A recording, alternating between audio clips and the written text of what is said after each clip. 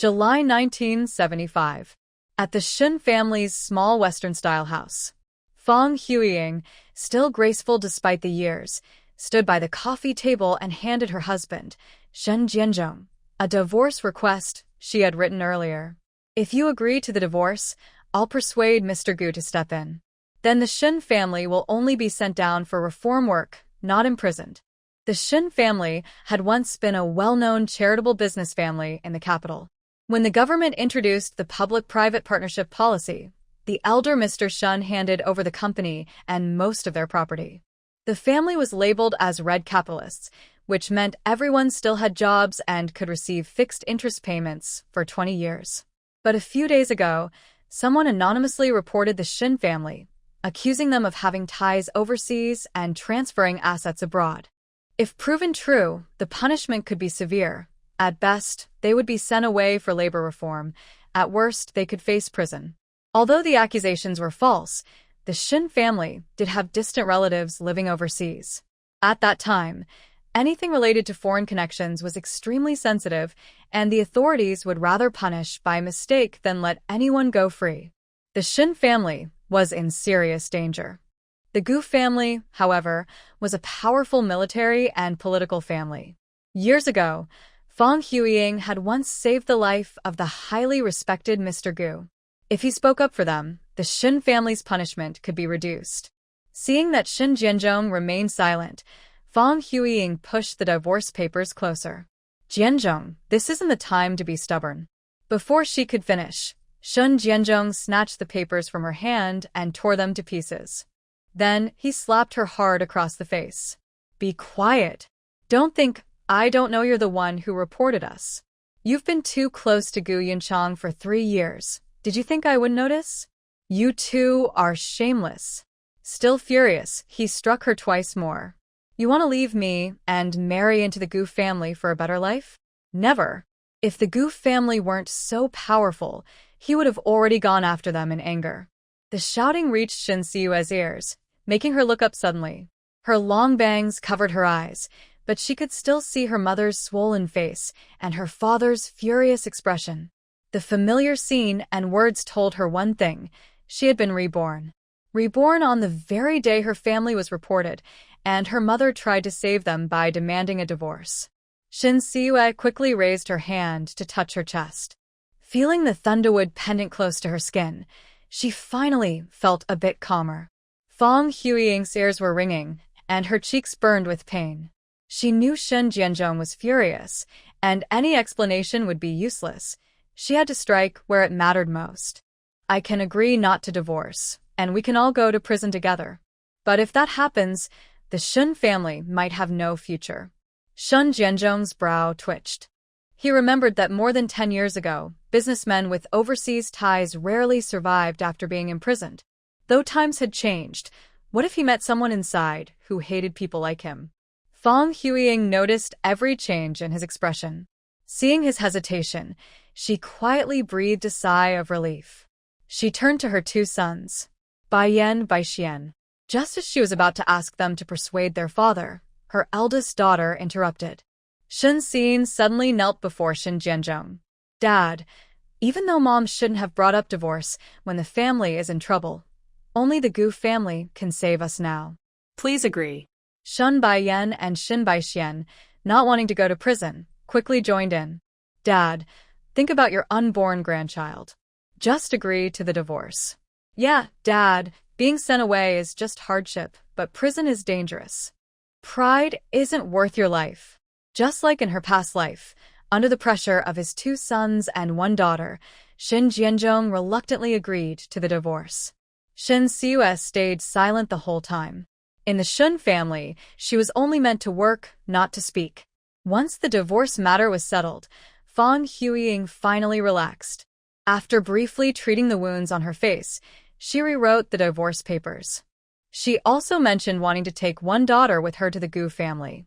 "Jianzhong, I can't take the sons, but I'd like to take 1 daughter." The man she was going to marry was Gu Yunchang, the eldest son of the Gu family's patriarch. Gu Yunchang had 3 sons, and every time he heard her talk about her caring daughter, he felt envious. Bringing a daughter with her would help Fong Huiying gain a firm place in the Gu family. Before she could choose, Shen Xin quickly spoke up. Dad, Mom, my sister isn't strong enough for hard labor. Let her go to the Gu family and live a better life.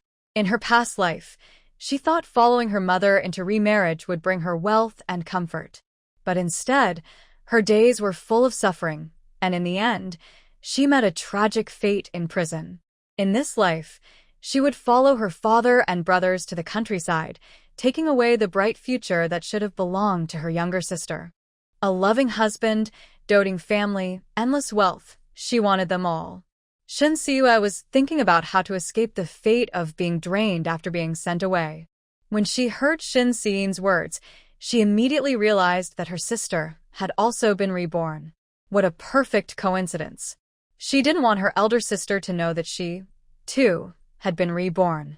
Forcing down the smile tugging at her lips, she brushed aside her heavy bangs, her thin face showing a look of disbelief. Sister, what? What are you talking about? A flash of pride crossed Shen Xin's eyes before she put on a gentle, false smile. Sister. Her soft voice snapped the stunned Shen family back to their senses. Fong Huiying quickly set down her pen, stood up, and touched her daughter's forehead with the back of her hand, speaking with concern. Xin, are you feeling unwell? Did you catch a fever?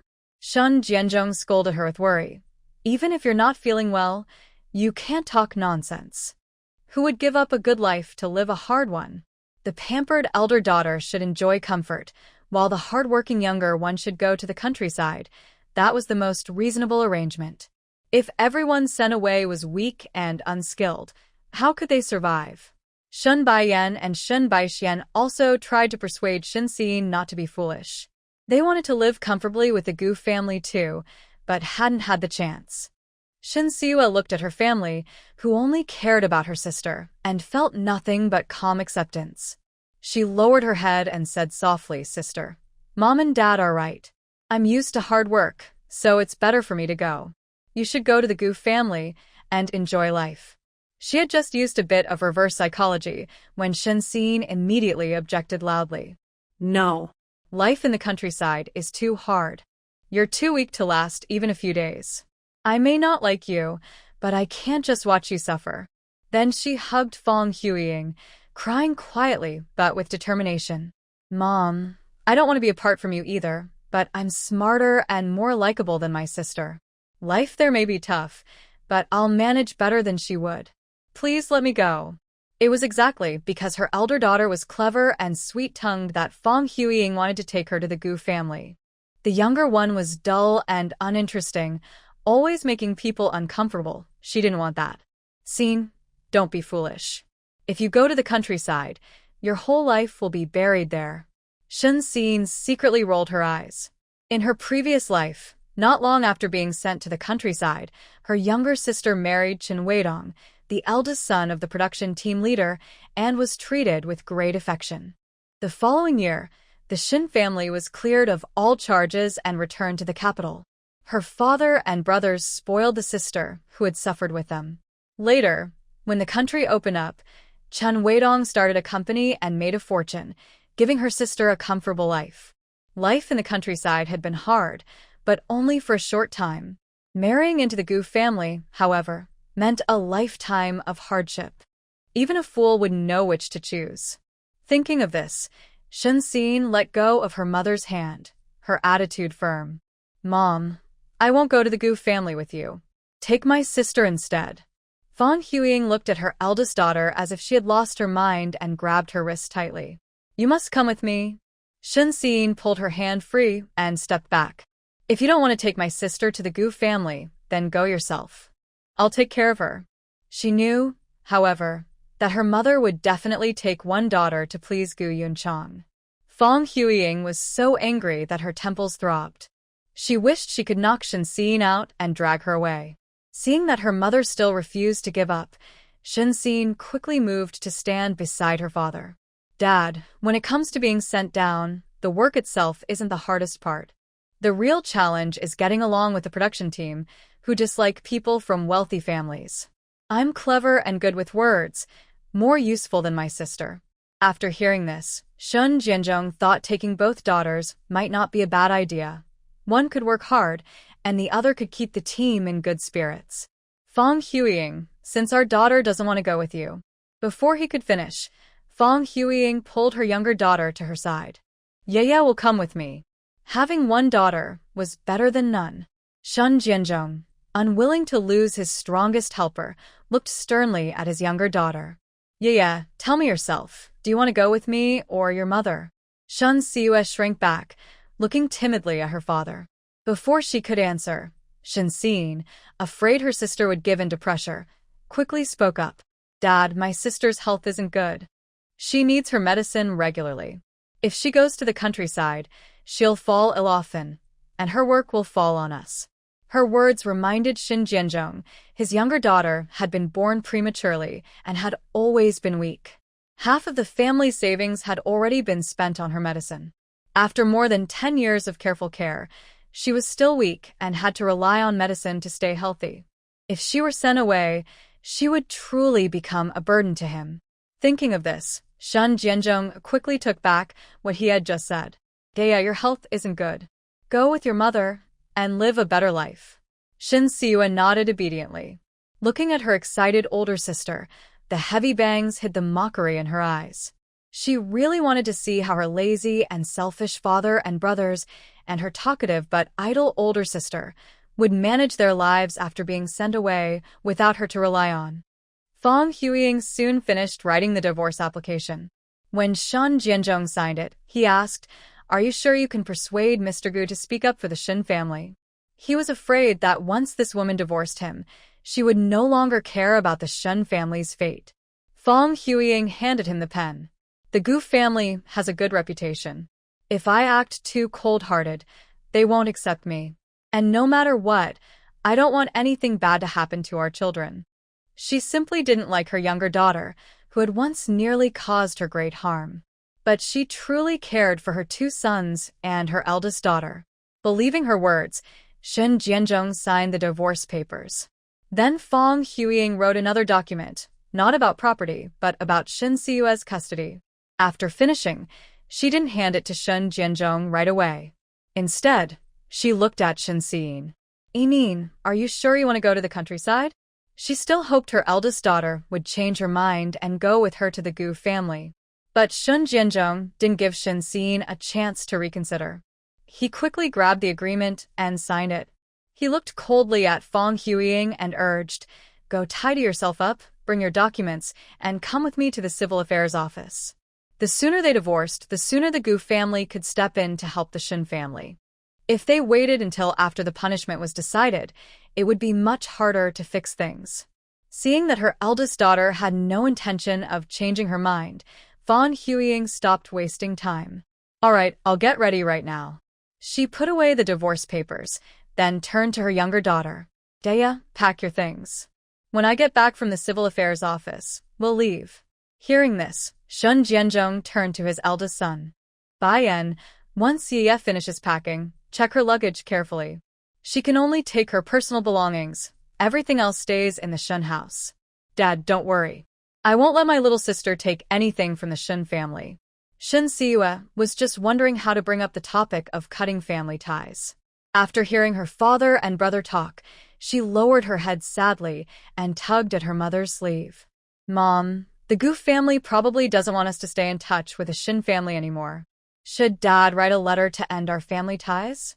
As soon as she said that, everyone turned to look at her as if they didn't recognize her. Cut ties? Where did she get the courage to say that? Shin Siue trembled under the sharp gazes of 5 people. "Mom, did I say something wrong?" "Dad, I'm sorry, I don't want to." Before she could finish, Fang Huiyan interrupted her. "Siue, you're very thoughtful. A letter to end family ties is necessary. If they cut ties with the Shin family, her younger daughter might have a chance to become part of the Gu family." She looked at Shin Jianzhong, whose expression kept changing. "Jianzhong, write the letter." Shin Jianzhong had long been disappointed in his younger daughter, who was often sick and had cost the family a lot of money. But for his daughter to reject her own father, unthinkable. He pointed at Shin Siue angrily. "You're my child. Don't even dream of calling another man your father. Fang Huiyan frowned, clearly displeased. Shun Jianzhong, watch your words. If the Gu family hears this, the Shun family will be in serious trouble. Shun Xin quickly held down her father's hand and spoke softly. Dad, please don't be angry. My sister has no choice. She's sick and needs long-term treatment. If she doesn't acknowledge Mr. Gu, the Gu family won't pay for her medicine. Cutting ties, just what she wanted. This way, the Gu family would think her sister was cold-hearted and would dislike her even more. When the Shin family became successful in the future, her sister would have no share in it. Shun Jianzhong didn't care about his younger daughter's fate. No matter how much Fang Huiyan and Shin Xin tried to persuade him, he refused to agree. Shin Siyue brushed her hair behind her ear and smiled faintly. Dad, I know exactly how much property the Shin family has. Her words implied that if the government ever investigated the Shin family, she would know whether they had hidden anything. Shun Jianzhong understood her meaning and, furious, raised his hand and slapped her. You ungrateful child. Shin Siyue quickly stepped back, making her father's slap miss. Dad, since you don't care about my life, I'm not afraid to go against you. If I'm right, Grandpa's assets are more than what's shown on the surface. I don't know where they're hidden, but I believe the police could find them if they wanted to. Her tone was calm, but Shin Jianzhong broke into a sweat. This girl was threatening to expose the family secrets. He shouted weakly, What nonsense are you talking about? Do you want trouble? Ignoring his anger, Shin Siyue spoke calmly. Dad, we're family. Unless I have no other choice, I won't turn my back on you. Shin Xin, seeing a chance to ease the tension, quickly tried to persuade their father. Dad, my sister has worked hard for this family for years. Just write a letter cutting family ties and let her live her own life. The old man's collection was valuable and couldn't be taken away by the authorities. Afraid that Shin Siyue might really cause trouble, Shin Jianzhong hurriedly wrote the letter and pressed his fingerprint on it.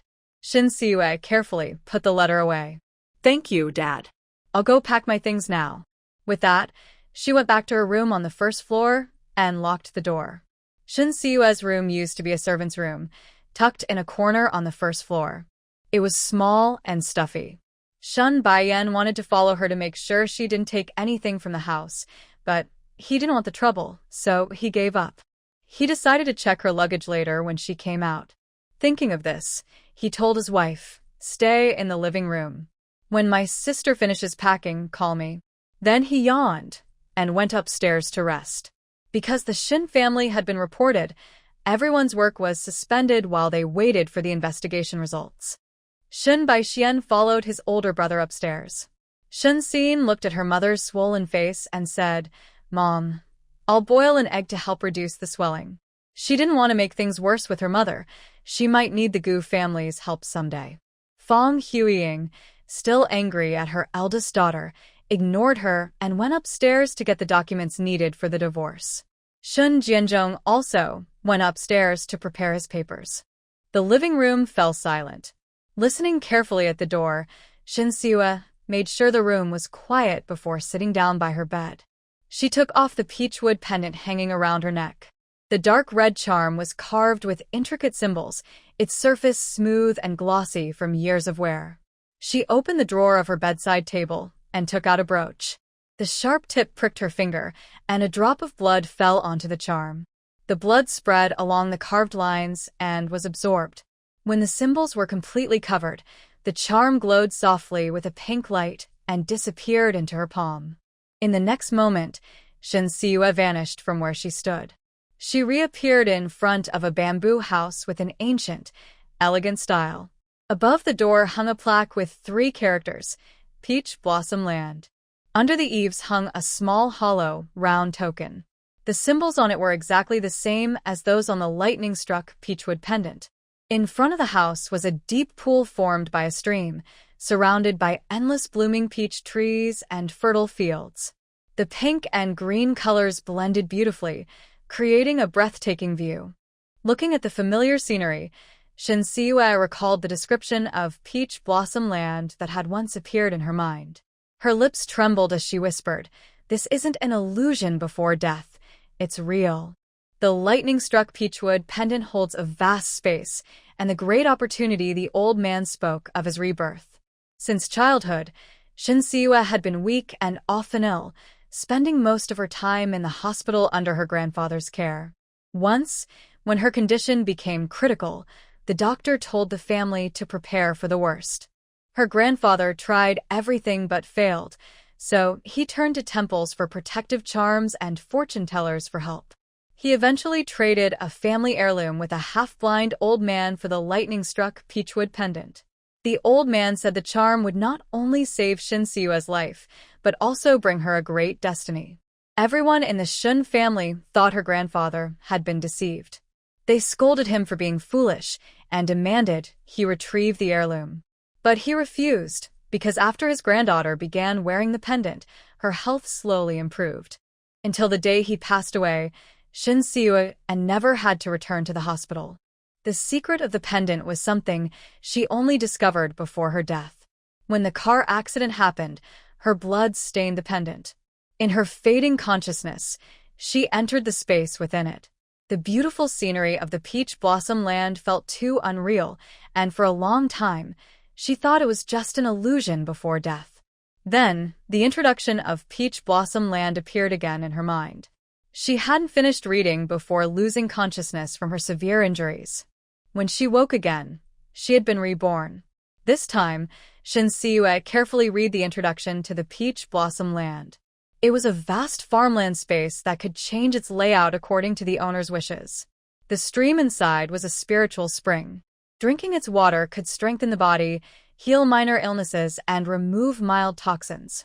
When used to water plants, it not only increased their yield, but also enhanced their qualities. The grains tasted better, the herbs became more effective, and the fruits grew larger and sweeter. Time inside could flow from stillness up to 20 times faster, and each area could be set differently. Once a crop matured, its growth would automatically stop. The owner was not affected by the time difference. No matter how long she stayed inside, the same amount of time passed outside. Anything could be planted there, but no living creatures could survive inside. Shinseu's favorite feature was that items could move freely between the space and the outside world. This meant she could store medicine and food to prepare for the coming disaster. She could also quietly take away the things her grandfather had left behind. Rather than letting her father and brothers waste them, she preferred to use them for good deeds. Shinseu didn't dare stay in the Peach Blossom Land too long and left it with a thought. Her room was small, with only a few personal belongings. Her clothes and daily necessities just filled a small suitcase. As soon as she locked it, there was a knock on the door. Yeah, your sister-in-law wants to talk to you. Is that okay? Shinseu immediately opened the door. Seeing only her sister-in-law Zhang Monli outside, she pulled her in and closed the door. Zhang Monli had noticed her strange behavior. She had come to speak privately. Yeah, you know your older sister better than I do. She's never cared about you, yet now she's willing to take your place in something this serious. There must be a hidden reason. Going to the Gu family might be even worse than being sent away. Among the Shin family, her younger sister was the one Zhang Monli cared for most. She couldn't help much, but she wanted to give her a warning. Shinseu pulled Zhang Monli to sit beside her on the bed. Sister-in-law, I know my sister isn't truly doing this for me. I don't know why she refused to go to the Gu family, but I do know they are an upright military family. Even if they're strict, it's still better than being sent away. Although her words made sense, Zhang Monli still felt something was wrong with the Gu family.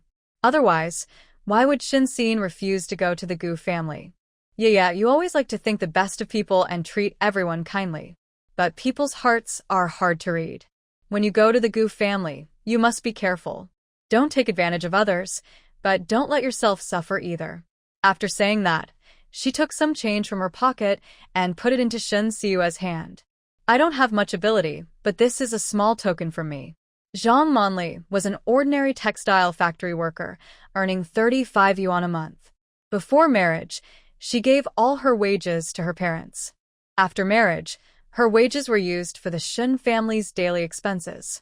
She hardly had any savings. Knowing Zhang Monli's situation, Shinseu quickly tried to return the money. Sister-in-law, I have a job now. I'll get my salary next month, so I'm not short of money. Please keep it safe and don't let my brother know. As she spoke, her eyes fell on Zhang Manli's stomach. A memory flashed in her mind. In her previous life, her sister-in-law had suffered a terrible accident while trying to protect her. Sister-in-law, what's more important to you, my brother or the baby? Zhang Manli looked at her in confusion. Yeah, what do you mean by that? Shin Siyue couldn't talk about her past life. She could only warn her sister-in-law, helping her understand what kind of life awaited her after being sent away. Sister-in-law, father, brother, and sister aren't hardworking. They won't take care of you just because you're pregnant. After being sent away, all the hard and tiring work will fall on you. If you can't eat or rest well and still have to do heavy labor, it will be hard to keep the baby safe. Hearing this, Zhang Manli gently touched her slightly rounded belly, worry showing on her face. Daya, what are you really trying to say? Sister-in-law, if you want to protect your baby, you should consider divorcing my brother. Zhang Manli never expected Shin Siyue to suggest divorce. She stared at her in shock. Daya, what nonsense are you talking about? Not to mention that with Shun Baiyan's temper, he would never agree to a divorce.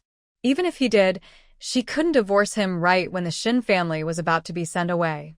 People would call her ungrateful and heartless. After all, marrying into the Shin family had been a step up for her, and her life was better than it had been at her parents' home. Shin Siyue knew very well that Zhang Manli wouldn't agree to divorce. After all, Shin Baiyan hadn't yet treated her badly. She only brought it up to prepare her mentally for what might come. Big sister-in-law. Zhang Manli thought Shin Siyue was going to persuade her again, so she quickly interrupted. Siyue, I know you mean well, but I won't get a divorce. No matter how hard life is, I'll endure it. She wasn't like her mother-in-law, who had somewhere to go after divorce. If she divorced, she couldn't stay with the Shin family, nor could she return to her own family. People would gossip about her. Besides, she was carrying the Shin family's first child. Because of the baby, the Shin family wouldn't treat her too harshly. Shin Siyue knew it was useless to persuade her, so she smiled and nodded. Big sister-in-law, I hope everything goes well for you. If you ever change your mind and need help, write to me. All right. You must also stay safe when you go to the Gu family. After saying that, Zhang Manli tried again to put some money into Shin Siyue's hand. Big sister-in-law, you'll need the money more. Please keep it. After speaking, Shin Siyue stood up, picked up her small suitcase, opened the door, and left the room. Zhang Manli put the money away and went upstairs to call Shin Baiyan to check Shin Siyue's luggage. When Shin Baiyan saw that the suitcase contained only a few old clothes and some cheap daily items, he kicked it aside. What a waste of time. Then he looked at Zhang Manli. Keep an eye on her. Don't let her touch anything from the Shin family until mother comes to take her away. Zhang Manli had always been treated poorly in her own family, and it was the same in the Shin family. The only difference was that with Shin Siyue helping with the housework, life here was a little easier. Just as she was about to agree, Shin Siyue said, "No need to watch me. I'll wait for mother outside." After tidying up the suitcase that had been kicked open, she left the small house. Shun Jianzhong and Fang Huiyan had gone to the civil affairs office to get a divorce, and it would take about 2 hours before they returned. Sitting under the plane tree by the gate, Shin Siyue thought about her past life and planned her next steps. At the moment, she had just graduated from high school and found a job as a radio announcer. Announcers were in short supply, and the pay was good. She could earn 42 yuan a month right from the start. She had already been working for about 10 days. Although broadcasting had nothing to do with her goal of working in medicine, she couldn't give up the job. It helped her build connections and earn money. The most important question now was, how could she gain a stable position in the Gu family? In her previous life, Shin Siyue had never interacted with the Gu family. She had only heard her older sister complain about them. People said that the Gu family disliked business people, looked down on her, ignored her, made things hard for her, and even treated her unfairly. Of course, she didn't believe everything Shun Xiyin said. But if even her clever and sweet-talking older sister had suffered losses there, it showed that the Gu family was not easy to deal with. Thinking of this, Shin Siwa picked up her small suitcase and stood up. She planned to visit the traditional medicine hospital to ask her teacher about the Gu family. Before leaving, she turned back into the Shun house to ask her sister-in-law to tell her mother, so her mother wouldn't worry when she came home. As soon as she entered the living room, Shun Baiyan gave a cold, sarcastic snort. "Well, look who's here, Miss Gu herself. What brings you here?" Zhang Monli quickly stepped forward. "Yeah, don't mind your brother. It's hot outside, stay in the house." Feeling embarrassed, Shun Baiyan snapped, "Since when do you get to speak for this family?"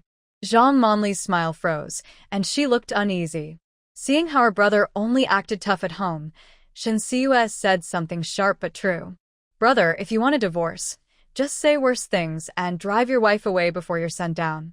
But if you don't want a divorce, treat her better, otherwise, when you're sent away, no one will help you." Zhang Monli immediately understood that Shin Siwa was giving her a hint. Right now, she had married into the Shin family above her station, but once they were sent down, the Shin family would be the ones needing her help. She gave Shin Siwa a quick look to show she understood. Shun Baiyan noticed, and his face darkened. He shouted angrily, "Stop trying to stir up trouble. You're not welcome here, leave now." Then he pulled Zhang Monli upstairs, muttering to himself, "How did my little sister, who used to be so quiet, suddenly become so sharp-tongued?" Shin Siwa called after Zhang Monli's sister-in-law, "I'm not feeling well. I'm going to see my teacher. When mother comes back, please tell her for me." Zhang Monli wanted to say a few caring words, but Shun Baiyan dragged her upstairs before she could. She barely managed to agree before disappearing around the corner. As Shin Siwa turned to leave, she heard a voice from the stairs. Wait. Shin Sin came down quickly, staring straight at her. "Sister, you seem like a different person today. You're talking more, and you've gotten smarter." In the Shin family, Shin Siwa had always been like a quiet helper who worked silently behind the scenes. She worked quietly, almost invisible to others. Her unusual behavior today made the reborn Shin Sin suspicious, so she came to test her, which was understandable. "Sister, I may be quiet, but I'm not foolish. What's wrong with trying to do what's best for myself? But we were never close, yet you're taking my place to face hardship. Is the Gu family really that dangerous?" Shun Sin couldn't read anything from Shun Siwa's eyes. Realizing that testing her was useless, she smiled with hidden meaning. "Whether the Gu family is dangerous or a place of fortune, you'll know once you experience it yourself." Seeing that she couldn't get any answers, Shun Siwa picked up her small suitcase and left. Even if it was a dangerous place, she would turn it into a place of peace.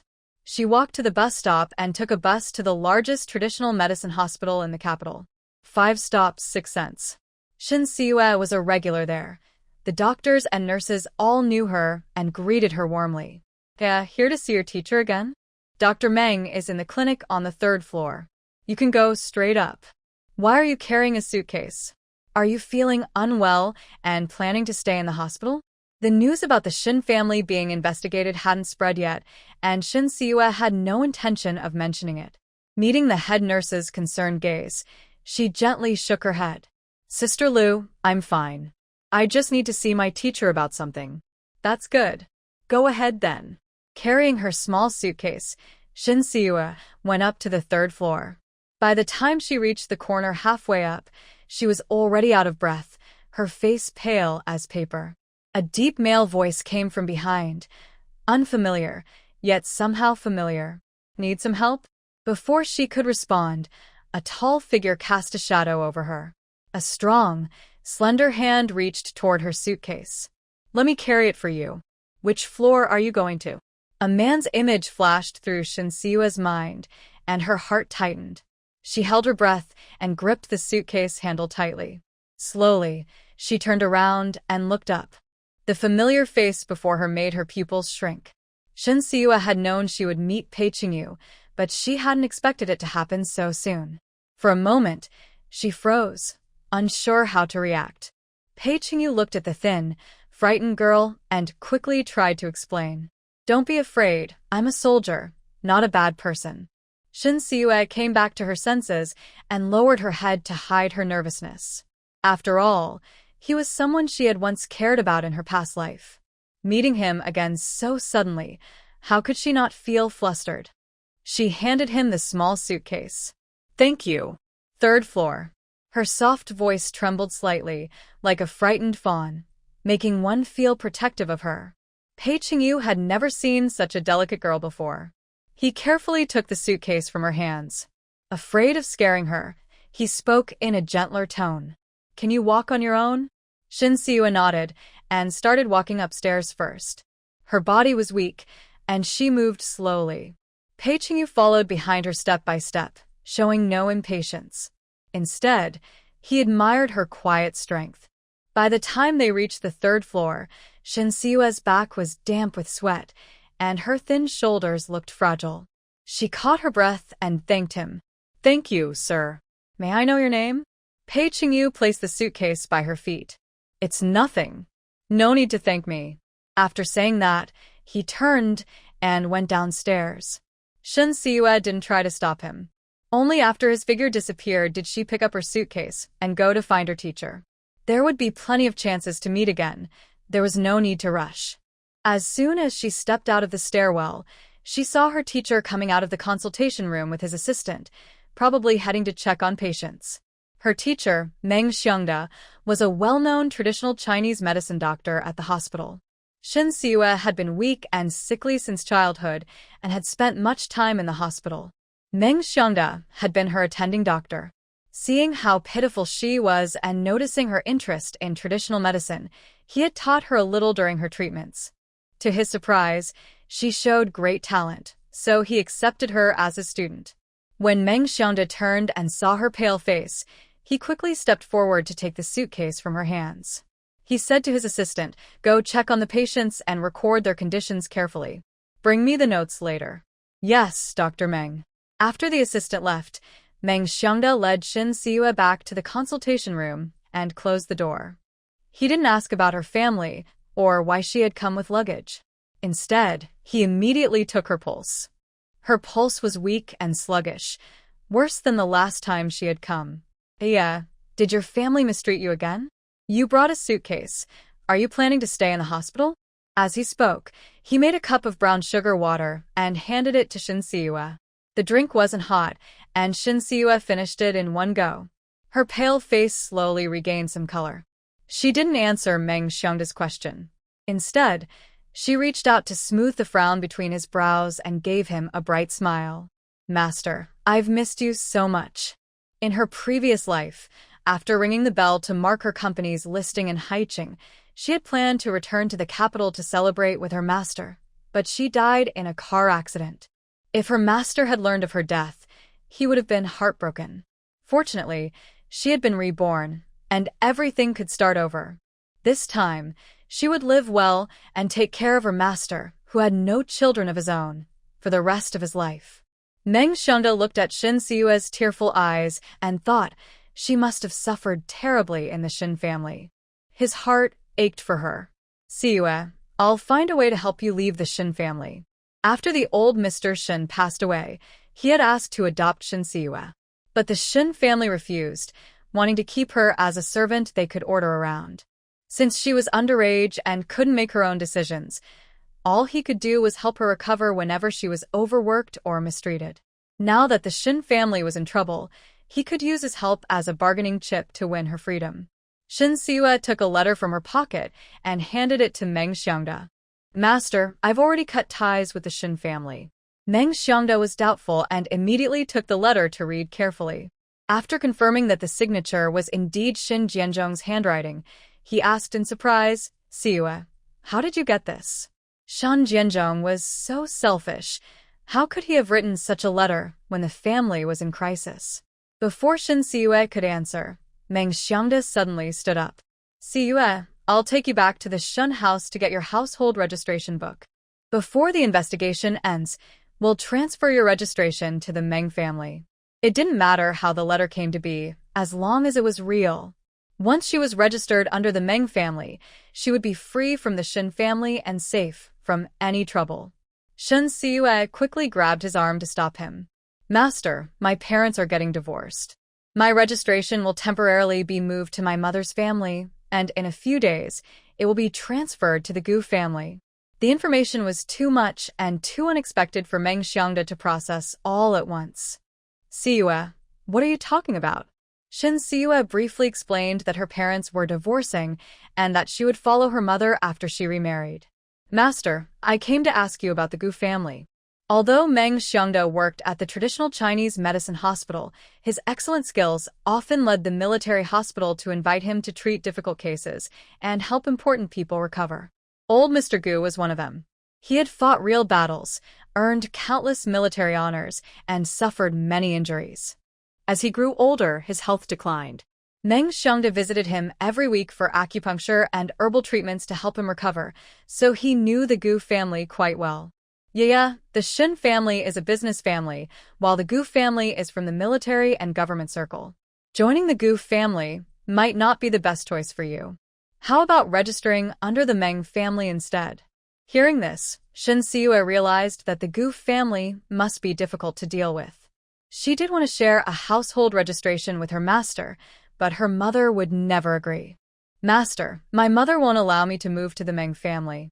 Please just tell me more about the Gu family. Pei Qingyu had just reached the clinic door when he overheard someone asking about the Gu family. He frowned in displeasure and knocked on the door. Asking about a military family, how bold. Meng Xiangda stopped mid-sentence and looked toward the door.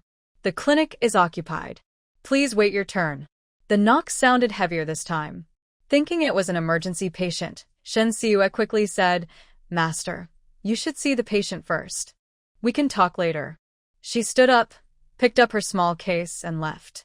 A patient's condition was private, so outsiders shouldn't stay in the room. When she opened the door and saw Pei Qingyu, she froze. Pei Qingyu also didn't expect the person opening the door to be the frail young woman he had met before. He paused for a moment, glanced into the room, and, seeing only Dr. Meng inside, realized that the one asking about the Gu family was this young woman. He hadn't expected someone who looked so delicate and weak to have such hidden intentions. His eyes turned cold, and his tone carried a hint of mockery. Compared to Dr. Meng, I know the Gu family better. What exactly do you want to know? Hearing this, Shin Siyue understood that Pei Qingyu had overheard her earlier conversation and thought she had ulterior motives toward the Gu family. She didn't explain but calmly replied, I'd like to know each member's likes and dislikes in detail, please. Thank you. The words thank you almost made Pei Qingyu laugh in anger. He met Shin Siyue's smiling eyes and curved one side of his thin lips. What a perfect example of someone who looks gentle but hides her true thoughts. She looked delicate and harmless, yet her mind was full of clever ideas. Shin Siyue didn't mind letting Pei Qingyu see her real nature. In front of a smart person, pretending too much only makes one look foolish. She smiled. Thank you for the compliment. Although they were not meant to be together, she still wanted to change his fate of dying young. After all, in her past life, he had saved her twice. She owed him that much. Pei Qingyu looked at the shameless young woman and, unwilling to argue, warned her in a low voice, I don't care what your purpose is. You'd better give up any thoughts you shouldn't have. Matters of a military and political family are not for you to pry into. As he spoke, he glanced at Meng Xiangda, reminding him to keep quiet or risk getting into trouble. Meng Xiangda noticed that his student's attitude toward Pei Qingyu was a bit strange, so he explained, Captain Pei, you've misunderstood. Yaya is my student. She only asked about the Gu family's preferences, so she could fit in better. She meant no harm. After hearing this, Pei Qingyu looked at Shin Siyue's figure and guessed her identity. You're Fong Huiyan's younger daughter, aren't you? But wasn't she supposed to take her elder daughter to the Gu family? The Pei family was also a military family and had long been close to the Gu family. Pei Qingyu knew that Fong Huiyan planned to remarry Gu Yunchang and take her daughter with her to avoid being punished along with the Shin family.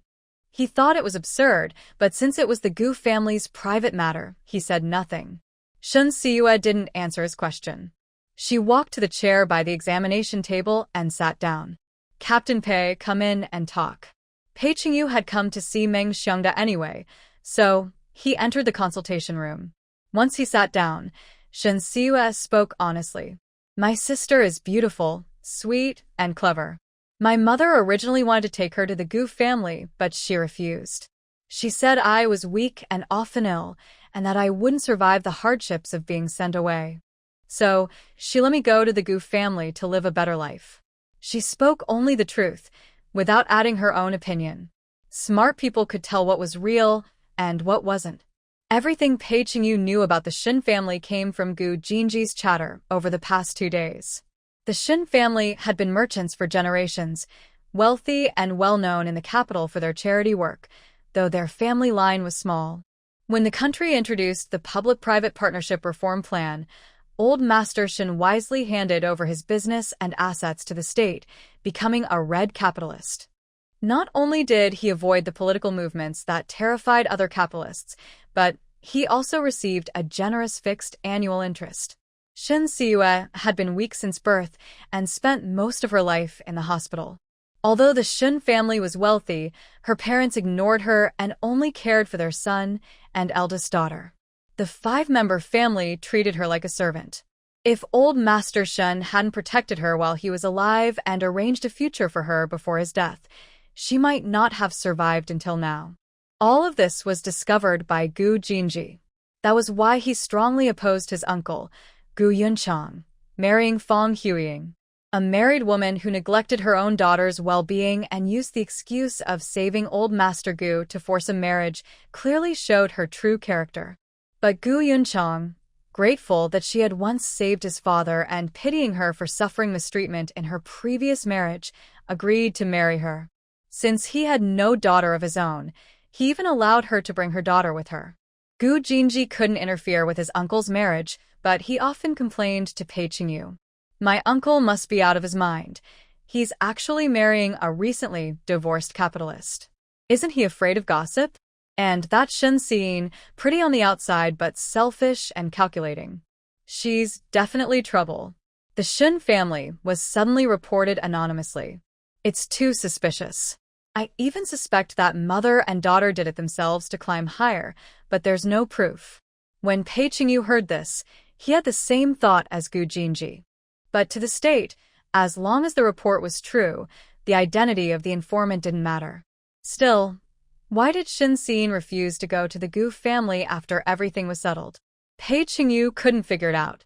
He looked into Shin Siue's eyes and asked, "Do you believe your sister's explanation?" Shin Siue shook her head. No. That's why I came to ask my teacher about the Gu family. Meeting Pei Qingyu's sharp gaze, she smiled innocently. Since you know the Gu family better than my teacher does, why don't you guess? Why would my sister rather be sent away than go there? Is the Gu family that dangerous? Pei Qingyu realized Shin Siue was trying to get information from him again. He turned his head to avoid her gaze and said coldly, "For a capitalist, the entire military compound is a dangerous place. Miss Shen, you'd better be careful. Thank you for the warning. I will." After speaking, Shin Siue brought the conversation back to the beginning. "Captain Pei, may I now ask my teacher about the Gu family's preferences? As long as you don't ask about military or political matters, and don't use what you learn to harm the Gu family, of course you may." Shin Siue understood the hidden meaning in Pei Qingyu's words. If she ever hurt the Gu family, not only would she be finished, but her teacher would also be dragged into trouble. "Don't worry, Captain Pei. I value my life too much to do anything that harms others and brings me no benefit." Pei Qingyu ignored her after that and turned to Meng Xiangda to discuss business. "Dr. Meng, the ointment for Commissar Liu is almost gone. Please let me take another jar back for him." Meng Xiangda wrote a prescription and handed it to Pei Qingyu. "The pharmacy is on the first floor. You don't need to pay, just pick it up directly." The traditional medicine hospital worked in partnership with the military district. Officers didn't have to pay for treatment there. The military hospital would settle the bills regularly. After thanking him, Pei Qingyu left with the prescription. As he closed the office door, he gave Shin Siue a meaningful look. Although both Shin Xin and Shin Siue were daughters who followed their mother after remarriage, to the Gu family there was no real difference. Still, something unusual was happening, and he thought it best to remind the Gu family to be cautious. Shin Siua noticed his look but ignored it. Once he left, she immediately asked Meng Xiangda to tell her about the Gu family. Teacher, please tell me about them. When Meng Xiangda first saw Shin Siua carrying a small suitcase, he had already sensed that she was different from before. He didn't think much of it at first, assuming she had simply matured after the troubles in the Shin family. But when he saw how she spoke to Pei Qingyu, he felt she had become almost like a different person. "Yeah, you've changed a lot. I hardly recognize you." The student he once knew was clever, quiet, and shy. But the one standing before him now was sharp, confident, and bold. Meeting her teacher's searching gaze, Shin Siua's expression turned serious. "Teacher, I've endured for so many years and gained nothing but humiliation and neglect. I won't endure anymore." She had died at 36 and been reborn before the age of 18. The difference was not only in years but also in the maturity that came from all she had experienced. She could pretend to be dull in front of others, but she didn't want to act in front of the person closest to her. Meng Xiangda had always hoped that Shin Siua would stand up to her heartless family. But instead, she chose to be treated like a servant rather than lose her family ties. What a foolish girl. The Shin family never truly cared about her. Now that she had finally realized this, he was happier than anyone else. Meng Xiangda gently patted Shin Siua's head, his wrinkled face showing a relieved smile. Yeah, you've already cut ties with the Shin family. Don't have any more contact with them. The Gu family seems decent. As long as you treat them sincerely, they'll treat you the same." He told her everything he knew about the Gu family. As long as you get along well with the old master of the Gu family, no one there will make things hard for you. After that, he brought up Pei Qingyu. Do you like Commander Pei? From the moment Shin Siua met Pei Qingyu, she had been trying to get his attention. She had made it too obvious, so it was natural for others to suspect something. "Master, do you know much about Commander Pei?" Hearing this, Meng Xiangda realized his guess was right. He quickly advised, "Yeah, the Pei family may not be involved in politics, but their position in the military is even higher than the Gu family's. You shouldn't aim too high." In his eyes, his student was excellent in every way, but since she came from a business family, she couldn't marry a high-ranking officer. Commander Pei already cares about someone else. Don't think too much about him. Shin Siua knew that Pei Qingyu had someone he loved deeply, a woman who was already married. She had even met her in her previous life. When Pei Qingyu passed away young, that woman cried more than anyone else. "Master, I'm not thinking about Commander Pei that way. I just know he's close to the Gu family. Learning more about him might help me." In her past life, Pei Qingyu had been shot in the chest during a mission. Although he survived, he developed a serious heart condition that eventually took his life. That mission would happen in 3 months. So Shin Siua wanted to learn more about him, to help him avoid that fatal bullet. Meng Xiangda didn't believe her explanation at all. But he also knew that once someone's heart was moved, no amount of advice would help. "I haven't had much contact with Commander Pei," he said. "I only know he's brave, hardworking, and has a bright future." Then he changed the subject back to the Gu family. "Yeah, after you move in with your mother to the Gu family, what are your plans?" Shin Siua had already made up her mind.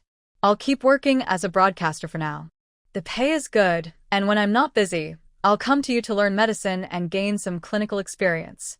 I want to work in the medical field in the future." No matter what she wanted to do, Meng Xiangda always supported her. "Siua, if you're only working as a broadcaster for the money, there's no need. Your grandfather left you a large dowry, and I've also saved quite a bit for you. It's enough for you to do what you truly want."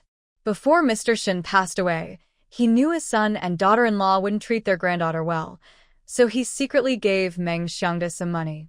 He asked him to take care of the girl's health, pay for her education, and make sure she had everything she needed until she could support herself. The rest of the money was to be kept as her dowry. If she ever needed it, she could use it early. Meng Xiangda had no children of his own, and all the money he earned was saved for her. Shin Siua knew her grandfather had left her a good amount, and her teacher was also well off, but she didn't think it was time to use it yet. "Teacher, for me right now, experience is more important than money. I want to explore the world a bit first." All right. If you ever need money, just tell me. After saying that, Meng Xiongde took all the cash and tickets from his pocket and handed them to her. Siue, even though the Gu family is willing to support you, you shouldn't take it for granted. You should spend what's necessary. Take this for now, and when you come to the hospital next time, I'll give you more. Shin Siue accepted his kindness. When I get my salary, I'll pay you back and buy you your favorite braised pork. Good, I'll be waiting, he said with a smile. Just then, there was another knock on the door. It was his assistant returning from rounds. Shin Siue stood up. Teacher, I won't keep you from work. I'll leave my luggage here for now and go to the radio station. I'll come back later to pick it up. If my mother comes looking for me, please ask her to wait. She thought her parents' divorce wouldn't be settled so soon, so she planned to retrieve the treasures her grandfather had hidden away. Meng Xiongde nodded. All right, be careful on the way. After leaving the hospital, Shin Siue took a bus to the remote Wagwang Alley. The Shin family's ancestral hall was there. Wagwang Alley was old and run down, home to many relatives with the same family name. The Shin family had once lived there too, but after their ancestors made a fortune, they moved to a small Western-style house in the city center. Before leaving, he spent a large sum of money repairing the ancestral hall. To show their gratitude, the elders of the clan not only gave the old ancestor a separate page in the family record but also divided the hall into 2 rooms, one large and one small. The smaller room was used to honor the descendants of that ancestor's branch. During the Destroy the Four Olds movement, the hall was damaged, but because it was too small to be turned into a hospital or school, it wasn't taken over. Now it stood abandoned and in ruins. Still, during the Qingming festival, some family members would secretly come to pay their respects. Everyone knew that old Master Shin would never hand over all of the Shin family's wealth to the state. But no one expected that he had hidden the treasures in a place anyone could reach. In her previous life, when Shin Siue was forced by her father and brother to marry, she had guessed part of the secret while asking about her dowry. Later, when the Shin family was cleared of charges and allowed to return to the city, her father and brother wasted money recklessly, and she finally confirmed the exact location. Thinking of this, she hurried into the ancestral hall and went straight to the small room. Weeds grew everywhere. Broken bricks and tiles lay scattered. The collapsed beams were twisted, and the offering table had been eaten away by termites. There was nowhere to hide anything in the small room, except underground. Shin Siue tapped the ground lightly with her foot, listening carefully for a hollow sound. Soon, she found a hidden compartment. She took out a fruit knife from her storage space, pried open the floor, and brushed away the soil until an oilcloth-wrapped wooden box appeared. Unwrapping the cloth revealed a square rosewood box with a lock. Shin Siue didn't have time to check what was inside. She used her power to store it away. She thought there was only one box, but to her surprise, there were more stacked beneath it. After putting the remaining 5 boxes into the bamboo house inside her space, a pit as deep as a person was left behind. She didn't bother to fill it in and left the hall directly. As long as she wasn't caught on the spot, no one would know that she had taken her grandfather's hidden treasures. It was a blazing July afternoon, and during work hours, the narrow alley was completely empty. No one saw Shin Siue come or go. Before returning to the hospital, she stopped by the radio station. The people there were well informed and already knew that the Shin family had been reported. As soon as Shin Siue appeared, several colleagues came up to ask questions. Yeah, has your family's investigation ended? You look thinner, is the result bad? Yeah, are you here to talk about work? When will you be back at the station? We've been taking turns covering your shifts, it's really tiring. Shin Siue knew they weren't actually worried about her. They were just thinking about her job position. A radio announcer's job paid well and wasn't too demanding. So many people wanted that position. She smiled and said, "Thank you all for your concern. I can't talk about my family matters, but I can tell you clearly that I'll be back to work tomorrow." After speaking, she went to the team leader's office to report her return. Team leader Chin Fei adjusted her glasses and looked at Shin Siue, whose face was still a little pale. "Have you settled your family issues?" Shin Siue didn't explain much. "They won't affect my work. Chun Fei was a professional who only discussed work at the station, never personal matters. All right, you'll host tomorrow's noon youth program. Choose your own topic and hand in the script tomorrow morning. Don't make any mistakes, or your job will be at risk. She wasn't trying to make things difficult. Since Shin Siwa had asked to return, any mistakes would be her own responsibility. Understood, Leader Chin. See you tomorrow. Although Shun Siwa hadn't worked long as an announcer, she had listened to plenty of radio programs in her previous life. She was familiar with every type of show. After leaving the station, she went to the traditional Chinese medicine hospital. The hospital was crowded with family members bringing meals to patients. Shin Siwa hadn't eaten much that morning and was now so hungry her stomach ached. She didn't know if her mother had come to the hospital, nor did she care to check. She went straight to the cafeteria. As long as she had food coupons, she could buy a meal there. Looking at her thin frame, she spent 2 ounces of food coupons and 12 cents on a big bowl of noodles with meat. She needed to take care of her health and stop being so frail. Meng Xiongda came out of the staff cafeteria and saw her eating noodles. He went to buy her a chicken drumstick. Why didn't you come to the staff cafeteria to eat with your mentor? Shin Siwa took the drumstick and smiled. I came too late. I guessed you were almost done, so I didn't want to bother you. I don't have any appointments during lunch break. After you finish eating, come rest in my office. Okay, master. After Meng Xiongda left, Shin Siwa continued eating her noodles and chicken drumstick, her lips shining with oil. After finishing her meal, she rubbed her slightly rounded stomach and left the cafeteria with a satisfied smile. Feeling full and content, even climbing to the 3rd floor seemed easy. Meng Xiongda had borrowed a folding bed from the inpatient department for Shin Siwa to use during her lunch break. When he saw her come in, he asked, Yeah, why hasn't your mother come to see you yet? Could something have gone wrong with the divorce? Shin Siwa shook her head firmly. Nothing went wrong. My mom is probably packing her things at home and got delayed. In her previous life, her parents had a fierce argument over the divorce. Afraid of being caught in the middle, she had hidden in her room. She didn't know exactly when her mother had left with her older sister. Seeing his student's confident tone, Meng Xiongda finally relaxed. Your health isn't good enough for hard work in the countryside.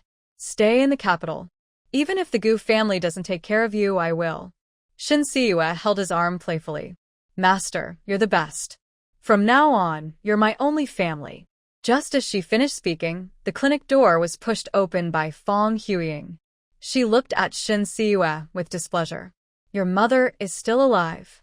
If her older daughter hadn't refused to go to the Gu family, she would never have brought along this younger one she couldn't get along with. Shin Siwa looked at her mother, who was sweating and carrying 2 large suitcases. Her lips curved slightly, and her tone turned mocking. Mom, don't ask me to do what you can't do yourself. At the Gu family's house, I'll behave and work hard. As long as you leave me alone, we can get along peacefully. But if you try to boss me around, don't blame me for being unfilial. 2 people who dislike each other can't pretend to be a loving mother and daughter. Before, she had acted quiet and obedient only to avoid trouble about going to the Gu family. Now that everything was settled, there was no need to keep pleasing someone who despised her. In her past life, she had been timid and eager for affection, working hard without complaint, only to be betrayed by her father and brother and forced into a miserable marriage. This time, she wanted nothing to do with that troublesome family. No one would take advantage of her again. Fong Huiying met her daughter's cold gaze and heard her warning, her chest rising and falling with anger. Who gave you the courage to talk to me like that? Something had been off about this girl ever since she agreed to go to the Gu family. Not only had she suddenly become sharper, but she also seemed ready to explode at any moment. Shin Siwa walked up to her mother, leaned closer, and spoke in a voice only the 2 of them could hear. Mom, does Uncle Gu know that every time Dad lost his temper, it was because you provoked him on purpose? Does he know that the anonymous report against the Shin family was your doing? Fong Huiyin's heart skipped a beat. How did this girl find out? Panicking, she pushed Shin Siwa away. You. Realizing she almost gave herself away, she quickly swallowed the rest of her words. How can you talk nonsense like that? Who taught you to say such things? Shin Siwa looked at her mother, who was clearly upset, and her smile deepened. Mom, if you don't want the Gu family to know your secrets, you'd better treat me nicely. Fong Huiyan knew that even if Gu Yunchang found out about her schemes, he would still marry her out of gratitude for saving his father's life. But if that happened, she would only be a woman living under the Gu family's roof, someone with a title but no real power. The thought made her glare fiercely at her younger daughter. Have you lost your mind? If I can't live well in the Gu family, do you think you'll have it any better? Her threat didn't scare Shin Siwa at all. Mom, even if the Gu family throws me out, I can accept it calmly. But can you? The greedier a person is, the more afraid they are of losing what they have. Shin Siwa didn't want anything from the Gu family, so she had nothing to fear. Seeing the determination in her daughter's eyes, Fong Huiyan finally gave in. As long as you behave yourself in the Gu family, stay polite, and don't embarrass me, you'll be my good daughter. Even if she didn't like her younger daughter, she would still pretend in front of the Gu family. Shin Siwa's goal was achieved, and her smile became more genuine. Mom, are we going to the Gu family now? She asked. Fong Huiyan hadn't eaten lunch yet, and was starving. Let's eat first. We'll go after that. My teacher and I already ate. You can go ahead, Shin Siwa replied. Fong Huiyan was so annoyed that she didn't want to see her anymore. She nodded. I'll leave my luggage here. I'll come back after I eat. With that, she quickly left the clinic. As soon as the door closed, Meng Xiangda, who had been silent the whole time, turned to Shin Siwa with curiosity. Yeah, what secret did you find out about your mother? Shin Siwa knew her teacher wouldn't spread rumors, so she told him the truth. The report against the Shin family was done by my mother. After she saved Mr. Gu, she started thinking about divorce and remarriage. She planned everything carefully and finally got what she wanted. Meng Xiangda's mouth twitched. Your mother. She's really ruthless. Just to live a better life. She even hurt her own children. Being sent down as a capitalist was not the same as being a young volunteer in the countryside. It meant hard labor, public criticism, and sometimes even serious injuries or death. Secrets can't stay hidden forever. The Gu family will find out what she did sooner or later. You should be prepared so you won't get dragged into it. Shin Siwa nodded obediently. Don't worry, Master. I know what to do. In her previous life, not long after the Shin family was cleared of wrongdoing, the Gu family learned the truth about her mother's actions. Although Gu Yunchang didn't divorce her mother, his attitude toward her became much colder. In 20 days, it'll be my birthday. If I'm not happy living with the Gu family, I'll find a way to move out. Meng Xiangda fully supported his student's decision. All right. If you move out, you can live with me. I'll help you recover your health. Then he looked at her thin body and reminded her, yeah, your health is too weak. If you don't take care of yourself, it'll be hard to get married or have children in the future. At the mention of children, Shin Siwa's expression grew serious. Master, please let me take over Mr. Gu's treatment. While I give him acupuncture, herbal medicine, and healthy meals, I can also use the same methods to strengthen my own body. It'll help both of us. She was determined to recover her health and make up for the regret of not being able to have children in her past life. Meng Xiangda was pleased to see his student finally caring about her health. But the decision about treating Mr. Gu wasn't his to make. Yeah, Mr. Gu holds a special position. His treatment is arranged by the military. If you want to treat him, you'll need to earn his trust and let him ask for your help himself. After a pause, he added, Of course, I'll tell him that you're my student and that your medical skills are quite good. Shin Siwa smiled. Thank you, Master. I'll make sure Mr. Gu sees my ability and believes in my skills. In her previous life, she had worked hard to study medicine, and even before starting her own medical company, her skills had already surpassed her teachers. Helping Mr. Gu with his health was not a difficult task. Meng Xiangda didn't realize that his student's medical skills had already exceeded his own. He wrote down a prescription and handed it to Shin Siwa. I've adjusted the dosage a bit. Take this once a day for a week without missing a dose. As for the medicinal meals, you can decide how to prepare them yourself. Shin Siwa accepted the prescription with a smile. Thank you, Master. I'll take my medicine and eat properly. Make sure to rest well too. Your mother won't be back soon, so take a nap first. Shin Siue wanted to take a nap, but she didn't have time. I won't sleep. I have work to do. She was going to the Gu family soon, and didn't know what might happen there. To avoid delaying tomorrow's work, she needed to finish writing her broadcast script first. When Fong Huiying returned to the clinic after lunch, Shin Siue had already finished 2 scripts. Take your luggage. Let's go. Shin Siue packed the scripts into her small suitcase. Master, I'll come visit you when I have time. Meng Xiangda walked her to the clinic door. All right, don't forget to pick up your medicine on the first floor. Hearing that, Fong Huiying said defensively, I don't have any money. She hadn't taken a single cent from the Shin family after the divorce.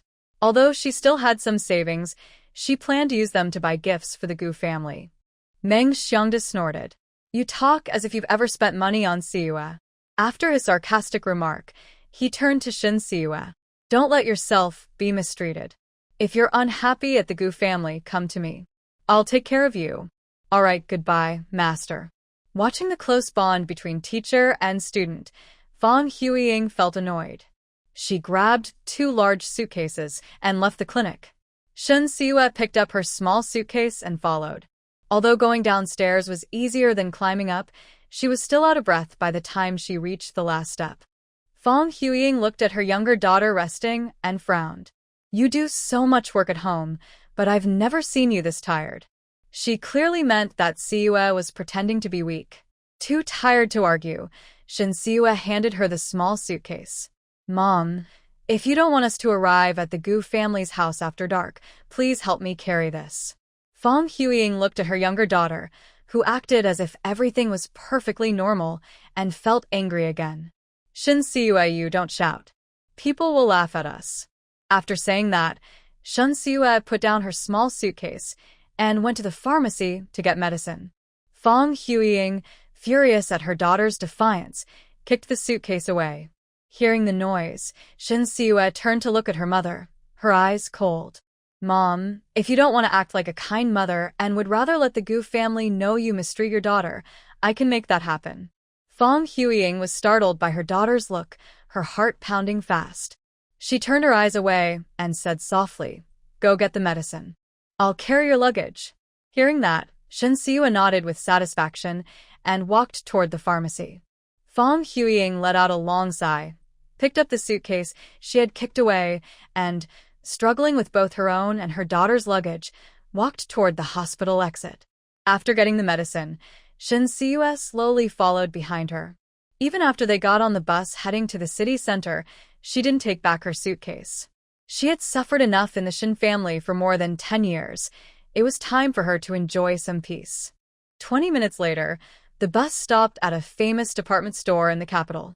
Not wanting to carry the heavy luggage while shopping, Fong Huiying looked at Shin Siue. Wait for me at the door. I'll be quick. The hot sun made Shin Siue feel dizzy. She glanced at the cold drink shop next to the department store. It's too hot. I'll wait for you at the drink shop. Buy me a bowl of iced mung bean soup and an ice pop. Fong Huiying reluctantly agreed. Fine. The 2 items cost only 10 cents in total. She told herself it was a small price to pay for peace. While Shin Siue enjoyed her ice pop and mung bean soup, a heated argument broke out at the Shin family home. Shin Sin, angry at her father and brothers for refusing to hand over their property, spoke with a flushed face. Dad, you must listen to me. Before the police finish their investigation, we should hand over the property voluntarily. That way, we might get lenient treatment and be sent somewhere near the capital. She didn't really want to give up the family's property either. If they handed it over voluntarily, they wouldn't get it back even if the family was cleared later. If it was confiscated, at least part of it might be returned someday. But if they refused to hand it over, the Shin family would almost certainly be sent to the remote northeast or northwest.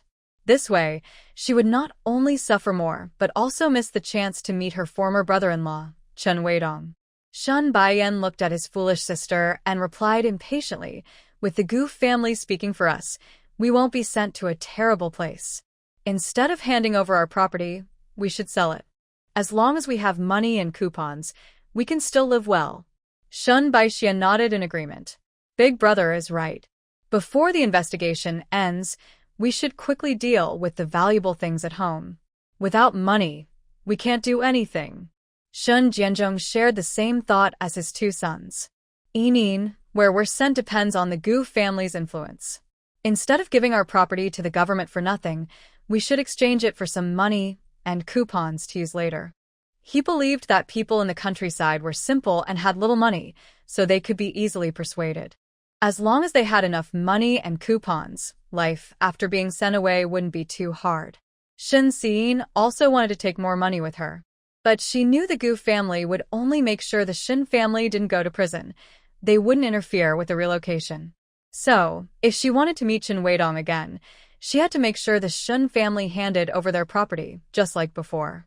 Dad, big brother, second brother, the person who reported our family is definitely watching us. If we do anything suspicious, they'll report us again. By then, even with the Gu family's help, we might not avoid prison.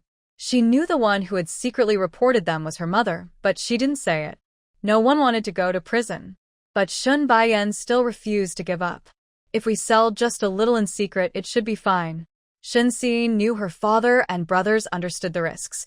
They were just too greedy to accept it. So she changed her approach and said, "Since you think it's fine, big brother, you can handle selling the property." Shun Baiyan. He didn't dare take that risk.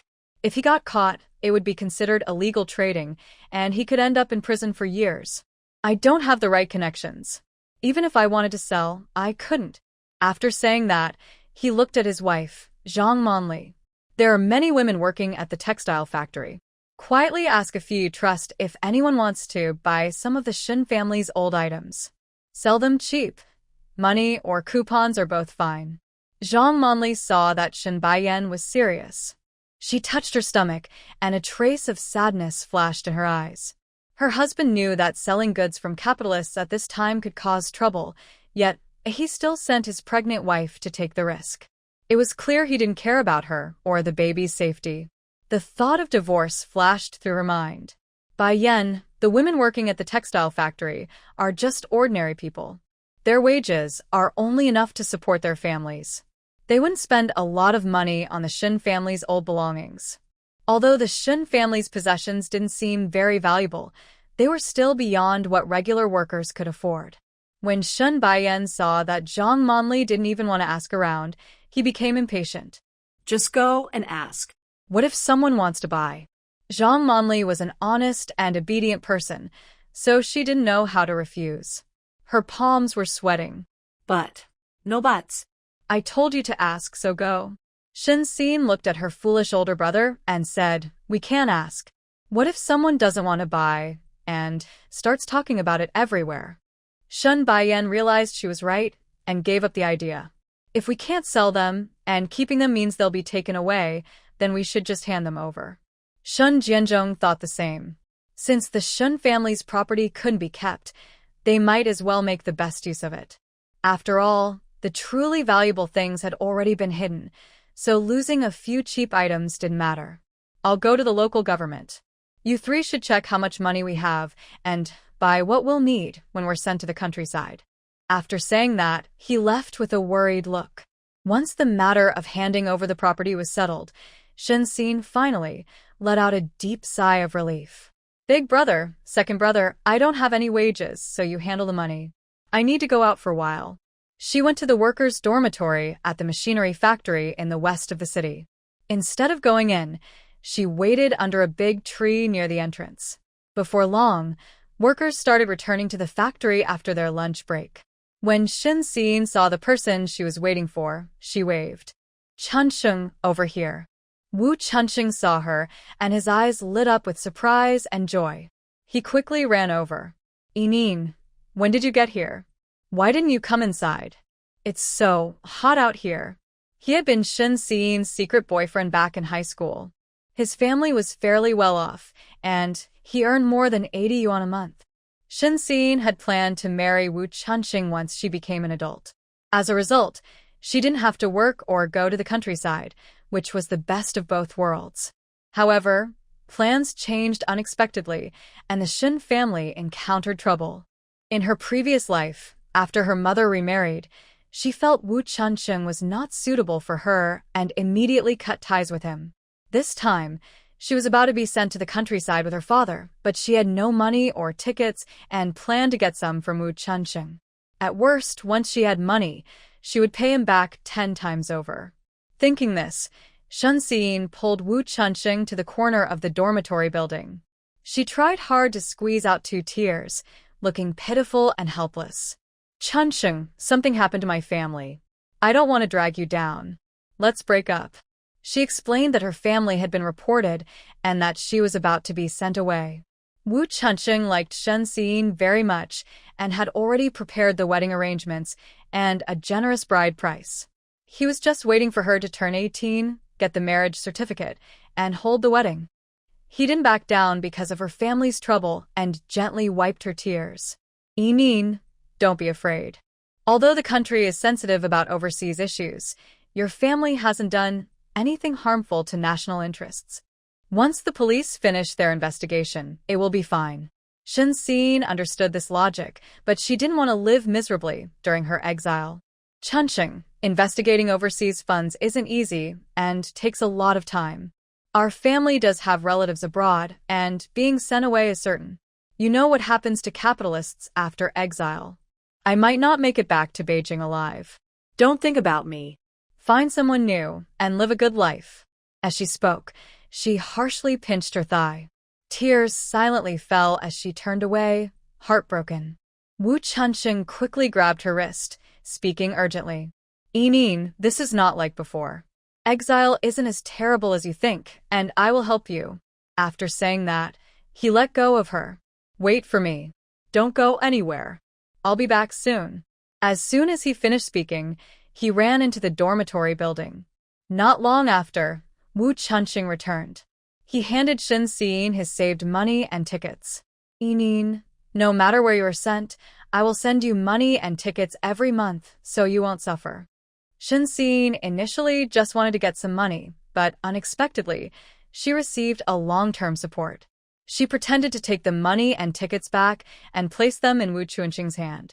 Spring Sheng, we might not have a future together. You've saved this money and tickets with difficulty. I can't take them. Please keep them for yourself. Wu Chunsheng refused to accept them and pushed the money and tickets back into Shen Xiyin's hand. Yinin, take these. No matter how long you are sent away, I will wait for you. Don't overthink. I'm going to work now, and I'll visit you on the weekend. Before Shen Xiyin could say anything, he hurried off to the machinery factory. Shen Xiyin put away the thick stack of money and various tickets, feeling happy as she left. The bus was almost at the military district compound. Those needing to get off should walk to the gate. The ticket seller's voice sounded, and Shen Xiyin, who was resting her eyes, opened them and looked out the window. The bus had been used for a long time, and the glass was scratched and cloudy.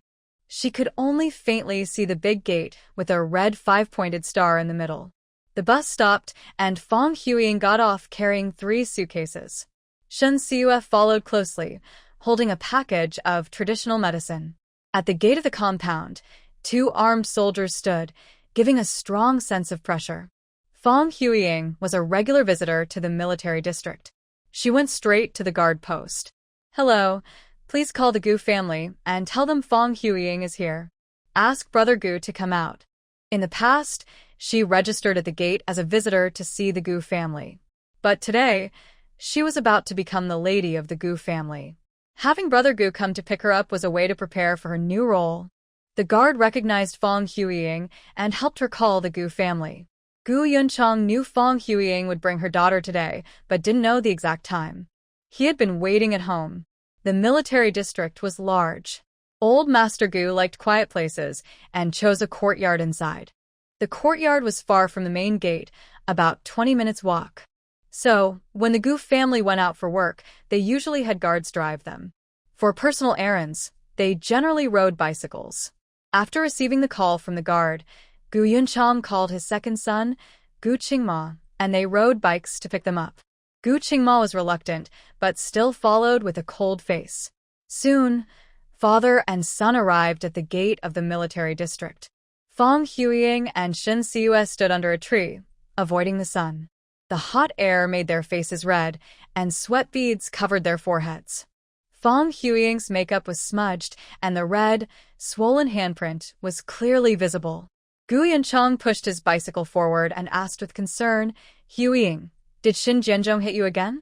Qing Huiying smiled and said, "It's okay, she'll be fine after resting for a couple of days."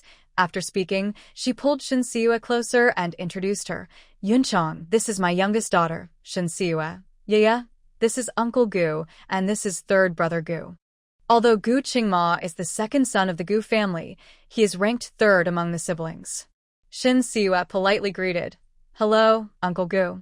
"Hello, third brother Gu." Gu Yunchang had never met Huiying's children before and only knew she was planning to remarry her eldest daughter. Why did it suddenly become a younger daughter? After Gu Yunchang agreed to marry Huiying, the younger generation started to investigate the Shin family one after another. They gave many reasons for him to give up. The most common reason was Huiying's mistreatment of her younger daughter. Someone who doesn't care whether her biological daughter lives or dies can't have good character. She deserves to be abused. Not only does she not care, but she also treats her weak and sick daughter like an enemy. Exactly. Shin Siyue has been taking care of the family since she was 10, and she can't even get a full meal. Gu Yunchang didn't pay much attention to these words. He thought that his family didn't want him to marry Huiying, so they exaggerated the facts. But now, looking at the thin girl who looked like she could be blown away by the wind, he realized he was wrong. He looked at Huiying and gently patted Shin Siyue's head with kindness. "Good girl. Uncle Gu will call you Yaya. Let Shima take you back." Huiying was very perceptive. Although Gu Yunchang was smiling, she knew he was in a bad mood. She thought he was upset because she said she wouldn't keep her promise and suddenly changed her daughter. She quickly explained, "Yunchang, Ineen is kind-hearted and worried that Yaya's health might worsen after being sent away. She's willing to help her improve.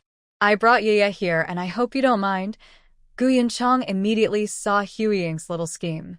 He asked deliberately in front of Shin Siyue, which was just to force him to say, "I don't mind." Although he truly didn't mind, he felt uncomfortable being manipulated. "Let's go. We'll talk about it when we get back." Huiying knew Gu Yunchang was more angry now, and her heart sank. She started to regret bringing Shin Siyue to the Gu family. Indeed, no one wanted to raise a sickly child, so unlucky. If she had known, she would have just given that girl to Meng Xiangda. Fortunately, the dead girl's household registration was still with the Gu family, so there was some room for maneuver. Thinking of this, Fong Huiying relaxed and nodded gently. She kicked the small suitcase toward Shin Siyue. "Hold this." After saying that, she picked up her 2 large suitcases and sat on the back of the bicycle. "Yunchang, let's go." Gu Yunchang didn't like Fong Huiying's attitude toward Shin Siyue. In front of him, her attitude toward his daughter was so bad, it would only get worse in the Shin family. Shin Siyue was used to Fong Huiying's attitude and reached out to grab her suitcase. But Gu Qingshi took the suitcase first and hung it on the handlebar. He also took the herbal medicine bag from her hand and placed it in the bike basket. Then he said harshly, "Get on, Shin Siyue." "Thanks, third brother Gu." After saying that, she tiptoed and sat on the back seat. Gu Qingshi felt the bike dip slightly. He thought, "It's so light. Even Qingyan is heavier than her." The thought flashed through his mind, and he used his toes to hook the pedal and press down hard. The bicycle suddenly sped forward. Fortunately, Shin Siyue held onto the edge of the seat when she sat down. Otherwise, she would have fallen flat on her butt. She knew Gu Qingshi was doing it on purpose, but she wasn't angry at all. Because if it were her, she would also dislike an intruder. Gu Yunchang glanced at his mischievous second son, annoyed that he was so clueless, but didn't say anything. He turned to Fong Huiying and said, "Ride more slowly and hold on tight." After giving the advice, he pedaled to catch up. Fong Huiying was holding both suitcases and couldn't protect herself. To avoid falling, she leaned close to Gu Yunchang's back. The close contact made Gu Yunchang very uncomfortable, and he instinctively moved away. Fong Huiying was momentarily unaware and almost fell. Fortunately, Gu Yunchang noticed in time, moved back, and supported her. Huiying, are you okay? Should I send the suitcases back first and come to pick you up later? Fang Huiying was worried Shin Siyu would be questioned by the Gu family and started talking nonsense. She shook her head. No need to go back and forth. Just ride more slowly. Okay, hold on tight. While speaking, they arrived at the security office. Gu Yunchang stopped and had the security guard record Shin Siyue's information, so she could come and go from the military area easily. Fang Huiying looked at the visitor list and became more certain that Gu Yunchang did not like his youngest daughter. Otherwise, the security guard's record should be a family member list. After the guard registered her, she saw that Gu Yunchang had no intention of changing her status from visitor to family member. Her heart immediately tightened. Yunchang, my visitor list. Before she could finish speaking, she was interrupted by Gu Yunchang. Sit tight, we're leaving. After saying that, he pressed the foot pedal forcefully and entered the military area. Fang Huiying watched the man's broad shoulders and strong back, her heart in her throat. Could it be that he dislikes the young girl and doesn't want her anymore? Yunchang, any words, we can talk about them when we get back. Along the wide road, tall sycamore trees lined both sides, providing shade. Under the trees, there were well-maintained vegetable plots. Behind the vegetable plots was a two-story red brick house. The courtyard housed retired soldiers, officers above the company commander level, and special military units. There was a training ground in the military area, and the distant sound of the 121 chant made the place seem even more imposing. Many elderly military family members brought their grandchildren home for summer vacation, sitting under the trees to cool off. People often greeted Gu Yunchang as he passed by. After he left, people whispered among themselves. Is that woman in the back seat the one who saved old Master Gu? She often comes to the Gu family. Yes, she is. She even brought 2 large suitcases this time, so it looks like she's planning to stay. I heard that Major Gu has a complicated relationship with her. They must be close to getting married. The sickly girl that Major Gu just carried, she's probably the child brought by this woman. After Major Gu lost his wife, many matchmakers tried to introduce him to someone, but nothing worked. People thought he would never remarry. But he raised 3 sons and then found love again. I haven't heard that Major Gu officially announced his marriage. Living together without the political officer's approval, isn't that a mistake? Gu Yunchang had long suspected that his remarriage would become a topic of gossip in the military area. Now hearing it with his own ears, he could accept it, but he still felt a bit uncomfortable inside. After all, since he could remember, he had always been praised. But choosing to remarry was his own decision, and no matter how hard it was, he would keep going. Thinking of this, Gu Yunchang pressed the pedal hard, leaving the gossip behind. He quickly caught up with his second son and went ahead. Then Gu Qingma, who was behind, heard everyone talking about their father and the Gu family. He was already unhappy about his father remarrying, and now his face looked even worse. Troublesome people. Shin Siyu knew Gu Qingma was deliberately insulting her. She couldn't hold back anymore and quietly replied, if you dislike me and my mother so much, you should find a way to make Uncle Gu stop thinking about marrying my mom. If you can't do that, then accept it calmly. Complaining behind their back only shows your weakness and pettiness. Also, if others hear these words, not only will they mock the Gu family, but they will also think you are rude. After speaking, Shin Siyu jumped down from the back seat and landed steadily. Gu Qingma was startled and quickly braked. He turned his head to see Shin Siyu hadn't fallen, and he secretly breathed a sigh of relief. But when he thought about what she just said, he got very angry and glared at her. Just as he was about to speak, Shin Siyu looked over at the sycamore tree. There were people relaxing and chatting under the sycamore tree. Gu Qingma didn't want others to laugh at the Gu family, so he suppressed his anger, reversed his bicycle, and stopped beside Shin Siyu, forcing a stiff smile. Why did you fall? Hurry and get on. Shin Siyu looked at Gu Qingma, who was forced to lower his head, and decided to accept the situation, so she sat on the back seat. The bicycle headed again toward the Gu family. When no one was around, Gu Qingma warned, be careful with your words and actions. Don't do anything that could hurt the Gu family. Otherwise, I won't go easy on you. Although threatening a girl was rude, He was willing to be the bad guy for the sake of the Gu family. Shin Siue smiled and said, "Third brother Gu, you got it wrong." "What do you mean?" "You should hope I make more mistakes. That way, you'll have a good reason to send me and my mom away." Gu Qingma heard the seriousness in her tone and felt a bit speechless. This sickly-looking young lady from a wealthy family, was she being bullied at home? Or was she trying to retreat to gain an advantage and make him lower his guard? Your mother used all her tricks to marry into the Gu family. Do you think you'll be willing to leave? My mother certainly doesn't want to leave, but I do. Gu Qingma didn't believe her and snorted coldly. Don't worry. If you make mistakes that harm the Gu family, I will definitely make you leave. Shin Siue gave a soft "hm." If I'm treated unfairly or bullied in the Gu family, you won't need to drive me away. I'll leave on my own. The Gu family isn't like the Shin family. As long as you don't make mistakes, no one will bully you. Is that really true, third brother Gu? Hearing Gu Qingma's confident answer, Shin Siue's lips curved into a faint, mocking smile.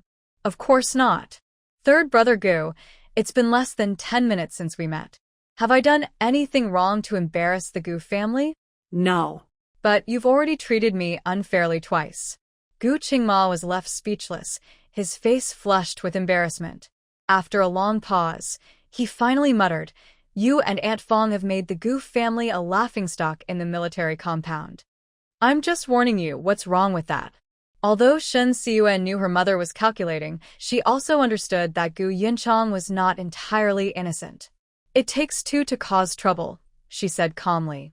After all, there were other ways to repay the old master's kindness besides giving up one's freedom. Gu Qingma couldn't argue back. He pressed his lips together and fell silent. With the noise gone, Shin Siue closed her eyes and felt the summer breeze brush against her face. A faint smile appeared on her lips. It felt wonderful to live again. In her past life, she had endured endless humiliation and pain, only to meet a tragic end. This time, she would never tolerate injustice again. She would fight for everything that belonged to her. When the bicycle stopped, Shin Siue opened her eyes and quickly jumped off. Gu Qingma, still feeling awkward, parked the bike and hurried toward the house to avoid her. At the door, Gu Yunchang stopped him. "Why are you running off? Yaya isn't in good health. Go help her with her luggage and medicine." Fong Huiyan, believing Gu Yunchang disliked her younger daughter, thought he was testing her. She quickly said, "Yaya's suitcase isn't heavy. Let her carry it herself." As she spoke, she gave her daughter a meaningful look. Shin Siue followed her lead.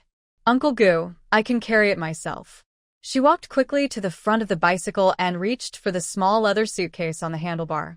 But Gu Qingma turned back and picked it up first. He also took the bundle of herbal medicine from the basket. Shin Siue withdrew her hand and said softly, "Thank you, third brother Gu." Gu Qingma didn't respond. Carrying the suitcase and medicine, he walked straight into the Gu house. Gu Yunchang knew his son still hadn't accepted his remarriage. The second child's attitude was expected, so he didn't think much about it. Since Shen Siue was visiting for the first time, he briefly explained the layout of the Gu family house. The Gu family house is a standalone two-story building with 3 rooms upstairs and 3 downstairs. It's not very big and has front and backyards. The front yard is used for planting vegetables and fruit trees, while the backyard has the kitchen, toilet, and shower room. "Yeah, Uncle Gu will take you to see Grandpa first. After that, you can get to know the Gu family at your own pace." Shen Siue nodded and followed Gu Yunchang into the house. Walking at the back, Fong Huiying reminded him, "Grandpa isn't in good health, so you need to be careful when you speak and act." "Got it."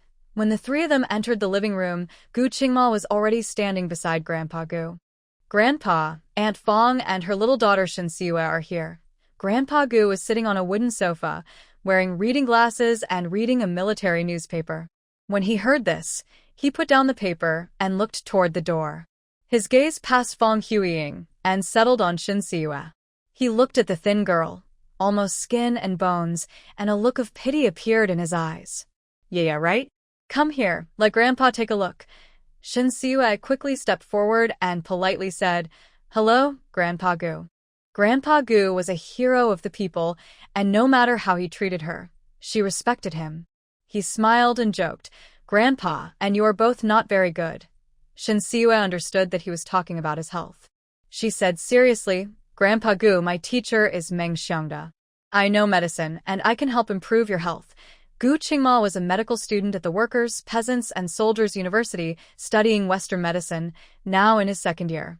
After hearing Shin Siwa, he immediately interrupted. "You can't even take care of yourself, so your medical skills are not good. Grandpa's health is precious, so don't harm him." Grandpa Gu was Fong Huiying's biggest support, and she didn't dare let her daughter mess around. So, she followed Gu Qingma's words and said, "Yeah, Grandpa has the best doctors taking care of his health. You don't need to worry about it." Shin Siwa knew no one would believe her medical skills were top in the country. She explained, "I'm not talking about treating illnesses. When I make medicine and health foods, I include Grandpa Gu's medicine and meals together." Grandpa Gu knew the girl was trying to flatter him and didn't refuse. He held Shin Siwa's hand and gently patted it. "Good child, very filial. Grandpa's medicine and meals are entrusted to you. But your health isn't good, so don't overwork yourself. If needed, ask Qingma and Qingyan for help." "Okay, I will listen to Grandpa Gu." "Qingma, did you hear that? As long as Gu Qingma is at home, he is responsible for Grandpa Gu's medicine and special meals." He replied, "Got it, Grandpa." Later, when Qingyan comes back, tell him too. "Yes, Grandpa." Grandpa Gu's health isn't good. After talking for a while, he felt very tired. He forced himself to stay alert and looked at Fong Huiying. "Huiying, have you handled everything with the Shin family?" Fong Huiying quickly took out the divorce certificate and agreement, handing them to Grandpa Gu. "Grandpa, I have already divorced Jinzhong. As for the Shin family's report, please help us speak on our behalf." Grandpa Gu didn't take them. "You can show these to Yun Chong. Don't worry, as long as the Shin family doesn't harm national interests, they won't go to jail." Thank you, Grandpa. "About my marriage with Yun Chong. Yun Chong is a colonel, and marriage approval is very strict. Fong Huiying just divorced, and her ex-husband is a businessman. It's hard to get the marriage report approved. They need Grandpa Gu to act as a guarantor." After the Shin family was reported, the police called everyone in the Shin family to the station for questioning. Fong Huiying finished her statement and then went to the Gu family to seek sympathy, quickly arranging her divorce and remarriage. Grandpa Gu knew that getting the divorce approved was difficult, so the next day he boldly made a call. He looked at the eager Fong Huiying and said, "Yun Chong will submit the marriage report tomorrow. If all goes well, it should be approved in about 3 days." Although he had made the call, the basic review still needed to be done. Hearing this, Fong Huiying's worries eased. Thank you, Grandpa. Family talks should stay within the family. Grandpa Gu was feeling a bit weak and looked pale as he turned to Yun Chong. "Yun Chong, take them to settle in first. Tonight, the second brother's family will come back. You go buy some more groceries." "Got it, Dad." "Qingma, take Grandpa back to rest." "Grandpa, I'll help you." After Gu Qingma helped old Master Gu leave the living room, Gu Yunchong picked up Fong Huiying's suitcase. "Huiying, bring Yeya's luggage. You two come upstairs with me." Fong Huiying suddenly found herself a bit confused about Gu Yunchong. Didn't he dislike Shin Siwa? But his actions showed such careful concern for her. She couldn't understand it and planned to test him later. The Gu family has a 2-story house with 6 rooms, but only 4 are original. Because there are many family members, they changed the layout early on. Except for the old master's room.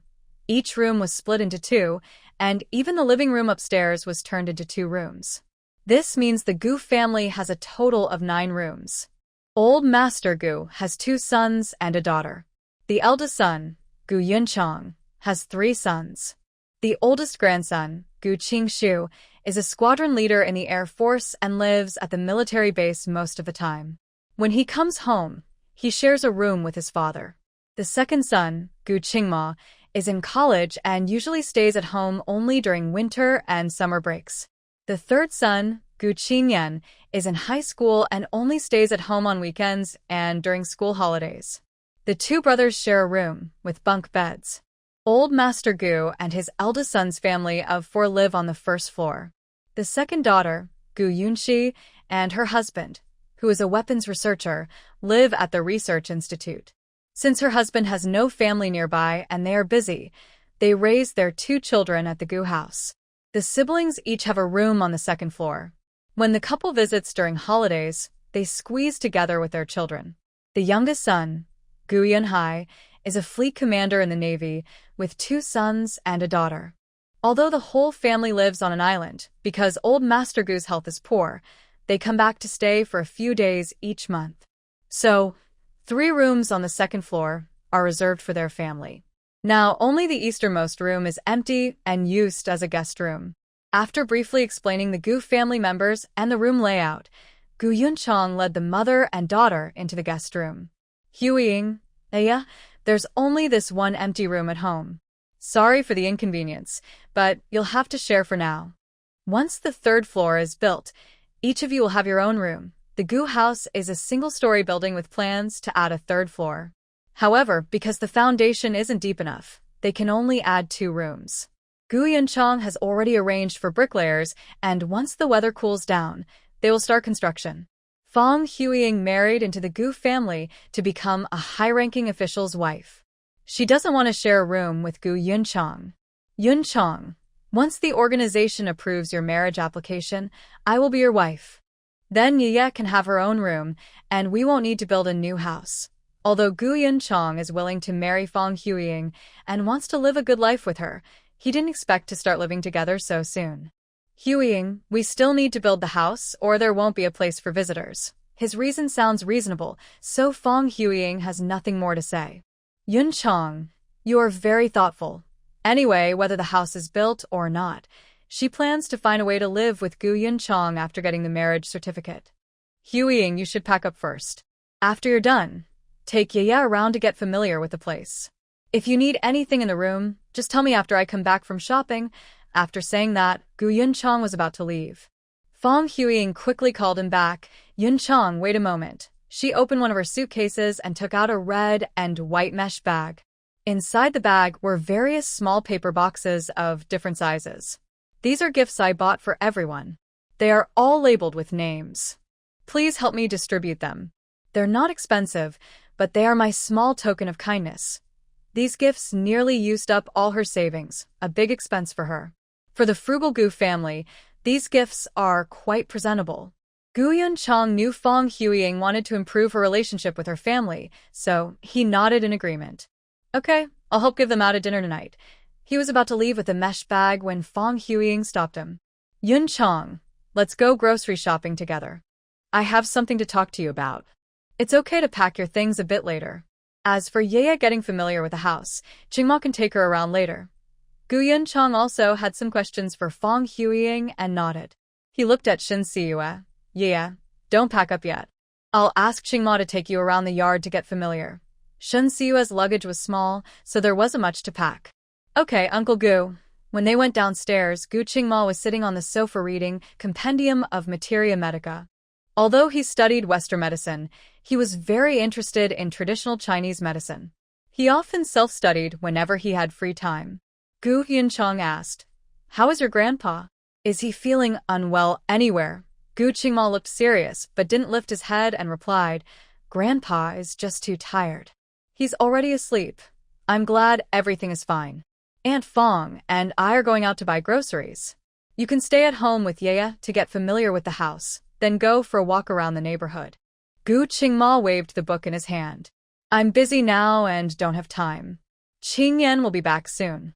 I'll ask him to take you out later."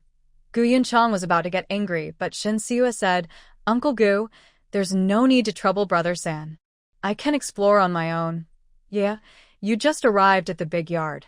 The security guards don't know you, so it's not good to wander around. Stay at home for now. When Qingyan comes back, he can take you out." After saying that, he looked at his second son. "Qingma, tell Qingyan about this later." "Got it." Gu Yunchong, feeling uneasy, reminded his son a few more times before leaving with Fang Huiying to buy groceries. Shin Siyue looked around the living room briefly, then went to the backyard. She wanted to prepare medicine and herbal dishes, so She first checked the kitchen. The kitchen was quite large and very clean. Because she often brewed traditional medicine, there was a faint medicinal smell in the air. Along the east wall, there were 2 coal stoves. One was out of fire, and the other was closed and boiling water. In the middle of the stove, there was a small platform for spices. In the north and south corners, there were piles of coal and briquettes. In the north, there was a chopping table with a small basket of eggs and leftover vegetables from lunch. Under the table, there were some durable potatoes and onions. Hanging from the beams above were 2 large pieces of cured meat, half a cured chicken, some sausages, and dried fish. On the west side, there were 3 large jars, one with water, one with rice, and one with flour. The south side was the main door, with 2 cabinets of different sizes. Near the east, there was a large cupboard. Near the west, a narrower cabinet stored miscellaneous grains and the old man's medicine. After inspecting the kitchen, Shinseue had a good idea of the layout. She also checked the toilet and bathroom before leaving the backyard. Just as she entered the living room, a young boy carrying a military green crossbody bag rushed in energetically. Gu Qingyan, who just entered the living room, immediately saw the thin and weak Shinseue. With a big smile, his face suddenly darkened. He asked knowingly, "Who are you? Why are you here in my house?" Shinseue glanced at Gu Qingma, who seemed indifferent. "Ask your third brother. My third brother is busy.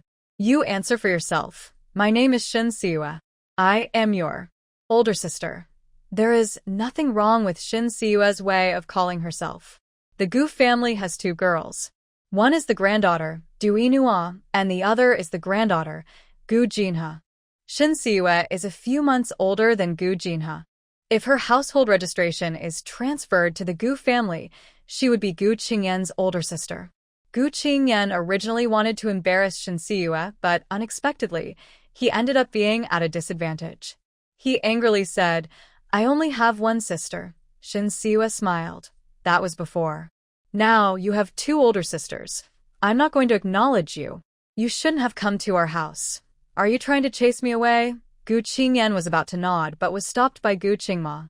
Qingyan doesn't mean that. He's just not used to having 2 more people in the family all of a sudden. Since Grandpa and Dad accept you and your mom, we will accept you too. He really wanted to drive away this scheming mother and daughter, but not now. Because there is no reason to kick them out. Dad wouldn't agree and Grandpa wouldn't agree either. They have to wait until the mother and daughter reveal their true colors so the family can see who they really are before they are asked to leave. Gu Qingyan didn't understand why his third brother said that, but he didn't argue. He snorted coldly, "For the sake of Dad and Grandpa, I won't chase you away. But stay away from me and don't bother me." Shinseue looked innocent. "I don't want to bother you either," but as she spoke, she looked at Gu Qingma. "Third brother Gu, please pass on Uncle Gu's message."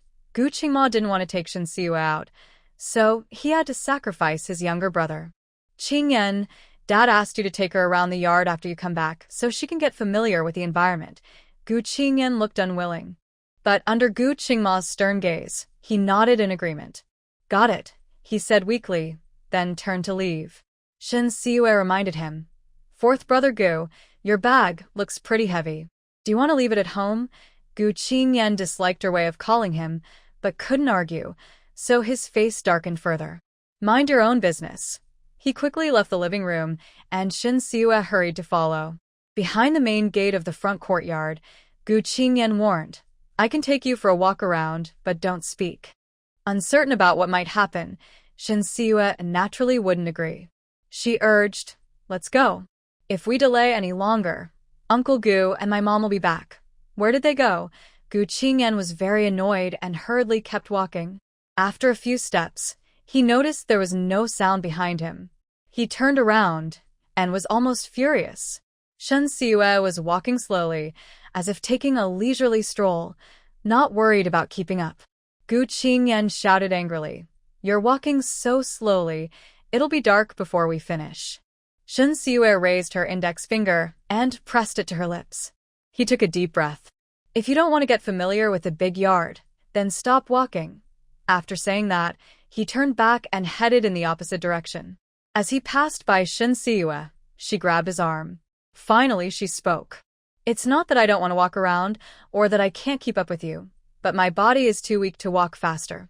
Gu Qingyan looked at the frail Shen Siyue and immediately thought of Fong Huiying, who often pretended to be pitiful at the Gu family. He shook off Shen Siyue's hand and looked away. Stop pretending to be delicate. I don't buy that. I'm just pretending, or do you want to see if it's real? Gu Qingyan raised his chin proudly. Try it if you want. Let's go. Shen Siyue understood Gu Qingyan's suspicion and anger. If she hadn't experienced it herself, she wouldn't believe that a healthy person couldn't even walk quickly. Then let's go. It's not that she didn't care about her health, but she needed the Gu family to see how fragile she was. Gu Qingyan snorted coldly and quickly walked ahead. Shen Siyue followed. After walking less than 30 meters, she started to gasp for breath. By 50 meters, she was covered in sweat, and her face was pale. She forced herself to ignore the discomfort and kept walking forward. It felt as if 1,000 pounds were on her feet, making each step difficult. Gu Qingyan didn't keep walking straight. He kept turning back to look. Seeing Shen Siyue's face getting worse, his heart started to race. But pride kept him from stopping. He silently waited for her to give up, then he would stop. As she hurried to the end of the alley, Shen Siyue suddenly felt dizzy and couldn't hold on. She sat down under a nearby parasol tree. When she sat down, Gu Qingyan also let out a sigh of relief. He had just turned back when he saw Shen Siyue swaying and falling to the ground. He quickly rushed forward and caught her, acting as a cushion for her body. His arms and knees scraped the ground, tearing his clothes, and he grimaced in pain. But Gu Qingyan ignored his pain and asked anxiously, "Are you okay?" Shen Siyue felt dizzy and lightheaded after sitting down. She wanted to lean against the tree to rest, but she had no strength and slipped down. She thought her head might hit the ground, but luckily, Gu Qingyan caught her in time. I'm fine. How about you? Gu Qingyan endured the pain. I'm fine. Can you get up? Shen Siyue was very dizzy and weak. She tried hard but couldn't even turn over from Gu Qingyan's back. Can't get up. Let me rest a bit. Gu Qingyan felt it was not good to stay lying on the ground for long, especially if someone saw. He called out to the small courtyard across the street, "Aunt Pei, are you at home?" Suwon was in the living room talking to her young son. When she heard the familiar voice, she quickly stood up. It sounds like Qingyan. I'll go see. Pei Qingyu grabbed his mother. Mom, it's very sunny outside. I'll go. He left the living room quickly and stepped out of the courtyard. Hearing the words, Aunt Pei, Shen Siyue guessed that the courtyard across was the Pei family's. She endured her dizziness, opened her eyes with difficulty, and turned her head to look at the Pei family house. Just then, she saw Pei Qingyu come out of the courtyard with a worried look on his face, running toward her. He reached out his hand. Are you okay? This scene suddenly reminded Shen Siyue of her past life. The first time Pei Qingyu saved her. Back then, she was rescuing people in the ruins when aftershock struck. She was buried underground. Lying on her back, crushed by broken walls and debris, she struggled to breathe. The air was thick and polluted, and endless darkness surrounded her. Occasionally, she heard bricks and tiles falling through cracks. Fear was amplified infinitely. The threat of death was everywhere, and every second felt like a year. She didn't know how long she had been trapped. Hungry and thirsty, then hungry again, and even hallucinating at times. I often see people breaking through the darkness of ruins to bring her back into the light. But in the end, it's all just a fleeting illusion, a false hope. Just when she thought she would die beneath the rubble, a worried voice suddenly appeared. Are you okay? She opened her eyes with all her strength and saw a pair of hands covered in wounds. Looking up, she saw a face that, despite being dirty, still looked bright and handsome. The scene now is very similar to the one in her past life. But that face is now clean and neat. Although it looks better, it doesn't make her feel moved. Brother Qingyu, help me. I'm about to be crushed. Gu Qingyan's voice interrupted Shen Siyue's memories. She quickly snapped out of it, weakly saying, Captain Pei, I can't use my strength. Please help me up. Pei Qingyu looked at Shen Siyue, who was pale and sweating all over, and gently picked her up. The girl in his arms was very light, and her bones pressed uncomfortably against him. It made him feel like he could crush her with just a little more force. "Qingyan, can you stand up?" Gu Qingyan, although pressed down, was not completely immobile. He was afraid of hurting Shinsiue, so he didn't dare move. He quickly got to his feet. "Brother Qingyu, I'm fine, just a small scratch." His elbows and knees were bloody, looking like he was hurt badly. "Come inside, I'll help you treat it." After saying that, Pei Qingyu carried the weak and exhausted Shinsiue into the Pei family. Pei's mother, Su Wan, saw her young son carrying in a fragile girl and was so surprised her eyes widened. "Qingyu, who is this girl? And where's Qingyan?" As soon as she asked, she saw Gu Qingyan limping in. "Qingyan, what happened to your injuries? Let's take you to the clinic." The military district compound housed over 10,000 people, with 2 clinics. One was at the gate, and the other was not far from the Pei family. "Mrs. Pei, it's just a small scratch. Just wash it and put some medicine on it. Wait here, I'll go get the medicine box." After Su Wan left, Pei Qingyu placed Shinsiue on the sofa. Gu Qingyan looked at her pale face and felt very regretful about his reckless behavior. He worriedly asked, "Are you okay?" Shinsiue was very tired and had already closed her eyes. She knew Gu Qingyan was asking her something, so she weakly said, "It's okay, just rest for a while. You look quite scary. The clinic is nearby. Let Brother Qingyu take you to see a doctor. You came out with me, so if you can't go back completely fine, Dad and Grandpa will be very angry." If he knew Shinsiue's health was really that bad, he wouldn't push her to leave so quickly. Unfortunately, it's always easy to regret not knowing earlier. Pei Qingyu knew Shinsiue studied traditional Chinese medicine. If her health was truly a problem, she wouldn't say it's fine. So, he wasn't as worried as Gu Qingyan. "Why did you end up like this?" Gu Qingyan lowered his head and told everything that had happened earlier.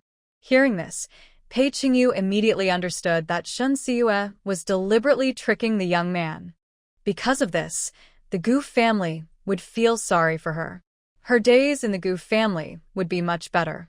She was really a clever girl. Although he thought this, he also understood her. After all, she was a younger member of the Gu family, and the other side, Huiying and her daughter, held a lot of hostility. Thinking of this, Pei Qingyu patted Gu Qingyan on the shoulder. "Don't worry. Miss Shen knows traditional Chinese medicine. If she says she's fine, she must be fine." Gu Qingyan breathed a sigh of relief and asked in surprise, "Brother Qingyu, how do you know?" "I went to the Chinese medicine hospital this morning to get medicine and happened to meet her. She looked so weak, almost just bones." "And she's a doctor?" Pei Qingyu glanced at Shinsiue, whose face was still pale. "She's not a doctor." "Don't you know her master is Meng Xiangda, the most famous in the Chinese medicine hospital?"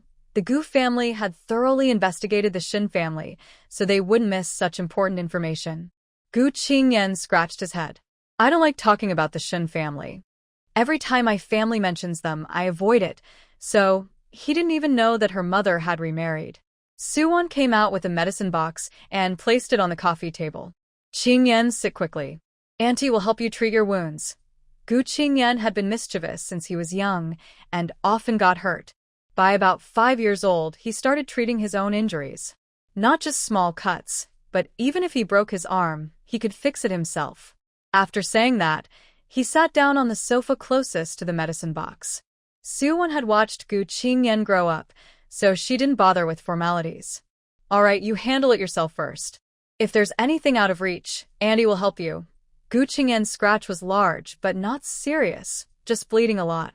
He cleaned the dirt from the wound with red medicine and then applied medicine to stop the bleeding and reduce inflammation. Suwon looked at Shinsiue, who had her eyes closed, with concern. "Qingyu, do we really not need to take Miss Shin to the clinic?" The medicine box was on top of the wardrobe in the old lady's room. When she went to get the medicine box, the door wasn't closed. So, she heard the conversation just now. She also learned Shinsiue's identity and her relationship as a disciple of Meng Xiangda. "No need. Miss Shun is just exhausted. She'll be fine after resting a bit." Hearing this, Su Wan felt relieved. "It's good that she's okay. Should we call the Gu family to let them know?" Pei Qingyu shook his head. No need.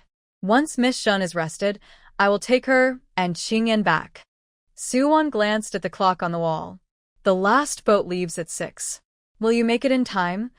Pei Qingyu was supposed to leave now and drive to the naval port to catch the last boat back to the island. It won't take long. I can make it.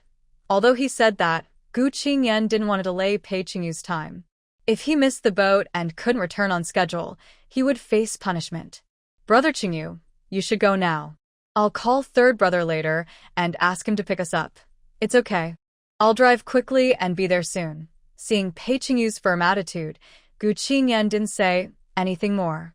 After tending to his arm and knee injuries, he watched Shin Siwa nervously. Brother Qingyu, why hasn't her face looked any better? As soon as he finished speaking, Shin Siwa opened her eyes. Although she still felt tired and her temples throbbed, she had regained some strength. She supported herself on the back of the sofa and looked at Suwon, who was wearing a white floral shirt. Madam Pei, sorry to bother you. Suwon looked at the painfully thin Shin Siwa with great sympathy. It's no trouble at all. Miss Shin, are you really okay? It's just weakness. A little rest will do. How can your body be so weak? When you have free time, go visit major hospitals. Don't let small illnesses turn into serious ones. Suwon didn't understand the Shin family and didn't know that Shin Siwa was being persecuted by her family. She thought Shin Siwa was suffering from an incurable illness that Meng Xiangda couldn't treat. Shin Siwa knew that Madam Pei was kind, so she nodded in thanks. Thank you, Madam Pei, for your concern. After expressing her gratitude, she looked at Gu Qingyan. Fourth brother Gu, let's go. No need to trouble leader Pei to see us off. Gu Qingyan also didn't want to bother Pei Qingyu, but he was worried Shin Siwa might faint on the way. Are you really able to walk? Hearing the affirmative answer, he stepped in front of Shin Siwa and squatted down. This movement hurt his injury, making him grimace in pain. Get on my back. I'll carry you, as a way to apologize. Before Shin Siwa could say anything, Pei Qingyu pulled Gu Qingyan up. With your condition, carrying someone is risky. You might fall after just a few steps. I happen to be leaving now and can drive you back. No arguments. His tone was serious, leaving no room for refusal. Shin Siwa paused for a moment and nodded. Then thank you, Leader Pei. Pei Qingyu usually lives on an island, so it's hard to get close to him. Now that she had the chance, she wanted to take the opportunity to get to know him better. Anyway, the Pei family isn't far from the Gu family, so it won't take long. Pei Qingyu picked up the car keys from the coffee table. Wait for me at the door. I'll go start the car. The house assigned by the military district isn't big, and there's no space for cars in the yard. The road in front of the house isn't very wide, only enough for one car, and parking on the roadside isn't allowed. In the middle of the courtyard, surrounded by walls on all four sides, there are parking lots. Shin Siwa had passed by before. It's not far from the Pei family. She was about to leave when her body suddenly swayed. Suwon quickly stepped forward to support her. Miss Shin, don't overexert yourself. Rest a little longer. Thank you, Madam Pei, for your concern. I'm really fine. Fourth brother Gu, come help me. Qingyan is injured. I'll help you, and I also need to get something for Qingyu. After speaking, Suwon picked up the traditional medicine from the coffee table, intending to give it to Commander Liu. The three of them slowly left the Pei family's yard when Pei Qingyu arrived in a military vehicle used for transporting supplies. The cab could comfortably seat 3 people. Come up. Gu Qingyan was about to go up first and sit next to Pei Qingyu. Suwon said, Qingyan, your knee is hurt. Sit on the side where there's more space. She didn't mean anything special, just thought it was more comfortable this way. Sitting in the middle was too close to the control stick, and she might accidentally hurt herself. Shin Siwa happily sat next to Pei Qingyu, grabbing the edge of the car door to help herself up. Suwon handed the herbal medicine through the car window to Pei Qingyu. Drive carefully. When you get to the army base, give me a call to let me know you're safe. Okay, Mom. I'm leaving now. The car started and left the Pei family. The narrow road was a one-way street, so they had to go around to reach Gu's house. Shin Siwa leaned back in her seat, looking for something to say. Captain Pei, she was about to speak, but was interrupted by Pei Qingyu. The road in the courtyard is narrow, and the tall, dense phoenix trees block the view. I need to focus on driving. In other words, he didn't want to talk to Shin Siyue. Shin Siyue didn't want to be bored, so she simply said, "Thank you," and looked at Gu Qingyan. "Thank you for coming to save me despite your injury." Gu Qingyan awkwardly looked out the window. "No need to thank me. It was my fault first. It's not your fault. I was reckless and overestimated my own condition, which caused you to get hurt saving me." Gu Qingyan, who was honest and straightforward, looked confused. "What are you talking about?" Pei Qingyu glanced at Shin Siyue sideways. At least she had some conscience, not making Gu Qingyan go home and get scolded after using him. "Qingyan, listen to Miss Shin." Realizing what was happening, Gu Qingyan quickly shook his head. "A real man takes responsibility when he makes a mistake." Pei Qingyu chuckled softly. "This isn't avoidance. It's just a way to adapt. It's not a big deal. Just learn from it. But do you want to run 10 laps around the military compound?" Hearing this, Gu Qingyan's face turned pale. He was punished by his father for running 10 laps after a fight last time, almost lost his life, and had to stay in bed for 3 days at home.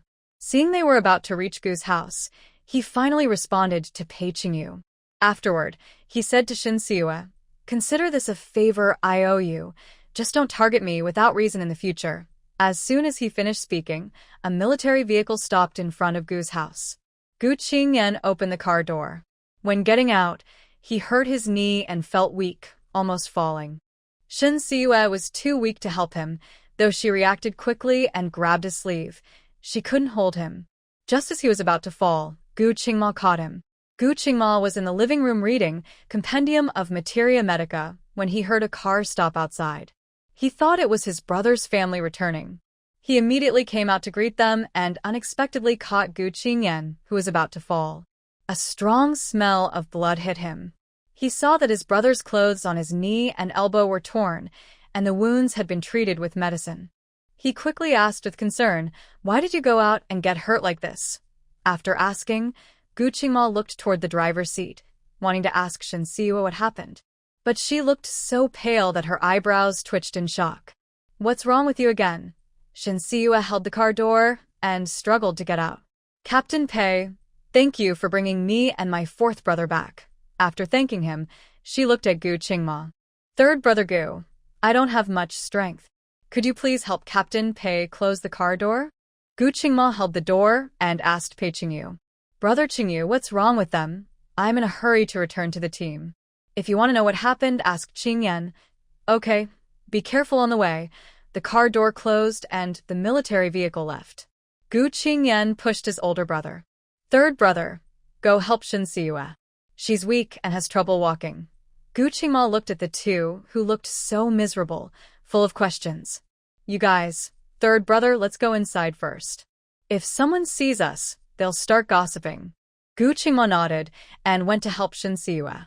"Third brother, I feel very unwell and want to rest. Can you carry me back to my room?" As soon as Shin Siyue finished speaking, Gu Qingyan urged her. "Third brother, hurry and take her back to rest." Seeing Shin Siyue about to collapse, Gu Qingma carried her to the room at the far east of the second floor. The guest room was already cleaned and fresh bedding was laid out. Shin Siyue lay on the soft bed, and the spinning feeling finally disappeared. "Third brother Gu, if you want to know something, just ask fourth brother." Gu Qingma turned to leave. As he closed the door, he asked worriedly, "You don't look well. Is resting enough? If you feel uncomfortable, shout loudly. I am downstairs." Although he didn't like Shin Siyue, he didn't want anything to happen to the Gu family. "Got it. Thank you." When the door closed, Shin Siyue immediately entered the Peach Blossom Land. She appeared by the small creek, scooped up 2 handfuls of spiritual spring water, and drank them. The fatigue in her body faded, and she felt stronger. She took a few more sips, and her body quickly returned to normal. But after drinking more, the effect became less noticeable. Shin Siyue understood that she couldn't eat a whole pig in one go, but she was very satisfied with the effect of the spiritual spring. "Drinking a little spiritual spring every day will definitely help my body recover faster. Using the spring water to make medicine or health food can also help old Master Gu improve his health." After speaking, she looked toward the bamboo house not far away. Last time she entered the Peach Blossom Land, she was in a hurry and left quickly. This time, she had enough time to carefully explore this 1,000-acre space. Shin Siue smelled the fragrance of flowers, bypassed the pond, and entered the bamboo house. The interior was clean and tidy. In the main hall, there were 6 redwood boxes she had dug out from the Shin family ancestral hall. On the left was the bedroom. It was fully furnished with furniture and daily necessities, ready for her to move in directly. On the right was the medicine room. 3 walls were lined with medicine cabinets, with drawers labeled with medicine names, filled with Chinese herbs. On the window side long table, there were some medical books, along with brushes, ink, paper, and inkstones. The kitchen, dining room, storeroom, firewood room, and cellar were all complete. Behind the yard, there was a flowing small creek, making water access very convenient. After inspecting the bamboo house, Shin Siue went to the fields. Each field was square and about half an acre in size.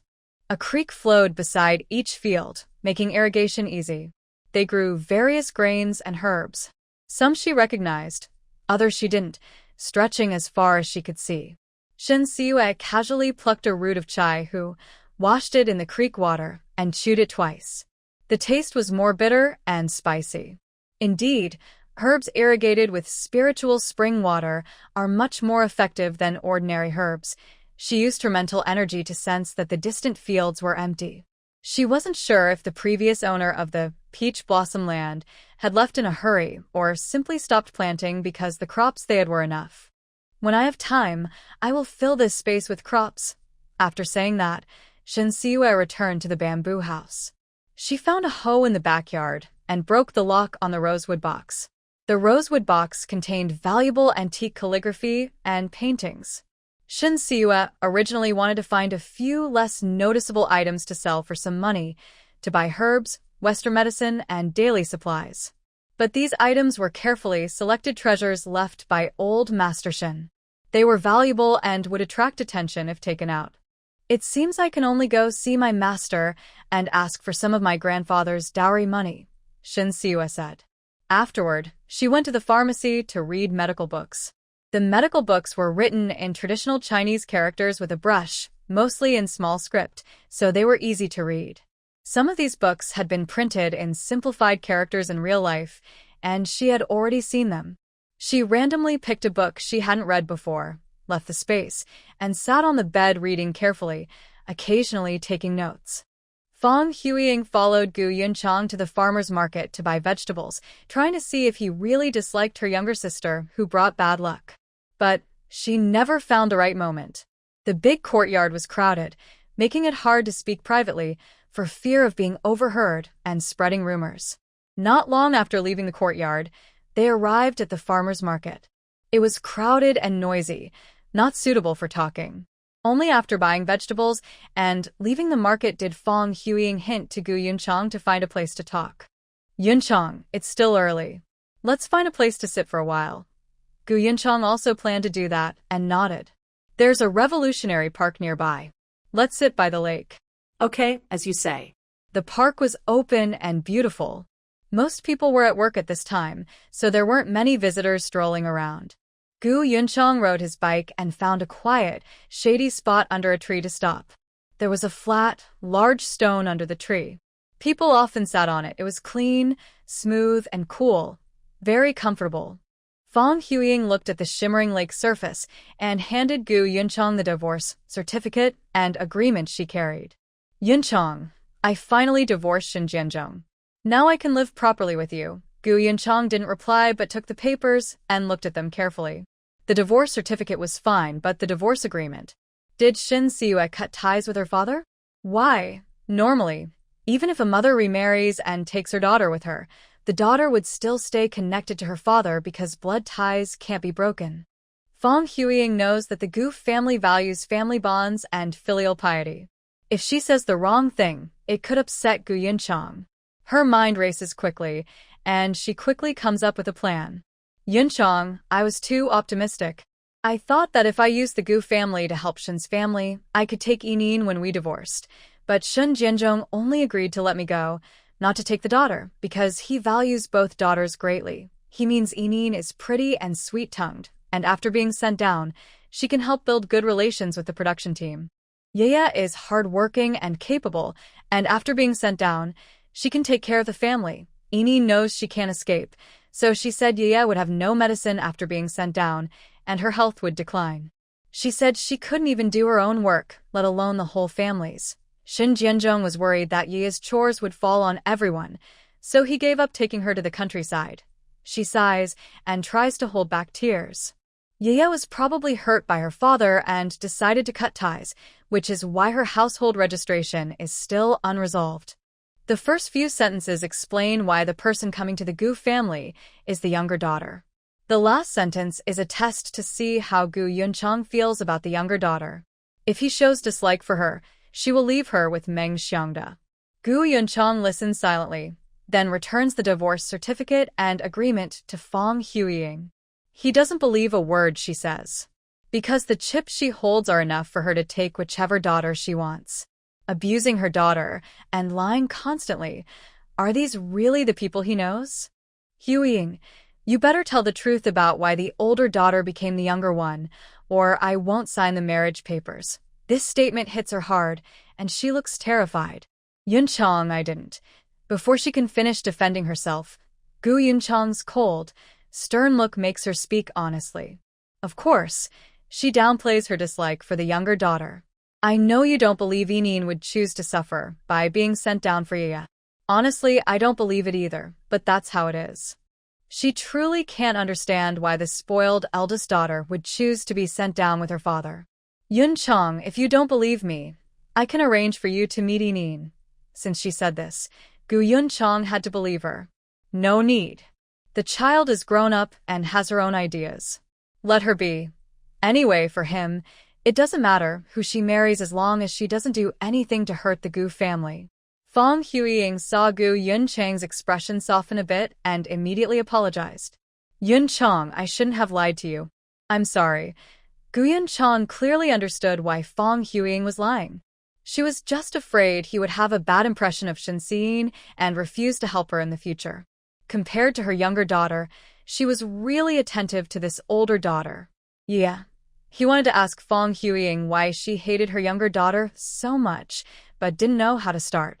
When Fang Huiying saw Gu Yunchang mention her younger daughter, her face darkened again, and her heart tightened. Yunchang, I didn't discuss with you beforehand about bringing Yeya to the Gu family. That was my mistake. Please don't be angry. I know Yeya isn't as good as Inin, and isn't very likable.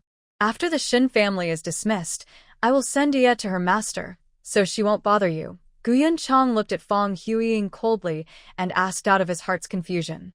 Yeya is your biological daughter. Why do you hate her so much? In his view, Shin Siyue's disconnection from her father was because Shin Jianzhong never treated her as his daughter, only as a free worker at home. So, she preferred to stay with the unfamiliar Gu family and cut ties with the Shin family. With no way out, she was abandoned by her biological mother. Fang Huiying met Gu Yunchang's fierce gaze and finally realized she had guessed wrong. This man didn't dislike her younger daughter. He hated her coldness toward her.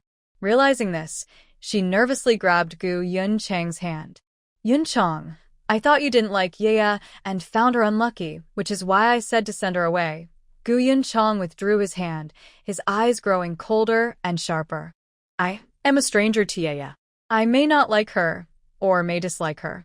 But you, as her mother, not only didn't help her but also kept belittling and hurting her. Why? Fang Huiying knew very well that if she couldn't give a reasonable explanation, her marriage into the Gu family would fall apart. She looked at Gu Yunchang sadly, tears silently falling down her face. She cried alone for a long time, but didn't get the comfort she wanted. After realizing that pretending to be pitiful had no effect, she wiped her tears and spoke honestly. I really don't like Yeya. I wish I had never given birth to her. I know you don't understand, but just listen to my reasons and you'll see my point. Gu Yunchang couldn't understand why a mother would hate her own child so much. Go ahead, tell me. Fang Huiying turned her body and looked at the shimmering lake. Because I almost died several times because of Yaya.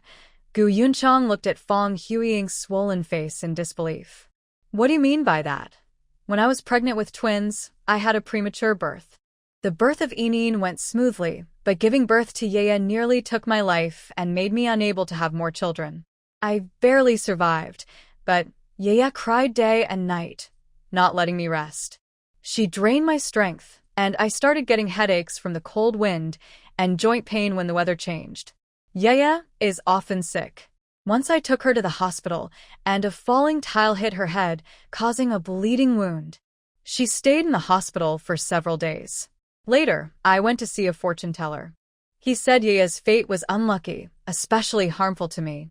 Luckily, he helped me reduce some of the bad luck, or I might have been harmed by her. Fong Huiying turned to look at Gu Yunchang. Yunchang, how can I like a daughter like that? Although Gu Yunchang thought that difficult childbirth shouldn't be blamed on the child, and that her mother caring for her day and night was normal, and that the accident with the tile was just an accident, he also believed that the fortune teller was just trying to scam money. But from Fong Huiying's point of view, her resentment toward her daughter was understandable. Huiying, I understand what you're saying, but Yaya didn't do anything wrong.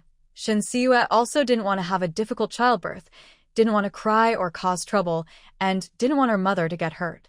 But these were things she couldn't control.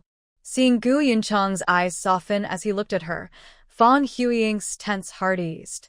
Yunchang, I understand the reasoning, but after so many life and death experiences, I really can't love Yaya the same way I love Enin. If Enin didn't want to come to the Gu family, and if you liked girls, I wouldn't have brought Yaya here. All her words were sincere. If I had known earlier that my young daughter would cause a rift between her and Gu Yunchang, I wouldn't have let her go.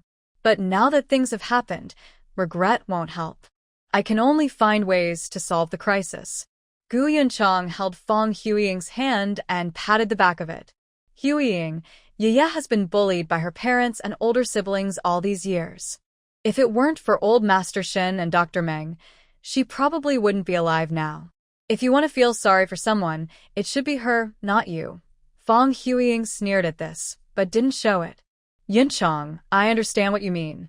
I will treat Yaya well in the future and try to repair our mother-daughter relationship. Since Gu Yunchang cares about that girl, she will use this to establish herself firmly in the Gu family.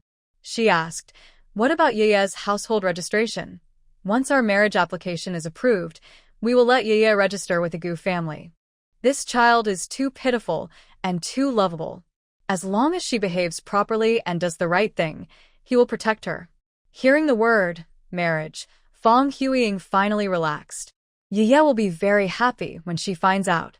Yunchang, thank you. Family should support each other, Gu Yunchang said, then stood up and pulled Fong Huiying to her feet. Let's go. It's time to go back. When Gu Yunchang and Fong Huiying left Revolution Park, Gu Qingma already knew why his brother was hurt. The two brothers had a good relationship, and Gu Qingyan told him the truth. Third brother, should I tell Dad and Grandpa the truth? He was afraid to tell the truth, worried about being whipped with a cane and made to run 10 laps. He also didn't dare lie, fearing that if the truth came out later, he would be punished even more severely. Gu Qingma disapproved of lying. It wasn't the way of a gentleman. But he also didn't want his younger brother to be punished because of others. I'll go upstairs for a moment. When I come down, I'll help you decide. Gu Qingyan grabbed his brother, who was about to stand up. Third brother, are you going to see Shen Siyue? Will it disturb her rest? I just want to say a few words to her. It won't take long. After speaking, Gu Qingma went to the guest room door and knocked. I'm Gu Qingma. Can I come in? Shen Siyue was about to put the medical book in her space, but changed her mind. Third brother Gu, come in.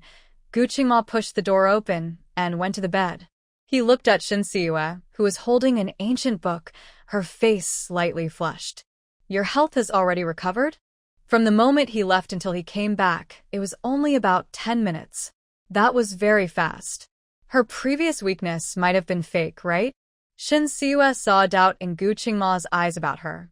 Without the spiritual spring water, she would really need an hour to recover. So, it was understandable that he doubted her. She opened her eyes and lied, I know traditional Chinese medicine. Massaging acupoints can help the body recover quickly.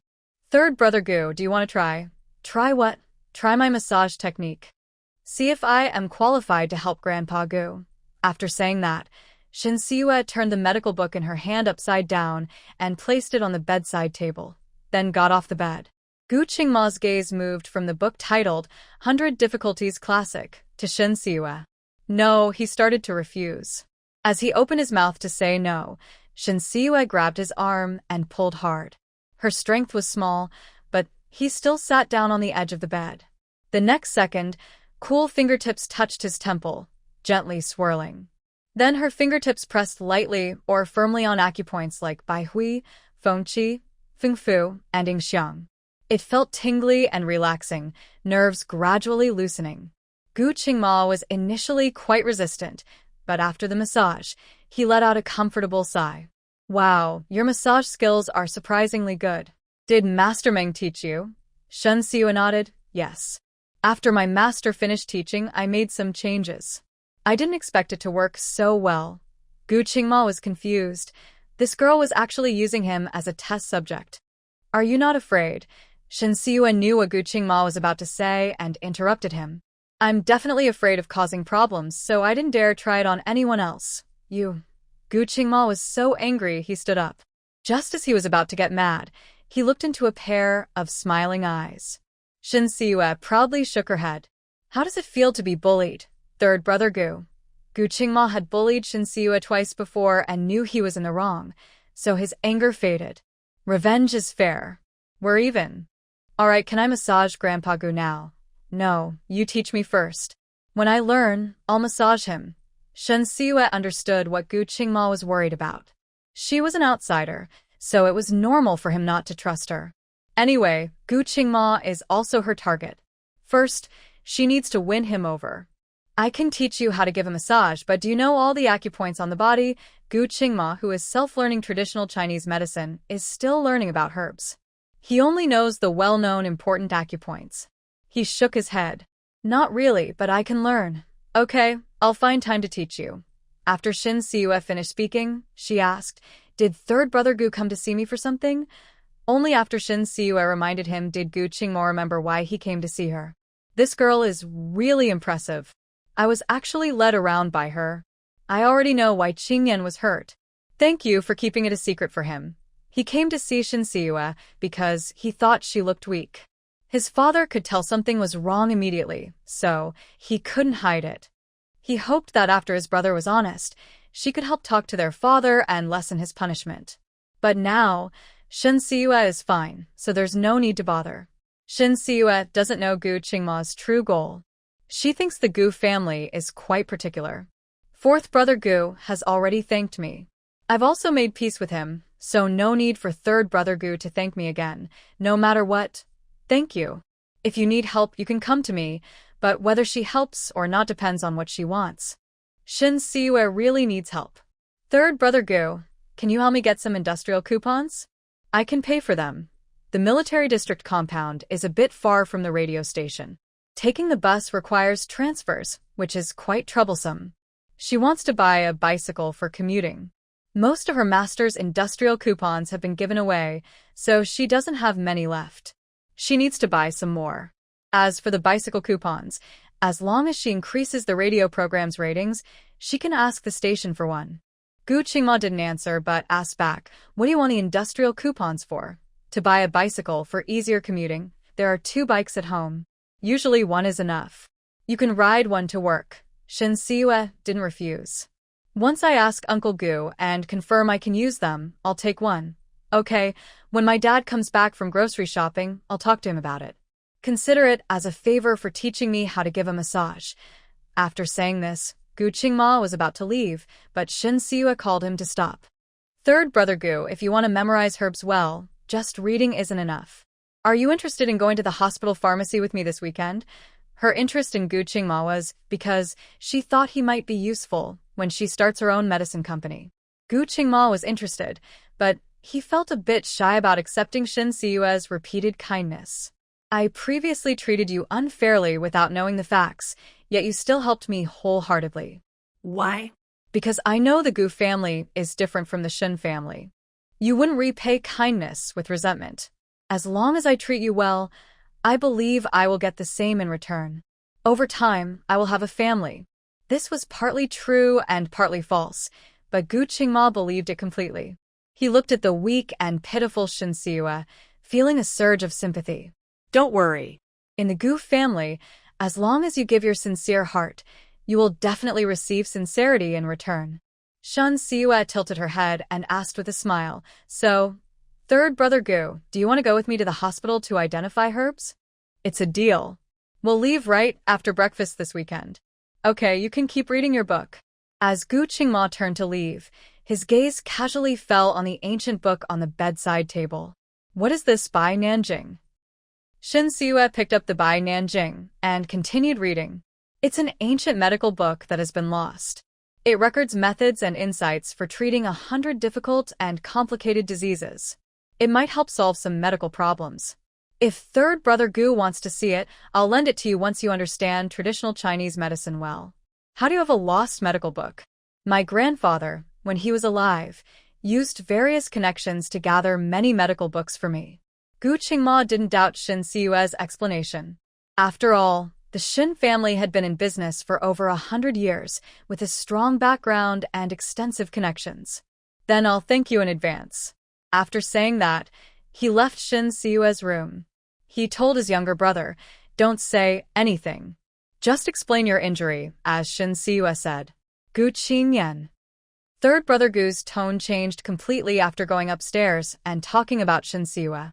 "Third brother, are you possessed?" Gu Qingma flicked his brother's forehead. "Shin Siue is quite pitiful. You should treat her better in the future, and don't be rude." Gu Qingyan pouted and snorted coldly. "I can't bring myself to call her sister." "All right, don't call her yet. Wait until you accept her first, then call her." Gu Qingyan muttered softly. Old tricks are clever, and the young ones are probably no less cunning. He has just realized now. Although he forced Shin Siue to leave quickly, it was also her deliberate provocation. He deserves it, but she is not entirely innocent. Gu Qingma heard his brother's muttering and smiled. Yaya definitely holds grudges, but she is only fighting back passively. The one who started the trouble is the one at fault. Third brother, why do you always side with her? What has she given you? A lot. After saying this, Gu Qingma sat on the sofa and continued reading Compendium of Materia Medica. Gu Qingyan quickly asked what she had given, but he didn't answer. Feeling bored, he took out an English book and an English dictionary from his school bag. He is in his second year of high school, and many words he doesn't know need to be looked up. While the two brothers were studying seriously, Gu Yunchang and Fong Huiying returned. After coming back from Revolution Park to the military district compound, they went to the supply and marketing cooperative and bought some meat products and snacks. Ding ding ding, the sound of a bicycle bell rang. Hearing it, the two brothers immediately put down their books. Gu Qingma got up and went to the living room to take the vegetables from his father. Dad, the military district is quite far from Yaya's workplace at the radio station. Taking the bus means transferring lines. I was thinking, since we only have one regular bicycle at home, how about giving her the other one to ride to work? Gu Yunchang didn't expect that during his short trip out, his second son would start talking about Shin Siue. He asked curiously, "What happened while I was gone?" Fong Huiying was also quite curious. She had seen with her own eyes how Gu Qingma deliberately rode his bike suddenly, almost causing her younger daughter to fall off. But the most curious person was Gu Qingyan, because he asked 3 times in a row, but didn't get an answer. Gu Qingma honestly explained, Yaya knows traditional Chinese medicine. I happen to be learning it, and she is willing to teach me. In other words, he is returning kindness with kindness. The children get along well, and Gu Yunchang was naturally happy to see that. He said happily, since Yaya has come to the Gu family, she is one of us. She can use everything in the house. After speaking, he turned to look at Fong Huiying. Huiying, the cotton spinning factory is closer to the courtyard. You should take the bus. No problem, but Yaya isn't feeling well. I don't know if she can ride so far. Gu Yunchang thought her concern was reasonable. Qingma, if you want to learn traditional medicine with Yaya, you can help take her to and from work.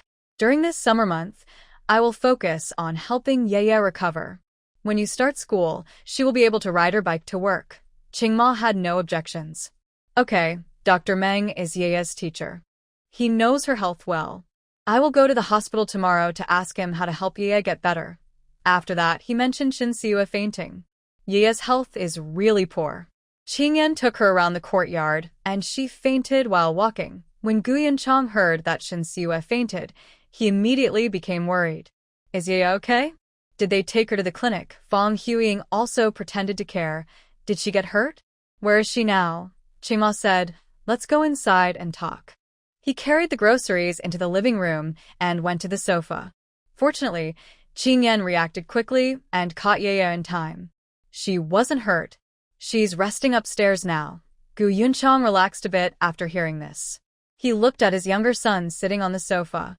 Both knees were covered with red medicine and anti-inflammatory ointment, clearly showing they were hurt.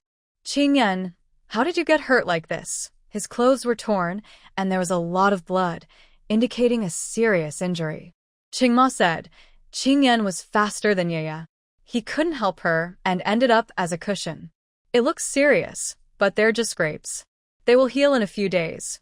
Gu Yunchang smiled and said, good job. I'll help you find books related to space science.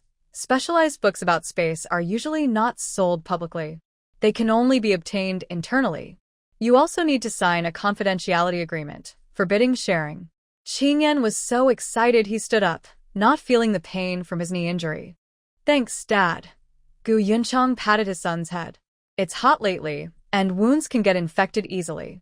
Rest well, and don't run around. Got it, Dad? I'm going to help you pick vegetables. All right, you and Qingma start preparing the dishes. Huiying and I will go upstairs to check on Yeye. Gu Yunchang took a box of peach cookies from his bag of pastries and went upstairs with Fang Huiying. Gu Qingyan watched their backs and felt a little guilty, rubbing his nose. Third brother, do you think Shin Siwa might change her mind? Gu Qingma, hearing this, gave him a sharp tap on the head. You mean-spirited. If it weren't for Yeye, would Dad have gone to find you a book? Gu Qingyan touched his sore head, whimpering. Yes, Yeye is the best. She's willing to teach me traditional Chinese medicine. Gu Qingma, tired of his childish brother, carried 2 bags of vegetables to the backyard. Just as Gu Yunchang was about to knock on the door, Fang Huiying pushed it open. Yeah, are you okay? Shin Siwa was leaning against the bed reading a medical book. Her mother's worried voice made her shiver. She put down the book and gave a faint, insincere smile. Mom, I'm fine. Fang Huiying looked at her younger daughter, who seemed perfectly fine, and thought she was overreacting to get the family's attention. It's good that you're fine. Uncle Gu is very worried about you and came to see you. Gu Yunchang placed the peach cookies on the bedside table. Yeye, I heard you fainted. How are you now? Are you feeling uncomfortable? Shin Siwa looked at Gu Yunchang, her smile genuine. Uncle Gu, I rested for a while and I'm almost fully recovered. Even if you're better, you should rest more. Your body is still weak. Is there anything you want to eat? Uncle Gu can make it for you. I don't have any picky eating habits. I eat everything. After saying that, Shin Siwa got off the bed. It's time for dinner, right? I'll go help in the kitchen. Gu Yunchang looked at his sensible daughter and quickly stopped her. Qingma and Qingyan are enough. You should rest in your room and read a book. After speaking, he pulled Fang Huiying away. When Fang Huiying left, she gave her daughter a look, telling her to be diligent and not to embarrass the family. Shin Siwa understood. She simply tidied up her belongings and carried a bag of Chinese medicine downstairs.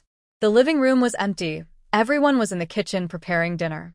As Shin Siwa was heading to the backyard, Old Master Gu opened the door. After a nap, he looked much better. Grandpa Gu, I will help you sit on the sofa. Old Mister. Gu waved his hand and smiled, saying, Grandpa Gu is not that useless. I can still walk. Although he said that, Shin Siwa still supported his arm. I know you're getting stronger, but I want to show respect. You're such a good child. No wonder Dr. Meng always mentions you. Old Mr. Gu and Meng Xiangda are not very close, only knowing that he has a smart and talented apprentice in traditional Chinese medicine, about the same age as his grandson studying medicine. When they were talking happily, he even suggested that the two children meet and learn from each other in the future. Meng Xiongde didn't object and said he would discuss it with his apprentice. Unexpectedly, before they could discuss, the two children had already become like siblings. Shen Siyue didn't expect old Mr. Gu to know about her. She smiled and asked, "Grandpa Gu, what does my teacher say about me?" Old Mr. Gu sat down beside Shen Siyue and said, "He only speaks kindly of you. It's clear he cares for you a lot and treats you like his own granddaughter. After Grandpa passed away, I was lucky to be cared for by my teacher. He treats me like his own granddaughter, and I see him as my real grandpa." After saying that, Shen Siyue asked, "Grandpa Gu, may I check your pulse?" Old Mr. Gu rolled up his sleeve and extended his thin, frail arm to Shen Siyue.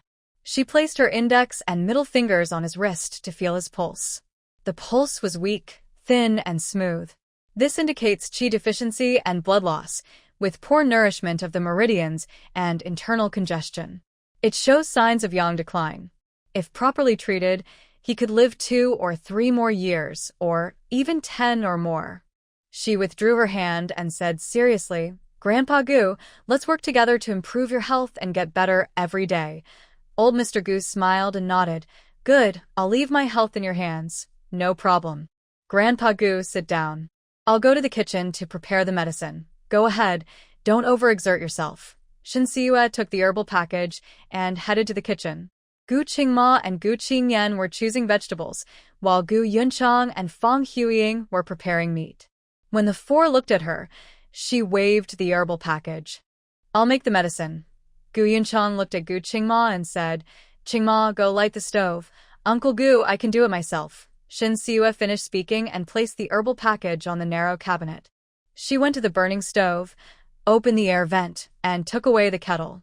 She picked up a piece of honeycomb coal and placed it on the burning honeycomb coal. Then she adjusted the angle so that each hole was aligned. Within a few minutes, the newly added honeycomb coal was ignited. Shen Siyue removed the 3 pieces of coal that had finished burning from the stove and opened the air vent. She used tongs to separate the top piece from the 2 bottom pieces and put them back into the stove. Next, she placed the ignited coal into the stove and added a new piece. Once the medicine boiled, it needed to simmer gently. 2 pieces of honeycomb coal were just right. After finishing, Shen Siyue looked at Gu Qingma, who was still busy. "Third brother Gu, whereas Grandpa's medicine, there were many medicines in the narrow cabinet, and she didn't know which one the old man had been taking recently." Gu Qingma put down the celery in his hand, approached the cabinet, and explained the effects of various medicines to Shen Siyue. After explaining, he pointed to the top row of herbal packages. "Grandpa's recent heart discomfort is treated with this new medicine prescribed by Dr. Meng. Boil it with cold water. 3 bowls of water to 1 bowl is enough." "Okay, I understand. The medicinal diet Grandpa has been eating lately is this one, right?" Shen Siyue said as she took a small paper medicine packet from the bottom drawer. The packet listed the herbs inside and the auxiliary ingredients. Shen Siyue, who knew traditional Chinese medicine, immediately recognized it as a treatment for heart failure. Gu Qingma nodded. "Grandpa has been taking this recently. I'll prepare the medicine." "Third brother Gu, I can do it. It's not time to cook yet, right? Can I use the other stove first?" "Yes, go ahead. Call me if you need help." "Thank you, third brother Gu. No need to be polite, family." Hearing this, Gu Yunchang smiled and said, "Yeah, Qingma is right. We are family, so no need to be formal. Just call him third brother from now on." Using his surname sounds distant. Shen Siyue knew that Gu Yunchang truly accepted her, which was why he said that. She gratefully nodded. "Okay, I'll listen to Uncle Gu." She could call Gu Qingma third brother and Gu Qingyan fourth younger brother, but she couldn't call Gu Yunchang dad. Gu Yunchang didn't expect her to recognize him as her father either. Yeah, don't just think about Grandpa Gu. First, brew your medicine. There's no rush to cook the medicinal meal." He pointed to the bottom shelf of the narrow cabinet. "There are many jars of medicine at the bottom, of different sizes. Choose the ones that suit you." Shen Siyue obediently responded, "Okay, thank you, Uncle Gu." She picked a jar that looked commonly used and rinsed it with water. Then, when no one was paying attention, she added the spiritual spring water from the space. Finally, she put in the medicinal ingredients to nourish the heart and body and started boiling. Shinsiwa also chose a jar that wasn't used much for her own medicine, using the same spiritual spring water. After finishing, she prepared all the ingredients needed for the medicinal meal. Once the medicine was ready, she could directly simmer the meal in a clay pot.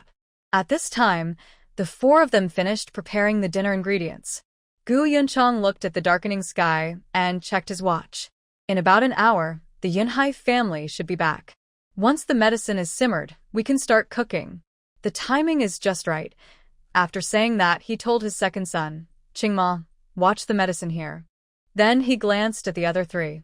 Follow me to the living room to sit and chat with the old master. Inua and Yicheng should be back soon. Just as Shin Siyue was about to take over Gu Qingma's task, Fang Huiying pulled her away. In her view, only by making the old master happy could her status in the Gu family be secure. There was no need to spend too much effort pleasing peers. Old Master Gu was reading a military newspaper. He was old and had poor eyesight. Even with reading glasses, the small print made it hard to see. Gu Qingyan quickly stepped forward, sat beside the old man, and took the newspaper from his hands. Grandpa, whatever you want to know, I'll read it to you. Among the grandchildren, Gu Qingyan was the most mischievous, but he was also the favorite of the old master. The old man smiled and said, "All right, read that one." Before he finished speaking, he saw the injury on Gu Qingyan's leg and felt heartache. "Qingyan, what happened to your leg? And your arm?" Gu Qingyan looked at Shin Siyue, then shamelessly repeated what she had told him before. He was a bit nervous about lying, so his expression looked a little unnatural. After hearing this, the old master patted his shoulder. "Good job. Although you are younger than Yaya, you are a man, so you must take good care of her. Grandpa, I understand. You also need to take good care of yourself. If you get hurt or feel unwell, Grandpa will feel sad too." The old man always treats everyone fairly, and the younger generations respect him very much. Gu Qingyan smiled happily. "Grandpa treats me the best." After saying that, he waved the newspaper in his hand. "Which article would you like to hear?" Just as Grandpa was about to answer, Du Inua and Du Yicheng came back. Du Inua is 20 years old. She works in the cultural troupe of the Beijing military region, the top among the 7 military regions. She sings, dances, and acts in plays and is a key performer. Her salary is high and her benefits are good. She often travels to perform in different places, so she spends little time in Beijing. This time, she can come home because there are cultural performances for the party founding day and Army Day. From late June to early August, she will stay in Beijing. Du Yicheng is 18. After graduating from high school last year, he didn't go to a university for workers, peasants, and soldiers, but became a military reporter assigned directly by the central government. Like his sister, he spends most of his time traveling between military regions, filming training exercises, reporting on actual battles, and writing about heroic deeds. When the siblings are in Beijing, they usually stay at their workplace. They only go home during their leave. Today, they came back because Gu Yunchang brought Fang Huiying and her daughter into the house. Du Inua carried some fruit and quickly went to the sofa. "Grandpa, how is your appetite lately? Are you feeling well?" She is the first girl in the Gu family's younger generation and grew up next to Grandpa, so she is very loved. Grandpa glad at du Yinu. "I told you not to buy things and just save your salary. Why don't you listen? I'm happy to spend money on Grandpa. This time, I was in such a hurry, I think I bought too little." After saying that, she greeted Gu Yunchang and Gu Qingyan. Uncle, cousin, Du Yicheng also greeted the Gu family members. After he finished, Grandpa introduced Shin Siyue to the siblings. "Inua, Yicheng, and Gu, you've met before. This is her daughter Shin Siyue. She is younger than you, just call her Yaya." Shin Siyue noticed the coldness between the two people, but didn't mind. She responded politely. "Big sister Inua, big brother Cheng." The siblings ignored her and talked about funny things they had seen recently with Grandpa Gu. They have been cared for by their Anta for a long time and are very close to her. Because of this, they feel upset about Anta remarrying. But they have no right to oppose her, so they take out their anger on Fang Huiying and her daughter, who are always scheming for their own benefit. When chatting with Grandpa Gu, they often mentioned shameless capitalists and women who remarry after cheating. Even if Grandpa Gu tries to change the subject, the siblings quickly bring up the same topics again. Not only Fong Huiying, but even Gu Yunchang can't stand it anymore. Huiying, Siyue, and Yunhai's family should be arriving soon. Let's go to the kitchen to cook. As soon as the three left, Grandpa Gu tapped Du Inua on the head. Your big brother and Huiying are definitely getting married. Why are you making trouble? Du Inua pouted unhappily. Grandpa, why don't you believe me? Fong Huiying is just a vain and greedy woman. She couldn't say the words, despicable woman, in front of her grandfather because she knew she was saved by Fong Huiying. The more she thought about it, the angrier she became. How could the person who saved Grandpa be such a bad woman with bad intentions? Grandpa Gu looked at her seriously. Inua, don't be rude. Du Inua looked sad, biting her lip and lowering her eyes. Grandpa, why do you believe outsiders so quickly? Am I still your good granddaughter? Seeing her like this, Grandpa's attitude softened. Inua, Huiying, and her daughter are part of the family now. Don't talk nonsense or cause trouble. Du Inua held Grandpa Gu's arm and took a step back. For Grandpa's sake, as long as they behave and don't cause trouble, I won't target them. Then she changed the subject. But if they make you unhappy, I won't be polite to them either. Grandpa Gu knew that his granddaughter cared deeply for the family. He gently patted her head. Don't worry. If they do anything harmful to the family, you don't need to be the bad guy. Grandpa will handle it himself. Hearing this, Du Inua smiled. I knew Grandpa wouldn't lose his principles just because of a life-saving favor. Du Yicheng smiled and said, Sister, you can rest assured now, right? Monday morning quarterback. On the way back, this kid was more worried than she was about Big Brother being easily swayed and Grandpa's old eyes being dim. Fortunately, Grandpa was clear-headed and reasonable. Thinking of this, Du Inua asked Old Master Gu, Grandpa. As soon as she spoke, she noticed that Gu Qingyan was injured. Second cousin, what's going on with your knee and arm? Her attention was on the mother and daughter, so she only just realized how badly he was hurt. Gu Qingyan briefly explained what happened. He warned, Cousin, Yaya's health isn't good. Don't lose your temper and make her worse.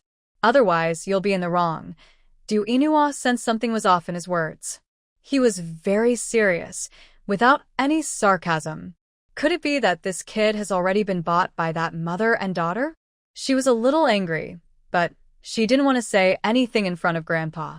All right, I understand.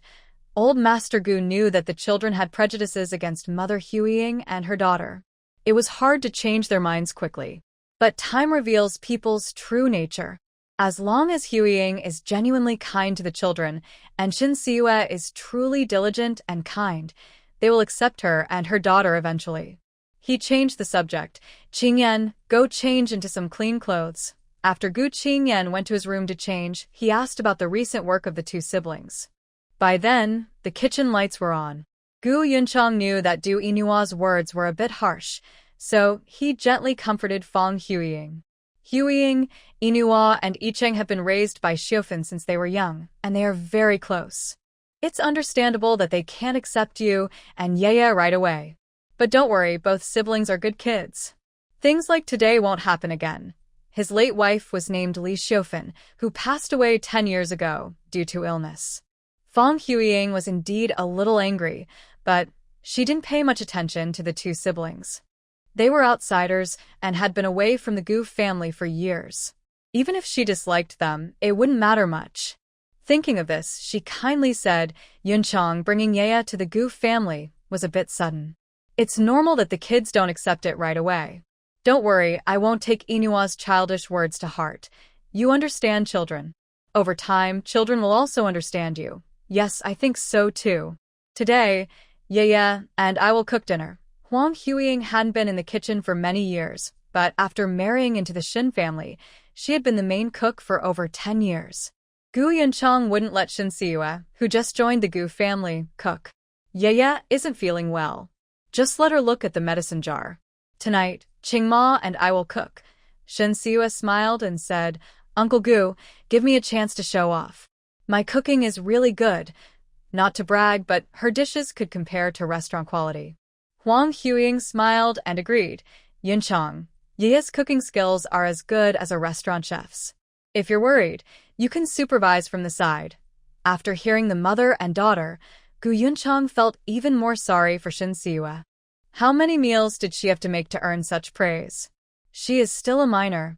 Yeah, you still need to simmer the medicinal soup. Just stir-fry a dish later, and the rest will be handled by me and Qingma. Shin Siyue didn't argue and nodded obediently. Okay, then I'll make sweet and sour fish slices. Gu Yunchang smiled and said, no problem. Fish can easily turn fishy if overcooked, so add it last. After speaking, he looked at his second son, who was standing by the stove. Qingma, how much longer does this medicine need to be boiled? Gu Qingma picked up a damp towel, placed it on the lid of the medicine jar, and opened it.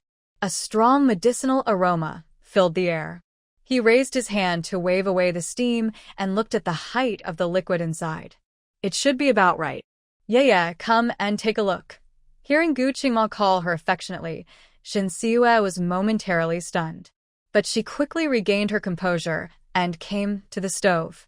She knew best how much water to add for boiling the medicine, as she had added it herself. After a glance, she said, it's almost ready. In fact, boiling for 10 more minutes would make the medicine most effective. But she didn't want to delay cooking. Anyway, the medicine was being boiled on the same stove as the dishes, so a little less effectiveness wouldn't matter much. Gu Qingma took 2 bowls from the cabinet and placed them on the counter. He wrapped the handle with a towel, poured the medicine into the bowls. Yeah, how many times can your medicine be boiled? If it was just once, he would discard the residue, clean the jar, and put it away. If it was only 2 or 3 times, he would simply place the medicine jar at the bottom of the narrow cabinet to avoid knocking it over. Third brother, let me do it. You and Uncle Gu can cook. After saying that, Shin Siyue took the medicine jar from Gu Qingma. She looked at the leftover herbs, then slowly placed the jar at the bottom of the cabinet. Next, she took a clay pot, cleaned it thoroughly, and put Uncle Gu's medicinal ingredients inside. While the 3 of them weren't paying attention, she added some spiritual spring water into the pot. After a short wait of about 10 minutes, she poured out the prepared medicine. Mom, take the medicine to Uncle Gu and tell him to wait until it cools down before drinking. Fang Huiying responded, okay. She skillfully took a tray from the cupboard and carried the medicine to the front hall.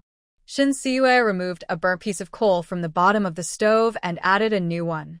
The medicinal food needed to be cooked on high heat so that the medicine's properties could quickly infuse into the ingredients. She placed Uncle Gu's medicinal dish on the stove to cook.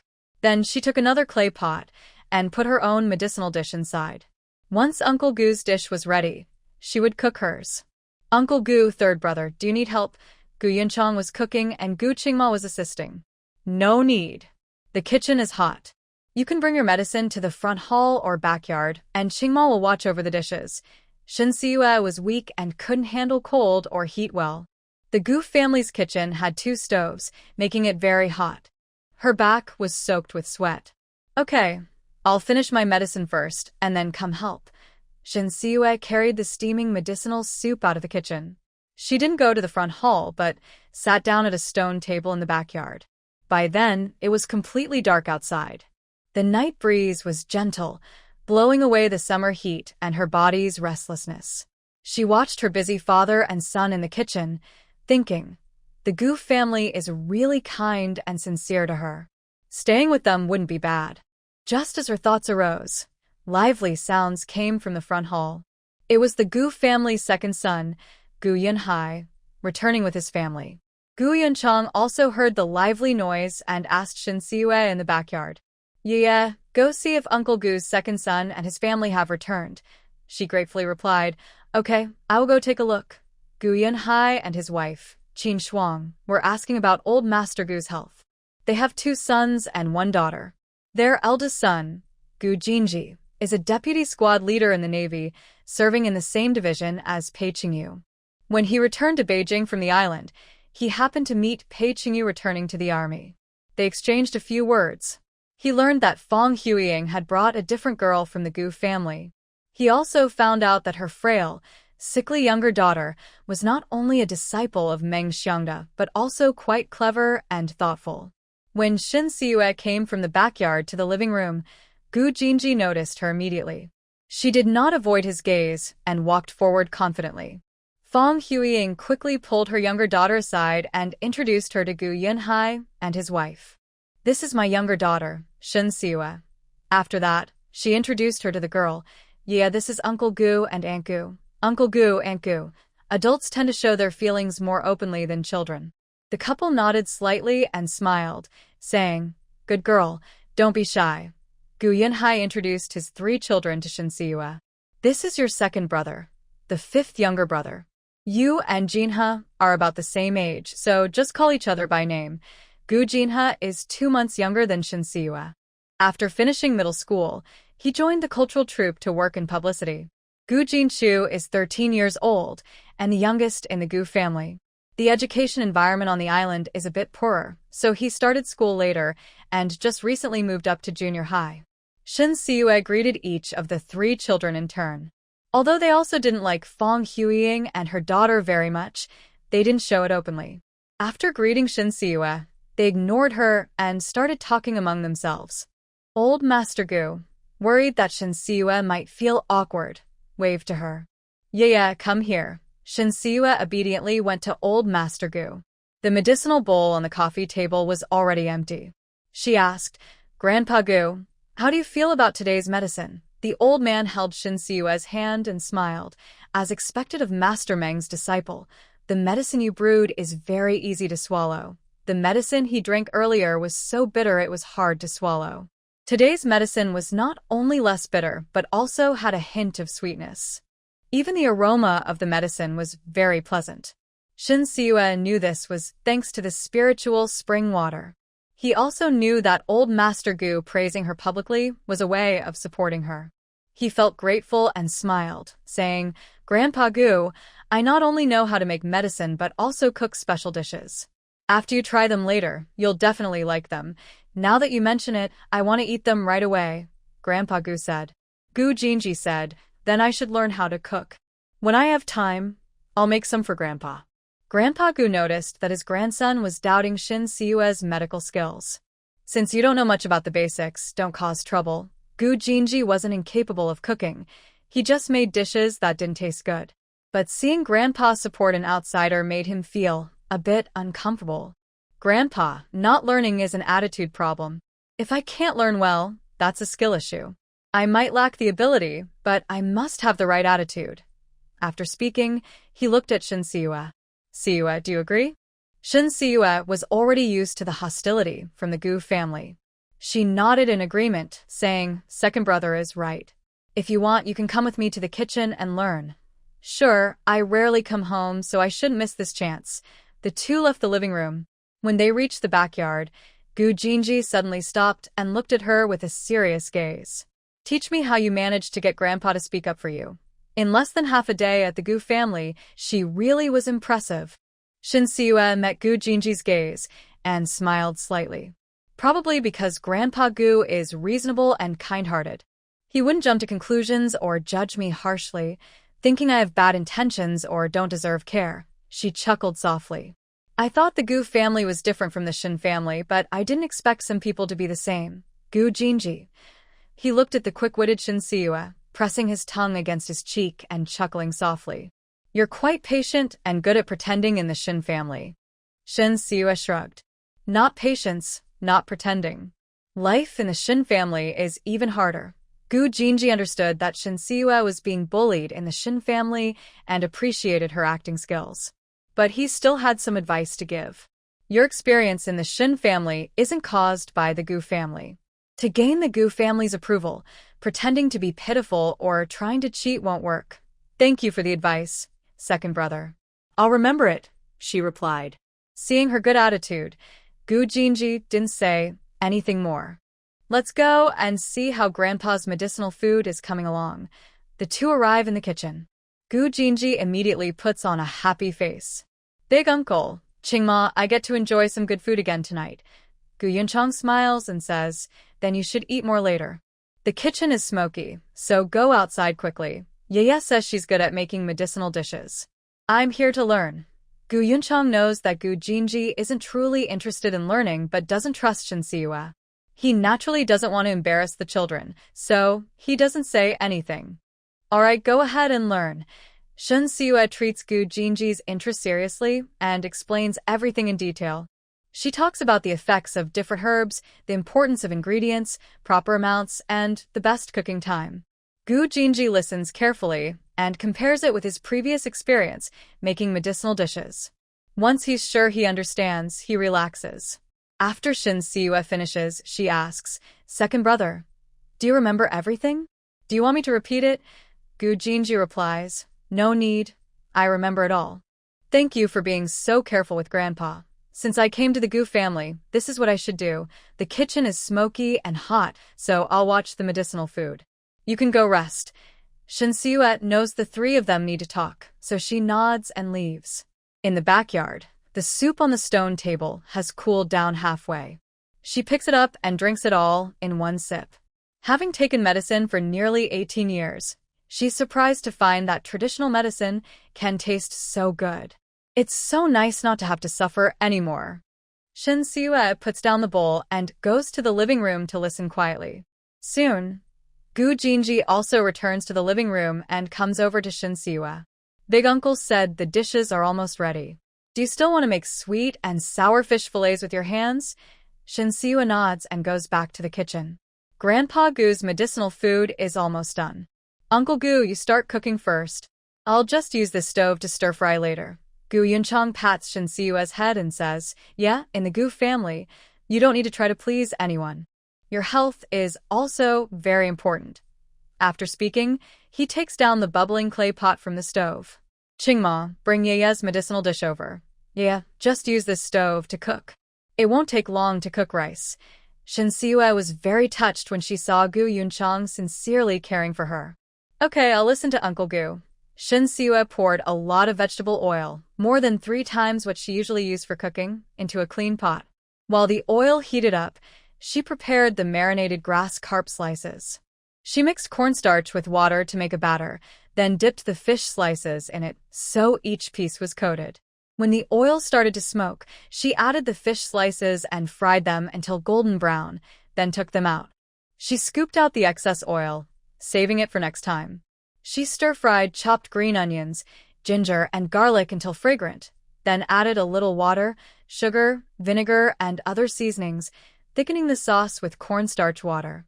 Once the sauce boiled, she added the fried fish slices, stirred to coat, sprinkled sesame seeds, and plated the dish. Gu Qingma looked at the colorful, fragrant, and tasty-looking fish dish, and his craving was fully awakened. He sincerely praised, "Yaya, your cooking is as good as a restaurant's." At the Gu family, he and his father were quite skilled at cooking. But compared to Shin Siwa, their skills clearly fell short. Shin Siwa smiled and said, "Practice makes perfect. As long as everyone likes it, I'll cook more often." Gu Yunchang quickly objected, "Yaya, your current task is to take care of your health. Let's eat first, then talk about cooking." After saying that, he washed the pot and started cooking rice. Today, there were many family members, so the meal was about 3 or 4 times larger than usual, taking nearly half an hour to cook. "Qingma, go to the living room and let everyone know it's time to eat." When the Gu family had fewer people, they usually ate at the stone table in the backyard. For family gatherings, they would set up a folding dining table in the living room. Soon, the younger members brought dishes, bowls, chopsticks, and rice from the kitchen to the living room. Gu Old Master's medicinal dishes and Shin Siwa's were also served on the table. The table was large enough for 13 people to sit comfortably. Gu Old Master sat at the main seat, with his 2 sons beside him. Fang Huiying and Shin Siwa sat next to Gu Yunchang, then Gu Qingma and Gu Qingyan. Gu Yunhai's family sat nearby. Duo Inua and Duo Yicheng sat opposite Gu Old Master. The old man cleared his throat. Everyone looked at him respectfully. "Today, I called you all here for a reason. Our Gu family will soon welcome 2 new members, Hui Fang and her little daughter Yaya. I don't ask you to accept them immediately, only that you do not reject or cause them trouble." After speaking, he looked around and asked, "Can you do that?" The old man's request was reasonable, and everyone nodded in agreement. Gu Yunhai said, "Dad, our family doesn't oppose Big Brother's remarriage, but since they're part of the Gu family, they must follow our rules." Duo Inua and her siblings nodded in agreement. "Grandpa, our thoughts are the same as second uncles.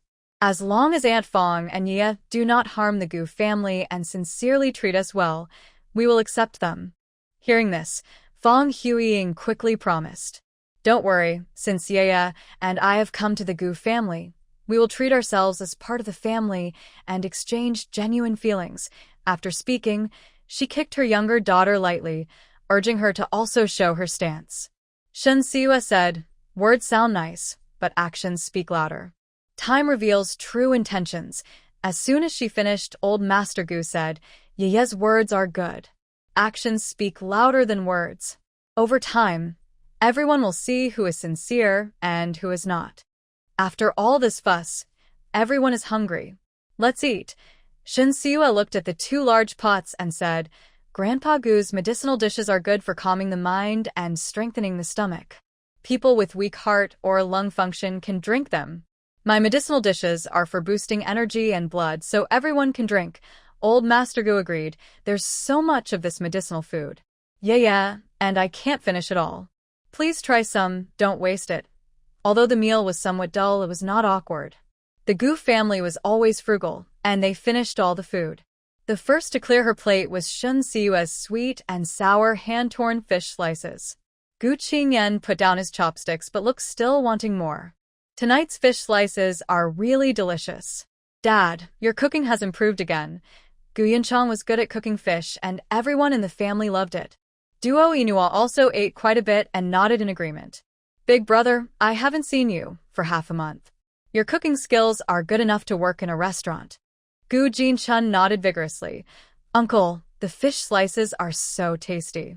Will I be able to eat them again tomorrow?" Gu Yunchang smiled and said, "Whether there's more to eat tomorrow depends on Sister Ye." When he said this, everyone except Gu Yunchang, Gu Qingma, and Fong Huiying was surprised. No one expected a delicate, weak patient to cook such delicious food. Shen Siwa looked at Gu Jinchu and said, "The fish meat isn't finished yet. I'll cook it for you tomorrow." Gu Jinchu was young and didn't think much about these things. He was also a little foodie and happily nodded, "Okay, thank you, Sister Ye. You're welcome. What else do you like to eat? I'll make it for you tomorrow. I also like to eat." Before the little foodie could finish, he was interrupted by his father. "Jin Chu, don't make trouble. Sister Ye isn't feeling well, so don't tire her out." Gu Jinchu's face drooped and he responded with a soft, "Okay, alright, when Sister Ye feels better, she can make delicious food for me." Shen Siwa was amused and laughed. "Okay, it's settled then." After saying that, she got up to clear the dishes. Gu Qingma immediately stood up and took the dishes from Shen Siwa's hands. Take a break. The dishes will be handled by Jinji and Yicheng. These two are not good at cooking, so they've always been responsible for cleaning up. Hearing this, Gu Jinji and Du Yicheng naturally started to clean the dishes. Gu Qingyan went to the kitchen to boil water for bathing. The others moved to the sofa and sat down to chat. Fong Huiying and the three children finished their chores and came to the living room. They quickly whispered to Gu Yunchang, "Yunchang, everyone is here. Go get the gift I prepared." Gu Yunchang suddenly remembered and, after Fong Huiying reminded him, went to the room to bring out the gifts. He placed the mesh bag on the table and, based on the names on the boxes, first found the gifts for the elders. "Dad, this is a small token from Huifeng." After saying that, he distributed the gifts to the family members according to the names on the boxes. Even if the old master didn't look at the gifts, he could tell that Fong Huiying had spent a lot of money on these. "Huiying, didn't I tell you not to spend too much?" Fong Huiying smiled and said, "Old master, this isn't overspending. It's just my way of showing respect. Besides, our family bought things for you and Yia. So, Sister Yia and I will wait for everyone's return gift." Actually, when Fong Huiying and Gu Yunchang got married, giving a welcome gift was an essential part of the tradition. She only needed to prepare small gifts for the younger generation. Today's formal gift-giving showed her sincerity to the Gu family. The old master thought about the gifts he had already bought and couldn't return them, so he could only smile and accept. Alright, once you and Yun Chong get your marriage certificate, pick a date. The whole family will go to a state-run restaurant to celebrate, and I will give you a gift then. This comment made Fong Huiying's smile freeze on her face.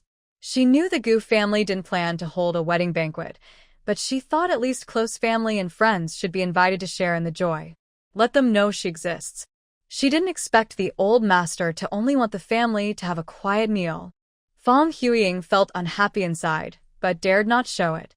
After all, old Master Gu was always firm and was her only support.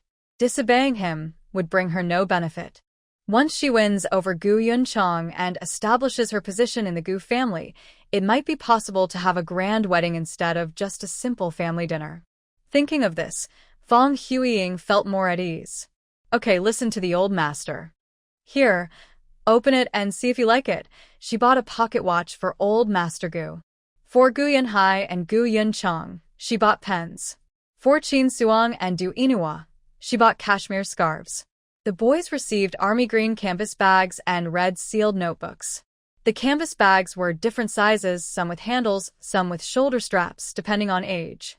The Gu family is frugal, so the gifts Fong Huiying gave are considered quite valuable to them. Since old Master Gu accepted the gifts, the others also accepted them and thanked her one after another. Fong Huiying smiled and said, "You're welcome. We're family, it's what we should do." Gu Yunxi and his wife, along with Gu Qingshu, didn't come back, so Gu Yunchong kept the gifts for them. Old Master Gu was in good spirits today and chatted until after 8 p.m. before feeling sleepy. Gu Yunhai helped him to the bathroom in the backyard to take a shower. The Du siblings rarely came back, so they went upstairs to tidy their rooms. Fong Huiying's luggage was not yet packed, so she also went upstairs with Shin Siyue. Gu Jinji took his sister and brother out for a walk. Gu Qingma and his brother went to the kitchen to boil water. Qin Suong looked at Gu Yunchong and said, "Big brother, Dr. Meng's medicine this time is quite good. Dad not only feels more energetic, but also has a better appetite." The old master had been in poor health for many years, especially in recent 2 years, and was very weak, relying on medicine to keep him alive. In the past, he didn't leave his room much each day, and often felt sleepy and needed rest. He would only eat a few bites of medicinal food at each meal and then stop eating. Today, since they returned home, the old man has still been quite energetic. Gu Yunchong said, "Actually, Dad has been changing his medicine for 3 days, but the effect isn't much.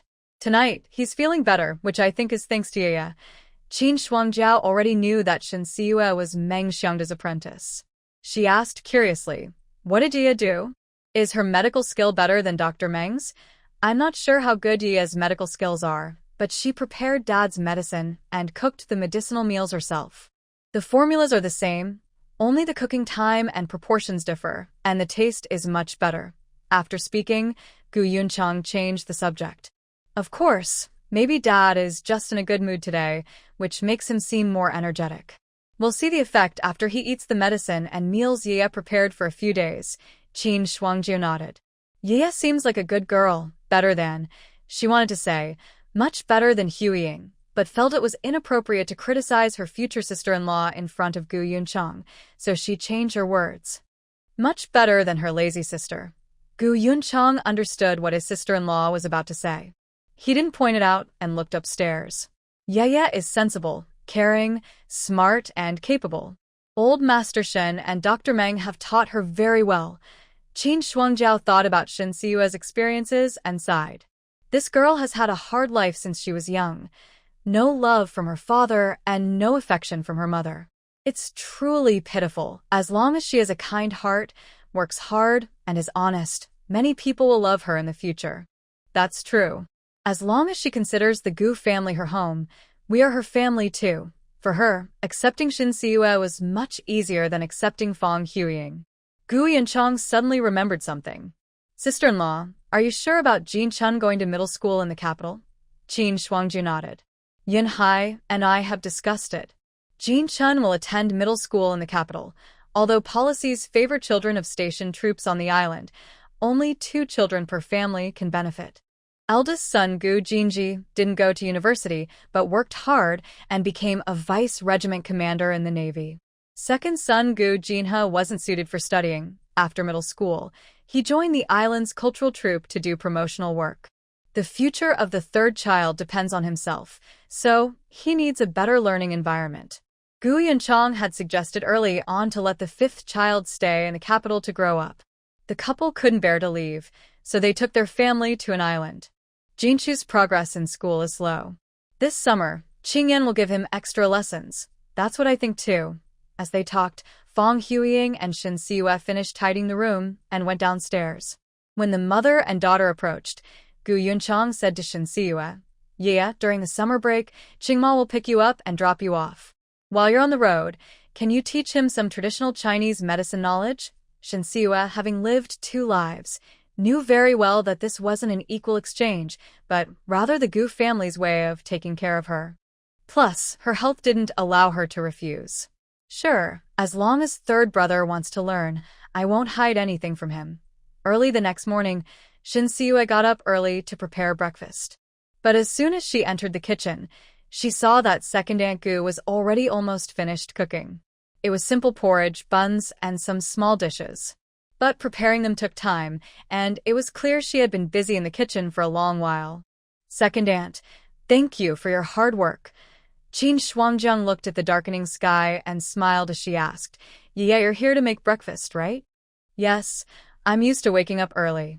"I didn't expect second Aunt to wake up even earlier. I spend more time on the island and can't always show filial piety in front of the old master, so every time I come back, I take care of all 3 meals." "Yeah, your health isn't good. Don't always think about taking care of everyone. The Gu family doesn't lack your help, so rest more when you can. As long as I'm home, you don't need to do anything." After saying that, she asked, "Where's your mom?" Fong Huiying wanted to show herself well, but she hesitated. She hadn't slept well last night and couldn't get up this morning. "My mom changed environments and is a bit unaccustomed. She hardly slept last night." Qin Shuangjiang nodded understandingly and started chatting with Shin Siyue about family matters. Basically, she was trying to find out about the Shun family. As dawn broke, the Gu family members gradually got up. Du Yinhua and Du Yicheng left early for work. When Gu Qingma was sending Shin Siyue out, Gu Yunchan called him back. "Qingma, wait a moment." After saying that, he took some money and a banknote from his pocket and put them into his son's shirt pocket. "Yeah, what do you like to eat? Tell your second brother, don't hold back." Afraid she might feel embarrassed, he also instructed his son. "Qingma, there are several family members growing up fast. Please buy more meat and vegetables at the supply and marketing cooperative later." "Got it, Dad." After Gu Qingma and Shin Siyue left, Gu Yunchang said to Fong Huiying, "I'm going to the military district to report my marriage today. If you want to go to work, I can take you to the station." Fong Huiying plans to spend more time with old Master Gu and will go to work after this weekend. "Yunchang, I've taken a week off. I'll go back to work next week." "Okay, I'll leave first." After Gu Yunchang left, Fong Huiying looked at old Master Gu. "Old Master, please pay more attention to the Shun family's investigation." "All right, I'll inform the police. As long as the Shun family doesn't threaten national interests, they will be lightly punished." It takes nearly 40 minutes to bike from the military compound to the radio station. Shin Siyue is thin, but the distance is too long. When she arrives at the radio station, Gu Qingma is sweating heavily, looking as if he just came out of water. But he doesn't feel tired at all and is very happy. Because along the way, he learned many skills related to traditional Chinese medicine. "Yeah, when do you finish work?" "The normal finishing time is 5:30 p.m. Sometimes meetings run late." "All right, I'll be here at 5:30. After saying that, Gu Qingmo rides away. Shin Siyue walks into the radio station. Her gossip-loving colleagues quickly catch up and ask, "Nea, who is that person who just sent you here?" "He's quite handsome. He was so close to Shin Siyue during the Shun family's investigation. He's really brave." Shin Siyue forces a smile. "My brother. Does sister Ma want to matchmake?" Ma Chunhua knows Shin Siyue has 2 brothers, but has never seen them. She thought she was talking about her biological brother. She awkwardly smiles. "I was just asking casually. With your current situation, I wouldn't dare to matchmake." After saying that, she tentatively asks, "Yeah, are you able to work normally now?" Shin Siyue responds vaguely, "For now, yes." While talking, the two enter the radio station. Shin Siue goes to the broadcasting team. When team leader Chun Fei starts work, she hands her 2 written scripts for topics she prepared. Team leader Chun, please take a look at these 2 scripts and choose one. I'll broadcast it at noon. Chun Fei looks at Shin Siue with surprise. Is this topic something you prepared a long time ago, or did you work on it yesterday? Her team members rarely put in extra effort. Completing tasks on time was already good enough. Yesterday, after something happened at my home, I learned about many policies. Coincidentally, I found 2 suitable topics and started working on them. All right, I'll review them first and give you my feedback later. You can go ahead with your work. Shin Siue returned to her desk and began reading the various news reports accumulated over the past few days. To create good topics, she needed to stay updated on current events. After a short while, Chun Fei called out from her office. Shin Siue, come in for a moment. Shin Siue put down her newspaper and went to her team leader's office. Chun Fei excitedly said, Yeah, both of your topics are very good. How did you come up with them? One was about young people returning from the countryside, and the other about re-education for urban and rural youth. Although these topics are sensitive, Shin Siue's articles didn't cross any lines. She simply raised questions that made people think. Of course, Shin Siue didn't tell the full truth and made up an excuse. These 2 issues are things I have faced before. If she hadn't found a job, she would have had to go to the countryside. If someone recommended her, she could attend the workers', peasants', and soldiers' university. Chun Fei didn't doubt her and just thought she suddenly had an epiphany. Your articles are very well written and show great improvement. We'll air them during the noon youth programs today and tomorrow. Okay, I will now refine the scripts based on the broadcast time. Go ahead. If you can increase the listenership during this time slot, you'll be assigned to the youth program regularly. Although the youth program airs during prime time, its content is often superficial and exaggerated, leading to low ratings. No one at the station wanted to do this program. In the past, experienced announcers handled it just to avoid trouble. Yesterday, Chun Fei asked Shin Siue to do the youth program because the usual announcer was on leave. Unexpectedly, her effort turned into a pleasant surprise. Shin Siue knew that the youth program was a difficult task for the station. She also knew that if she did well, her salary would increase faster and she could get promoted sooner. Team leader Chin, I will do my best. Go ahead, put more effort into it. Whatever information you want to find, I will give you the green light. Okay, if needed, I will come to leader Chin. Time quickly passed, and it was noon. Shin Siue chose the topic about young people returning from the countryside. Since it started broadcasting, the listenership kept increasing, overall by 30%. Chun Fei was very happy and immediately added 5 extra bonuses for Shin Siue. Yeah, as long as you can double the listenership, I will ask the station to raise your salary. At 5:30 p.m., Shin Siue finished work on time. When she left the radio station, she met Ma Chunhua again.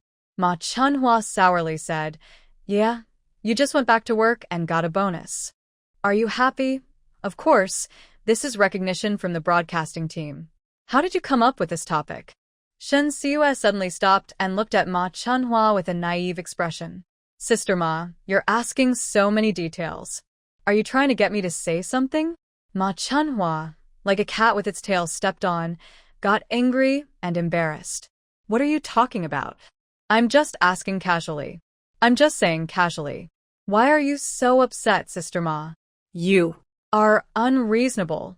Ma Chunhua snorted coldly and walked away quickly. Shin Siue watched her back, a smile on her face. She didn't know someone was trying to steal her topic and take the youth program that was increasing ratings? Trying to take her success? No way.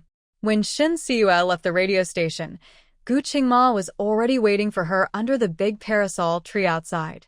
The sun was still very high, and it was very hot. Even under the tree, it was so hot that people were sweating. Gu Qingma's face was flushed from the heat, and when he saw Shin Siue come out, he quickly straightened up. I didn't see you come out earlier. I thought you might delay your leave today. Shin Siue sat in the back seat. I met a colleague and talked for a while.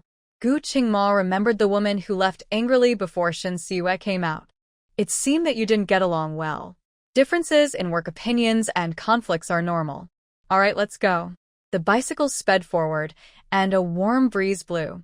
Gu Qingma started asking Yi Chutang about traditional Chinese medicine again. They talked enthusiastically, and soon they arrived at the military district compound. Before entering the large compound, Gu Qingmo remembered something. Yeah, everyone in the big yard now knows you are the daughter of a wealthy family. Shinsuo had known her identity couldn't be kept secret for a long time, but she didn't expect it to spread so quickly. Third brother, who told others? Hearing this, Gu Qingma knew Shinsuo suspected that the Gu family was deliberately making things difficult for her. He explained, "It's not anyone's fault. My dad applied for marriage approval at the military district, which requires a background check on the spouse. Since your household registration wants to be transferred to the Gu family, it also needs a background check. Gu Yunchang holds a high military rank, and even with Grandpa Gu's help, the background check is very strict. So, many people are involved in the review process. Once more people know about the mother and daughter's identities, the news spreads quickly." After realizing she had misunderstood the Gu family, Shinsuo immediately apologized. "Third brother, I'm sorry." Gu Qingma smiled indifferently. "It's okay. If I were in your place, I might have doubted too. Your identity is sensitive, and you might be rejected by the people in the big yard. You should be mentally prepared." Shinsuo knew how much soldiers despised capitalists, but she was not afraid at all. "Identity is something you're born with. I can't choose it, and I've never felt ashamed. The Shin family has done many things for the country and the people, and they deserve respect from everyone." Shinsuo's words deeply shocked Gu Qingma. He thought she had remarried after her mother, cut ties with her father, to distance herself from the Shin family. But unexpectedly, what she wanted to stay away from was only her cruel father. Yeah, you're right. Don't care about what others think or say. Just do what you believe is right. Over time, people will understand your character, and the rumors will fade. Shinsuo looked at the solemn military compound and nodded. "How others see me or what they say has nothing to do with me. I decide what kind of person I am." The more time Gu Qingma and Shinsuo spent together, the more they admired her. "Yeah, you're calm and clear-headed, not at all like a child." Although he was only a few months older than Shinsuo, he was an adult and she was still a minor, so calling her a child was not an exaggeration. Shinsuo thought to herself, "I have lived 2 lives, and my actual age is nearly 20 years older than you. Naturally, I am not an innocent, naive child." In her past life at this age, she was not only naive but also foolish. She chuckled self-deprecatingly. "The hard times I had in the Shin family made me unable to be a naive girl who doesn't understand the world. Second brother, let's go.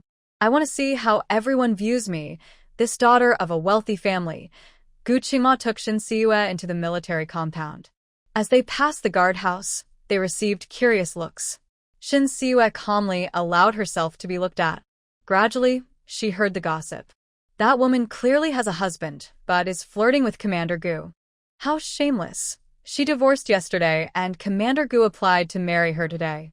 They must have been seeing each other for a while. I really don't understand what Commander Gu is thinking. Not only is he marrying a married woman, but he's also bringing back a wealthy daughter. People from wealthy families are talented. Maybe we should stay away so our husbands and sons don't get tempted. She needs a car to go to work every day. That's just how wealthy people behave. I heard this daughter of a wealthy family is very delicate. She can faint just from walking." Shinsuo listened to the unpleasant words with no change in her expression. Instead, Gu Qingma was almost furious. He wanted to stop and explain. Seeing the car slow down, Shinsuo guessed his intention. "Third brother, let's go. Right now, if you don't explain, it's like you're accepting it. If you do, you're just arguing. It's better to ignore it all." Gu Qingma disagreed with his father marrying Fang Huiying, mainly because she was a married woman. Although his father planned to marry her after her divorce, the timing was too close, and it would definitely cause trouble. He didn't expect that, given the Gu family's status in the military, people would still speak so badly. Yeah, if they knew that Aunt Fang was often beaten by her husband and about the good deeds the Shin family once did, they wouldn't speak so disrespectfully. Shinsuo firmly said, "They would not." They are not reporters, police, or involved parties. They don't care about the truth. They just want gossip to pass the time. Although the atmosphere in the military compound is much better than in other places, there is still competition and jealousy among people. The Gu family's high status in the military means their younger generation is outstanding, which naturally attracts envy. Now that they have caught Gu family's little secret, of course, they must be mocked. Gu Qingma knows Shin Siyue is right, but he is still very angry. Every family has something worth talking about. It's really just gossip for no reason. Shin Siyue teases Gu Qingma. If third brother is upset, maybe I should pretend to faint and scare them. Gu Qingma laughs, feeling a bit better. No need for that. There's no need to make a fool of yourself just because some people aren't thinking clearly. Third brother, I have a way to turn things around. Just wait and see. Hearing this, Gu Qingma feels energized. He rides his bike quickly, leaving behind the unpleasant rumors. When they're close to Gu's house, he asks, "Yeah, what was that plan you mentioned earlier?" Shin Siyue smiles and says, "We'll talk about it at home." The alley where Gu's house is located has only standalone courtyards, mostly homes of high-ranking military officials. Usually the alley is quiet, but today, a few people are gathered here. They stand in small groups, glancing at Gu's house from time to time, whispering. Gu Qingma deliberately parks his bike at the gate and loudly calls out, "Dear aunties and grandmothers, it's so hot today, coming to my house just to watch the fun. You must be tired. Would you like to come in for some tea?" As soon as he says this, someone quickly denies it. "Qingma, you misunderstood. We just happened to be taking a walk and stopped here to rest." Someone is pretending not to understand. "Qingma, is there any excitement at your place?" "I haven't heard anything." Shin Siyue gets off her bike and walks toward the crowd. She smiles and says, "My name is Shin Siyue. I'm the so-called business lady your aunties and grandmothers talk about. I just arrived, and I hope you'll take care of me." As she approaches, the people who came to join the fun at Gu's house quickly step back, as if avoiding trouble. "I need to go prepare dinner. I'll leave first. Oh, I think I hear my grandson calling me. I'm leaving now. It's so hot today. Staying at home is more comfortable." In no time, the busybodies surrounding Gu's house have all left. Shin Siyue is satisfied and turns back, heading to Gu's house. Gu Qingma waits for her in the yard. When he sees her return, he immediately gives a thumbs up. "The trouble was caused by me. I should be the one to fix it." "No, it's none of your business. Those people are just too bored." The siblings entered the living room. Everyone at home was gathered there, and the atmosphere was a bit tense. Old Mr. Gu saw Shin Siyue and smiled kindly. "Yaya is back. Are you tired from work?" Shin Siyue shook her head. "Not tired. Today, I performed well and even received a $5 bonus. Yaya is amazing." The unpleasant words in the courtyard are not your fault. Don't pay attention to them. Grandpa Gu, give me half a month. I will make those words disappear. Old Mr. Gu asked curiously, "What do you have in mind?" "Let me keep it a secret for now. You'll see when the time comes." Du Inua snorted impatiently. "You're talking as if you're so clever. What can you do? Maybe you think that after a while, no one will talk about this." Old Mr. Gu's face darkened. Du Inua pouted, feeling a bit rebellious, but her voice lowered. "I'm just telling the truth." Old Mr. Gu felt he had spoiled his granddaughter too much, making her a bit arrogant and rude. Just as he was about to scold Du Inua, Shin Siyue spoke first. "Inua, my plan is simple. When my master is on vacation, I will invite him to do a free health check at the military base. Meng Xiangda is a skilled doctor with many patients seeking his help. However, he has limited time for consultations and only treats serious illnesses, not minor colds or small pains. If he comes to the military base for free health checks, many people will want to see him.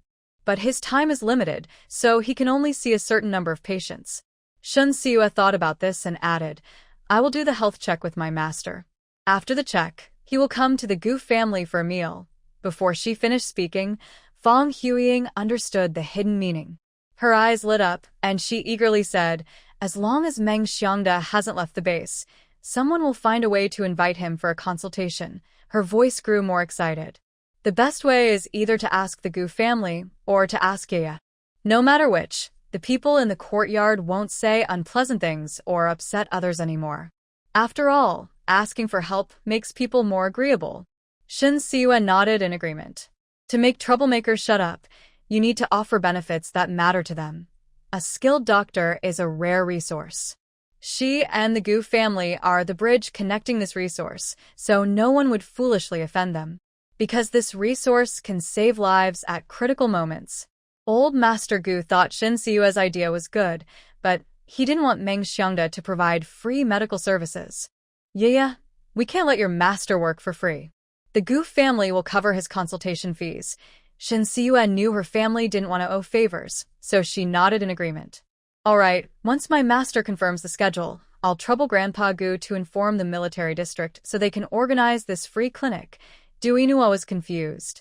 Why does the Gu family pay but the military district gets the credit? Gu Jinji understood why Shin Siwa was doing this. If the Gu family organizes the free clinic, it might seem too self-serving and backfire. Because those who get a spot might not appreciate the Gu family. They might just think they got lucky. And those who want to see a doctor but didn't get a spot won't blame themselves for being slow. They might just feel the Gu family is guilty.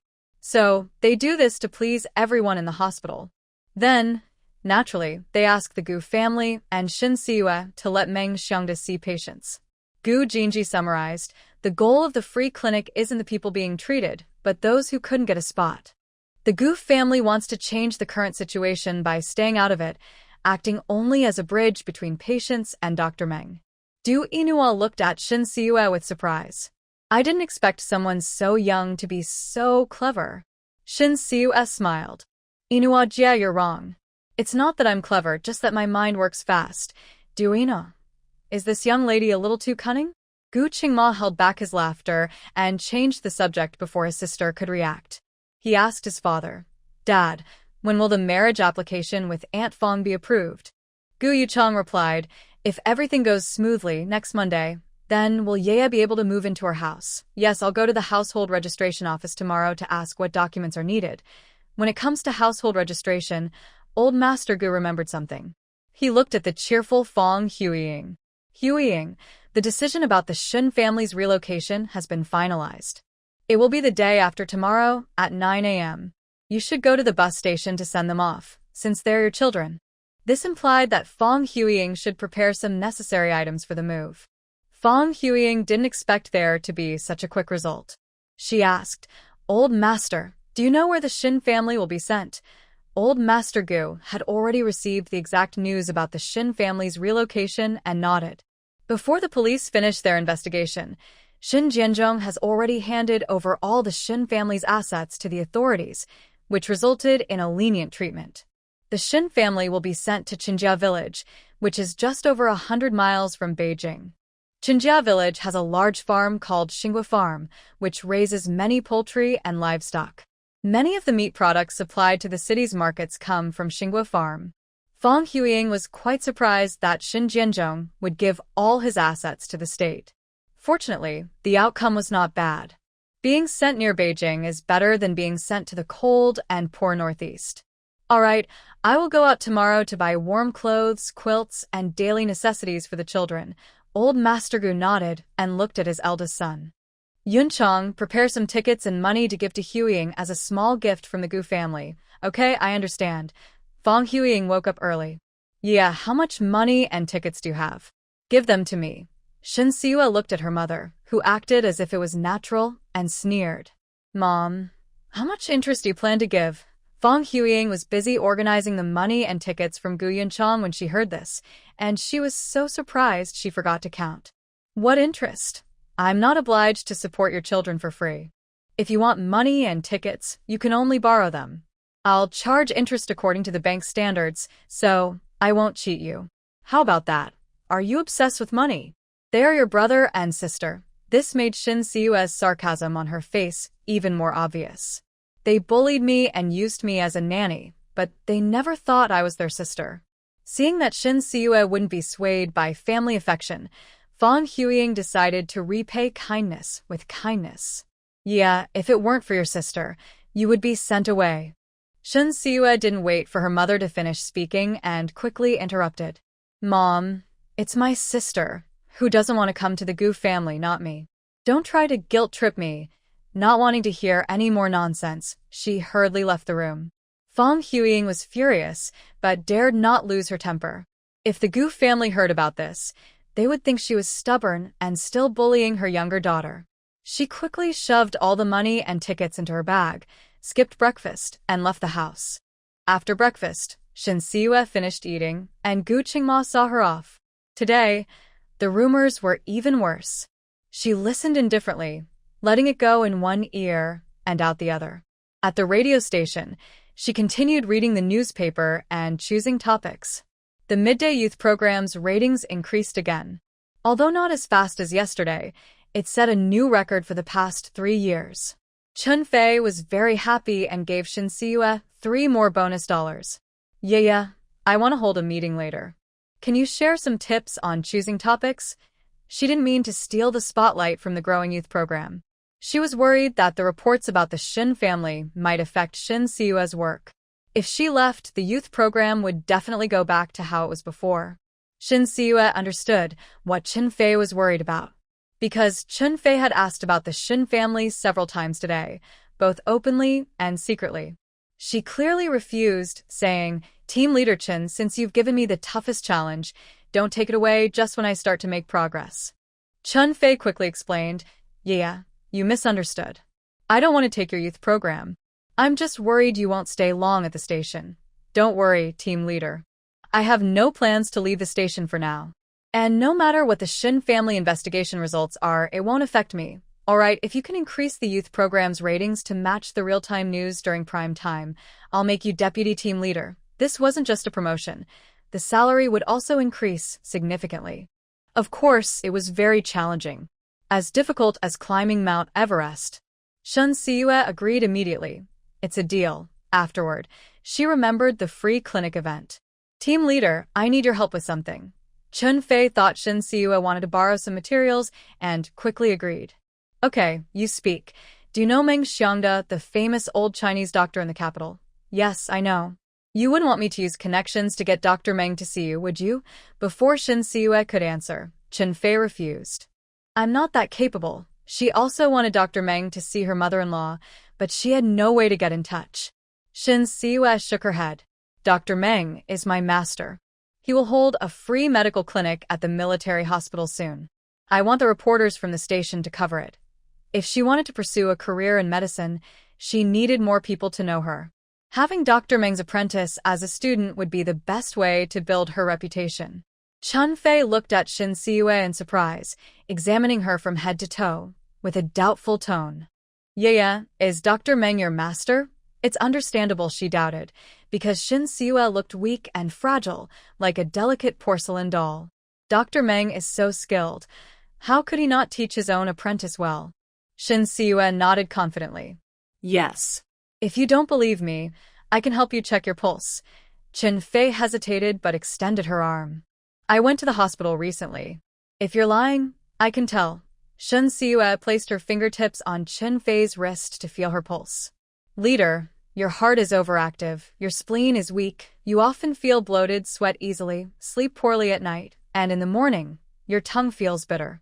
Chun Fei stared in disbelief, nodding rapidly. You're right. Leader, you probably had an accident when you were young which caused damage to your lower back. Sometimes it aches and swells painfully. Exactly. You're really Dr. Meng's apprentice. But why is your body so weak? Shin Siue withdrew her hand and casually explained. It's a congenital issue, hard to treat. It needs time to recover. I see. Dr. Meng's free clinic can be covered in the report. I'll tell the reporter team leader later. But not everyone can enter the military hospital. My master will make arrangements, but the military hospital has strict controls. The reporters can only move within designated areas. Chun Fei nodded understandingly. Of course. When will it be? The exact date hasn't been set yet. Once it's confirmed, I'll let Leader Chen know. Before leaving the office, Shin Siue wrote 2 prescriptions. Team leader, this medicine is for internal use. It can strengthen the heart and improve the spleen. After boiling it into a paste, apply it to the lower back injury every night. In the morning, just wash it off. Qinfei nodded. Okay, thank you. Although she thanked him quickly, she thought about seeing a traditional Chinese medicine doctor first. If there were no problems, she would then go to get the medicine. After all, Shen Siyue was too young, and her medical skills needed to be checked. Since there was no meeting, Shen Siyue finished work on time. Gu Qingma was already waiting under the tree. When he saw Shen Siyue come out, he quickly put his medical book into his basket. Yeah, tomorrow is the weekend. Can I go to the herbal pharmacy at the Chinese medicine hospital to identify some herbs? Shen Siyue sat on the back of her bicycle and responded with a soft, let's go after breakfast. The brother and sister talked about Chinese herbs and soon arrived at the military district compound. Could you please call the home of Commander Gu? I want to find Fong Huiying. She is my mother. A familiar voice came from the guardroom. Shen Siyue looked over. Sure enough, she saw Shen Siying wearing a long skirt. Gu Qingma glanced at Shen Siying and asked, Is she your twin sister? You two don't look alike at all. She looks a few years younger than you. We are fraternal twins. Shen Siying eats well, dresses well, and doesn't have to do any chores. She is well cared for, looking delicate and beautiful. Shen Siyue takes care of the whole family, eats leftovers, and is often pale, thin, and short. People who don't know her would never guess. She has already graduated high school and is working.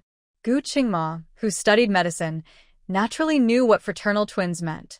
He smiled and said, Fortunately, you don't look alike. After that, he pedaled his bicycle to the guardhouse. The guard was about to make a call. Seeing Gu Qingma, he hurriedly shouted, Third young master of the Gu family, this girl is looking for your stepmother. Please go home and let her know. It was the guard's job to make calls, but he was just making conversation. Gu Qingma was not someone to be easily provoked. He responded with a smile. If Uncle Lu can't do his job well, then someone else will do it. Hearing this, the guard's smile froze on his face. Child, I was just joking with you. Did you take it seriously? I was joking earlier too. Didn't Uncle Lu realize that? The guard awkwardly smiled. Just realized now. I'll make the call right away. Shen Siying looked at her younger sister sitting on the back seat of the bicycle, unable to hide the jealousy in her eyes. Yeah, seeing how well you live in the Gu family makes my time in the countryside worth it. Shen Siyue knew her sister said that for Gu Qingma to hear. She exposed her without hesitation. Sister, wasn't it because you didn't want to go to the Gu family that I got the chance instead? Of course not.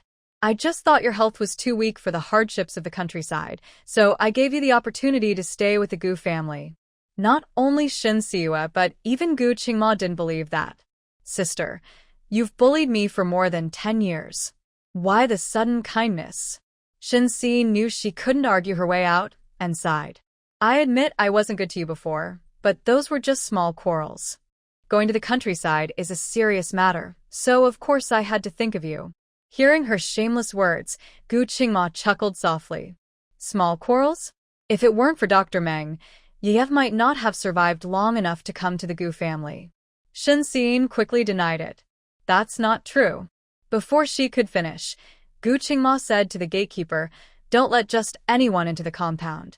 Then he stepped hard on the pedal and rode the bicycle inside. Shen Siyue looked at her sister's darkened face and smiled. Thank you, sister. Seeing her sister's proud expression, Shen Siying clenched her teeth in anger. Why was it that when she lived in the Gu family, no one liked her, but when Shen Siyue came, Gu Qingma would even give her a ride and speak up for her? It must be because her sister was too frail, and the Gu family didn't want others to think they were mistreating their stepdaughter, so they treated her extra well. After convincing herself of that, Shen Siying's mood improved. The gatekeeper had already called the Gu family. Miss, your mother will be out soon.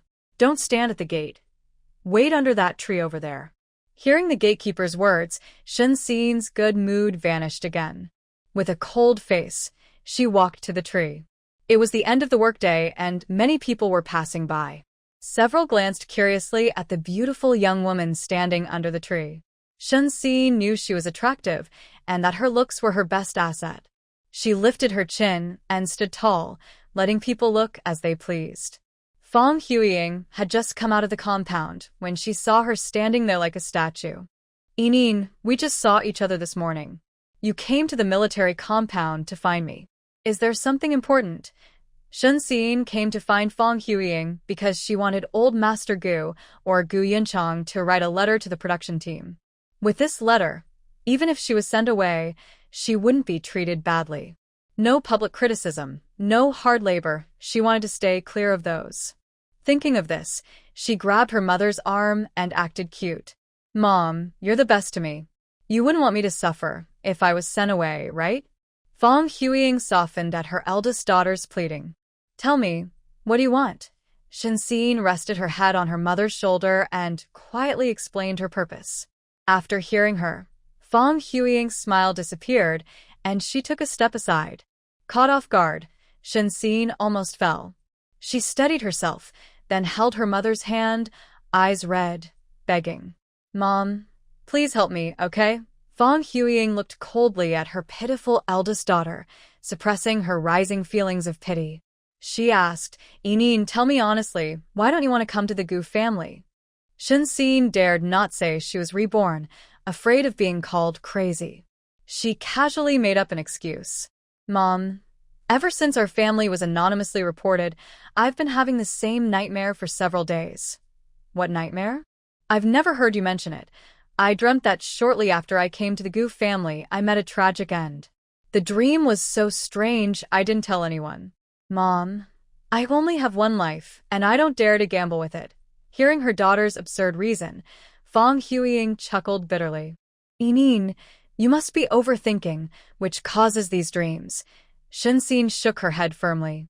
"Overthinking can cause nightmares, but not every night with such accuracy. It's a warning from heaven." After speaking, she again begged her mother to ask Old Master Gu, or Gu Yunchang, to write her a letter of care. Fong Huiying thought that her eldest daughter's transfer was already decided and no longer worried about her nightmares. She refused. What the Gu family can do for the Shin family has already been done. "Yinyin, since you've made your choice, you must face the consequences. I won't see you off tomorrow. Safe travels." Before Shen Xin could ask again, Fong Huiying quickly returned to the military compound. She stared at her mother's departing figure with a fierce look on her face. "Mom, in my past life, you sold me to an abusive man for money, causing me to die young. In this life, you still ignore my suffering. I am not like you, Mom. When I live a good life in the future, you will regret it." Although Fong Huiying refused her eldest daughter's request, after returning to the Gu family, she still looked for a chance to gently ask Gu Yunchang. "Yunchang, Yinyin has never suffered hardships. I worry she can't handle being sent away. Do you have any way to make her less tired?" Gu Yunchang understood what Fong Huiying meant. She wanted him to use his connections to help the Shen family. With his military rank, he could do it. But he didn't want to. Because being sent away for reform was not for enjoying life. "Huiying, if I help the Shin family too much, it might look like I am unhappy with the police's investigation. Do you understand?" Fong Huiying didn't think so deeply. She quickly apologized. "Yunchang, I was overthinking. Sorry." Gu Yunchang knew that Fong Huiying loved her eldest daughter the most. He reminded her, "Huiying, the girl you brought from the Gu family is Yaya. You should spend more time with her." "I understand. I won't interfere in the Shin family's affairs anymore." "That's good. Yaya is boiling medicine. Go help her for a while." "The kitchen is too hot." Fong Huiying was reluctant, but quickly left. In the kitchen, Shen Siue was happily chatting with Qin Shuang. "Second aunt, can I really go to the island?" Qin Shuang smiled. "Of course. The island isn't just military. Many fishermen live there. You can try catching seafood. It's very interesting." "Great. Once I save enough leave days, I'll go to the island for a few days." She planned to go just a few days before Pei Qingyu's accident to help him resolve the crisis. Qin Shuang liked the diligent and clever Shen Siue very much. "No problem. Call me when you get there, and I'll come to pick you up at the port." Afterward, she looked at Fong Huiying. "If you're free, sister-in-law, come with Yaya." Fong Huiying replied perfunctorily, "The textile factory is busy. It's hard to get leave." "We'll see later." She looked at Shin Siua. The kitchen is hot. You're not feeling well. I'll watch the medicine. Shin Siua knew her mother did not come willingly. She asked, Mom, do you know when the medicine is ready so you don't have to keep boiling it? Fong Huiying was caught off guard. After a moment, she said, just tell me. Shin Siua pointed at the medicine jar. When the water level drops to here, it means the medicine is ready. Okay, I'll watch for that. You can go outside now. When the medicine is ready, add a piece of briquette coal, then put the clay pot near the window on the stove to simmer. After giving instructions, Shin Siua went to the living room. Someone was eager to help, and she felt relaxed and happy. Fong Huiying woke up before dawn. She had a bad dream about her eldest daughter suffering on the farm. She felt resentful that she, as a mother, couldn't do anything to help. Fong Huiying woke her younger daughter. Yeah, your sister was sent away for your sake. Later, you should ask the old master to talk to the production team so your sister won't suffer so much. She said this because, under her younger daughter's care, the old master's spirits had improved a lot. Although they weren't biological grandfather and granddaughter, they shared a warm, loving relationship. Shin Siua was sleeping soundly, but looked annoyed when awakened. Hearing her mother's words, her tone was sharp. Who gave birth to her and who cares? She wasn't stupid. She wouldn't do something that was hard and pointless. Moreover, the Gu family had already asked the police to lighten the punishment for Shin family, which was a special exception. Now, she thought the Gu family should interfere with the production team's work. She thought that was crazy. Fong Huiying was very angry at her younger daughter's indifference. Yeah, she started to speak but was interrupted by Shin Siua. Mom, if you don't want the Gu family to know that this marriage was your plan, then don't bother me. This made Fong Huiying shut her mouth. Shin Siua closed her eyes and went back to sleep. After breakfast, she and Gu Qingma left for the Chinese medicine hospital. The hospital was a bit closer than the military district compound, about 20 minutes by bike. The doctors and nurses had just started their shifts and were in a hurry. Shin Siua went to the consultation desk and asked the head nurse. Lu Jie, has my master come yet? Dr. Meng hasn't arrived yet. You can wait for him in his consultation room. After saying this, the head nurse looked around and noticed Gu Qingma. Yet this handsome young man, is he your friend? The word friend sounded special coming from her. Shin Siua quickly shook her head. Sister Lu, you misunderstood. This is my third brother. Although the head nurse didn't know much about Shin Siua's family, she knew she had only 2 brothers. You only have 2 brothers, so where does the third brother come from? After saying this, Shin Siua took Gu Qingma and went upstairs to the 3rd floor. The herbal medicine brewed with spiritual spring water worked very well. She had only been taking it for 3 days, and climbing stairs was no longer so difficult. By the time she reached the 3rd floor, she was only slightly out of breath. The 2 siblings didn't wait long before Meng Xiangda arrived at the clinic to start work. He was a bit surprised that his apprentice brought someone from the Gu family to his clinic. Just as he was about to ask why, he noticed that his apprentice looked much healthier, with a healthy glow. He quickly sat in front of the consultation desk and said, Yeah, come here. Let me check your pulse. However, you can't just enter the pharmacy freely. You need to help handle the newly purchased herbs. Shin Siua nodded in agreement. All right, master. I have something to discuss with you. What is it? I want to ask you, during your vacation, to go to the military district compound and hold a free medical consultation. Shin Siua briefly explained her reason for doing this. Master, please help me. Meng Xiangda looked at his playful disciple and smiled as he agreed.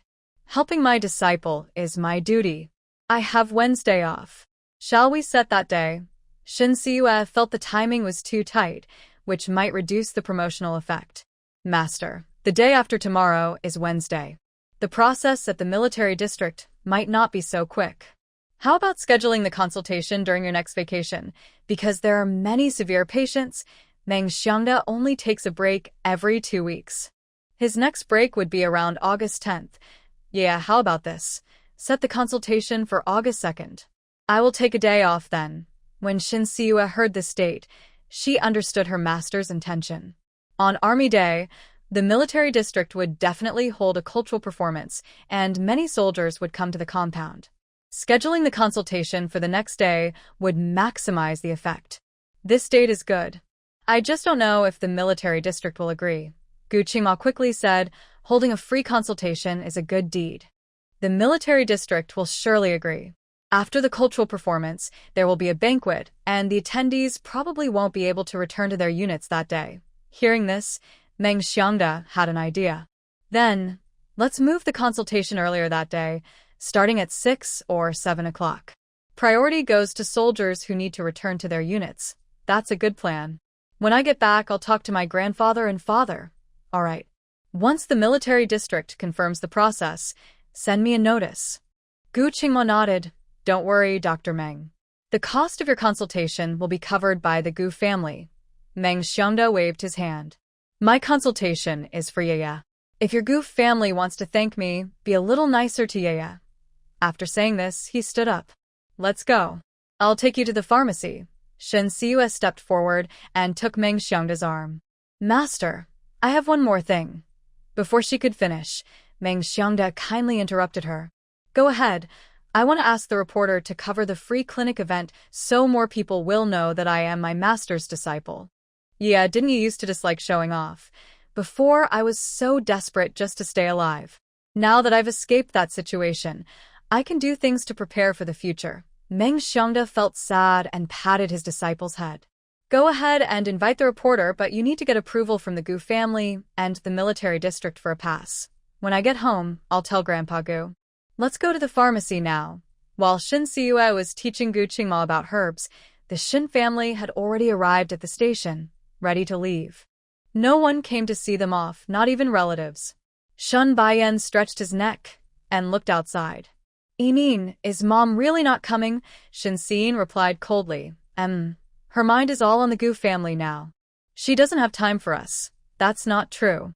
Didn't she give us money, tickets, and gifts yesterday? She's just doing it to show the Gu family. Otherwise, people might think she's unkind and doesn't care about her own children. Shen Baiyan couldn't argue and turned to scold Shen Siyue. That spoiled girl is living a good life at the Gu family and doesn't think about us at all. Heartless. Zhang Manli quietly defended Shen Siyue. Yaya has already cut ties with the Shen family. Now she's part of the Gu family. What has that girl given you that makes you always defend her? Zhang Manli, tired of Shen Baiyan's selfishness, grabbed her luggage and got into the car. She looked out through the scratched window, gently touching her slightly bulging belly, her eyes full of worry. Shen Xin quickly got into the car behind her.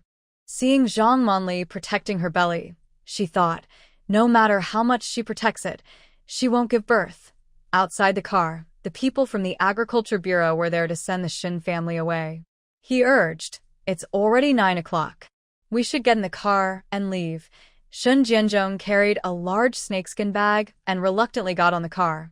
Will we be able to come back? Shen Baichuan said confidently. Once the police investigate the overseas funds, maybe they'll let us return. But even as he said it, he didn't really believe it. Recently, Shen Baiyan had heard many stories of capitalists being sent away and persecuted to death. He sighed sadly, saying, I hope we can wait until that day. Shen Xin didn't like to hear discouraging words, but she couldn't say much. As long as we work hard and don't cause trouble for the production team, we will definitely return. The car started and left the capital city. Half an hour later, the car left the city and shook on the bumpy dirt road. The Shen family had never experienced such hardship and looked pale from the jolts. Zhang Manli, who was pregnant, got out and vomited several times. Because the road was bad, they only arrived at Chen's village around noon. People from the Agriculture Bureau took the Shen family to the People's Commune and explained the situation to the team secretary. Secretary Chen, the Shen family are red capitalists, different from the others who were sent down before. They have done many things for the country and the people, and the investigation into transferring assets overseas is still ongoing. This implied that the Shen family were not evil capitalists, and the production team should be gentle with them and not treat them harshly. Secretary Chen nodded and said, Rest assured, I will give instructions. In the past life, the Agriculture Bureau people said the same thing. When Shen Jianzhong and his 2 sons heard this, they thought Gu's family was secretly helping. The originally anxious 3 immediately became arrogant. Not only did they speak improperly, but they also tried to buy labor with money, asking for help to do work.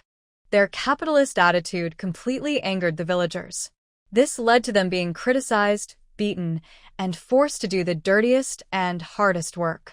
If Shin Siyue, who knew traditional Chinese medicine and often helped villagers, hadn't been around, the Shin family might not have survived to return to Beijing. But Shin Xin didn't know this. She thought it was her mother who cared for her and had asked Gu's family to speak to the Agriculture Bureau and the commune. After the team's secretary saw off the Agriculture Bureau staff, he looked at the delicate Shin family. From now on, you will work on Xinghua Farm for reform. Let's go. Once he was sure no one was around, he took out 10 yuan from his pocket and handed it to Chen Yongzheng. I'm new here. Please, Secretary Chen, take care of me. Chen Yongzheng looked at the money pushed into his hand in surprise. He was so angry his face turned pale. He threw the crumpled 10 yuan bill onto Shen Jianzhong. What are you doing? Do you know this is wrong? Shen Jianzhong didn't expect such a strong reaction from Chen Yongzheng and froze in fear. Shen Baiyan quickly stepped forward and picked up the 10 yuan. Dad, you're giving such a small amount of money. Who are you trying to fool? Give a bit more. Chen Yongzheng looked at the confused father and son and shouted angrily, You're unreasonable. After saying that, he hurriedly walked toward the farm. What red capitalists? They are clearly evil capitalists. Seeing Secretary Chen leave angry, Shen Jianzhong hurried after him, still holding some money. Secretary Chen, I was wrong just now. I didn't mean to offend you. Please don't be angry. Chen Yongzhong paused, seeing that Shen's family didn't seem to understand what they had done wrong. He was about to speak to scold them, but Shen Jianzhong kept stuffing several bills into his hand. Secretary Chen, as long as you look after us, money and tickets are no problem. While speaking, he took out various tickets. Chen Yongzhong looked at Shen Jianzhong, who was stubbornly persistent, and quickly pushed the money and tickets away. Stop acting like a capitalist. Take it back. Secretary Chen, I know someone has already talked to you. The production team should take good care of us. Since we're family, don't be so formal with me. I don't know you. Don't try to get close for no reason.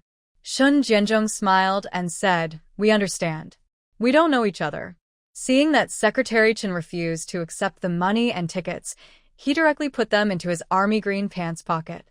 Chen Yongzhong was so angry his temples throbbed. He wanted to return the money and tickets but was stopped by Shen Jianzhong. Their argument was seen by villagers going home for lunch. A villager carrying a hoe quickly ran over. Let go of Secretary Chen. Shen Jianzhong was frightened by the angry villager and hurriedly stopped and explained. Don't misunderstand. Before he finished, the money and tickets fell out of Chen Yongzhong's pocket and scattered on the ground. The villagers were stunned, their eyes shifting between Shen Jianzhong and Chen Yongzhong. Fearing misunderstanding, Chen Yongzhong quickly explained the situation. They are capitalists sent down from the capital city, trying to buy me with money and bribes, hoping I will be more considerate. I have always refused, but this person keeps pestering me like crazy. Luckily, you all arrived in time. When these words were spoken, the villagers became angry. Despicable capitalists must be criticized. More and more villagers rushed over, glaring at the Shin family with fierce eyes. Shen Jianzhong looked at the angry villagers and was not afraid at all. A bunch of ignorant troublemakers. Behind the Shin family, there are powerful people, and you can't bully us easily. Secretary Chen, am I right? Seeing Shen Jianzhong about to be criticized and still holding on to him, Chen Yongzhong was furious. Arrest their whole family and take them to the village entrance for criticism. Even if the Shin family really had powerful backing, so what? Once you come to Qin village, you must follow the village rules. The villagers had long been angered by Shen Jianzhong's reckless behavior. After hearing Secretary Chen's words, they immediately took the 5 members of the Shin family to the village entrance. As for the money notes that fell on the ground, the villagers picked them up and sent them to the people's commune. When Shen Jianzhong was brought to the village entrance, he realized that Chen Yongzhong was serious. He saw that mentioning the Gu family no longer worked and finally became afraid. I was just joking with Secretary Chen earlier, just testing whether he is truly upright and honest. Shun Baiyan saw the villagers coming with signs that said "Down with the capitalists," and his face turned pale. Yes, yes, yes, my father said it's true. It was just a test. Secretary Chen passed the test and is a fair and honest official. However, their words did not calm the villagers' anger. Instead, it made them even more furious. Secretary Chen is a good person, not for capitalists to test. Trying to bribe Secretary Chen and make him make mistakes is just too vicious. Lies. Down with the evil capitalists. Soon, the Shin family members' hands were tied behind their backs, and wooden signs were hung around their necks. Shun Jianzhong was in an even worse situation, hanging from a tree with his feet dangling. The villagers brought rotten vegetable leaves and kitchen waste from their homes. They shouted revolutionary slogans while throwing and splashing the waste on the 5 people. The Shin family had always lived comfortably and had never suffered like this. They were disgusted and kept vomiting. Pregnant Zhang Monli couldn't hold on anymore and vomited uncontrollably. I am pregnant. Please have mercy on us. Although villagers dislike capitalists, they are still somewhat tolerant of pregnant women. The rotten vegetable leaves and kitchen waste on Zhang Monli's clothes have noticeably decreased. Shun Xiyin wanted to pretend to be sick after seeing this, but when Qin Yongzhong said, "Go and ask the health worker to come," she immediately gave up the idea. She kept her head low, afraid that Chen Weidong would see her embarrassed face, which would leave a bad first impression. However, until the public criticism ended, Shun Xiyin did not see Chen Weidong. Shun Jianzhong looked like he had been pulled out of a trash bin, smelling terrible. His wrists were cut by rough ropes, and he had injuries on his body. He was lying on the ground like a dead dog, not moving. Shun Baixian was frightened and staggered over. Dad, are you okay?" Shun Jianzhong was in pain all over and struggled to open his eyes. "I'm not dead, still alive," Qin Yongzhong shouted sternly. "If you're not dead, get up quickly and go work on the farm." Shun Baixian and his brother immediately helped their father up and took their belongings. The 5 members of the Shin family were hurriedly sent to Xinghua Farm. Their public criticism had already become widely known.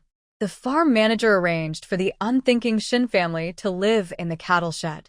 The cattle shed housed over 100 cows, and it was not only smelly, but also full of flies and mosquitoes. Before they even got close, the buzzing noise gave them headaches. The manager covered his nose and mouth and said, "Lunchtime is over. You solve your own meals. Today you only have half a day. Your work quota is halved. Each of you go up the mountain to cut 5 bundles of grass to feed the cattle and pigs. Someone will take you up later. This house is big enough for 5 people. You can divide it yourselves. The water well is on the west side and the kitchen is on the north side. If you want hot water, you need to go up the mountain to chop firewood and boil water. If you have any difficulties, come to me. I will try to help. Get familiar with the environment first." After speaking, the farm manager left. Shin Xiyin pushed open the door of the house. Dust hit her face, and it was clear no one had lived there for a long time. She was choked and looked around at the drafty house, feeling a bit regretful about being sent down with her father and brothers. Doing the hardest, most tiring work and living in the worst conditions. This is not a life for people. Shun Baixian said, "Monli Nin, you 2 hurry up and tidy the house. Bashuan and I will take Dad to the well to wash up." As soon as he finished speaking, the sound of a tractor's engine grew louder and approached from afar. Shin Xiyin remembered that Chen Weidong was the tractor driver for the production team, so she quickly looked toward the farm entrance. Chen Weidong is the only son of the production team leader, Chen Jiafu. To help him succeed, the entire Chen family supported him fully. Although he wasn't a good student, he was very interested in vehicles. He could repair and drive everything from bicycles and motorcycles to tractors and trucks. He was well known in the area. The tractor drove into the farm. Shun Xiyin saw Chen Weidong wearing a straw hat. He is tall, good-looking, and has a healthy wheat-colored skin from working outdoors. He wore a blue and white striped vest that showed off his strong chest. He parked the tractor in the east shed and greeted the farm manager, who was walking over. "Uncle, busy today." The farm manager's name was Chen Maokai. He was not Chen Weidong's real uncle, just a fellow worker.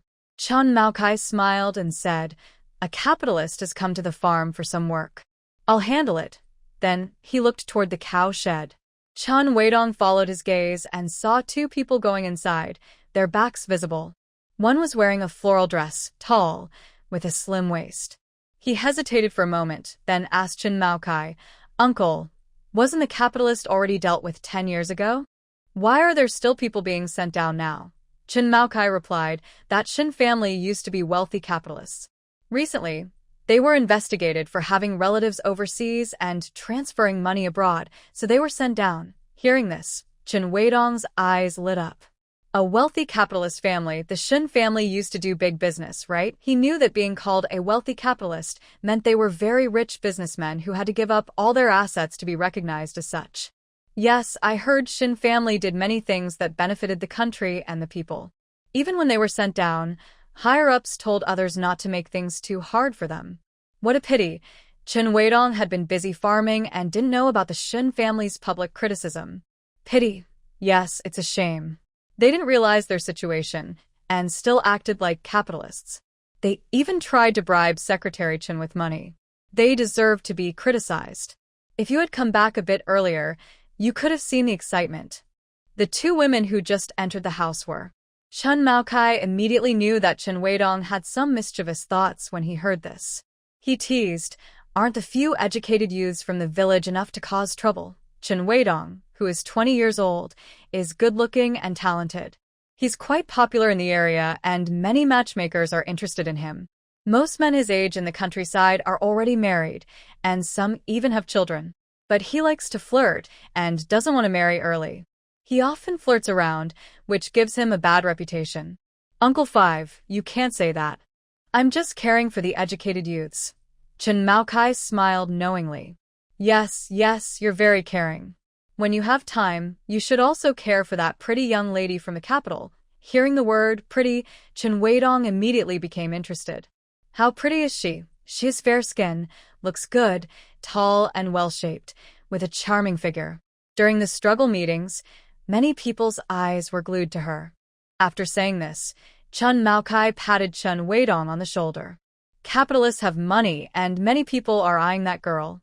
If you're interested, you'd better act quickly. Thanks for the reminder, Uncle Five. I also want to serve in the army."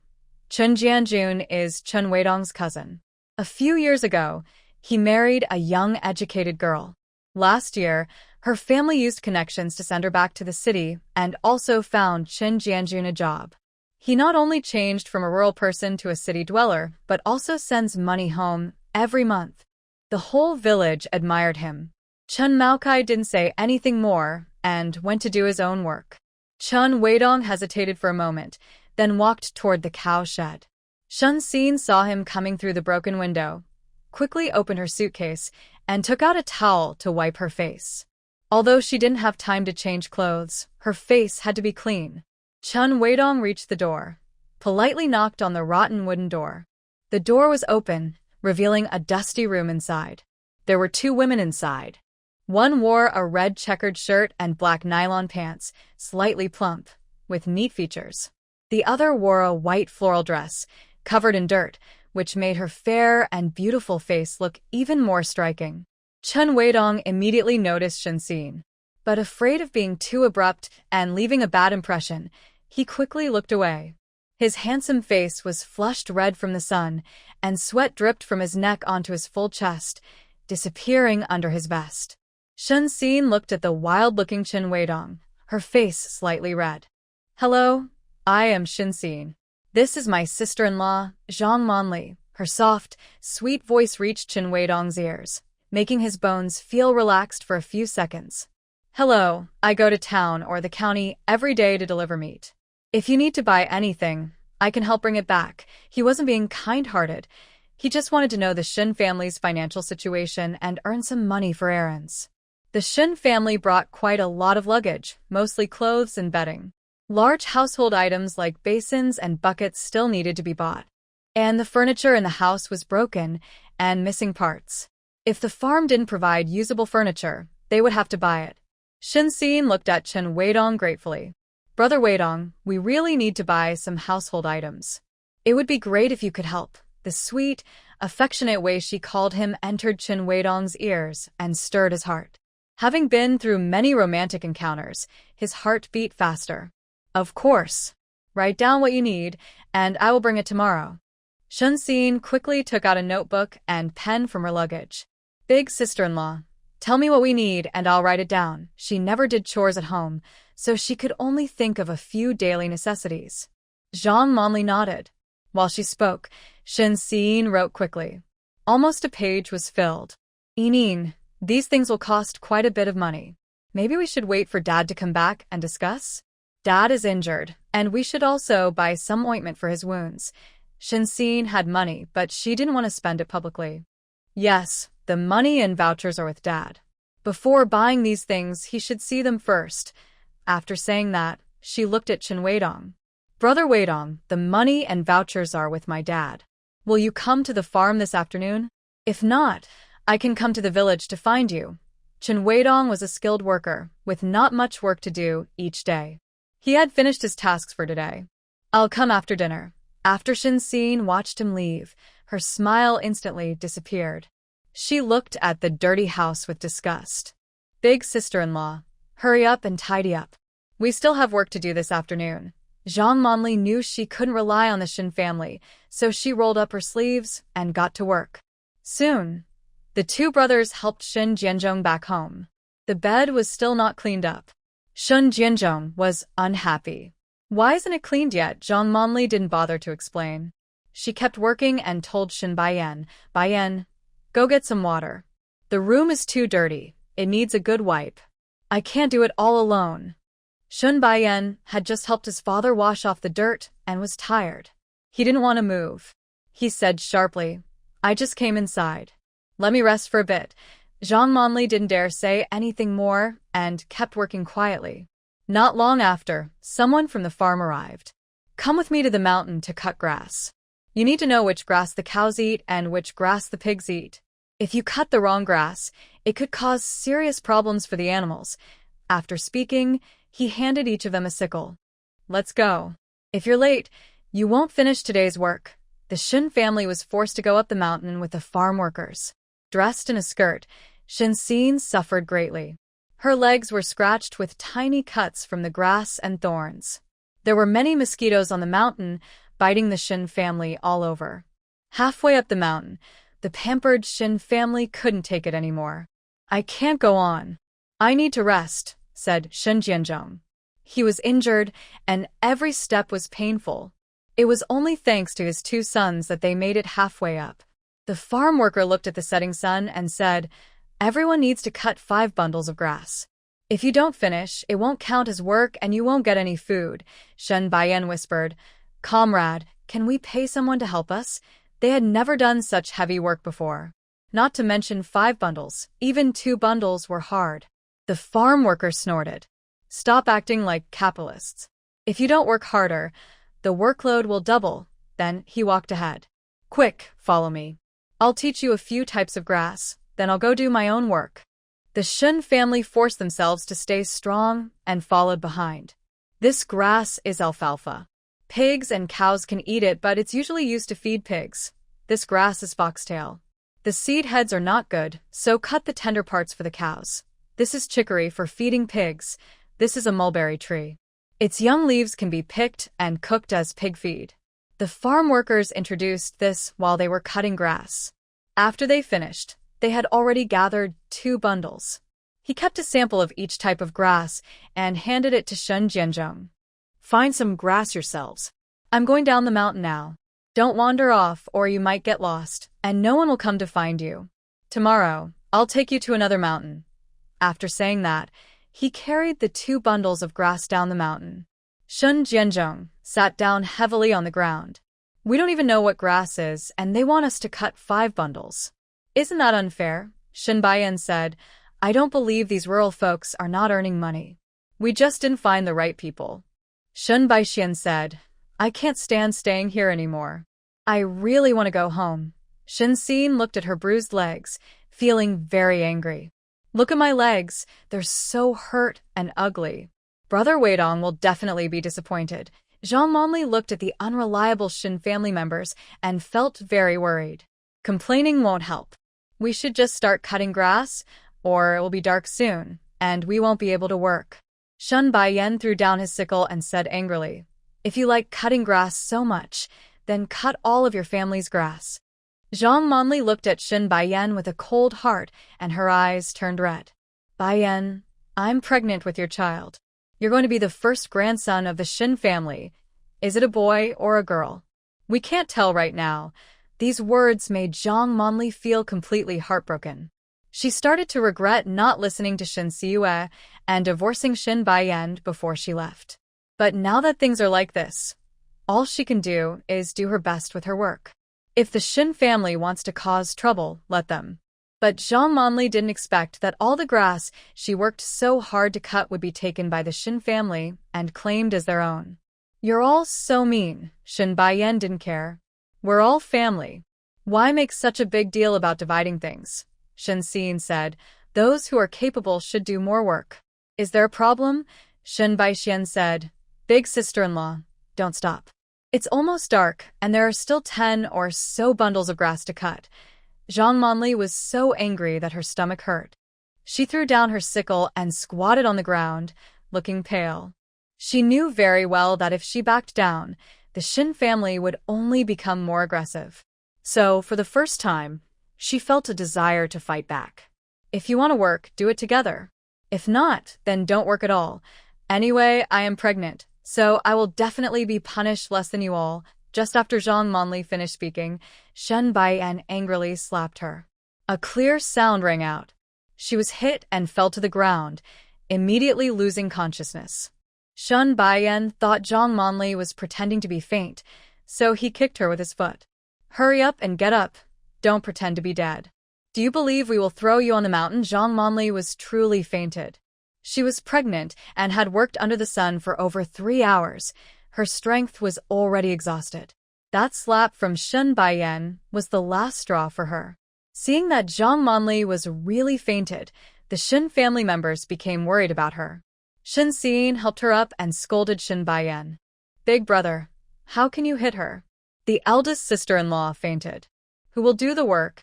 And if we fall out with her, who will help us with the chores in the future? You need to coax her so she is willing to work, do you understand?" Shen Baiyan already regretted his action when Zhang Monli fainted, but his macho attitude made him unwilling to admit it. "If I don't discipline her for 3 days, she might cause trouble. Without her family to support her, she dares to fall out with me." He was confident that Zhang Monli had nowhere to go and no one to rely on, so he dared to hurt her repeatedly. Shin Xin had nothing to say. She looked at the setting sun and asked, "There are still about 10 bundles of grass left to cut. What should we do now?" Although Shun Jianzhong hadn't worked, he was injured and couldn't hold on anymore. "Let's go down the mountain first.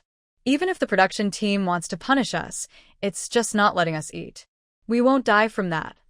Everyone in the Shin family agreed with this. Shin Baiyan carried the unconscious Zhang Monli on his back. Shin Baixian supported Shin Jianzhong, and Shin Xin held 5 sickles as they headed down the mountain. When the family returned to the farm, the sun was just setting.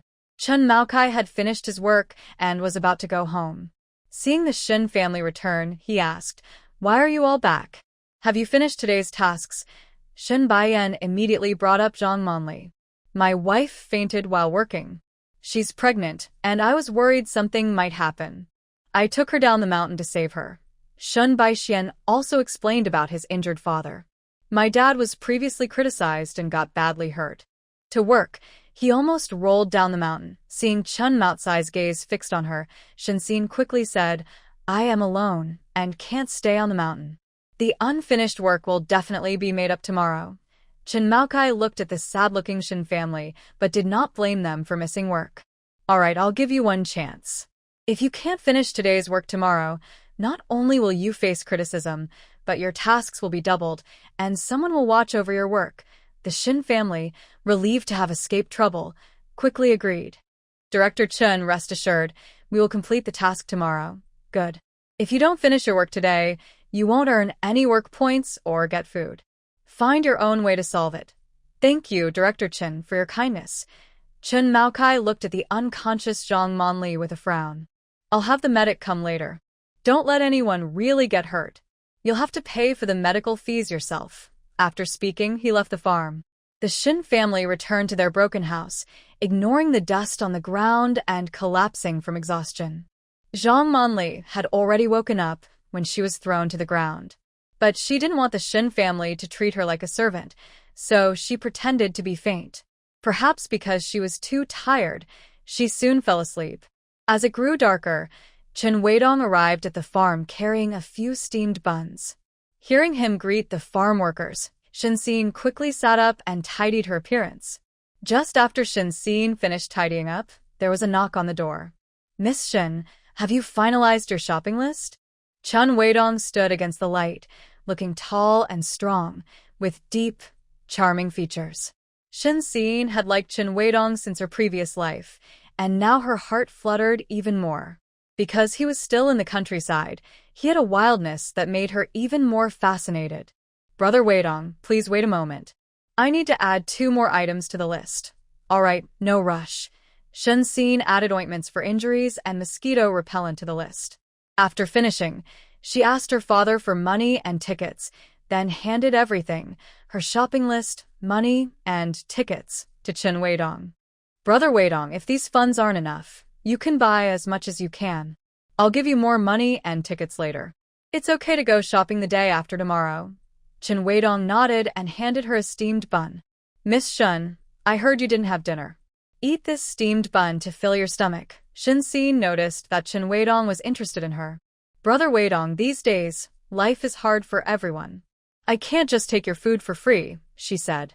After saying that, she turned back into the house, asked her father for a yuan, and handed it to Chen Weidong. After some persuasion, he accepted it. She then lowered her voice and asked, Brother Weidong, the work arranged at the farm is really too heavy. We can't keep up. If we can't finish the tasks, could we secretly pay villagers to help us? Chen Weidong looked at the delicate and pitiful Shinxin, feeling very soft-hearted. Miss Shin, he started to speak, but was interrupted by her. Brother Weidong, if you don't mind, you can call me Yin. This gave Chen Weidong a hint of flirtation. He understood that the woman in front of him was trying to please him, hoping for his protection. A sense of satisfaction rose in his heart, and he unconsciously lifted his chin. Yin, you are sent down from the city to reform. Using money to get around problems will only make your situation worse, he said. Shinxin knew Chen Weidong was telling the truth. Because it was the truth, she felt hopeless. If they couldn't pay outsiders to help, they would have to do the work themselves. But her family was unskilled and clueless about farming, so they simply couldn't complete the farm's tasks. Brother Weidong, it's not that we don't want to work, but we really can't finish. Is there no way to both complete the work and satisfy the production team? Chen Weidong sensed that Shinxin wanted him to secretly help. But in this hot weather, he didn't want to get involved. Moreover, the Chen family village had just criticized Shen's family. If he helped, people might think he had issues with his background, which could affect his future. He looked at Shinxin with pity and shook his head. No, that's how young people from the countryside come here. As long as you work hard and don't slack off, even if you don't finish, it's understandable. The production team won't blame you. Then he added, since you're just sent down, don't try to cheat or take shortcuts. Be honest, follow the arrangements, and get along well with the villagers. If relationships are good, people will naturally be willing to help with the work. Many clever young people have used this method to win over the local boys and girls. Thinking of her sister in her past life, who took over a month to build good relations with the villagers, Shinxin felt at ease. Brother Weidong, thank you for the reminder. We will work hard. I'll bring the supplies around 9 tomorrow. You should go to work now.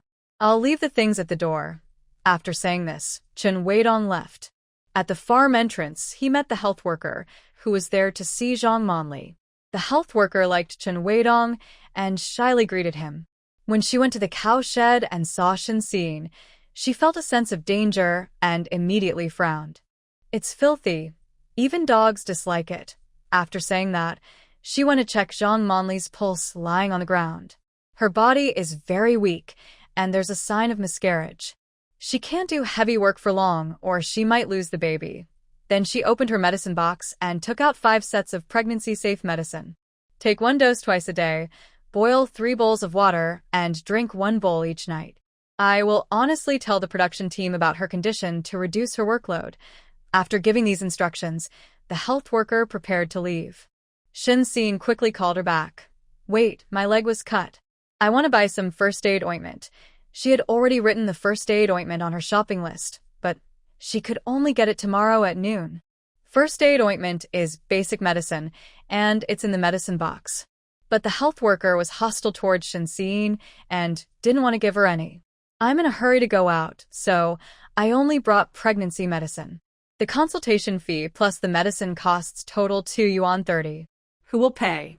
Shun Jianzhong used to have a salary and fixed income, so he didn't care about a few yuan. Now that he was demoted and had no income, he felt distressed thinking about how his money would keep decreasing. Just a few packets of medicine.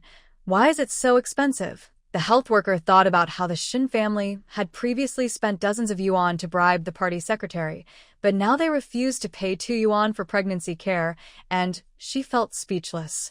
If you don't want pregnancy medicine, the consultation fee is 20 cents. After saying that, she went to get the pregnancy medicine on the ground. Shun Jianzhong reluctantly said, Fine, I'll buy it. When he handed the money to the health worker, he asked, Doctor, is my daughter-in-law having a boy or a girl? If it's a grandson, he's willing to spend any amount. If it's a granddaughter, the health worker knew that men often preferred boys and ignored Shin Jianzhong. After collecting the money, she left. The sky gradually darkened. Shin-Sin divided the steamed bread, giving 1 to each person. Hurry up and finish eating. We need to tidy up the house. Although she didn't like doing chores, she couldn't stand living in such a dirty environment. While the health worker was checking her pulse, Zhang Monli woke up. But she was tired and felt uncomfortable in her stomach, so she chose to pretend to sleep. It wasn't until she was choked by dust that she got up. Shun Baiyan was about to ask Zhang Monli to work, but saw her face was pale as she covered her stomach. Baiyan, I feel a dull pain in my stomach. Is the baby okay? Hearing this, Shun Baiyan didn't dare to make her work. Monli, here are some pregnancy medicines. Go to the kitchen and boil them to drink. Inin also left you some steamed bread. Take it and eat. Zhang Monli was happy to avoid chores, so she went to the kitchen to prepare the medicine, boiled some water, and planned to take a bath later. As for the firewood used, she could only gather some tomorrow to replace it. After she finished the medicine, Shen's family barely managed to clean the house. A large Kong, heated bed, was divided into 2 parts with sheets. One side for the man to sleep, the other for the woman. There was no place to take a proper bath. The Shin family used sheets to enclose an area near the kitchen and took simple baths there. Because Zhang Monli's pregnancy was unstable, she didn't need to go up the mountain to cut grass. She only had to feed the pigs and cows on the farm. The Shin family not only had to cut 10 bundles of grass each day, but also had to make up for what they owed from yesterday. To prevent laziness, someone was assigned to lead them up the mountain to cut grass and supervise their work. If they didn't finish their tasks during the day, they would be criticized at night. After more than 10 days of being exhausted, hungry, and embarrassed, they still hadn't completed their tasks and escaped criticism. They also craved good food after tiring days. Shun Jianzhong often asked Chen Weidong to buy vegetables, and their money was running low. Inin, your mom loves you the most. Write her a letter and ask her to send some money. Shin-Sin thought about her mother's indifference and doubted she would send money. But she still wrote a letter, thinking it was worth a try. When her letter was delivered to the military district compound, it was just the time of the August 1st Army Day. Many soldiers came to participate in a cultural performance organized by the military district, making the compound lively. The day after Shin family was sent down, the political commissar approved Gu Yunchang's marriage application. That afternoon, Shin Siyue's household registration was transferred to the Gu family. Fang Huiying wanted her younger daughter to change her surname to Gu, but she was refused. Shin Siyue didn't care what her last name was. But she knew that forgetting her roots was not something the Gu family would like. Because although her parents and older sister were not kind to her, her grandfather was always trying to care for her. She would never change her surname, Shun, in her life. After registering her marriage and household registration, Fang Huiying and Shin Siue officially became members of the Gu family. On the Army Day cultural performance, mother and daughter could participate together. Fang Huiying looked at the clothes she brought, but none of them satisfied her. Her younger daughter's clothes were leftovers from her older sister, not suitable for wearing to the big hall. Yeah, I will take you shopping for nice clothes later. Shun Siue didn't refuse. Okay, are you and your master ready for tomorrow's free clinic? Don't let anything go wrong. Don't worry, everything is prepared. Fang Huiying tidied up the clothes she had taken out. I also took leave tomorrow to help you. Shin Siue knew her mother wasn't really there to help, but didn't want to miss the chance to keep a good reputation. What can you do? Serve tea and water to the patients at the clinic? You're now the wife of a high-ranking officer. Isn't that inappropriate? The term, wife of a high-ranking officer, was very harsh for Fang Huiying. Since she got the marriage certificate, Gu Yunchang not only refused to share a room with her, but also didn't come home. He had been staying at the military unit for over 10 days, making her the joke of the big courtyard. So today's cultural performance, dinner, and tomorrow's free clinic, she had to appear as Gu Yunchang's wife.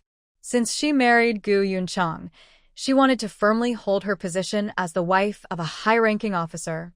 Being the wife of a high-ranking officer can be noble or approachable. Seeing her mother's firm decision, Shin Siue nodded. All right, whatever you say. Let's go. I'll take you shopping for clothes.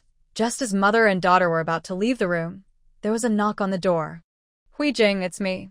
Gu Yunchang's voice surprised and delighted Fang Huiying. She quickly opened the door. Yunchang, you're back. Gu Yunchang nodded and handed her a letter from the security guard. Your eldest daughter wrote you a letter. I brought it back from the guard for you. Fang Huiying took the letter, sounding a little sad. Gu Yunchang knew that during the days he was away, Fang Huiying had endured many rumors and gossip. Huiying were family. Don't be so formal. You've been through a lot these days. Once things at the army settle down, I'll come home to stay, because he married a divorced, wealthy woman. Some people were talking behind his back. So, after registering their marriage, he moved into the army and focused on his work. He wanted to prove himself with results and silence those rumors. Fortunately, things were going smoothly. His new strategic plan was about to be completed. Once the exercises are successful, everyone will be quiet. Fang Huiying understood that the army had strict confidentiality rules, and many things Gu Yunchang couldn't tell her. She said kindly, Yunchang, you focus on your work. I'm fine. Seeing Fang Huiying carrying a bag on her arm, Gu Yunchang asked, Huiying, are you planning to go out? Yes, I want to go to the department store to buy a pretty dress for Yaya. I'll go with you. Since you and Yaya came to the Gu family, I haven't given you any gifts. Today, I'll take you to the department store to pick out some clothes. Our wedding subsidy also came with a 16-foot cloth voucher. After that, he added, I'll bring all the vouchers. If you like anything else, we can buy that too. Fang Huiying immediately declined to show her thoughtfulness. Yunchang, you shouldn't spend so much. You've worked hard at the army these days. Just rest at home. I'll take Yaya out. Gu Yunchang looked at Shin Siue and smiled. Yaya, you don't mind if I go with you, do you? Shin Siue affectionately linked her arm with Gu Yunchang's. Of course not. I haven't seen Uncle Gu in a while. I've missed him. The Gu family treated her well, and she was happy to get closer to them. Gu Yunchang also liked the sensible and caring Shin Siue. He patted her head. Let's go. After shopping, I'll take you and your mother out to eat. Then we'll come back in the afternoon for the cultural performance. The three of them headed downstairs. Fang Huiying put the letter into her bag and asked Gu Yunchang, Yunchang, is Qing Shu coming back this time? Gu Qing Shu is Gu Yunchang's eldest son, the commander of the Air Force Group. He was usually busy and couldn't visit home often. Gu Yunchang nodded. Qing Shu's unit is a bit far from Beijing. He'll only be home at noon. Actually, after the art performance, there was a dinner for young people to meet and make friends. Qing Shu is not young anymore, and if they don't meet now, it might be too late. Fang Huiying doesn't interfere with Gu Qingshu's private matters, but she starts to think more actively. Her younger daughter is about to turn an adult, and it's time for her to meet someone. The earlier she chooses, the better the chance to find a good match. But she didn't mention this to Gu Yunchong, and instead asked about Gu Yunxi and her husband, Qingjun. Yunchong, Yunxi and Qingjun will come back today, right? Gu Yuchong understands why Fong Huiying is asking so carefully. They will come back. I've arranged everything. Tomorrow noon, the family will go to a state-run restaurant for a meal. It's like a family-style wedding banquet. Fong Huiying tests the waters. Since everyone is at home, why not eat here? If they eat at home, it might mean he doesn't take this marriage seriously. Since learning that Fong Huiying has many little thoughts, Gu Yuchong tends to analyze her words to understand her real intentions. He doesn't like this kind of Fong Huiying, nor does he like this version of himself. Huiying, tomorrow is your and Ye's first formal meeting with the Gu family. It should be more proper. Eating at a restaurant is more suitable. Fong Huiying doesn't notice that Gu Yuchong is unhappy. She smiles happily. Okay, I'll listen to you. Shen Siyue notices that Gu Yuchong is upset, but she doesn't remind her calculating mother. The three of them go downstairs. The Gu family is sitting in the living room on the first floor. Some are chatting, some are studying. Gu Yuchong speaks to Grandpa Gu. Dad, I'm taking Huiying and Ye to the department store. We won't be back for lunch. Since Shen Siyue arrived at the Gu family, she has been brewing medicine and preparing medicinal meals for Grandpa Gu every night with spiritual spring water. Starting the day before yesterday, she also gave him massages and acupuncture. Grandpa Gu's health has improved a lot. He knows his eldest son is taking the mother and daughter out shopping. Yunchong, there's money and some tickets in the drawer of my room. See what Huiying and Ye like, and buy more. Dad, I have enough money. Go get it. Your money is your gesture of kindness, and my money is my gesture of kindness. Fong Huiying quickly refuses. Dad, Ye and I don't lack anything. We don't have anything we want to buy. You can keep your money. Of course not. Old Mr. Gu didn't wait for Fong Huiying to finish speaking and became serious.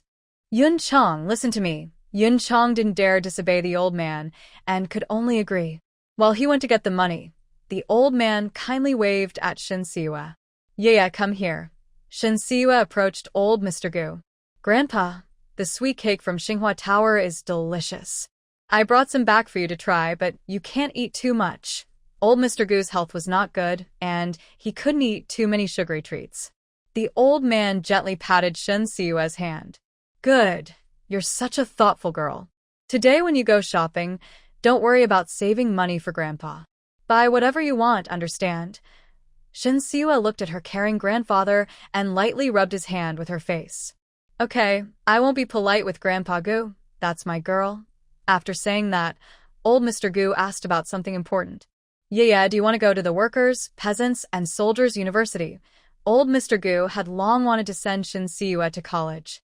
But the enrollment period had passed, and, to get a spot, he needed to use connections. He had been secretly working on this for days.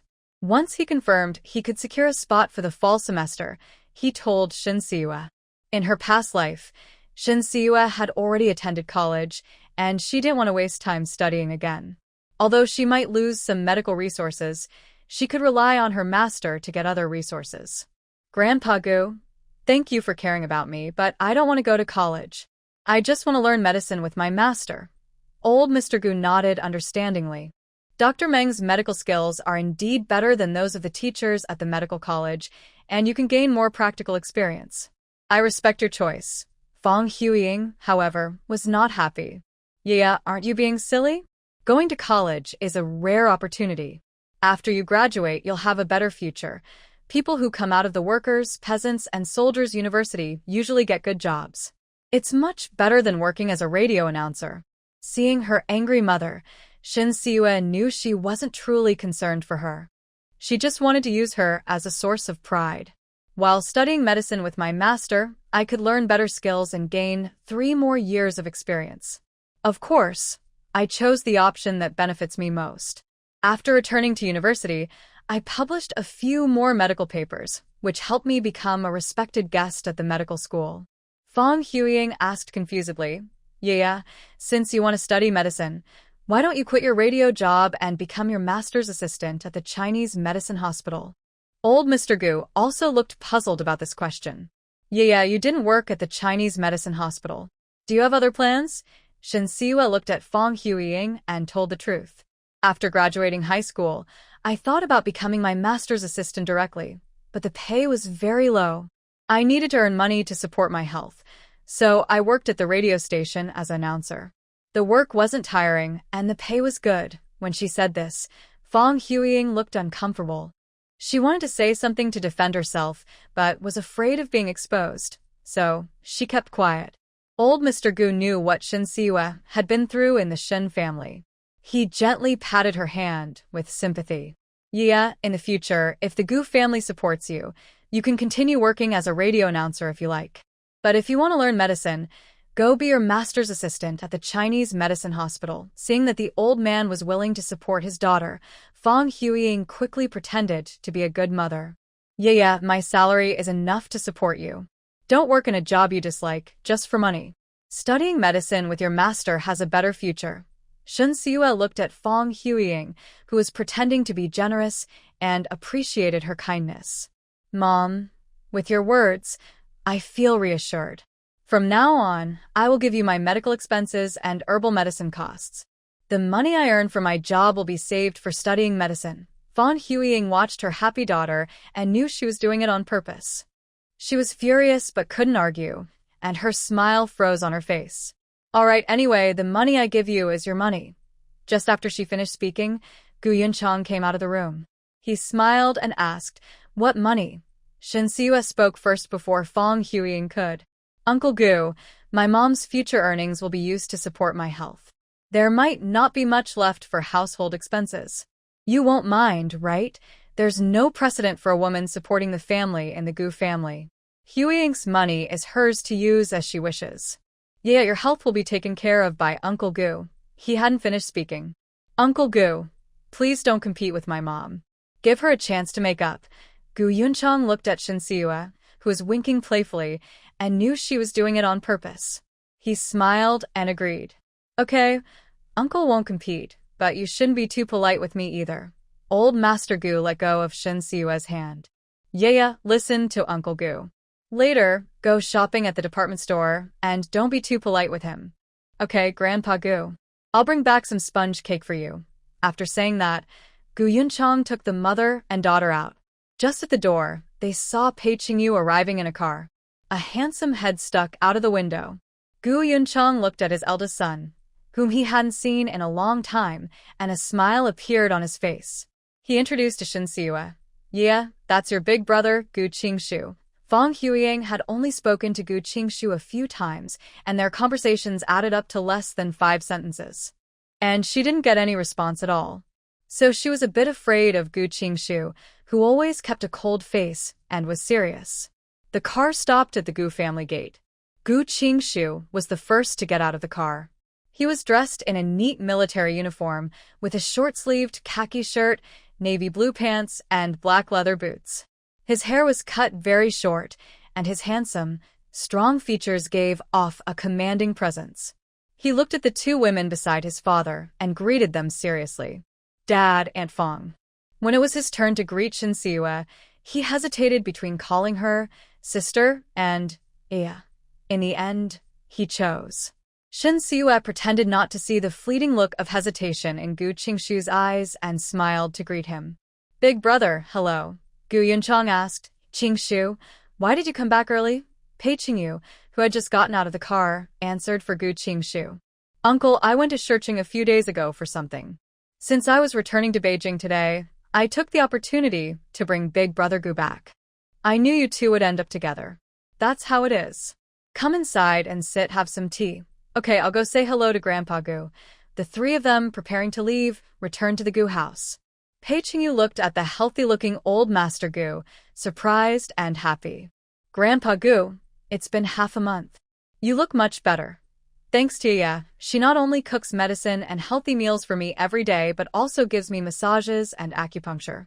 My old bones feel much younger because of her." Pei Qingyu didn't take this seriously. He just thought the old man appreciated Shen Siwa. She just finished high school, and even if her medical skills are good, can she be better than Dr. Meng? But he politely said, I didn't expect Miss Shin to be so young and yet so skilled in medicine. Old Master Gu thought about Grandma Pei, who has been bedridden for years. He said to Shin Siwa, "Yeah, when you're free, go visit Grandma Pei." Before Pei Qingyu could refuse, she quickly agreed. "Grandpa Gu, I am free right now." Gu Yunchang and Fong Huiying. Since the old man thought Pei's family was nearby, visiting Grandma Pei wouldn't take long, so he nodded. "Then you go with Qingyu. Yunchang and Huiying, you can go too. Just head straight from the Pei family to the department store later." Gu Yunchang agreed. All right. Seeing that old Master Gu had made arrangements, Pei Qingyu didn't refuse. "Thank you, Miss Shin. Let's go." As they left, Gu Yunchang called his eldest son. "Qingshu, come with us to the department store and get to know Yiya better." Qingshu didn't want to go. He was about to refuse, but old Master Gu gave an order. "Yiya isn't feeling well. Qingshu, take good care of her." Qingshu's words, which he was about to say, had to be taken back. "Yes, Grandpa." Seeing her youngest son with the Gu family members, she felt a bit surprised. She didn't ask many questions and politely invited the Gu family inside. "Yunchang, hurry and bring the children in." Suwon's husband, Pei Jipeng, is a few years older than Gu Yunchang, but their families are close. Both are the eldest sons in their families and get along well. Before Li Xiufan passed away, the two families were very close, like sisters. She has no right to criticize Gu Yunchang for remarrying, but she can't truly wish him well either. So, she isn't very warm toward Fong Huiying. After Gu Yunchang entered the living room, he asked, "Sister-in-law, how is Grandma's health lately?" "Not very good. Recently, it's been hot, and Grandma has lost her appetite and has become quite thin." Hearing this, Pei Qingyu worriedly went to Grandma's room. "Mom, does Grandma not even want to eat appetizers?" Suwon sighed. "I've tried several kinds, but they don't seem to work." Fong Huiying quickly pushed her daughter forward. "Yeah, go check on Grandma Pei." Shin Siwa didn't follow Pei Qingyu directly into Grandma's room. She looked at Suwon politely and said, "Madam Pei, if you don't mind, I would like to check Grandma's pulse." Suwon knew Shin Siwa was a disciple of Meng Xiongda. She also knew that under her care, old Master Gu's health had improved a lot. She nodded gratefully. "Miss Shin, thank you." When Shin Siwa entered Grandma's room, Pei Qingyu had already helped the old lady sit up against the bed. Grandma Pei is not yet 70, but already has a head full of gray hair. Her illness was caused during her long march years ago. She didn't recover well afterward, leading to a deficiency of qi and blood, and she has been bedridden for over 10 years. Fortunately, her eldest daughter-in-law, Suwon, massages her every day, preventing her muscles from wasting away. When she feels well, she walks and sits in the backyard. Pei Qingyu placed a soft pillow behind Grandma's back to make her more comfortable. "Grandma, why aren't you eating well again?" Grandma Pei looked at her handsome young grandson and gently touched his head with her thin, withered hand. A gentle smile appeared on her face, full of love. "Your mom told you stories again?" "She's talking nonsense. I eat quite a lot." After saying this, she looked toward the door. "Are you Qingyu's partner? Come over and let Grandma see you." The elderly lady was somewhat hard of hearing and didn't catch the conversation in the living room. Seeing a young woman following her grandson into the house, she thought the girl was the one her grandson was talking about under the threat of fasting. Pei Qingyu quickly explained, "Grandma, you misunderstood. She's here to see you for a checkup." Grandma Pei didn't believe him. "Qingyu, even though I'm old, I'm not confused. A young girl like her can't be a doctor." Shin Siwa walked to the bed, politely greeting her. "Hello, Grandma Pei. My name is Shin Siwa. I am a student of Meng Xiongda from the Chinese Medicine Hospital, and I am here to take your pulse." Seeing Shin Siwa's serious eyes, Grandma Pei looked away in disappointment. She angrily patted her grandson's arm. "You're already 20, and you can't even find a partner. It makes me so angry." Pei Qingyu gently comforted her. Yes, I'm useless. You can scold me, but please don't get too upset and harm your health." After saying that, he held Grandma's hand and looked at Shin Siwa. "Miss Shin, thank you for your help. Shin Siwa examined Grandma Pei's wrist, which was so thin she could see her blood vessels, and placed her fingers on her pulse. Her wrist was cold, and her blood and energy were severely lacking. Her pulse was weaker than that of old Master Gu. She took her time to feel the pulse carefully. The pulse was weak and unsteady, indicating a sign of decline. Pei Qingyu had never expected much from Shin Siwa's medical skills. Seeing her slightly furrow her brow, he didn't pay much attention. Grandma Pei was very aware of her own health condition. She thought it might be difficult to get through this winter. Young girl, my health has been poor for a long time. If I can't be cured, that's understandable. Don't feel pressured. Shin Siwa looked at the optimistic old lady and withdrew her hand. Grandma Pei, your illness has been neglected for too many years. I really can't cure it. She had only spoken halfway when Pei Qingyu interrupted. It's okay. Even your master can't cure it. There was a hint of sarcasm in his tone. Although it can't be cured, I can make Grandma Pei's appetite better and help her live more comfortably. Shin Siwa didn't dare to make big promises, so she set the lowest expectation. Pei Qingyu still believed that even Meng Xiongda couldn't do what Shin Siwa claimed she could. But out of respect for the young girl's face, he didn't argue with her. Then, give me a prescription to try on my grandma. Shin Siwa nodded and said, give me paper and pen. Grandma Pei, who had a hard life since childhood and couldn't read or write, had no paper or pen in the room. Wait a moment, I'll go get some. After Pei Qingyu left the room, Grandma Pei immediately asked, Miss Shin, what do you think of Qingyu? Shin Siwa understood what Grandma meant, but pretended not to understand, answering seriously. Captain Pei is young and talented, with a bright future. He's very good. I also think he's a good young man, but why can't he find a partner? Shin Siwa knew the reason why Pei Qingyu wasn't looking for a partner. Because he loved someone deeply. She didn't know if the Pei family knew about this, so she naturally wouldn't say anything. Maybe it's just not the right time. Do you want to be Qingyu's match? Grandma can help you find someone. Shin Siwa was surprised by Grandma's straightforwardness and froze for a moment.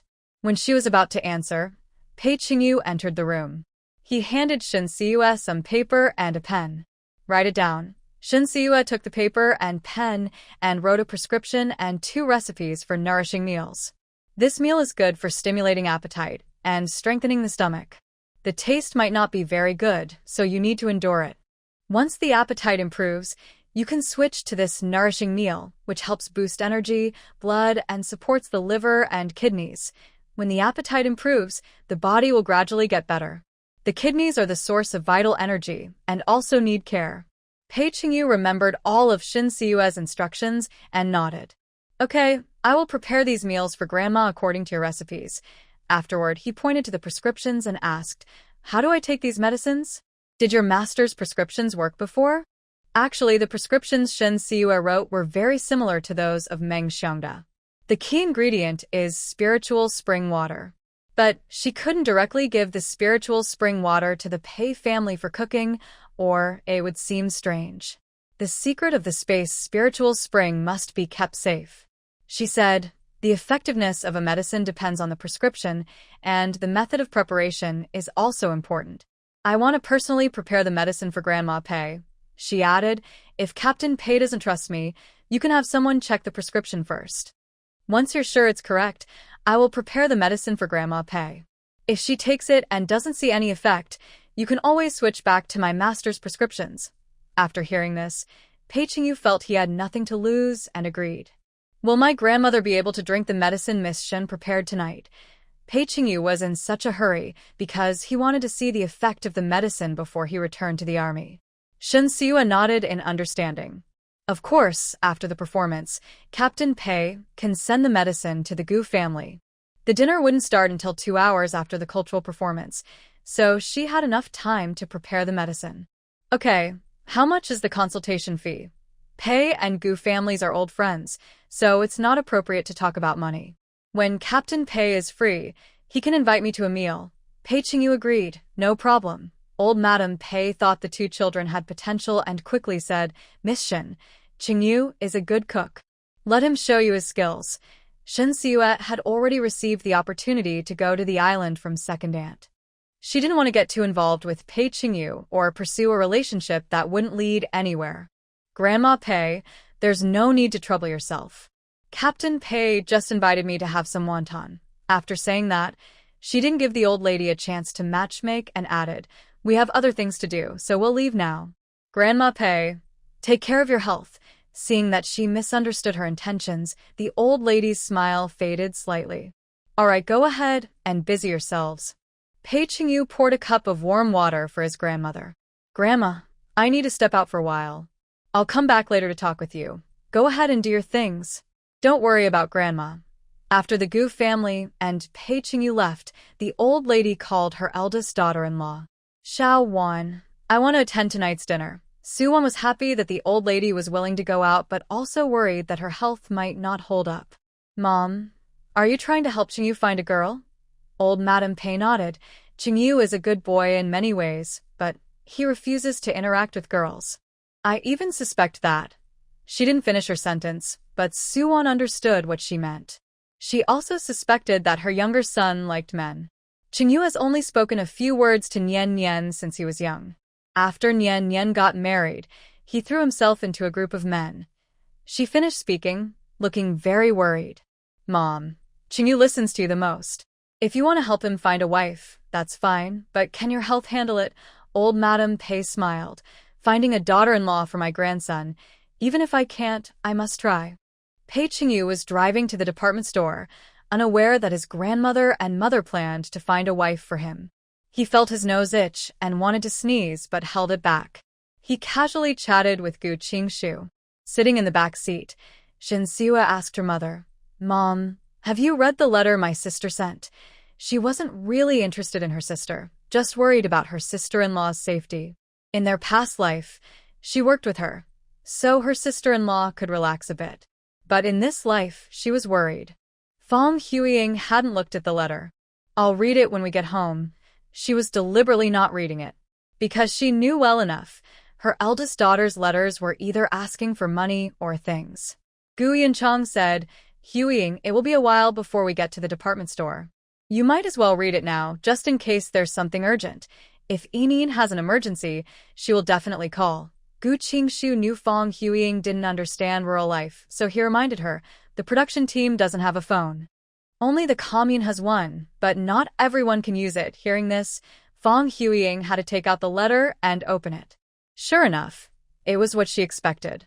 After complaining about her hardships, her eldest daughter used her pregnancy as an excuse, asking her to send some money, tickets, and nutritional supplements.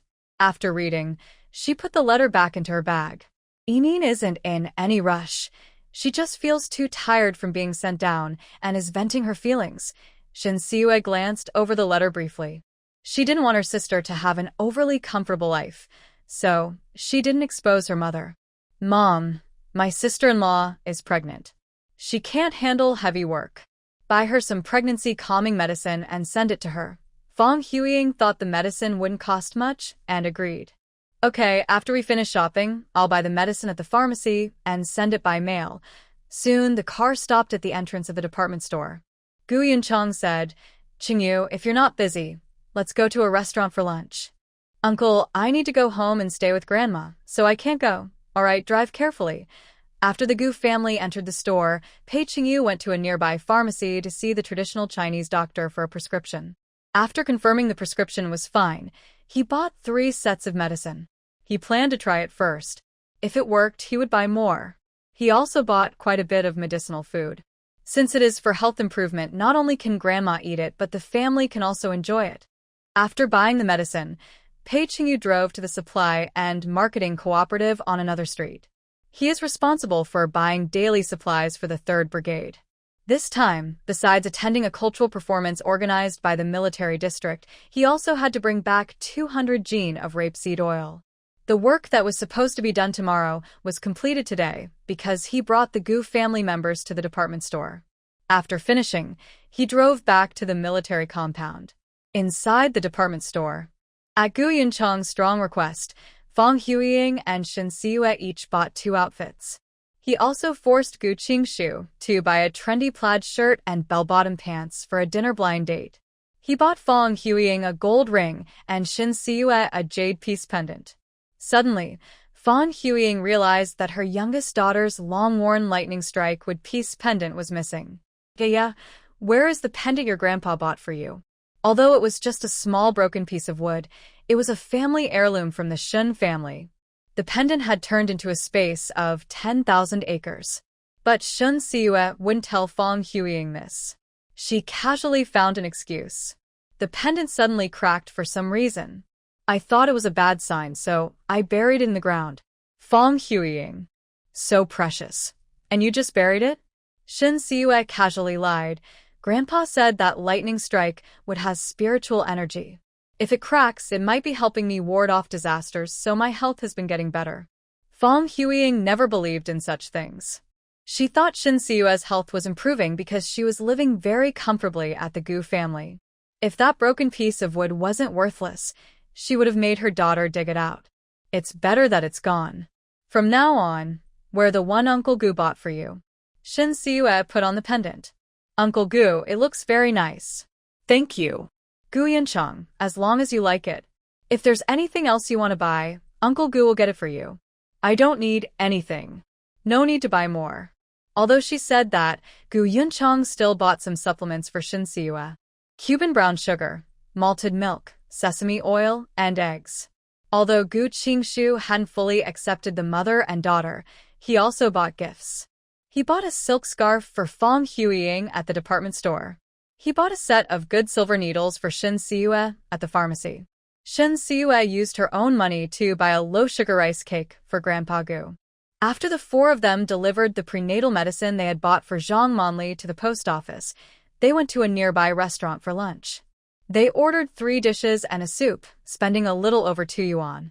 After eating, they took the bus back to the military compound. Because of the hot weather, the art performance was scheduled for 4 in the afternoon. The Gu family got ready and headed to the main hall. The hall was located at the center of the compound. It was mainly used for meetings and events, and sometimes lent out for weddings of senior officers. It took about 10 minutes to walk there from the Gu residence. As they neared the hall, a gentle and familiar female voice called out, "Grandpa Gu, it's been a long time. How have you been?" Following the voice, Shin Siyue saw a face that felt both unfamiliar and familiar. Pei Qingyu's first love, Shen Yanan. Shen had always been the kind of child everyone admired. She was pretty, polite, smart, and quick-witted, loved by everyone in the compound. Many families had hoped she would become their daughter-in-law and treated her with great affection. But not long after finishing high school, she got married and didn't attend the Workers' and Peasants' University. Everyone in the compound felt it was a pity, but they respected her choice. Today, Shin Yanan wore a beige dress with blue floral patterns, her 2 braids hanging neatly in front. She looked graceful and gentle, with delicate features and a calm, kind air. She walked toward Grandpa Gu, holding the arm of a refined-looking man. The old man smiled kindly at her. "And it's been a while since you came back, hasn't it?" Shin Yanan glanced at her husband, her eyes full of affection. "Jimin has been very busy this year. I've been taking care of him, so I haven't had time to visit."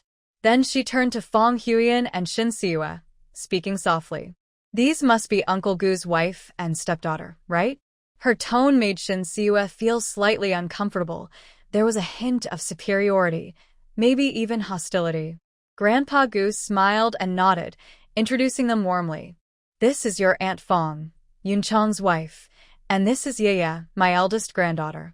His introduction gave both mother and daughter proper respect. Shun Yanan smiled gently. "Nice to meet you." I'm Shun Yanan. Old Mr. Gu added. "Nian Nian is Commander Shin's only daughter. You share the same surname, so you are quite a match," Shin Siyue responded with a polite smile. "Hello, Miss Shin." In her past life, she met Shin Yanan twice.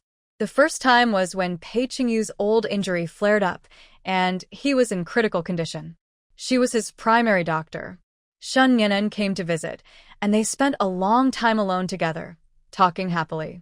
The second time was when Pei Qingyu died in the line of duty. She was a guest at the Pei family's condolence. Shun Yanan cried heartbreakingly, saying She shouldn't have let him go to be a hero.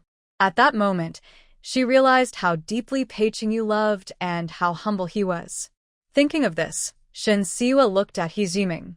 The man wore gold-rimmed glasses and exuded a scholarly aura, like a gentle and elegant young noble.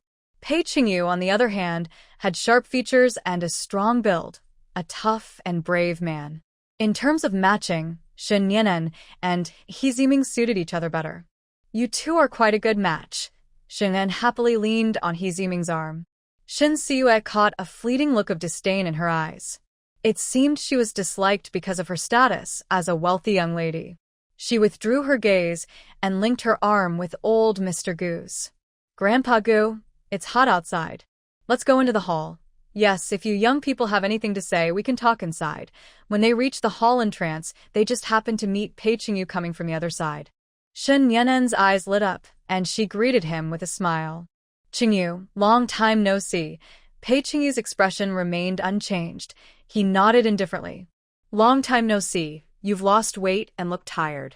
Have you been very busy lately? That's a military secret, I can't say. Shen Siwa. This act of avoiding suspicion was a bit too much. Shen Yan'an was used to Pei Qingyu's cold face, and her smile remained unchanged. I didn't mean anything else. I just care about you. As soon as she finished speaking, He Jiming cleared his throat softly. Clearly, he didn't like his wife being overly friendly with other men. Shen Yan'an knew her husband was jealous. She looked up at him, her eyes full of affection and a gentle smile. He Jiming gently pinched Shen Yan'an's nose, smiling softly like jade. Of course, but it's not good to keep blocking the door all the time. Pei Qingyu heard this and walked over to old Master Gu. Grandpa Gu, please go ahead. The group gradually entered the main hall. The viewing platform was large, with seats arranged according to military rank, capable of holding at least 3,000 people. Old Master Gu headed straight to the Gu family section, which was closer to the front. Pei's father held a higher military rank and sat in the first 2 rows. Shen's father's rank was between Pei and Gu families, so Shen Yan'an sat between them. She occasionally pulled her husband and Pei Qingyu to talk. You're already married, but you're still bothering Brother Qingyu. That's so shameless. Du Inua spoke very softly. Even if Shen Siwa sat beside her, she could barely hear. She didn't expect Du Inua to like Pei Qingyu. Du Inua had liked him for a long time. She had joined the arts troupe early on, working hard to become the top performer, just to be seen by Pei Qingyu and show her talent. But Pei Qingyu's gaze never lingered on her. Thinking of this, she felt unfair. I don't understand what Shen Yan'an has that's so good, making Brother Qingyu ignore others. Du Yiqing listened to his sister's complaints and reminded her. Sis, this is the main hall. Be careful what you say. Du Inua angrily stood up. I'm going backstage to prepare. Since she was scheduled to perform last in the art show, she didn't need to go backstage early to change clothes or do makeup. But she couldn't stand Shen Yan'an always trying to get close to Pei Qingyu, so she decided to look away. Shen Siwa watched the 3 talking in front of her, feeling sorry for Pei Qingyu but trying to suppress her own discomfort. Fang Huiying saw her daughter's face looked a little off and asked, Yeah, what's wrong? Please don't embarrass her in front of everyone. Shen Siwa shook her head. I've fine. I've never been to such a big event before, so I'm a little nervous. Fang Huiying was also nervous, with sweaty palms.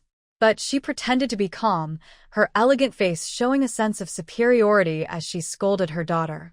You'll be attending many such events in the future, so you need to get used to it. Got it. Today, more soldiers and military families attended the arts performance than usual. Not only were all the seats filled, but many people stood at the back. Many people came for the free medical consultation tomorrow. At 4 o'clock sharp, the cultural performance began. Singing, dancing, acting in plays, and playing traditional instruments like swona, gongs, drums, and storytelling. This was Shen Siwa's first time participating in a cultural show, and she watched every performance with great interest. When the show ended, she still felt a little disappointed. Old Mr. Gu smiled and said, Yeah, if you like watching, when Inua has a performance in the capital, I'll let her take you to see it. Shen Siwa knew that Du Inua didn't like her and would probably find an excuse to refuse. But she didn't reject the old man's kindness. People from the military district gradually returned to their homes. Foreign soldiers and military family members stayed behind, waiting for the dinner 2 hours later. After returning to the Gu family, Shinsiue immediately brewed medicine for herself and old Mr. Gu. Just as the medicine in the pot started steaming, Pei Qingyu arrived with the herbal bag for Grandma Pei. "Miss Shin, thank you for your trouble." Shinsiue took the herbal bag. "It's no trouble, but Captain Pei needs to wait a little. The medicine that's already boiling shouldn't be interrupted. It's okay, I'm not in a hurry. Captain Pei, please sit in the living room and chat with everyone. I'll call you when the medicine is ready." Pei Qingyu not only stayed but also moved a chair to sit beside Shinsiue. "I want to learn how to brew medicine for Miss Shin. If I can learn it, I won't bother you in the future." Shinsiue wasn't sure if Pei Qingyu was sincere about learning or just didn't trust her. But either way, it affected her decision to take out spiritual spring water from her space. Because soldiers have very sharp instincts. Captain Pei, brewing medicine isn't something you can learn just by watching. If you don't trust me, just say so. Shinsiue couldn't think of a gentle way to drive away Pei Qingyu, so she used a challenge instead. Pei Qingyu indeed suspected Shinsiue. But he didn't doubt her medical skills. He thought her way of brewing medicine seemed suspicious. It's impossible for the same medicine to have such a huge difference in effect just because of slight variations in brewing methods. He knew Shinsiue was trying to provoke him, but he wasn't angry. "Miss Shin, are you trying to chase me away because you're afraid I might learn your secret?" Shinsiue looked into Pei Qingyu's eyes, smiled, and admitted, "Yes, I don't want you to learn my skill in brewing medicine." Pei Qingyu didn't believe her words, but he still stood up, took his chair, and left the kitchen. No matter how Shinsiue prepares the medicine, as long as she has no intention of harming anyone. After he left, Shinsiue sighed in relief. Taking advantage of no one being around, she took out a medicine jar from the bottom of a narrow cabinet, cleaned it, and put Grandma Pei's medicine inside, soaking it in spiritual spring water. Soon after, Fang Huiying entered the kitchen. The steam hit her, and she quickly stepped back out. "Yaya, come here. Mom wants to talk to you." Shinsiue was not used to indulging her mother. Without turning around, she said, "I'm watching the fire. If you want to talk, come in." Fang Huiying frowned unhappily, enduring the rising heat, and entered the kitchen. "Yaya, you're not young anymore. Before the dinner party, you should look around. Good men are in high demand, so you should choose early." She originally wanted to match her daughter with Pei Qingyu, but the Pei family standards were too high. Shinsiue looked at her mother silently. "Mom, I am a young lady from a wealthy family. Everyone in the big yard avoids me. Where am I supposed to find someone?" It sounded like she was a prized treasure everyone was eager for. Talking about matchmaking made her realize something. Her mother would do anything for money. In her past life, she sold her favorite eldest daughter to a violent second marriage man. In this life, she could sell her disliked younger daughter too. Fang Huiying was startled by her younger daughter's cold stare, and she stiffened her neck, glaring angrily. "What are you angry about? Tonight, find a target first. After tomorrow's free clinic, people will only remember you as Meng Xiangda's apprentice. No one will care that you are a young lady from a wealthy family." Shinsiue sneered, curling her lips. "What if I don't find anyone? Who do you want to sell me to?" Fang Huiying didn't understand. "What are you talking about?" "Mom, I only say this once. My marriage is my decision. Don't interfere, ungrateful. I'm doing this for your own good." Although her younger daughter married well, making her proud and giving her more confidence in the Gu family, the biggest beneficiary was her daughter. "No need. We each live our own lives. No one should make things difficult for the other." Fang Huiying, angry at her foolish and stubborn daughter, turned and left. "If you don't listen to me, you'll regret it someday." Shinsiue ignored her. She had thought about what kind of life she wanted, being in charge of her own destiny and bearing the consequences herself. Tomorrow after that, she plans to persuade her master to secretly help her stockpile medicine in preparation for next year's big earthquake. She cannot prevent natural disasters, only do her best to help with rescue efforts. Thinking of this, Shin Siwa mumbled softly, I need to make a quick trip to the black market to buy some antiques. Whether it's traditional or Western medicine, they are not cheap. The dowry money her grandfather left her is definitely not enough. Although she can grow herbs in her space, it's hard to get large quantities of seedlings and seeds. Plus, valuable herbs take a long time to grow. Even if she speeds up the growth time in the peach blossom land to 20 times, she still can't produce many valuable herbal products with limited resources. So, under limited time, the only way to stockpile is to buy. However, common short-term mature herbs can still be grown. For example, plantain, fleabane, ghost needlegrass, motherwort, and others. Their seeds are easy to buy, and they can grow quickly in a short time. Shun Siwa took out a notebook from her space and wrote down all the herbs she could grow, to avoid missing any when collecting seeds. After she finished writing, Old Master Gu's medicine was also ready. She wrapped her hand with a towel and poured the hot medicine into a bowl.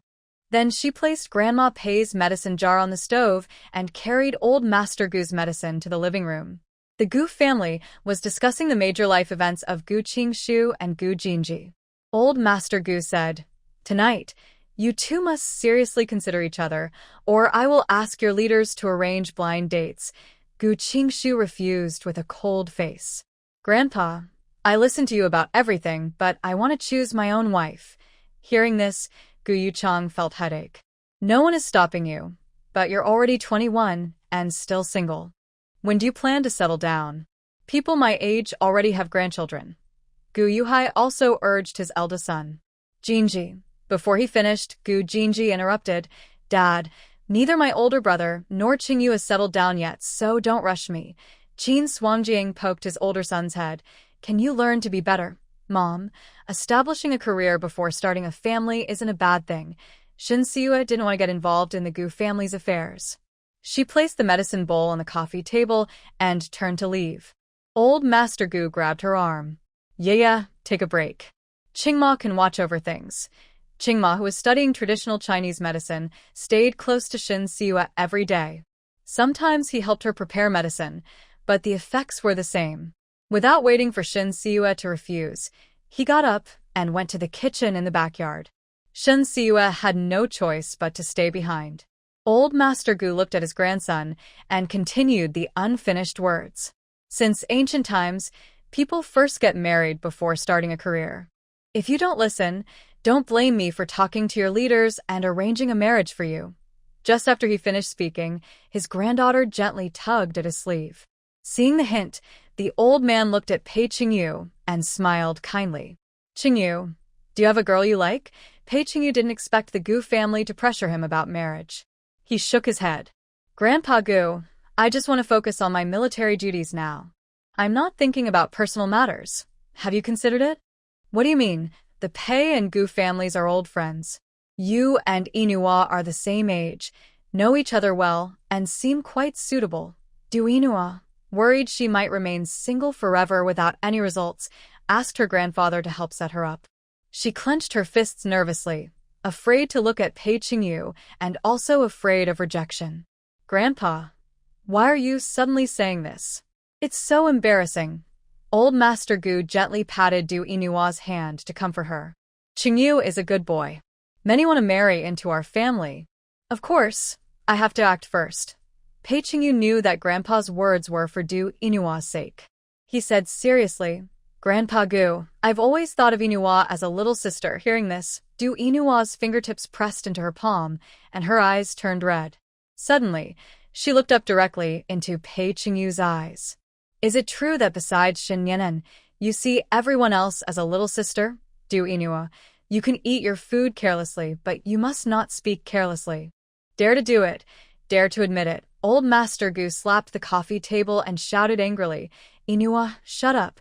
Du Inua shrank back in fear but muttered stubbornly. I didn't say anything wrong. Everyone in the courtyard knows that Brother Qingyu likes Shin Nian. Who in the whole courtyard doesn't like Nian Nian? Grandpa, it's different. Old Master Gu looked at his stubborn granddaughter and pounded the table again. Just as he was about to scold her, Pei Qingyu spoke coldly. Du Inua, do you know why I don't like you? The words, don't like, felt like a sharp knife stabbing into Du Inua's heart. Her eyes welled up with tears, but she stubbornly refused to let them fall. Why? Pei Qingyu's lips curled into a bright smile. Because I've seen better, so I naturally don't like the average. He had known for a long time that Du Inua had feelings for him and had been deliberately avoiding her. His unclear rejection was because Du Inua hadn't made her feelings clear. He thought that over time, she would find herself boring and give up. But he didn't expect her to ask old Master Gu to help and then cling on after being rejected. So don't blame him for speaking harshly. When Du Inua heard the reason for Pei Qingyu's rejection, tears burst from her eyes. How am I worse than Shen Yan? Pei Qingyu chuckled softly. You should ask the people in the military district why they like Shen Yanan instead of you. In terms of appearance, Shen Yanan and Du Inua each have their own beauty. But in character and how they handle people, the latter is far behind. Du Inua was speechless after being criticized. She angrily shouted, Shen Yanan is already married, and you're still thinking about her, you. This time, old Master Gu didn't hit the coffee table, but slapped Du Inua's face. Go back to your room and calm down. He was too indulgent with his granddaughter, raising her to be so spoiled. Du Inua, with her face red from the slap, looked at her grandfather with tearful eyes. Grandpa. Pei Cheng saw his sister being hit and quickly helped her up from the sofa. Big sister, stop talking. I'll take you upstairs. Du Inua was pulled away by her younger brother. As I passed by Gu Qingshu, I heard him say, Inua, I also like Nian Nian, just like I like you. Gu Jinji understood what his older brother meant and nodded in agreement. I like sister Nian Nian, just like I like my cousin. The two brothers were telling Du Inua that Pei Qingyu has a brotherly affection for Shen Yanan. They wanted her not to overthink or speak carelessly. Inua was angry and didn't listen to a word. She was already convinced that Pei Qingyu had inappropriate feelings for Shen Yanan and wouldn't change her mind easily. After the siblings went upstairs, old Master Gu immediately apologized to Pei Qingyu. Qingyu, Inua has been spoiled by me and speaks without thinking. Sorry about that. Pei Qingyu naturally wouldn't get angry with the old man. Grandpa Gu, don't say that. It's normal to feel upset when your feelings are rejected. Thank you for understanding. I will talk to Inua properly, so she won't cause trouble for you and Nian Nian. Some words shouldn't be said carelessly. Words can be powerful. After watching a scene unfold, Shinsiwa thought to herself, Inua didn't really say anything wrong. Pei Qingyu just wouldn't admit it to protect Shen Yanan's reputation. Seeing the tense atmosphere in the living room, she quickly changed the subject when no one was talking. Grandpa Gu, your medicine is getting cold. Hurry and drink it. Old Master Gu looked at the thoughtful and obedient Shinsiwa and smiled through his wrinkles. He picked up the medicine bowl and drank it all in one go. After finishing, he asked Shinsiwa, Yeah, you haven't drunk your medicine yet? Shinsiwa nodded. Yes, I'll go to the kitchen now to drink it and check how Grandma Pei's medicine is coming along. She then took the empty bowl and went to the backyard kitchen. Gu Qingshu had already poured Shinsiwa's medicine into a bowl, which was half cool and just right to drink. When she finished, he took the bowl, washed it, and handed it back. Yeah, I heard it was pretty lively in the living room. What happened? Shinsiwa opened the lid of the medicine jar, looked at the soup that was almost ready, and briefly explained what had just happened. Gu Qingshu listened and only said one thing. Sister Nian Nian is lovesick and a bit crazy. No matter whether Brother Qingyu likes Sister Nian Nian or not, that's their business and outsiders shouldn't judge. Soon, the medicine was ready. Shinsiwa poured the medicine into the thermos Pei Qingyu brought and handed it to Gu Qingshu. Third brother, take this to Captain Pei. I want to make a medicinal dish. Gu Qingma took the insulated container and left. Shinsiwa placed the prepared medicinal dish on the stove to simmer. After she and old Master Gu finished their meal, the evening banquet was about to start. Everyone in the Gu family, except for Du Inua and her brother, went to the grand hall. On the way, old Master Gu kept warning Gu Qingshu and Gu Jinji to take the chance during the banquet to get to know each other better. The two brothers felt troubled, but dared not argue. When the family arrived at the hall, it was already lively inside.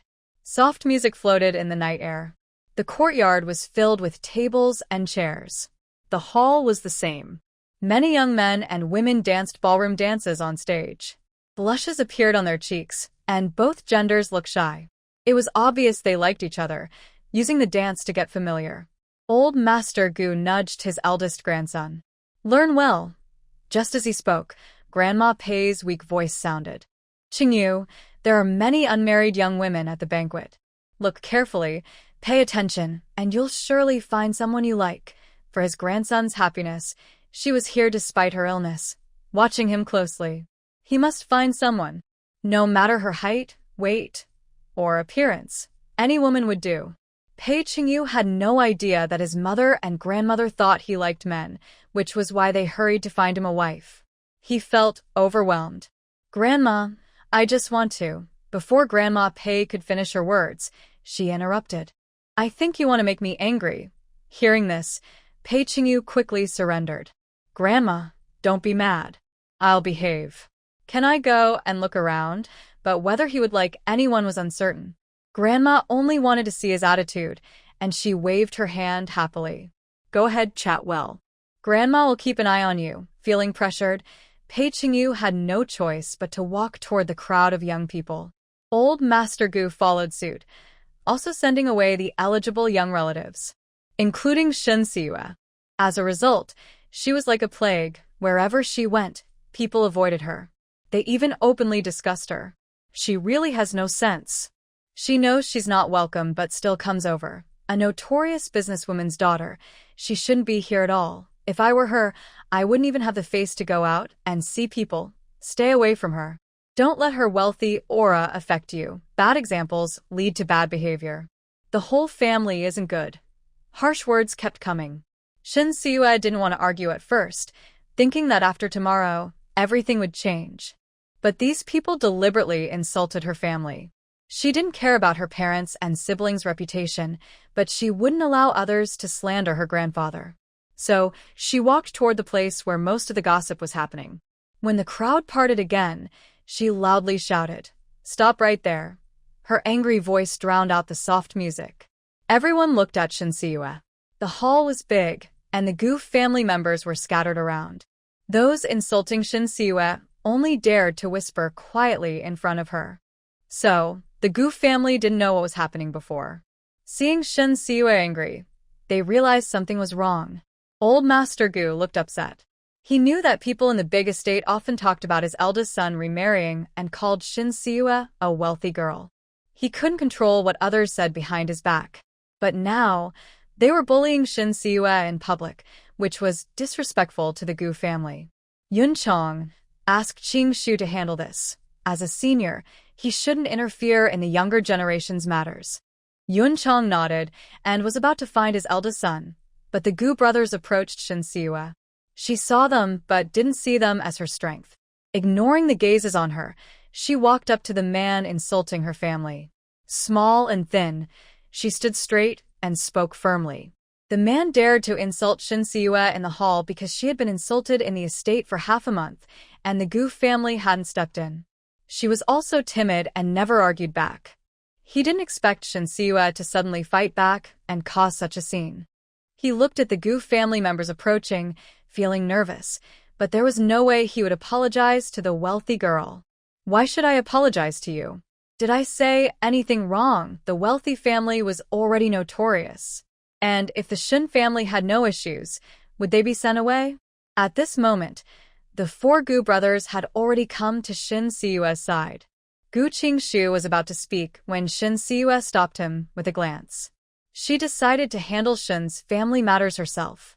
Looking at the proud man, she said clearly, "You are wrong in every word. First, our Shen family has been known as kind-hearted businesspeople in Beijing for 100 years. I don't know if our reputation is good or bad, but our morals are definitely good. Second, you can criticize me, but you can't insult my grandfather. He made great contributions to the development of New China. Finally, because the Shen family is a business family, we could provide many military supplies and support when you all went to fight on the battlefield." Then Shen Siyue pointed at the man's military uniform. "You haven't worn clothes bought from the Shen family, but your family or friends have. So, don't be foolish and eat your meal while cursing." The man blushed with anger but couldn't argue back. After a while, he managed to say, "Don't make the Shin family sound so holy. If they were truly clean, they would be sent away." His close friends quickly agreed. Everyone has moved their assets overseas. Stop pretending to be innocent.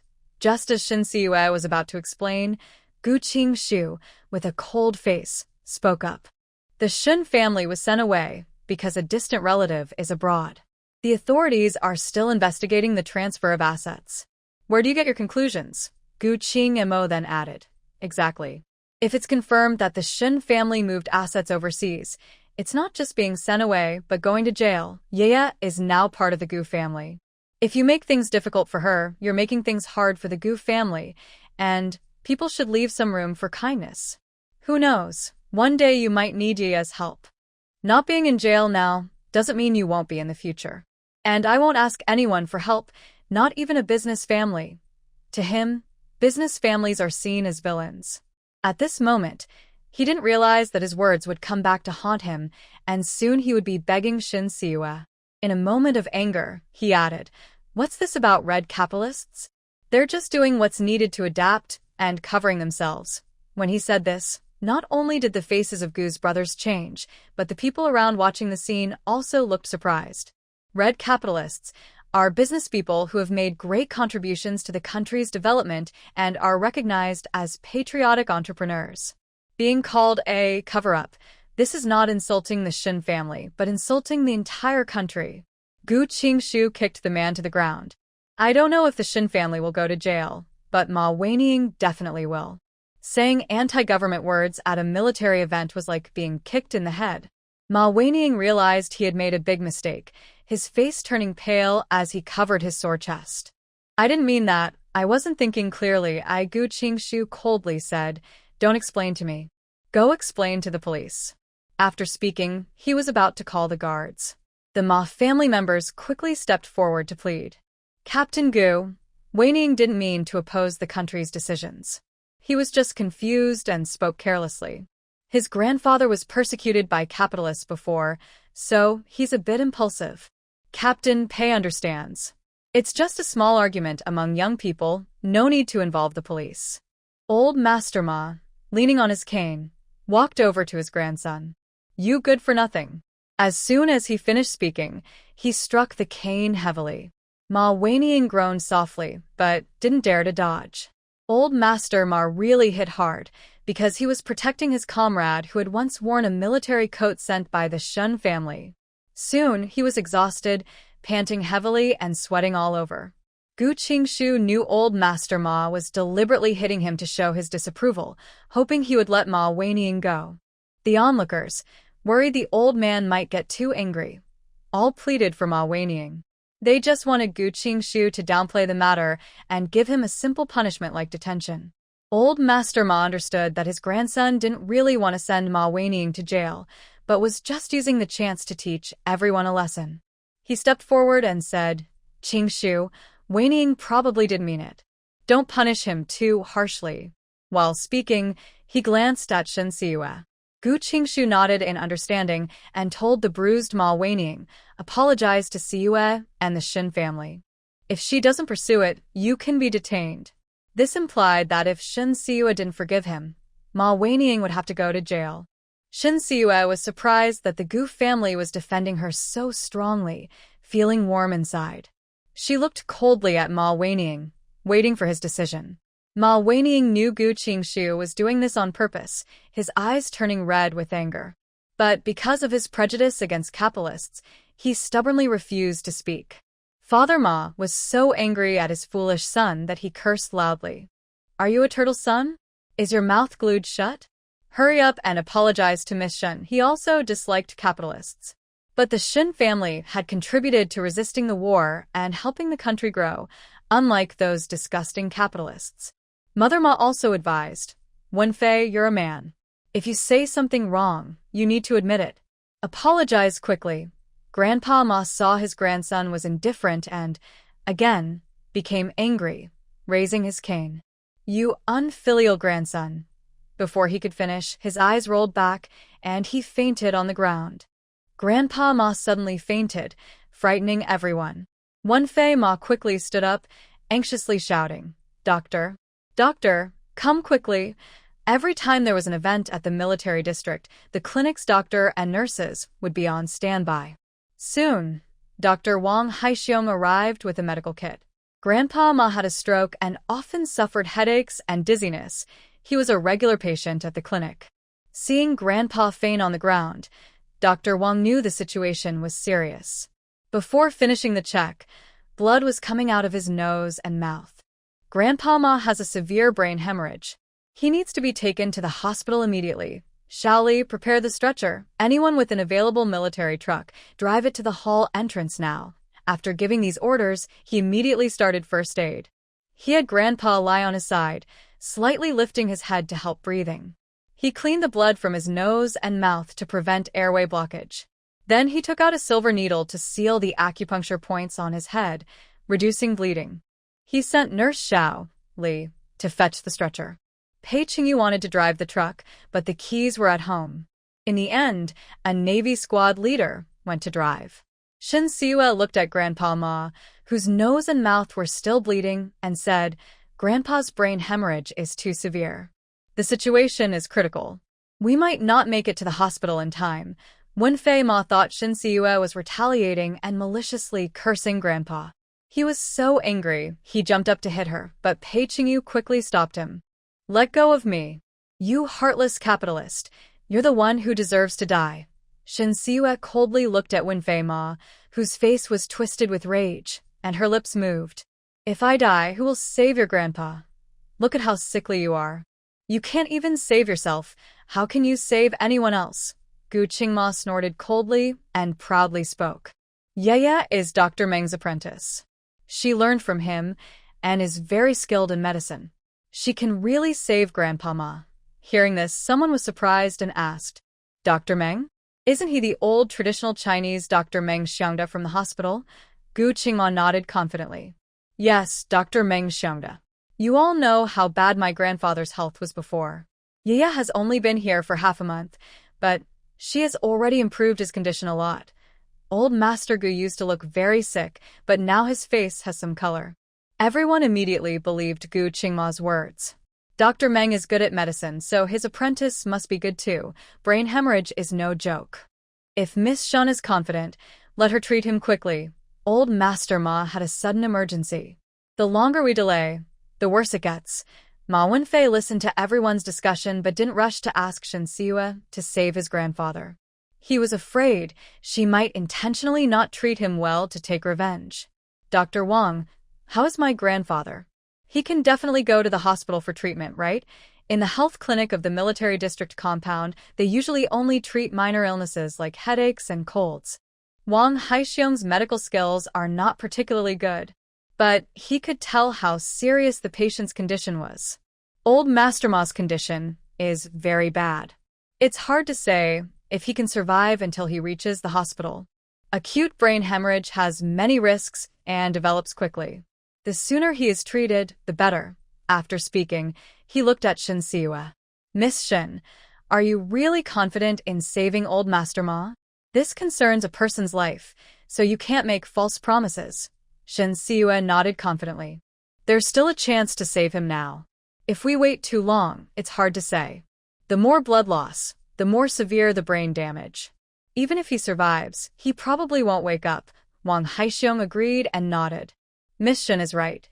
Just as he finished speaking, Nurse Xiao Li ran over carrying a stretcher. She placed the stretcher on the ground. "Dr. Wang, let's lift Grandpa Ma onto it. When the ambulance arrives, we can leave immediately." Wang Haixiong didn't act right away.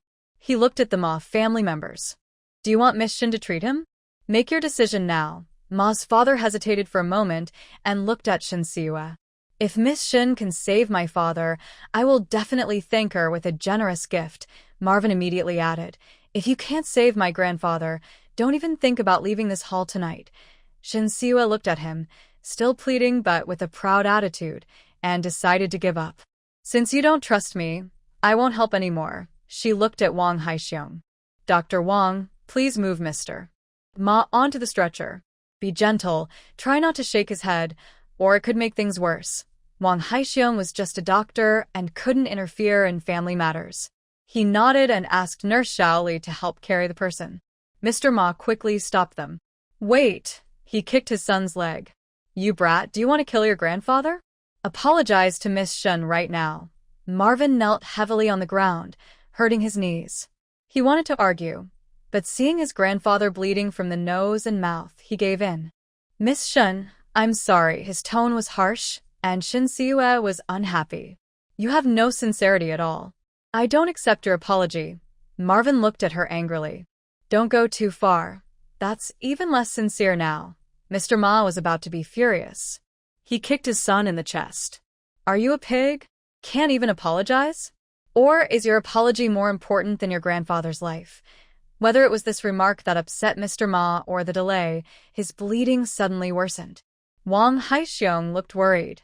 Grandpa Ma might not make it. Shin Siue frowned slightly, took the acupuncture kit from the medical box, and inserted needles into her grandfather's chest and head. Her hands moved quickly, and Marvin didn't have time to stop her. Remove Mr. Ma's shoes and socks. Wang Haixiong supported his grandfather's head, careful not to move him too much. Shaoli, help. He couldn't save him, so he could only watch Shin Siue try her best. Nurse Shaoli quickly took off Mr. Ma's shoes and socks. Shin Siue found 3-edged needles in the medical box, disinfected them with alcohol, and inserted them into the ranga point. She only removed the needles after blood started to flow. Soon, the bleeding from her grandfather's nose and mouth eased. Wang Haixiong saw this and smiled with relief.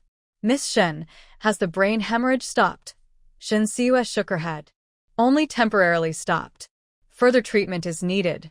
Then you need to be treated quickly. Just tell me what to do and I will help. I already interfered just now. As for Grandpa Ma's upcoming treatment, you can handle it. After speaking, she looked at Old Master Gu. Grandpa Gu, I don't want to attend the dinner anymore. Old Master Gu saw that Shin Siue was using retreat to advance, and immediately played along. Qingma, take Ye home to rest. As soon as he finished speaking, Ma's father hurriedly stopped him. Deputy Commander Gu, my father is still waiting for Miss Shin to save his life. She can't leave. Old Master Gu snorted. What reason do you have to stop Ye? I didn't mean that. Ma's father knew the problem was with his reckless son. After Shin Siue helped save Grandpa, Ma Wenfei realized he was terribly wrong. He shouldn't have judged everyone unfairly just because of prejudice. Thinking of this, he knelt straight and sincerely apologized. Miss Shun, I'm sorry. I shouldn't have insulted you and slandered your family without knowing the facts. The Shin family is a patriotic business family, worthy of my respect and learning. Thank you for your kindness and not blaming Grandpa because of me. I made a mistake and said the wrong words. I admit it. As long as you can forgive me, I will do anything. After speaking, he bowed deeply to Shin Siue. Please, do the right thing and save my grandpa. Ma Wenfei, though straightforward, would not deny his mistake once he realized it. He lost face as a man and knelt to apologize to Shin Siue. He only hoped she would help save his grandpa. Shin Siue looked at Ma Wenfei, whose forehead was red from the bow, and decided to accept his apology. I accept your apology. I can save the person, but the consultation fee is not cheap, 1,000 yuan excluding medicine costs. This amount was large but did not surprise the people in the hall. Most people's salaries are not low. Ma Wenfei immediately agreed. Miss Shin, I accept the 1,000 yuan consultation fee. Please save my grandpa quickly. He is a deputy platoon-level officer, earning 50 yuan a month. 1,000 yuan is more than a year's salary for him. Although it was a lot for him, compared to his grandpa's life, it was insignificant. Shin Siue said, I won't accept installment payments. I need the full amount today. She was about to buy herbs, and the more money she had, the better. Ma Weining couldn't come up with 1,000 yuan and looked at his father. Ma's father immediately said, Miss Shin, don't worry. As long as you can save my father, after the dinner, you can come to the Ma family to get the money. He didn't have that much money now, but his family could gather it together. Shin Siue nodded and said, okay. After that, she used a special technique to massage old Master Ma's head. The blood from the Yuangu point flowed faster. When the dark red blood turned bright red, she stopped immediately. The bleeding from the old man's nose and mouth had stopped. The wound at the Yuangu point also stopped bleeding. She pulled out the silver needle from his head, observing his condition while continuing acupuncture. After finishing, she was covered in sweat. Old Master Ma's brain hemorrhage has stopped. He will wake up soon, but there is a chance of stroke-related paralysis. Many people know that brain hemorrhage can be accompanied by a stroke. Ma's father understood and said, as long as he is alive, the stroke can be treated gradually. Seeing that Ma's father was reasonable and generous with money, Shin Siwa said, I have a good remedy for stroke, 200 yuan per prescription. If needed, I will buy it. Ma Weining looked at his pale grandfather and asked anxiously, Miss Shin, when will my grandfather wake up? Once the silver needle takes effect, in about 10 minutes. After Shin Siwa showed her skill, everyone's prejudice against her disappeared, and they praised her. Miss Shun is truly the disciple of Dr. Meng. Her medical skills are excellent. She surpasses her master. Not only is Miss Shin beautiful, but she is also kind-hearted. She repays evil with good. Others wouldn't have saved old Master Ma. Exactly. Red capitalists are just different, more enlightened. I wonder when Miss Shun is free. I want to invite her to see my bedridden mother-in-law. We can discuss the consultation fee. And me. My father often has leg pain. He can't work or even walk properly. I want Miss Shun to help him. Soon, many people came seeking medical help. Shin Siwa neither agreed nor refused, only returning their requests with polite smiles. Unexpectedly, the positive results that usually only appeared after free clinics happened suddenly after old Master Ma's sudden brain hemorrhage. 10 minutes passed quickly. Old Mr. Ma opened his eyes on time. He felt a bit confused and wanted to ask something, but he couldn't make a sound. Clearly, he had had a stroke. Unable to speak, he looked anxious, with his mouth crooked and eyes slanted. Shin Siwa quickly applied acupuncture to his face to prevent more serious facial paralysis. Old Mr. Ma, don't worry. I will cure you, she said. The old man desperately wanted to say something, but his mouth seemed not to belong to him, and he couldn't move at all. Ma Weining comforted him, saying, Grandpa, relax. Miss Shun is a good doctor. With her treatment, your health will recover soon. After blinking, the old man closed his eyes. This scene frightened everyone in the Ma family. Why did he faint again? Shin Siwa remained calm and said, his body is too weak, so he just fell asleep. Then she asked the people around, does anyone have paper and a pen? Someone brought a briefcase and quickly took out a notebook and a pen, handing them to Shin Siwa. She wrote 2 prescriptions and instructions for taking medicine, then handed them to Ma Weining. One is for treating brain hemorrhage, the other for stroke. Take one in the morning and one at night, separately. Stroke treatment needs both medication and acupuncture. Acupuncture is easy. Any traditional Chinese medicine doctor can do it. After that, she calculated the cost of the treatment and prescriptions. You can take him home to rest now.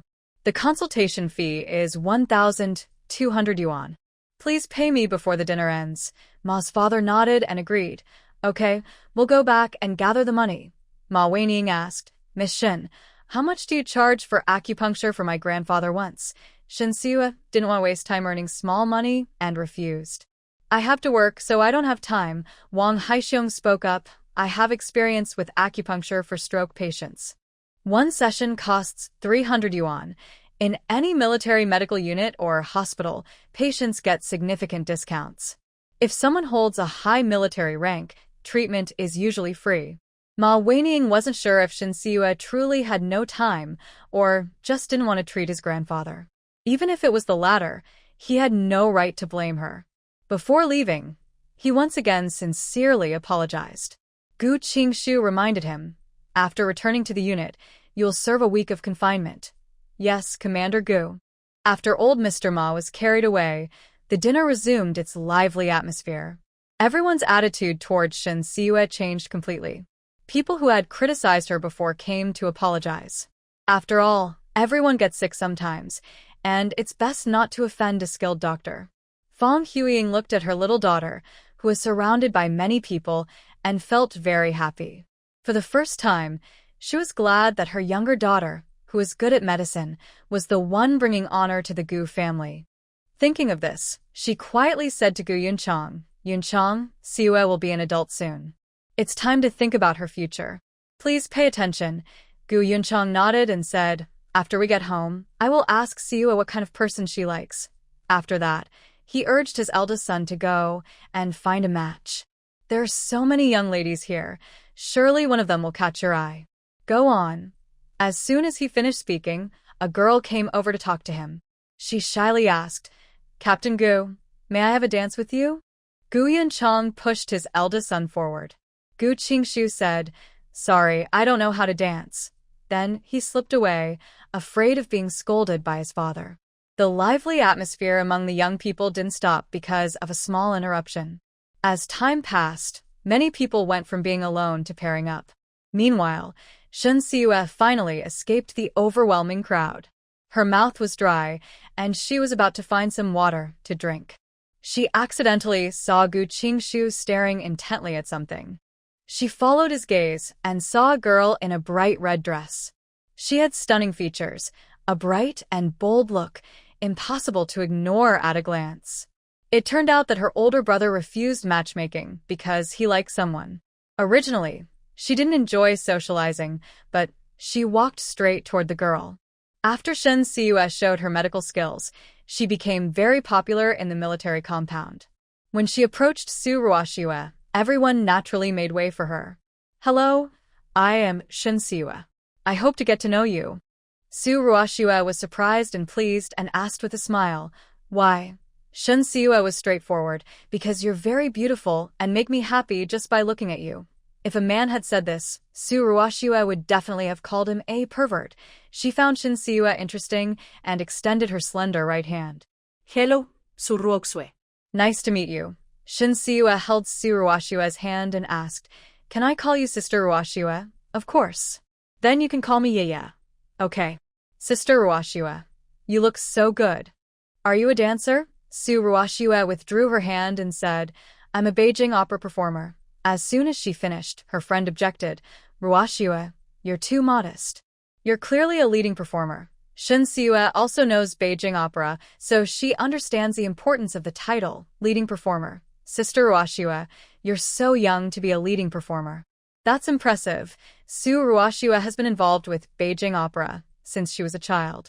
After elementary school, she focused solely on her craft. She practiced posture, voice, walking, and movements. Years of hard practice, day after day, led to her current success. No need to envy me. I earned this time and education, she added with a smile, and I'm not as talented as you. You're so young and already skilled in medicine. Shen Siwa laughed and said, I've become a good healer through experience. It seems your journey was even harder than mine. Tell me about it. The two chatted happily, as if no one else was around. Before the banquet started, they not only learned about each other's pasts, but also discovered their preferences. Yeah, I didn't expect us to get along so well. Want to sit at the same table? Shen Siwa linked her arm with Su Ruoxue's and gently swung it, acting a bit playful. Sister Ruoxue, please indulge me. Can we sit together? Seating for the performance was special, but for dining, it didn't matter. One table had 10 seats. As long as the seats weren't empty, anyone could sit wherever they liked. Su Ruoxue affectionately tapped Shen Siwa's forehead and agreed. Okay. The younger members of the Gu family sat at one table, occupying 6 seats. Shen Siwa didn't want to show her excitement too much, so she sat next to Su Ruoxue beside Gu Jinhe. Gu Qingshu sat directly opposite. He sat very straight, tense, and avoided looking directly ahead, visibly nervous. Soon, another brother and sister arrived. The dishes were served quickly. There were 2 meat dishes, 7 vegetable dishes, and a soup.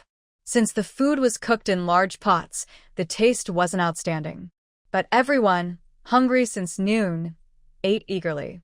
Before the dinner, Shen Siwa had taken medicinal food, so she wasn't very hungry.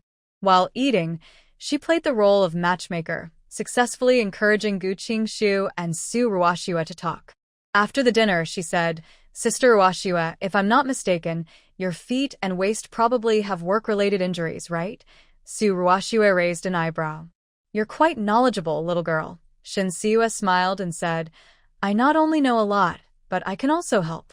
Sister Ruashiwa, why don't you come with me to the Gu family? I'll take a good look at you. I'll come for a free checkup tomorrow. You can help me then. I'm leaving now. Okay, see you tomorrow. After Su Ruashiwa left, Shinsiwa looked around outside the hall. No one from the Ma family had come to pay the debt. She looked at Gu Qingshu, who seemed lost in thought. Big brother, can you come with me to the Ma family to collect the money? Gu Qingshu snapped out of his thoughts and nodded. He told old Master Gu, and then left first with Shinsiwa. As the brother and sister stepped out of the gate, Ma Weining hurried over. Seeing Shinsiwa, he let out a breath of relief and handed her a thick envelope. Miss Shin, sorry for the delay. We took some time to gather the money, but we made it in time. Please count it. Shinsiwa took the envelope and smiled. No need to count. Honesty is a soldier's basic virtue. I trust you won't lie to me. Ma Weining didn't expect Shinsiwa to trust the Ma family so much. He apologized again and left feeling ashamed. Shinsiwa was wearing a dress without pockets. She handed the envelope to Gu Qingshu. Big brother, hold this for me. Walk with me, let's chat. Hearing this, Gu Qingshu knew Shinsiwa was going to meet Su Ruashiwa because of him. He took the envelope and put it in his pocket. Then, he chose a road farther from the Gu family. After leaving the hall, he asked straightforwardly, Did you figure it out? Gu Qingshu's question was abrupt, but Shinsiwa understood what he meant. She nodded. Yes, Big brother's eyes are too direct. I couldn't pretend not to see. This made Gu Qingshu cough lightly. So, you approached Miss Su because of me? What are you planning? Shinsiwa turned to look at Gu Qingshu. Because there was an event tonight at the military district compound, the streetlights were unusually bright. The warm yellow glow from the incandescent lamps illuminated his side profile, casting shadows that made his features look even more deep and sharp. She smiled and said, I just did what Big Brother wanted to do, but was too afraid to. After saying that, she added one more thing. Don't worry, Big Brother. I have no bad feelings towards Sister Ruashiwa. She is honest and cheerful, and I truly want to be friends with her. Gu Qingshu moved his lips but ultimately said nothing. Shinsiwa looked away and played with her shadow. She curiously asked, Big Brother, have you ever interacted with Sister Ruashiwa? Since you like her, why don't you take the initiative to pursue her? Su Ruashiwa is good-looking, has a nice personality, and is from a wealthy family. She probably has many suitors around her. If you don't make a move, you'll just be wishing her happiness from afar. Gu Qingshu and Shinsiwa are not close, and he doesn't want to share his private thoughts. Don't worry about it. Just pretend you don't know how I feel. Shinsiwa shrugged. All right, when Sister Ruashiwa finds someone she likes, I'll tell you, so you can give up. Although she wants to get along well with the Gu family, right now Gu Qingshu is asking her for help, so she doesn't see the need to rush. Gu Qingshu. He wanted to say thank you, but wasn't sure if he should. The brother and sister remained silent as they walked to the Pei family's house. They just happened to meet the Pei family returning home. Old Madame Pei, trying to keep an eye on her grandson and the girl, had been pretending to be energetic until the dinner ended. Now she sat in a wheelchair, looking pale, pushed by Pei Qingyu. Seeing Shinsiwa, her eyes lit up. Yeah, thank you for the medicine. After I took it, I felt much better. Although her words were a bit exaggerated, the medicine was definitely more effective than what she had taken before. Shinsiwa quickly stepped forward, smiling. I will make medicine for Grandma Pei every day from now on. That's too much trouble for you. It's no trouble. I already make medicine for Grandpa Gu every day, so it's a simple task. Old Madame Pei took Shinsiwa's hand and gently patted it. You're such a good girl. I can't let you work for nothing. Tell me how much I owe you and I'll pay you. Grandma Pei, if you're that polite, I won't make the medicine anymore. Since she said that, old Madame Pei didn't insist further. Since you don't want money, how about a favor? As long as our Pei family can do it, we won't refuse. A favor from the Pei family is worth more than a consultation fee. Shinsiwa didn't refuse. Okay, if I need help from the Pei family in the future, I will definitely ask. After speaking, she gently freed herself from Grandma Pei's hand. Grandma Pei, you should go home and rest. My older brother and I are also leaving. All right, go back early. Shin Siua bid farewell to the Pei family and quickly left with Gu Qingshu. Once they were far enough from the Pei house, Gu Qingshu suddenly asked, "You help Grandma Pei make medicine for free. Is that just to return this favor?" Shin Siua knew Gu Qingshu's question was because she responded too quickly. It seemed like he was waiting for Grandma Pei to offer a favor. She paused, looked into Gu Qingshu's eyes, and asked seriously, "Brother, do you think the result of my refusal just now is what?" Gu Qingshu thought for a moment. Before he could answer, Shin Siua responded herself. "The result is that I couldn't refuse, and under their kindness, I accepted the Pei family's favor. Brother, you should see that Grandma Pei has been trying to keep her spirits up. Why should I waste her time and energy on something meaningless? Isn't it better for her to go home and rest earlier?" Her main reason for making medicine for Grandma Pei was to repay the kindness of Pei Qingyu, who saved her in a past life. Secondly, the Pei and Gu families are old friends, which could make her more liked by the Gu family. She didn't want a favor from the Pei family, but if Grandma Pei insisted on giving it, she wouldn't refuse. If she didn't need it now, that would be best. But if she ever needed it, this favor would be her secret weapon. Gu Qingshu saw that he had misunderstood Shin Siua and immediately apologized. "I'm sorry, I was being petty."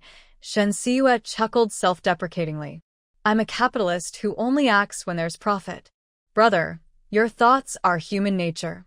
After saying that, she withdrew her gaze, seeming angry, and quickly walked toward the Gu family.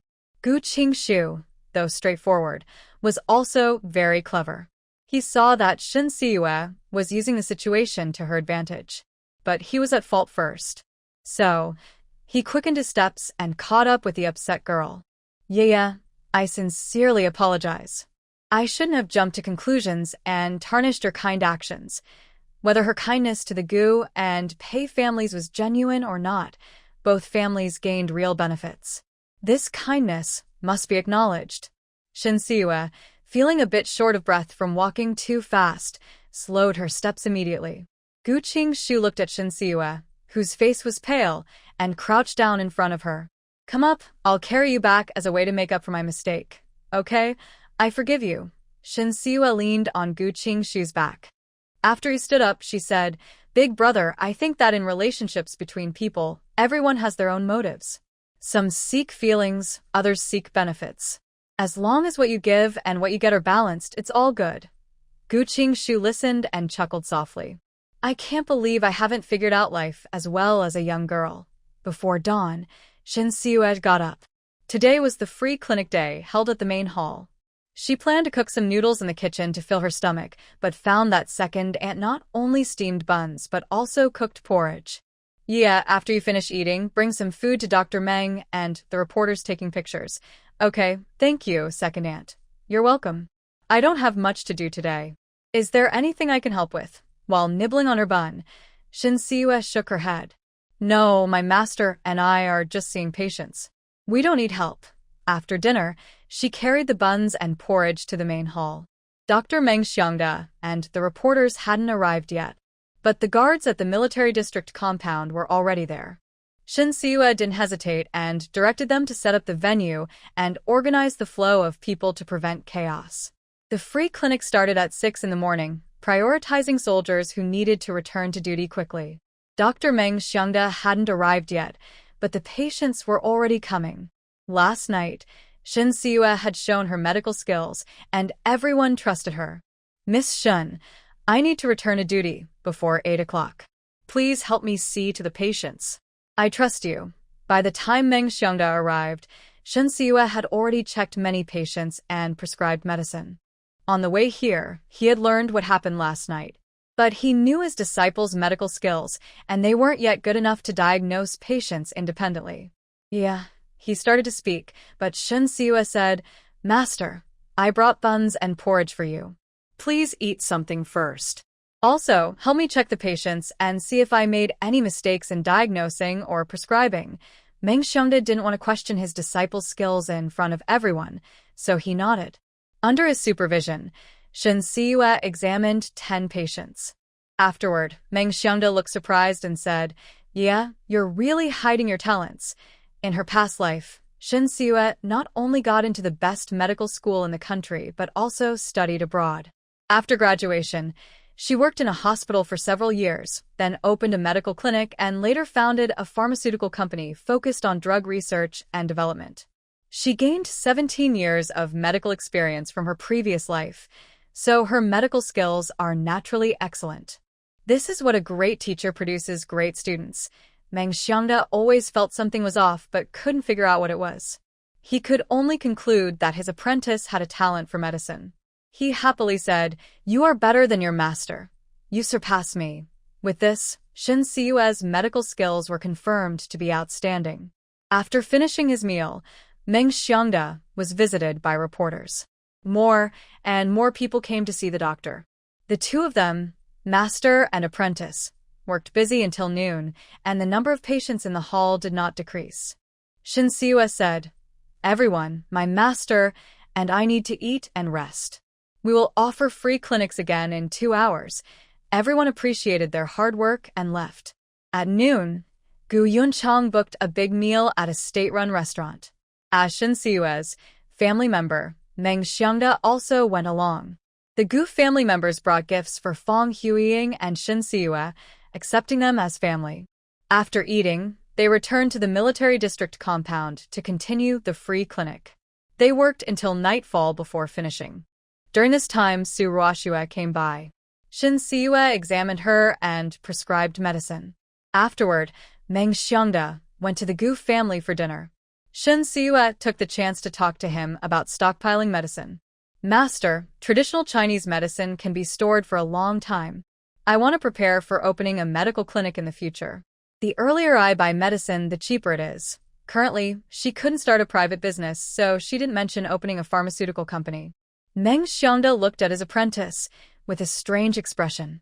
Since the Shen family was reported, he felt like he no longer knew her. Every step she took was beyond his expectations. Yeah, you're not even an adult yet. How can you think so far ahead? I've already planned my future. Naturally, I want to set things up early. Please help me, master.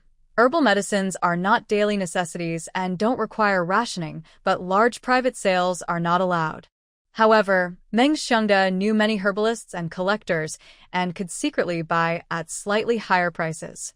Under Shen Siyue's pleading, he agreed. "All right, I'll help you, but where do you plan to store the herbs?" In the city, there are many people and many distractions, and housing is tight, so it's hard to hide large amounts of medicinal herbs. This problem, Shen Siyue had already thought about. "Master, I want to rent a container at the port. Can you help me? Although the containers at the port are all state-owned, the economy isn't doing well now, and many containers are empty. If I have connections, renting ones secretly isn't too difficult." Meng Xiangda couldn't guarantee he could rent a container, only saying he would try. Shen Siyue handed over her previously written list of herbs and the 1,200 yuan she earned yesterday. "Master, use the dowry your grandfather left me to buy herbs. If I run out of money, just tell me." Meng Xiangda nodded. All right. Although he said that, he didn't want his disciple to give him money again. The money he saved over the years could have funded several large clinics. But when he saw the amount of herbs she wanted to buy, he was stunned. "Yeah, is the quantity you wrote down a bit too much? Not just for opening a clinic, but enough to open a hospital." Shen Siyue knew her master would ask this, and she smiled. "This is for free medical consultations." Meng Xiangda patted his disciple's head proudly. "You're such a kind-hearted girl. I will do my best to help you. Master treats me so well." Shen Siyue went to the radio station, claiming she was feeling unwell and took sick leave. Chun Fei knew she had worked hard yesterday during the free clinic, so she immediately approved her leave. After leaving the radio station, Shen Siyue headed straight to the black market in the west of the city. As soon as she got off the car, she was noticed by someone. The government has strictly prohibited private trading and has been cracking down on the black market. Therefore, the black market's locations often change. Without connections or being a regular customer, it's hard to find the place. But reporters are always well informed. Yesterday, Shun Siua asked a reporter she arranged to film to inquire, and she found out where the nearest black market to the radio station was. She was dropped off on a main street. The further north she went, the more remote it became. Not far along, she realized she was being followed. Although Shun Siua had never been to the black market, she knew there were cases of theft there. Usually, gangs of 3 to 5 would commit crimes. They often targeted elderly people and women who couldn't resist. She looked frail and alone, so she was an obvious target. But she was not at all panicked. In her past life, she learned self-defense to avoid being bullied while studying abroad. Later, working in a hospital, she experienced several medical disputes and learned professional hand-to-hand combat skills. Although her current body is a bit weak, she still has the ability to protect herself. Thinking of this, Shun Siua pretended not to notice she was being followed and continued walking north. The crowd gradually increased. Many people carried baskets and looked around, clearly coming from the black market to sell goods. Young girl, fresh eggs just laid a few days ago, 1 yuan 80 per jean, do you want some? Shun Siua paused, looking at a weathered woman. Ma'am, can you give me a better price? The woman saw a chance and quickly started selling her goods. Young girl, I've already given you the lowest price. These eggs were laid within the last 3 days, very fresh, unlike those that have been stored for 10 days or half a month. In her past life, Shun Siua spent over half a year on a farm, so she could tell if eggs were fresh at a glance. She casually took an egg from the basket and shook it. Fresh eggs don't move at all when shaken. But the egg in her hand had a slight flow when shaken. Ma'am, this egg has been stored for at least half a month. Hearing this, the woman realized Shun Siua was an expert. She smiled awkwardly. It's just a few eggs that have been stored a bit longer. Don't worry, none of them are bad. I'll give you a discount, 1 yuan 75. Ma'am, I've bought from the black market before. These eggs are worth at most 1 yuan 50. If you want all of them, I'll sell them to you for 1 yuan 75. Shun Siua looked at the nearly 2 jean eggs and nodded. All right, I'll take the basket too. This basket is handmade and not worth much. You can give me 20 cents. Shun Siua paid a total of 3 yuan 30 cents. Ma'am, may I ask if you often come to sell eggs? The woman thought Shun Siua still wanted to buy more and nodded repeatedly. I have 5 chickens at home, and I come to sell eggs every week. If you want, I can save some for you. Let me try these eggs first.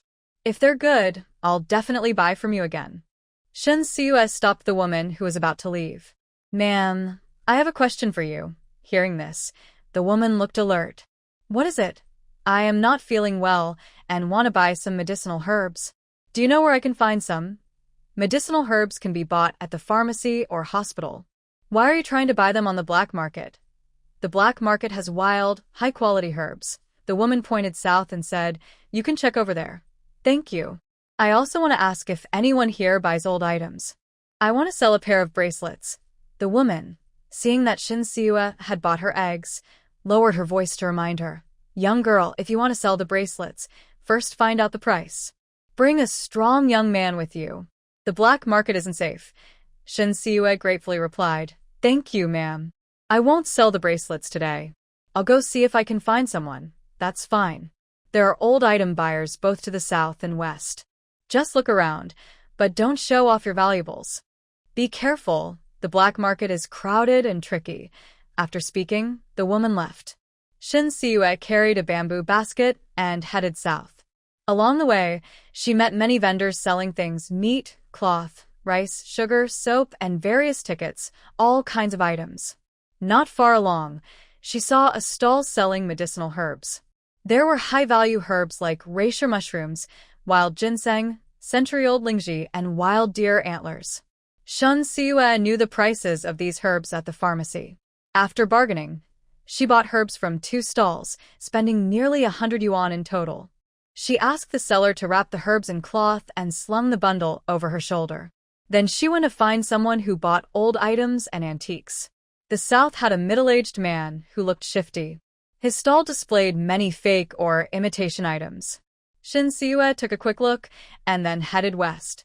But she could sense that his gaze was always following her. Even if he wasn't part of the robbery gang, he wasn't a good person. The west area was quieter and less crowded. Shin Siue clearly felt her footsteps behind her growing more chaotic. Her heart tightened, and her brows furrowed slightly. The robbery gang was larger than she had expected. But it was okay. She just needed to focus on catching one person. These people only wanted money and didn't intend to hurt anyone. Young girl, stop right there. The west side was already less crowded. When these words were spoken, both the seller and the buyer quickly left. Many people felt sorry for Shin Siue, but no one helped her. Shin Siue knew she couldn't escape, but she pretended to run away. Sometimes, acting weak can help you survive. Her path was blocked by two men who pointed shiny knives at her. Hand over everything valuable on you. I have no money. These herbs are for saving lives. I can't give them. If you don't give it, you'll lose your life. Shin Siue's thin body trembled like chaff in the wind. Please let me go, okay? You're so talkative. The man facing Shin Siue twirled his knife and moved toward her, who was about to fall. This is the last time I'll tell you. Hand over the valuables. Before he finished threatening, Shin Siue quickly pushed the herbs forward. Her beautiful eyes trembled like frightened deer. Here. Here you go. Give me everything. Money too. After saying that, the man reached out to take the herbs. Shin Siue smiled slightly, took a quick step forward, grabbed his wrist with one hand, and snatched his knife with the other. A cracking sound was heard as his wrist dislocated, and he screamed in pain. In the next second, the sharp tip of a knife pressed against his neck. Do you want to die, or do you want to live? Her cheerful voice made his legs go weak. Let me go now, or you won't get out of here. Shin Siue had only helped people before. She had never killed anyone. Her hand holding the knife trembled slightly, accidentally cutting his neck. Blood gushed out, staining the collar of his white shirt. The man swallowed nervously.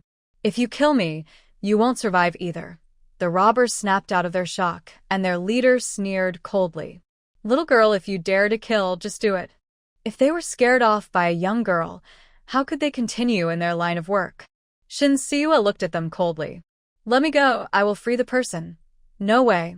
After the leader finished speaking, he shouted, Everyone come here. Soon, more than 10 people surrounded Shin Siue. She thought the gang was only 3 or 5 people, but there were so many. While she was trying to find a way out, a familiar voice sounded.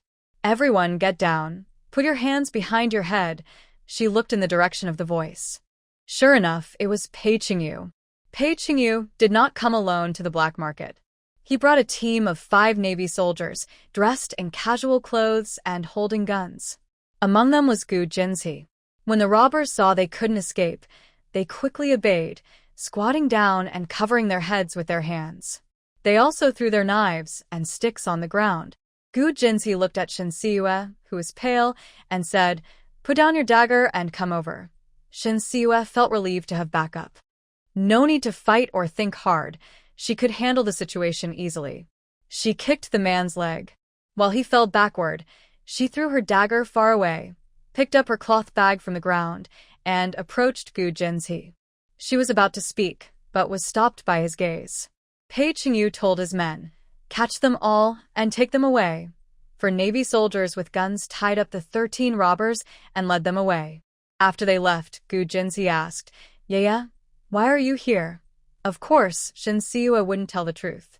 She waved the herbs in her hand and said, I came to buy some rare wild herbs. Then she whispered, Second brother, I bought them for myself and Grandpa Gu. I didn't buy or sell illegally, so I'm not breaking the law, right? Gu Jinzi looked serious as he stared at the 2 large packages in Shin Siue's hands. Confiscate the items, fine her, and send her for ideological education. Shin Siue blinked and asked, Is it that serious for my first time here? She knew very well that as long as she wasn't buying scarce items from the market, first offenses usually only resulted in warnings. Gu Jinzi snorted coldly. So, you knew what you were doing and did it anyway. Second brother, don't act so serious. You didn't let me speak before. Wasn't that to find a way to avoid punishment? Gu Jinzi looked at the smiling Shin Siue, thinking she didn't realize how serious coming to the black market was. His expression grew more serious, and his eyes turned colder. Stop smiling foolishly and stand still.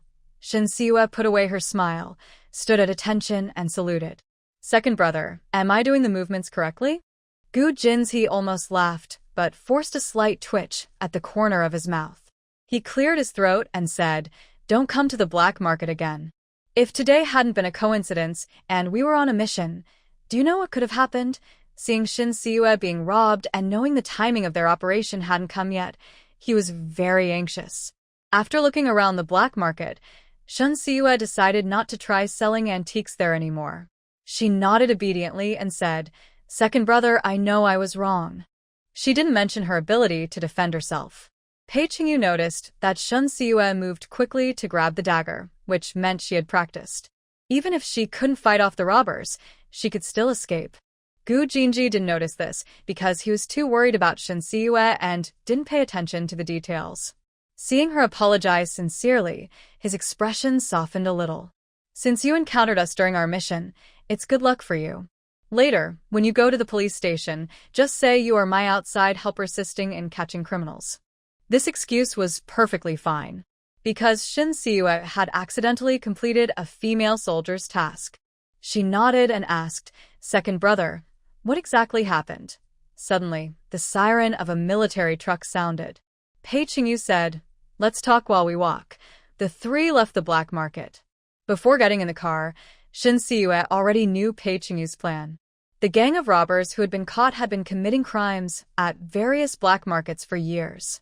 Because the victims didn't want to be associated with illegal activities, they didn't report the crimes, nor did they admit they had been robbed. The police had to catch the gang in the act to succeed. But the gang was not only active in several black markets and was hard to catch all at once. They were very alert and familiar with police procedures. This made police actions often only catch one or two members or fail altogether. The police chief took advantage of the Army Day holiday when many soldiers came to Beijing for cultural performances, hoping to find new faces to help with the arrests. Pei Qingyu wanted to stay in Beijing for an extra day, so he took on this task. But he wasn't very confident about success. Shin Siwa hadn't guessed wrong before. Usually, a black market only has 3 or 5 robbers. The reason the gang gathered at the Shijiao black market today was because Pei Qingyu set a trap to catch them all at once.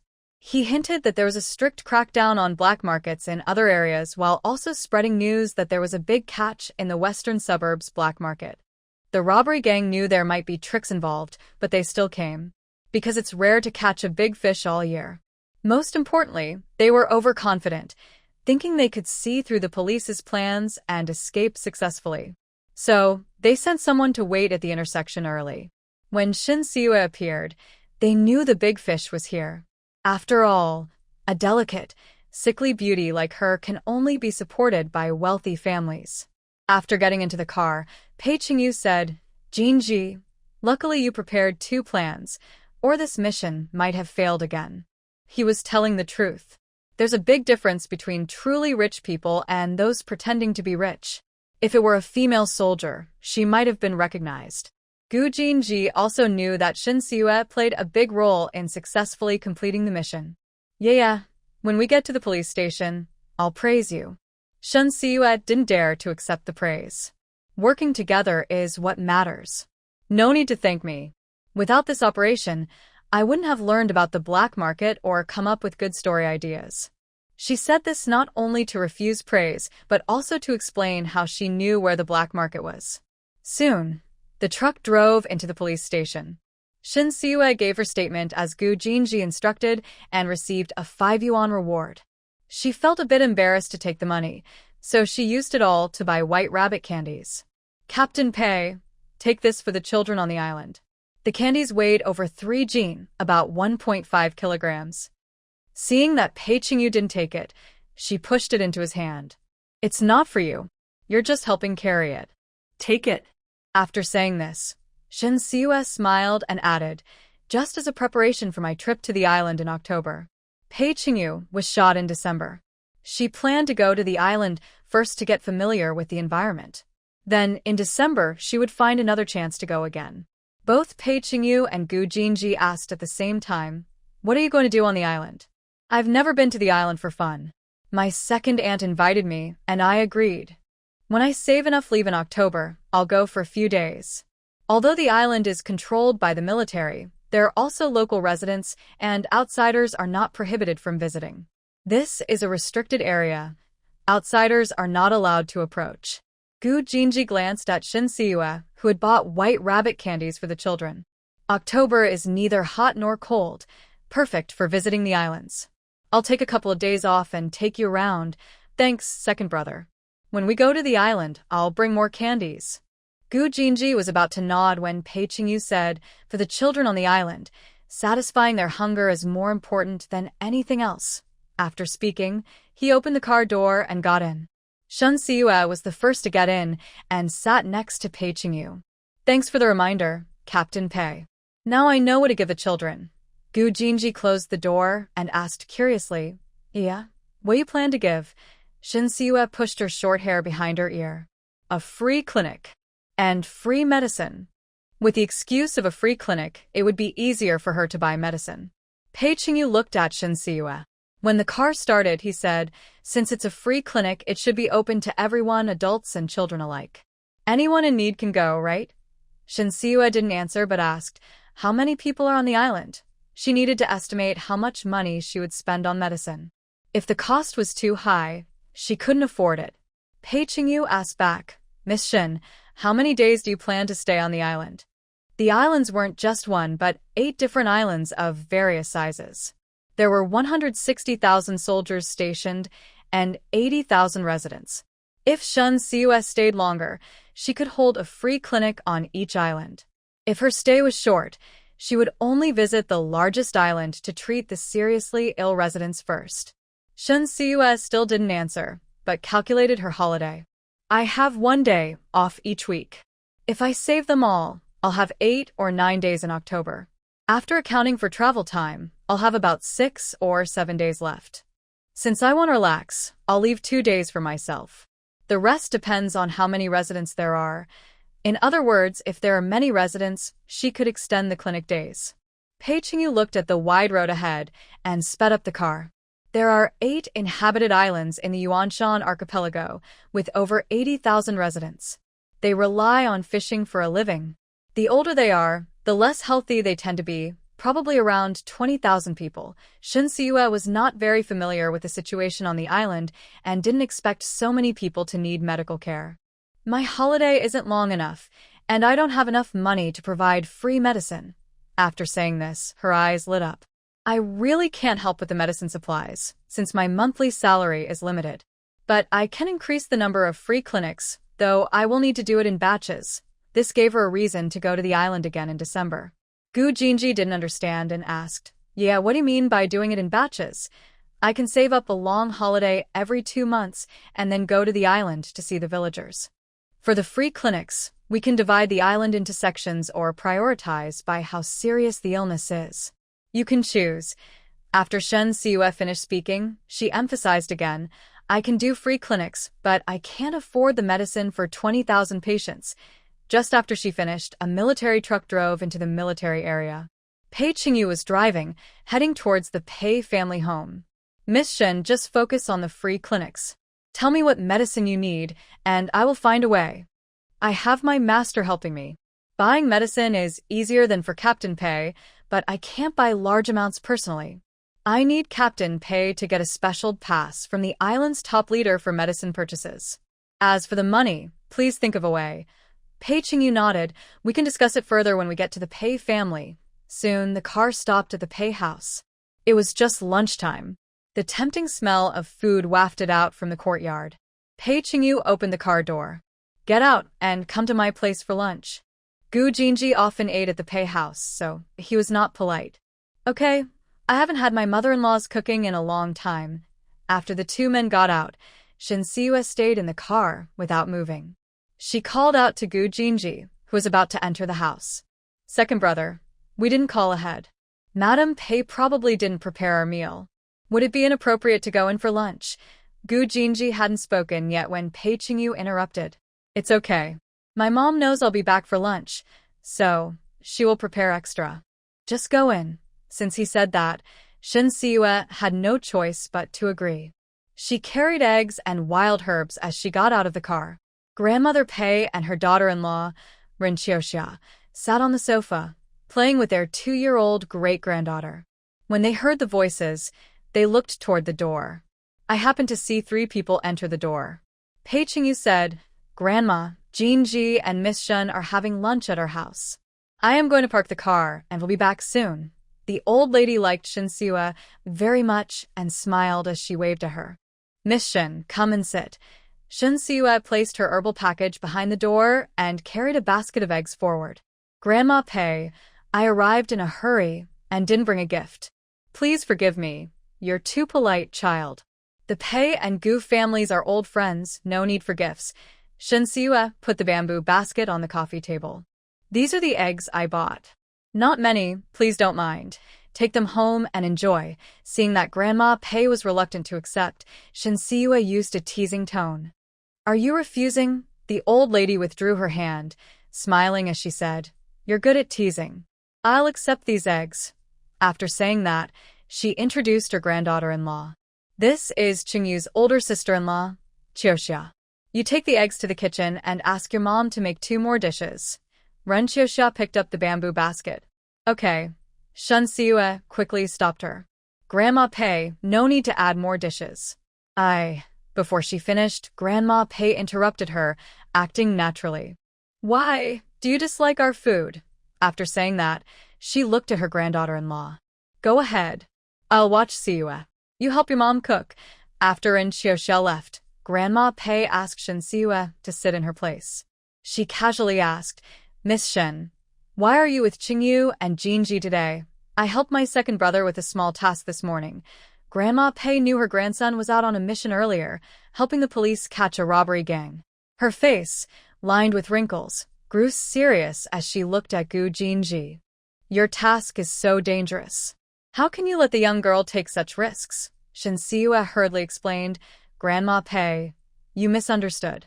It's because my radio program's topic overlapped with my second brother's mission, so we were together. Then she smiled and said, Don't worry, Grandma Pei.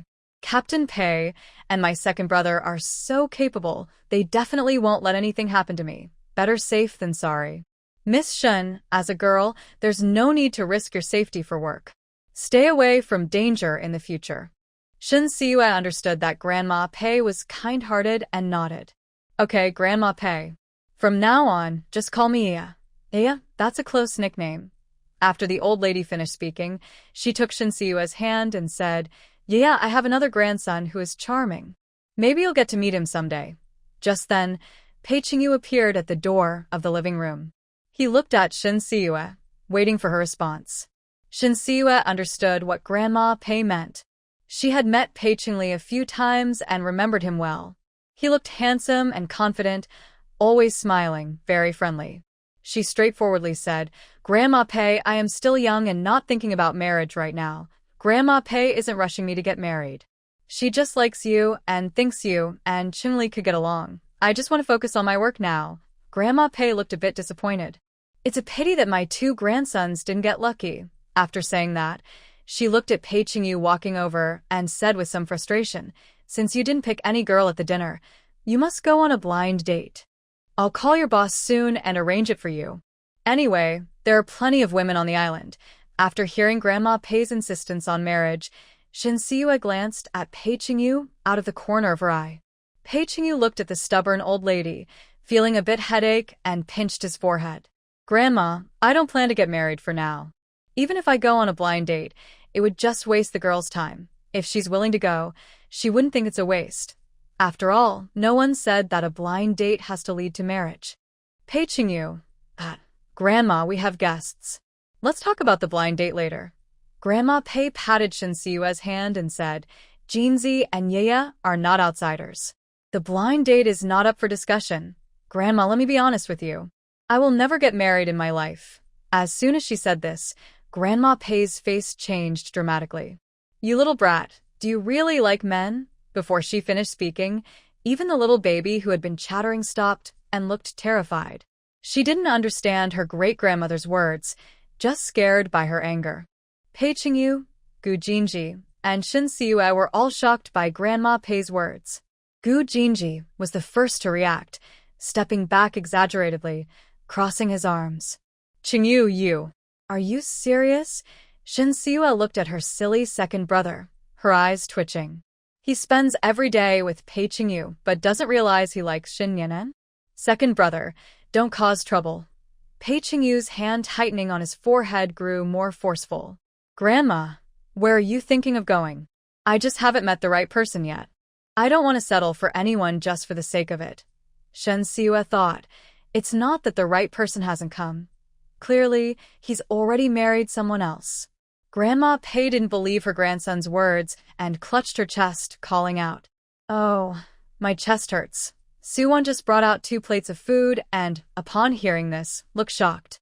"Mom, what's wrong?" Afraid of frightening her eldest daughter-in-law, Grandma Pei immediately stopped pretending. "I'm fine, just trying to scare that mischievous kid Qingyu." "Mom, don't joke about your health." After speaking, she turned and placed the 2 plates of food on the table.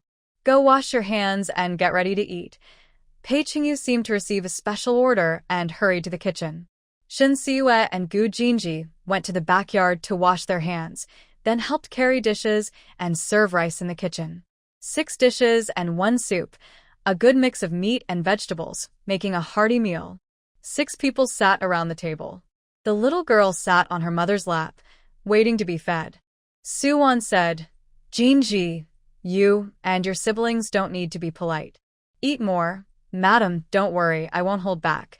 Yeah, I don't know what you like to eat, so I didn't serve you. You can help yourself." Shin Siwa nodded and smiled, saying, "Madam Pei, I definitely won't leave here hungry. That's good to hear. From now on, just call me Auntie like Jinji." "Okay, Annie." Everyone enjoyed the meal happily. After everyone put down their chopsticks, Pei Qingyu quickly stood up. "Grandma, Mom, I'll take Miss Shin back and chat with Jinji. I'll be back soon." Shin Siwa was about to leave when Grandma Pei grabbed her hand. "Why rush the guest away? Jinji and Yaya just finished eating. Let them rest a bit before leaving." Gu Jinji knew Pei Qingyu was worried about being bombarded by Grandma and Mom. He casually found an excuse. "Grandma Pei, Yaya still needs to go back and give acupuncture to my grandfather. We can't stay too long." During their conversation, he gave Shin Siwa a meaningful look. Shin Siwa understood and stood up. "Grandma Pei, I need to go back first. I'll bring you medicine this evening and chat with you then." Grandma Pei's mood swung wildly, and she was exhausted and very weak. She let go of Shin Siwa's hand. "All right, don't just focus on taking care of others. Make sure to take care of yourself too. I understand, Grandma Pei." "Auntie, goodbye." The 3 of them left the Pei family's house. Gu Jinji nudged Pei Qingyu's shoulder. "Qingyu, you're so against matchmaking. Do you really like men?" Pei Qingyu sneered, "If you don't find a partner soon, you might start liking men too." Gu Jinji didn't immediately understand what he meant. He patted his chest and said, "Marriage is not certain yet, but I'm sure I like women." Shun Siwa spoke up, "Second brother, you're sure, but your family needs to agree too." Gu Jinji only then realized what was being said and looked at Pei Qingyu with sympathy. "Qingyu, you've been working hard." Although Grandpa and parents also urged him, they wouldn't think badly of him. Pei Qingyu didn't expect Grandma Pei to think he wasn't dating because he liked men. He pressed his temple and changed the subject to discuss important matters. "Let's find a shady spot to sit and talk about the free clinic in detail." Gu Jinji carried the medicinal herbs and headed toward a lush, shady parasol tree. After walking a few steps, he suddenly remembered something, widened his eyes in surprise, and turned to look at Pei Qingyu. "Qingyu, do you really like Sister Nian Nian?" He spoke the last 4 words very softly. Pei Qingyu quickly denied, "That's not true. Don't listen to Yi Nua's nonsense." Gu Jinji didn't believe him and looked at Pei Qingyu with suspicion. "All the girls in the military district, you're the best to Sister Nian Nian. The day she got married, you were the only one who got drunk." Pei Qingyu was about to explain, but after glancing at Shin Siwa, he spoke. "I treat Shin Yanen well, because her father saved me.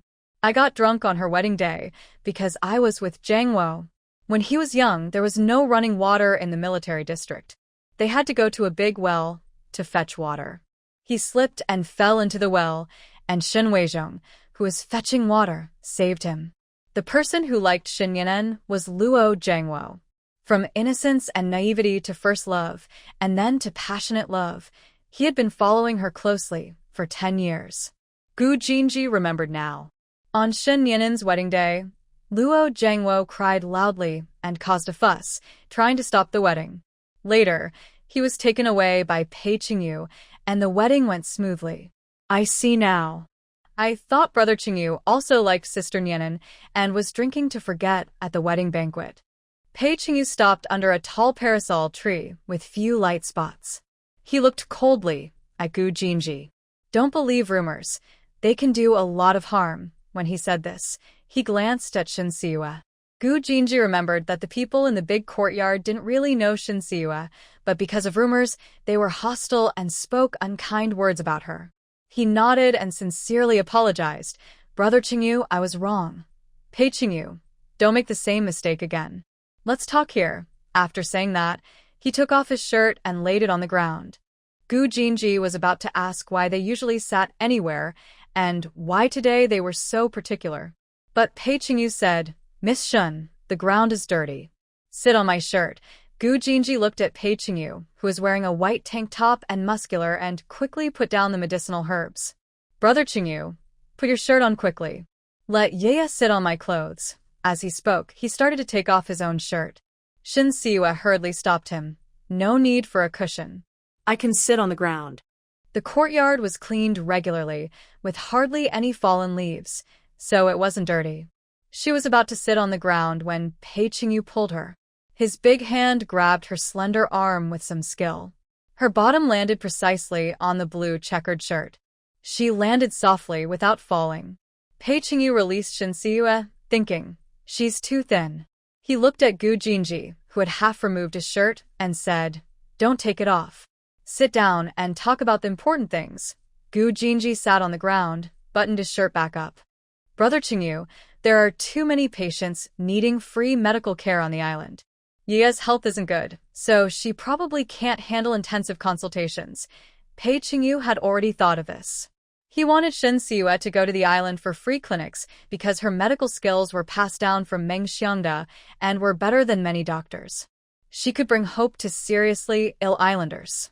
He never thought about letting Shin Siwa see patients alone for 20,000 island residents. He also never considered making her pay for the medicine. And he wouldn't take up her leisure time just for a free clinic. Thinking of this, Pei Qingyu patted Gu Jinji on the shoulder. Don't worry, I will arrange the consultation times and the number of patients. Miss Shin only needs to take 4.5 days off. After saying that, he looked at Shin Siwa. Are you satisfied with my plan, Miss Shin? Shin Siwa didn't quite understand. There are 20,000 island residents needing free medical care. Not just 4.5 days, even 40 days wouldn't be enough. Rest assured, Miss Shin, there are other doctors for the free clinic. You only need to take care of the serious cases in Daoming.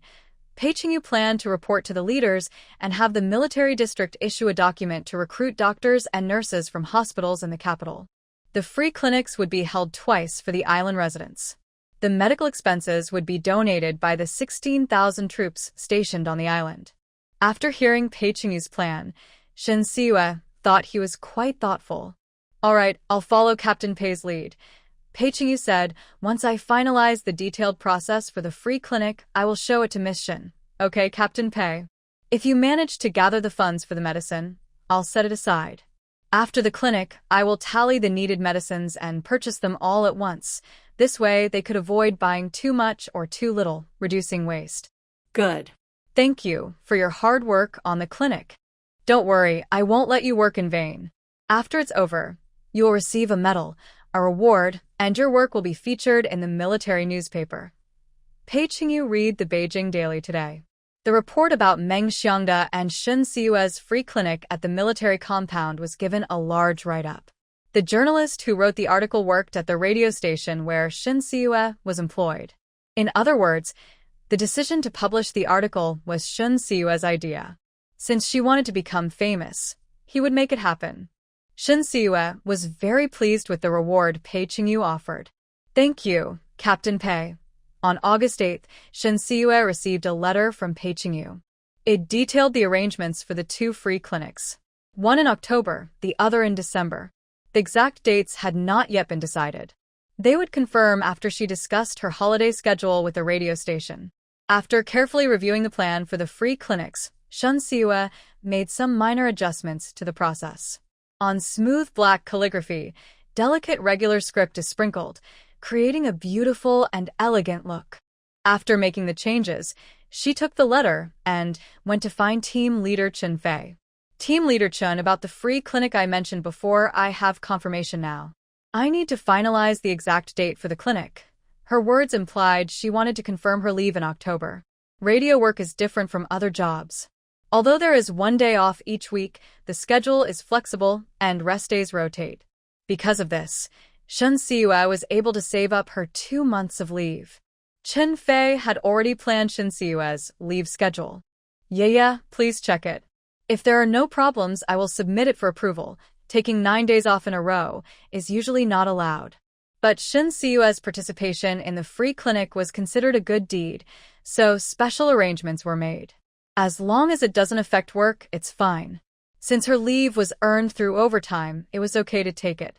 Shun Siwa looked at her schedule, which was from October 1st to October 10th. The reason it was 1 day longer than her previous request was that on National Day, some radio staff would be live broadcasting from the Grand Parade and evening celebrations. Other staff could choose to visit the scene or take leave. Shun Siwa had no objections to the leave dates. Team leader Chen, please go ahead and submit it. I'll wait here for the approval. She handed her free clinic plan to Chen Fei. Chen Fei took it and stood up. I'll be right back. In less than 10 minutes, Chen Fei returned. Your leave has been approved by the director. Before you go, make sure your work is arranged so it doesn't affect the youth program's audience. Don't worry, Team Leader Chen. I put a lot of effort into that program, and I want to earn a bonus from it. I won't mess around. Good. By mid-September, I want to see your topics and scripts for those days. If there are any issues, there's still time to fix them. Shun Siwa nodded. Okay, I'll start preparing now. Chen Fei stopped Shun Siwa as she turned to leave and asked, Yeah, for the Island Free Clinic, can the radio reporters also go and film the coverage? Of course, but like the military zone, the pass is only valid for 1 day and the articles and photos need military approval. Alright, that's settled then. Shun Siwa left again but was called back. Chen Fei lowered her voice and asked, Yeah, be honest with me. Are you not planning to stay long at the radio station? If that was the case, she hoped Shun Siwa would find someone to take over her position before leaving. Shun Siwa hadn't yet been promoted to a position she was happy with, so she wouldn't leave the station easily. Team leader Chen, I told you before I want more than just a show. Chen Fei immediately became alert. Are you trying to take my place? Team leader Chen, if I took your position, you would definitely be promoted. When she said this, Chen Fei understood right away. They were like ants on the same rope. If one fell, they all fell. She smiled and said, Yeah, go ahead and do your work. Call me if you need anything. Okay, Team Leader Chen. Shun Siwa returned to her desk and wrote down her vacation dates at the end of her letter. After work, she asked Gu Qingma to take her to the post office to send the letter. The next time she received a reply from Pei Qingyu was on her birthday. Her birthday was very special. It was the 7th day of the 7th month, the Qixi Festival. This year, the Qixi Festival fell on August 18th in the Gregorian calendar. Fang Huiying got up early and made a bowl of longevity noodles for Shun Siwa, with 2 eggs on top. Yeah, what do you want to eat tonight? Mom will cook it for you. Because her younger daughter was well-liked by the Gu family, she also received good treatment. So she was trying hard to create the illusion of a loving mother and obedient daughter, being very caring toward her daughter.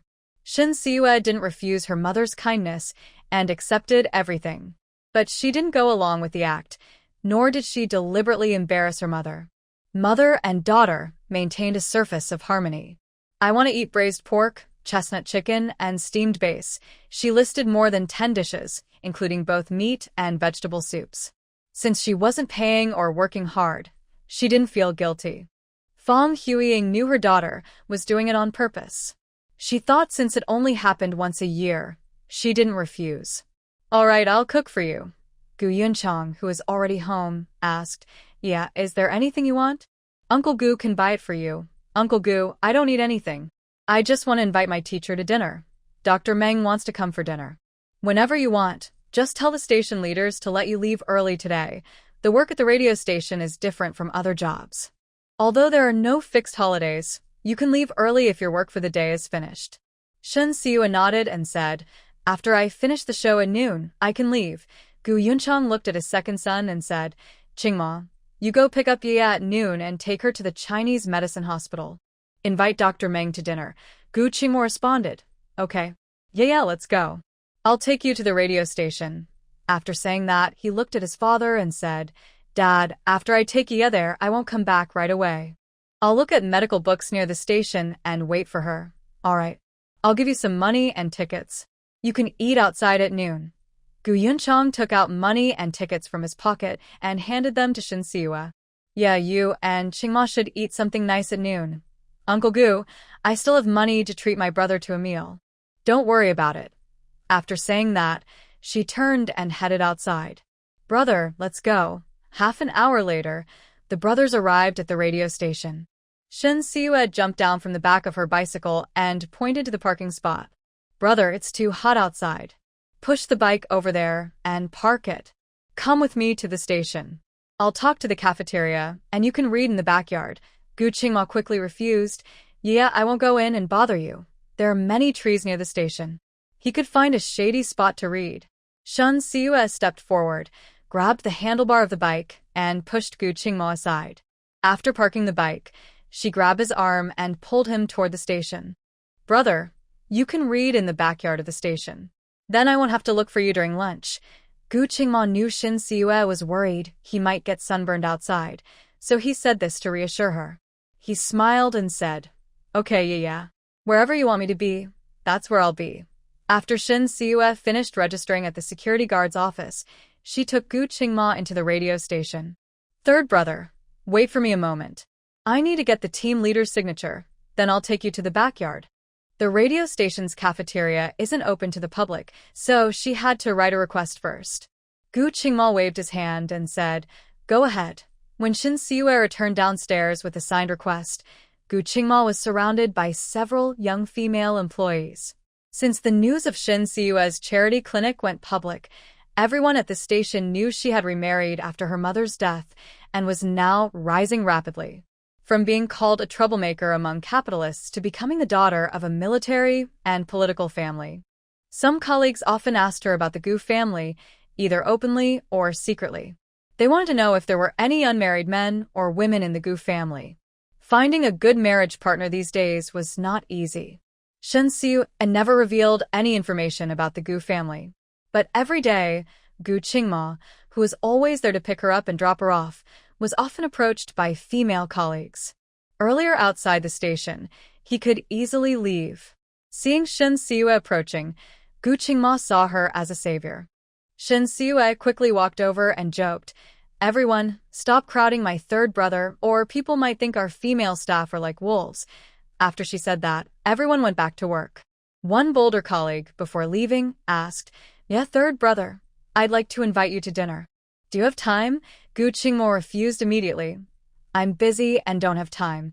The female staff didn't expect him to be so direct. They looked a bit embarrassed and turned to leave. Gu Qingma let out a deep breath. Yeah, I think I should wait for you outside from now on. Actually, he could say something harsh to scare off those female colleagues. But he was worried they might take their frustration out on Shen Siua or make things difficult for her at work, so he held back. Shen Siua led Gu Qingma toward the backyard. Third brother, I feel much better now. Starting tomorrow, I'll ride my bike to work myself. Gu Qingma opposed. No, not yet. When your health improves more, then you can ride. The distance from the military district to the radio station was quite far. He was strong and healthy, and it would take him about half an hour to ride there. Shen Siua is not in good health, so she probably needs to ride her bike twice as much. Thinking of this, she seriously added, this month, take good care of your health. After I start school, you can ride your bike to work yourself. No arguing. Shen Siua smiled and said, third brother is so bossy, I can only obediently listen. The siblings went to the backyard. In the yard, there is an evergreen privet tree with small green fruits hanging from its branches. A gentle breeze blows, making the leaves rustle. Sunlight filters through the dense leaves, casting small patches of light on the ground. Under the tree, there is a stone table with a chessboard carved on it. Third brother, it's shady under the tree. Sit here and read. I'll go tell the manager, Shin Siwa said. Gu Qingma sat on a stone bench. Okay, go ahead. After explaining the situation to the cafeteria manager and paying with ration tickets and money, Shin Siwa went to work, while Gu Qingma read a book.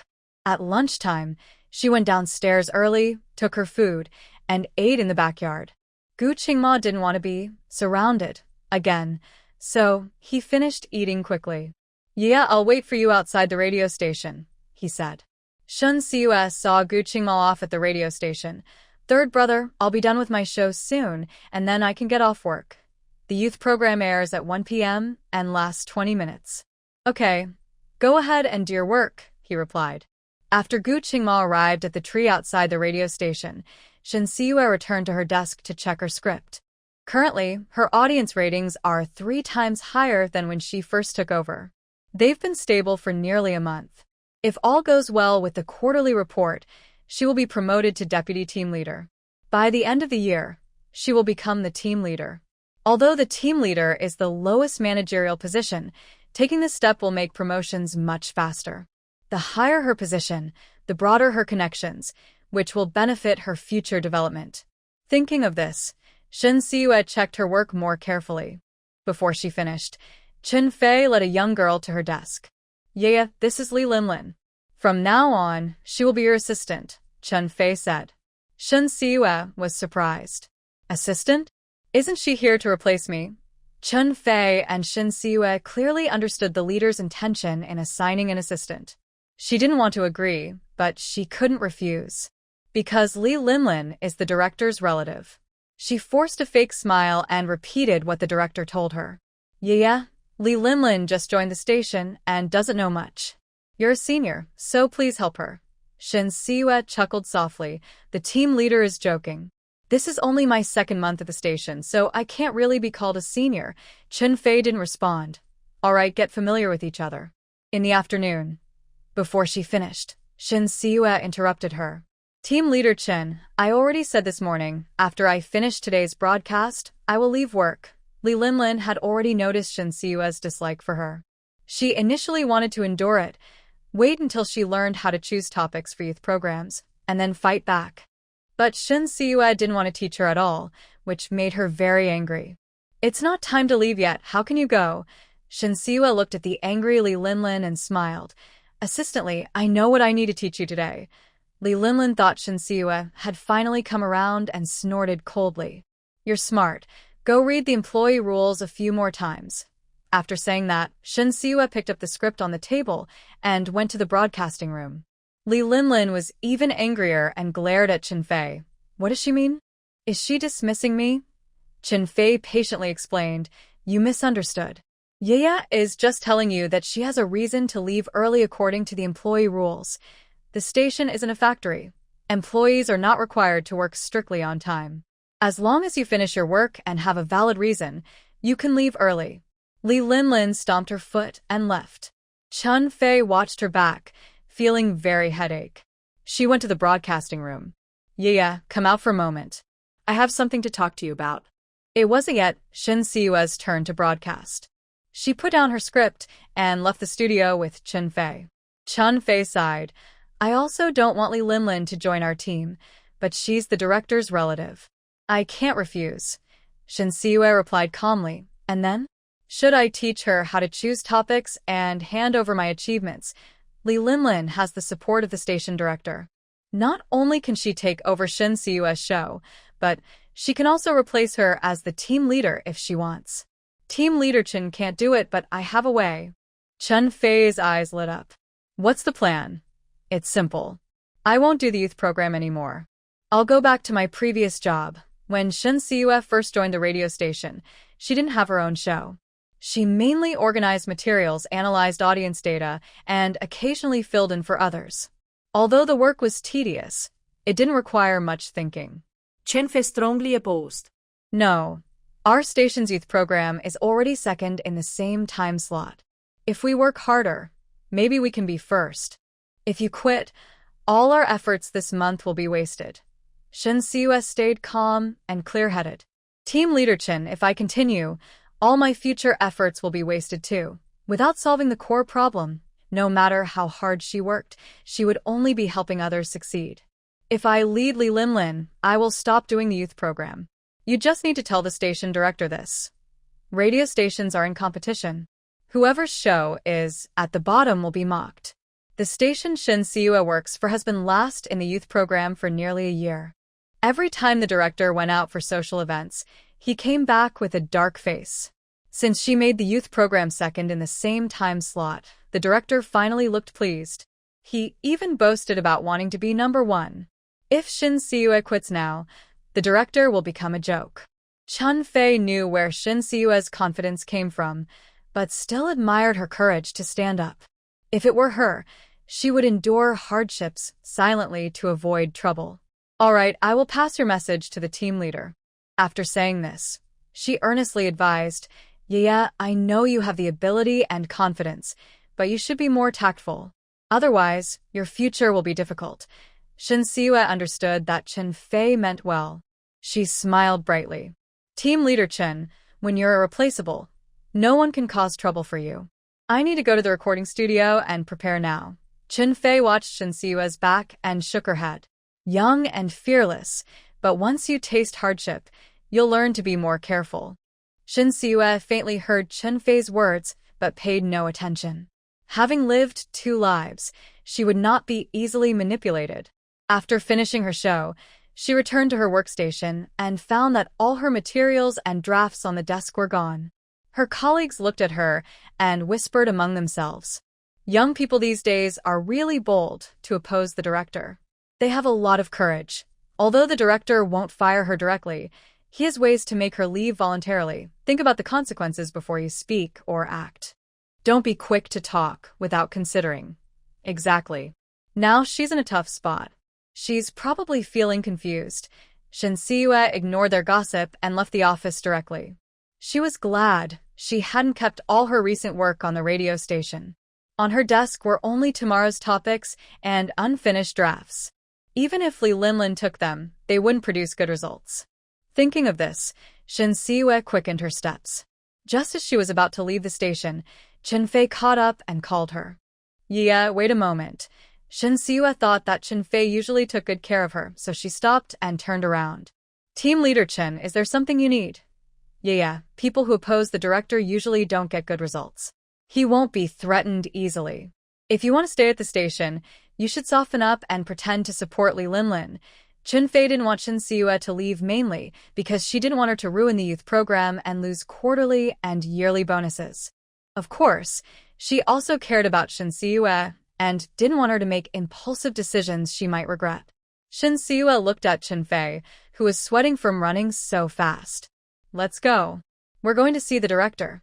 Hearing this, Chen Fei relaxed her tense nerves. She smiled and said, Yeah, I won't hurt you. Sometimes, you just have to endure. Shin Siwa smiled a little. She was going to see the director, not to surrender, but to solve the problem once and for all. The radio station has 5 floors in total. The director's office and the deputy director's office are on the top floor. One is in the east, the other in the west. Chen Fei led Shin Siwa eastward while reminding her. Yeah, the director doesn't speak nicely. Whatever he says, don't take it to heart. By the way, Li Linlin is also in the office. Apologize to her, and the unpleasantness will be over. And remember, don't be impulsive. Sometimes, stepping back is the best move. Shin Siwa didn't hear a single word. When she reached the office door, she knocked. Chen Fei quickly said, Director, Shin Siwa wants to see you. Li Changbin was sitting with his niece, Li Linlin, by the tea table, drinking freshly brewed tea. After hearing Chen Fei's words, he said to his niece, Linlin, don't worry. I'll make sure the youth program becomes a stepping stone for your career. Li Linlin smilat suatli. You're so good to me, uncle. I'll always be grateful to you. Li Changbin gently patted her head. So thoughtful. My efforts to guide you are worth it. Then he withdrew his hand and looked toward the door. Come in. Chun Fei opened the door and led Shin Siyu inside. The director's office was large.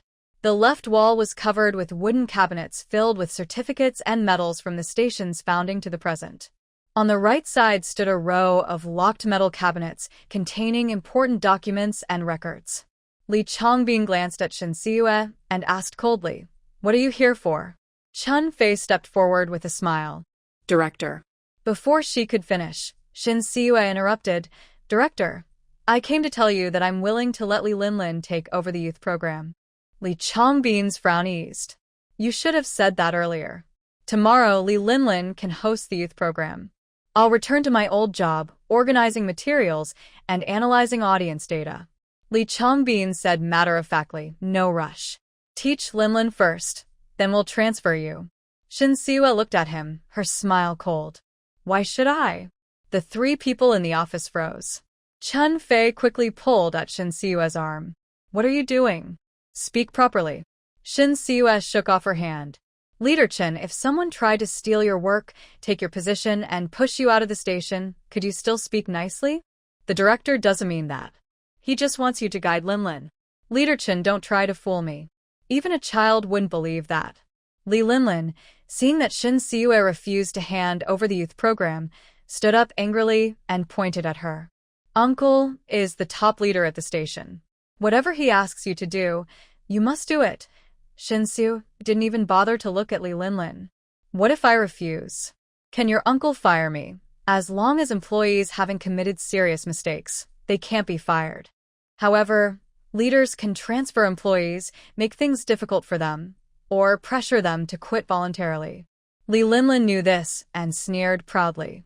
"Firing you isn't interesting enough. I want to make you clean the toilets." Shin Siyu looked at Li Linlin mockingly. "You're not a radio station employee, so you can only boss around in this office. No matter how powerful the director is, he can't make you a full-time employee if there are no vacancies at the station. If he abuses his power, I will report him." When she said this, not only did Li Linlin get very angry, but Li Changbin's face also darkened.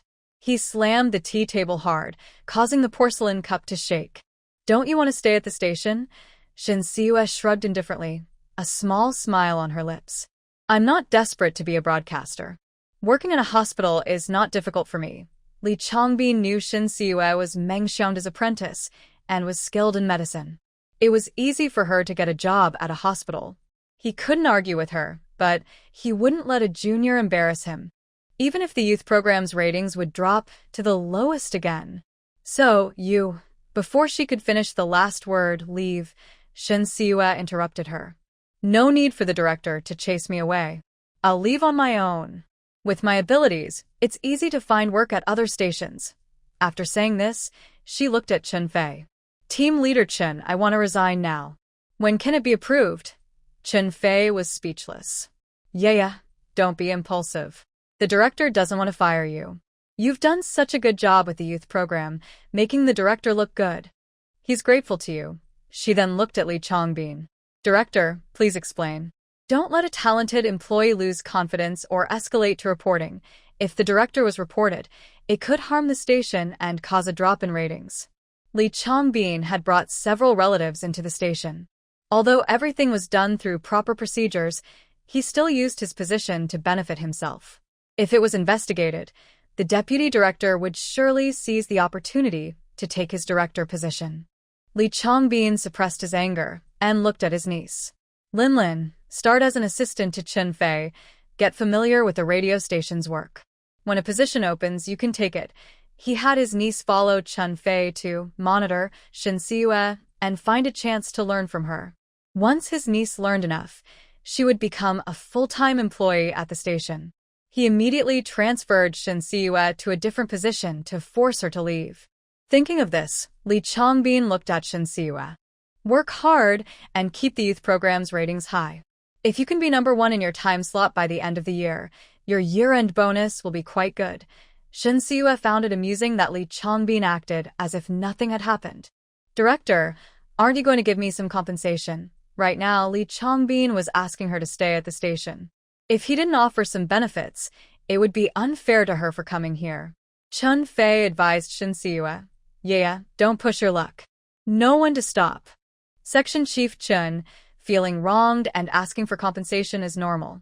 It's not pushing my luck. Why are you so stubborn, girl? Shin Siua smiled and said, because I don't have to work at the station. I won't stay here forever. So I don't see the need to suffer and flatter the director. After saying that, she urged Li Chongbin, Director, have you decided what compensation you'll give me? Li Chongbin looked at the proud Shin Siua, feeling his temples throb with anger. But he couldn't do anything about her, so he could only grit his teeth and ask, what do you want as compensation? Shin Siua saw that Li Chongbin's face was not happy, so she directly stated her request. I want the director to raise my salary first. Next quarter, I want to be made deputy team leader. Li Chongbin looked at Shin Siua, who was boldly asking for more, almost laughing in anger. Shin Siua, you are talented. I can give you a salary raise, but you can't just become deputy team leader whenever you want. Shin Siua knew well that the deputy team leader position wasn't something she could get just by asking. But she was confident in herself. As long as Li Chongbin didn't block her, in less than 2 months, she would be qualified to become deputy team leader. Director, I don't ask you to help me. I just hope you won't stand in my way. After speaking, she looked at Li Linlin. When I become deputy team leader, I will hand over the youth program. She will teach Li Linlin how to choose topics, but she won't teach only her. If she wants to be a youth program announcer, she has to rely on her own skills. Li Chongbin doesn't know Shin Siua's true thoughts.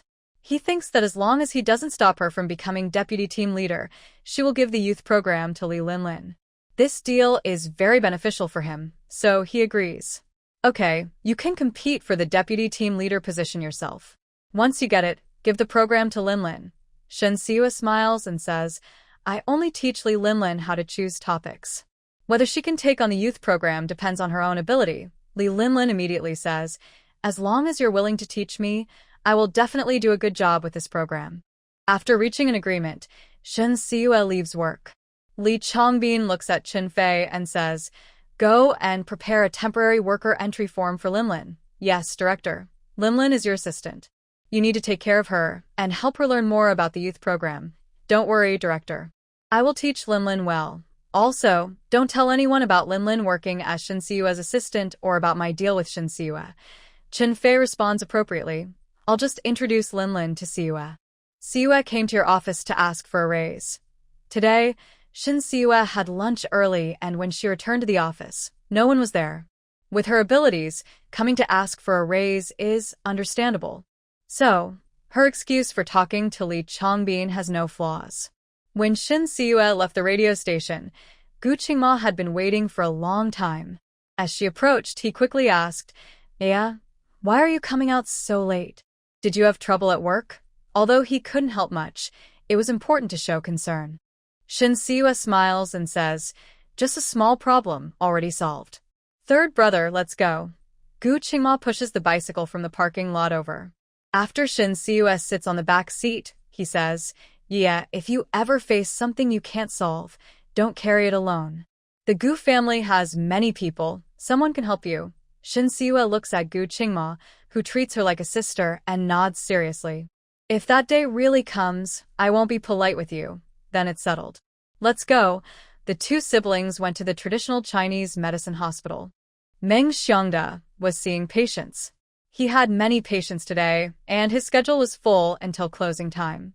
Shin Siua was not in a hurry to go home. She took Gu Qingma to the pharmacy to identify some herbs. They stayed in the pharmacy until Meng Xiangda finished work. After leaving the pharmacy, the siblings went to the consultation room on the 3rd floor. Shin Siua's health had improved a lot after a month of proper care. She climbed to the 3rd floor in one breath, no longer gasping for air. Meng Xiangda was organizing patient records. When he heard the door open, he didn't look up and said, today's consultations are over. Come early tomorrow. Shin Siua cleared her throat and responded in a rough voice, Doctor, please be kind. As soon as she spoke, Meng Xiangda recognized that it was his apprentice teasing him. He looked up happily. Heya, why are you here? Shin Siua quickly stepped forward, smiling. I always celebrate my birthday with my teacher. This year is no different. Meng Xiangda glanced at Gu Qingma. You brought the kid here. What does that mean? It means I'm taking you to the Gu family for dinner. Alright, you two go downstairs and wait for me. After Shin Siyue and Gu Qingma went downstairs, Meng Xiongda called his assistant to organize the remaining patient records. Once you finish, leave them on the consultation table. I need to review them early tomorrow. Okay, Dr. Meng. Meng Xiongda carried the gift he had prepared for Shin Siyue and went downstairs. Seeing his master holding several gift boxes, Shin Siyue hurried over to take them. Master, why did you buy me so many gifts? It must have cost a lot, right? Meng Xiongda smiled and patted his apprentice's head. Today is your birthday, and you're turning an adult. Naturally, the gifts should be special. After saying that, he took away the top 3 gift boxes, leaving 2 large boxes. Yeah, these 2 gifts are from your grandfather. Shin Siyue was stunned. My grandfather? Yes. When he knew he didn't have much time left, he found a famous Su embroidery master to design a cheongsam for you. When you turn an adult, it will be made for you to wear. After getting the design of the cheongsam, he also found a jewelry master to create matching accessories. When speaking about this, Meng Xiongda sighed, your grandfather isn't afraid of death, but he's always worried about you dying before him. Before he left, he was most at ease knowing you were okay. Luckily, you didn't let him down and received the coming-of-age gift he prepared for you. Shin Siyue looked at the 2 gift boxes in her hands, tears streaming down like broken beads. She choked out, I want to wear a cheongsam and jewelry to visit Grandpa. Meng Xiongda took a handkerchief from his pocket and gently wiped Shin Siyue's tears. Tonight is too late. Tomorrow, I'll buy some incense, candles, and paper money to go with you to see old Shin. Plus, the Gu family is still preparing your birthday banquet, so we shouldn't keep them waiting too long. Although Shin's ancestral grave is not far from Wagyo Hudong, it's quite far from the central hospital. Cycling there takes about an hour. There and back, plus the time for the ceremony, will take at least 3 hours. Because on the way back, it will definitely be dark, and riding will be much slower. Shin Siyue sniffed, slightly tilted her head, and forced back her rising tears. She nodded, wiping away the tears at the corner of her eyes. I want to dress beautifully tomorrow and go see Grandpa, Meng Xiongda said. Tonight, you should also look beautiful. When we return to the Gu family, change your clothes. The birthday person should look the part. That's what your grandfather wants to see. Okay, let's go. Gu Qingma looked at the red-eyed Shin Siyue with concern.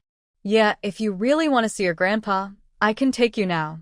But before we go, let's call your family and tell them to push back dinner time.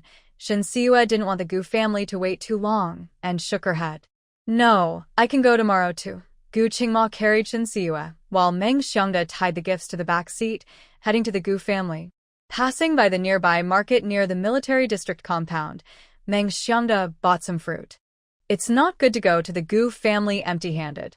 As soon as the 3 arrived outside the Gu residence, they heard laughter and joy from inside. Shin Siyue tugged at Gu Qingma's clothes, third brother. Gu Qingma pressed down hard on the pedal and the bicycle reached the gate. Yeah, today is your 18th birthday. A very important day. Naturally, everyone in the Gu family will be there. After saying that, he added, Auntie and Uncle are also back.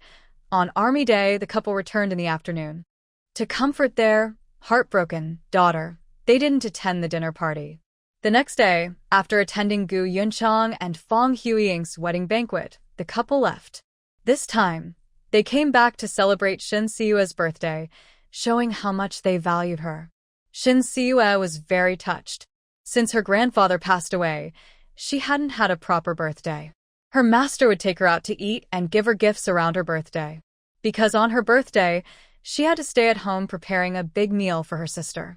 Meng Xiongda looked at his disciple, whose eyes were filled with tears. People treat each other well. If you are kind to the Gu family, they will naturally be kind to you. Fortunately, his disciple came to the Gu family. If she had been sent away with her father, she would have been bullied. Gu Qingma got off his bicycle. Yeah, your kindness to Grandpa and your efforts for the Gu family haven't gone unnoticed. If you see us as family, we will treat you like one. After saying that, he pushed his bicycle to the corner and parked it. Dr. Meng, you take the gift, I'll handle parking the bike. Meng Xiaoda took the gift from the back seat and handed it to Shin Siwa. Yeah, you're too thin. The chi pao might not fit well. You might need to make some adjustments when you wear it. When the embroidery master made the dress, he asked his disciple about her height and weight. He honestly reported her height, but he estimated her weight based on an average woman. He thought that once her health improved, she would be able to wear it comfortably. Shin Siwa took the big gift box and nodded. Okay, I'll say hello to Grandpa Gu and the others, then I'll go change. After Gu Qinghua parked his bicycle, the three of them went into the living room. The Gu family members, who were chatting, quickly stopped talking. Old Master Gu stood up first and went to greet them. Dr. Meng, are you busy lately? Meng Xiaoda looked at Old Master Gu, who looked very healthy and was a bit surprised. I'm busy every day, but I'm used to it. Old Master Gu, you look much better. When he said this, he looked happily at his disciple. His disciple's medical skills had already surpassed his own. He had been treating Old Master Gu for a year, but her health improved more in a month than in a year of his care. Old Master Gu smiled and patted Shin Siwa's head. With Siwa helping me, I feel more energetic and healthy. His body is full of old illnesses that cannot be cured. Gently nourishing his vital energy can help him live 2 more years. He called out, Dr. Meng, please sit on the sofa for a while.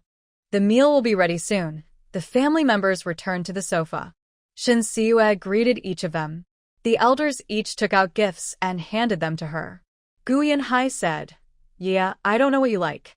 Your second aunt and I bought these based on the girls' preferences. I hope you like them. Gu Qingxi added, You like studying traditional Chinese medicine. Your uncle and I found 2 old medical books for you. Don't dislike them. Old Master Gu said, Every girl born into the Gu family receives a long life lock. This was given to you by your grandfather. Gu Yuchong was cooking in the kitchen, and Gu Qingshu took out the gift prepared by their father. Yeah, my dad isn't very good at buying gifts. He arranged a full set of clothes for you from head to toe. Tears filled Shin Siwa's eyes as she thanked everyone one by one. Thank you, Grandpa Gu, Uncle Air, Aunt Air, Auntie, Uncle, and Uncle Gu. I really like these gifts. Her siblings also took out their own gifts. Although they weren't expensive, they were useful to Shin Siwa, showing they put thought into it. Old Master Gu said to Gu Qingshu, Help Ye take the gifts back to her room. Meng Xiaoda heard this and looked at Shin Siwa. Yeah, go change into the clothes your grandfather prepared for you. Yes, Master. Shin Siwa took the adult ceremony gift her grandfather had prepared, and the Gu brothers carried the remaining gifts as they went upstairs. After placing the gifts down, Gu Qingshu said, Yeah, we're leaving now. Take your time changing. Gu Jinji took out a letter and a small box, handing them to Shin Siwa. Yeah, this is from Brother Qingyu. Happy birthday. Shin Siwa was momentarily stunned, then took the letter and gift. Second brother, please thank Captain Pei for me. Alright, if you want to reply, write a letter tonight. I'll be back on the island early tomorrow morning. I understand. The door to the room was closed. Shin Siwa placed the letter and gift from Qingyu on the bedside table. She gently stroked the smooth silk box, tears blurring her vision. Grandpa, I miss you so much. I not only overcame difficulties but also became better. Did you see that? It's been a long time since I visited you. Are you upset? Tomorrow, I will leave work early to spend more time with you. Is that okay? My longing turned into tears, which I couldn't stop. The golden silk was stained darker by tears, spreading gradually. Shin Siwa was afraid of ruining the gift box, so she quickly closed her eyes to stop the tears from falling. She calmed her mind and wiped away her tears. She opened the gift box, revealing a set of emerald jewelry in bright green. The craftsmanship was delicate and looked very valuable. In a larger box, there was a gold-colored cheongsam with dark green trim that matched the jewelry perfectly. The peony embroidery was lifelike, and paired with a burgundy shawl, it looked elegant and well-educated. Shin Siwa changed into the cheongsam. It was just the right length, but she was too thin, making the dress look loose. She took off her clothes, found a pin from her sewing kit, and tightened the cheongsam along the middle of her back. When she put it on again, it fit perfectly.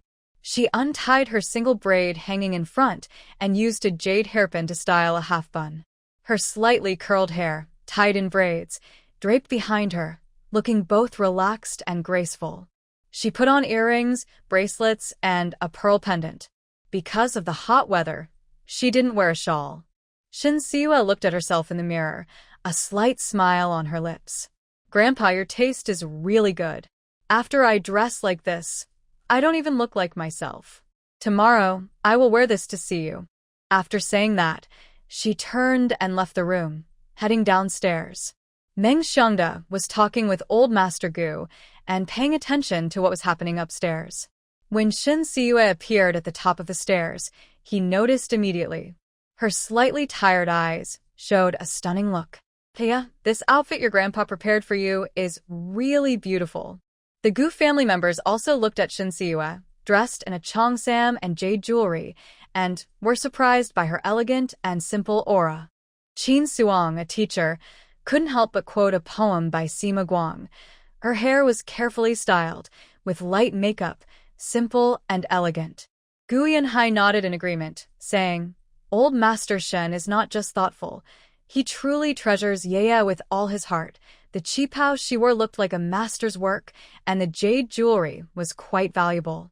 Shinsewa stepped forward and said, I've been sick since I was young. If Grandpa hadn't done his best to save me, I would have died long ago. Meng Xiangda replied, If your grandfather knew you're doing so well now, he would be very happy. I will tell Grandpa this good news tomorrow. Du Inua looked at Shinsewa, who was dressed in shining clothes and jewelry, and a hint of jealousy appeared in her eyes. Once she recovered her health, she wondered how charming she would become. Are you really planning to wear that outfit outside? It looks like a businesswoman style. This comment made Gu Yunshi's face change slightly. Inua, what are you talking about? Earlier, the old master said that Inua was a bit spoiled and unreasonable, but she hadn't taken it seriously. Today, seeing it with her own eyes, she was very shocked. After Pei Qingyu rejected her, Du Inua had been very angry. In the art troupe, she was a leading figure, and even when she was upset, everyone pampered and supported her. This made her speak more impulsively, based only on her mood. Even when her mother scolded her, she didn't think she was wrong. Anyone would call Yaya's outfit a businesswoman style.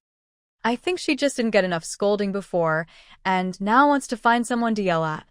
Gu Yunshi saw her daughter's stubbornness and her anger rose. Yaya's outfit is her grandfather's way of showing her love. She's going to see her grandfather, so she should dress like that. Yaya is doing free medical checkups at the military district. Everyone only praises her, they don't scold her. Inua, when did you become so unreasonable and sharp-tongued?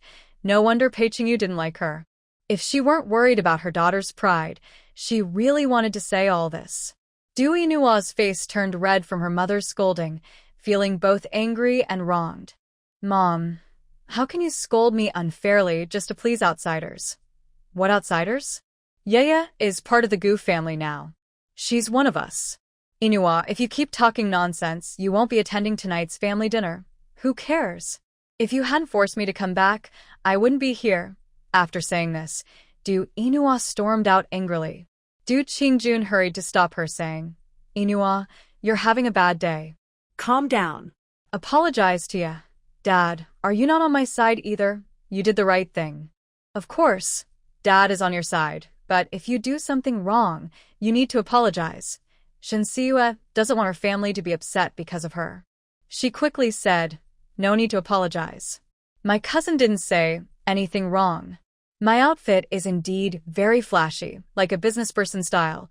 Gu Yunshi looked at the obedient and well-behaved Shinsewa and felt more convinced that her daughter was quite unreasonable. Yeah, you're not dressing to show off. You're dressing for Grandpa to see. You haven't done anything wrong. You don't need to defend Inua. She must apologize to you. After saying that, she walked up to her daughter and ordered, Apologize. Du Inua saw that her parents were siding with Shinsewa and immediately became stubborn. I'm not going to apologize. Even though you gave birth to me, you never took care of me. Why should I listen to you? Since Shinsewa came to the Gu family, everyone has been favoring her and spoiling her. She was fed up with it. Gu Yunxi and Du Qingjun looked at their angry daughter and felt heartbroken. Although they didn't raise their children themselves, they tried their best to be with them, give them everything they wanted, and prepare a good future for them. She never thought that in her daughter's eyes, they had done nothing for her. Qin Shuangjing saw that Du Inua was getting more and more unreasonable and quickly explained. Inua, your parents haven't neglected you and Yicheng. They've been responsible for your food, clothing, and needs. They had to be apart from you because of the country's development. You should understand that. Normal parents love their children. But in the face of national affairs, they have to sacrifice their small family. Du Inua doesn't really resent her parents.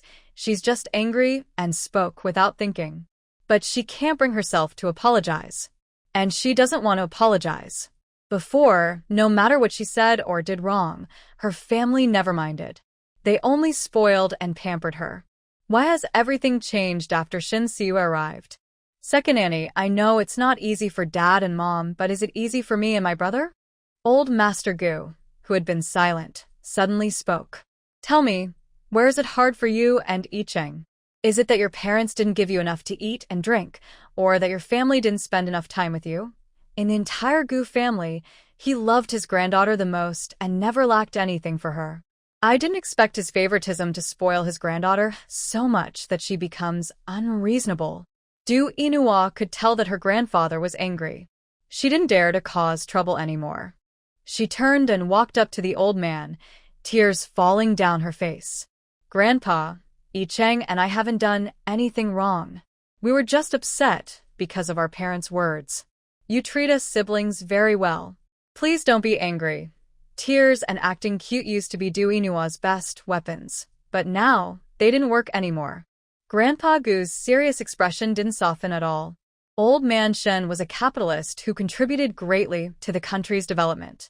He was a hero worthy of respect and shouldn't be insulted or looked down upon by the younger generation.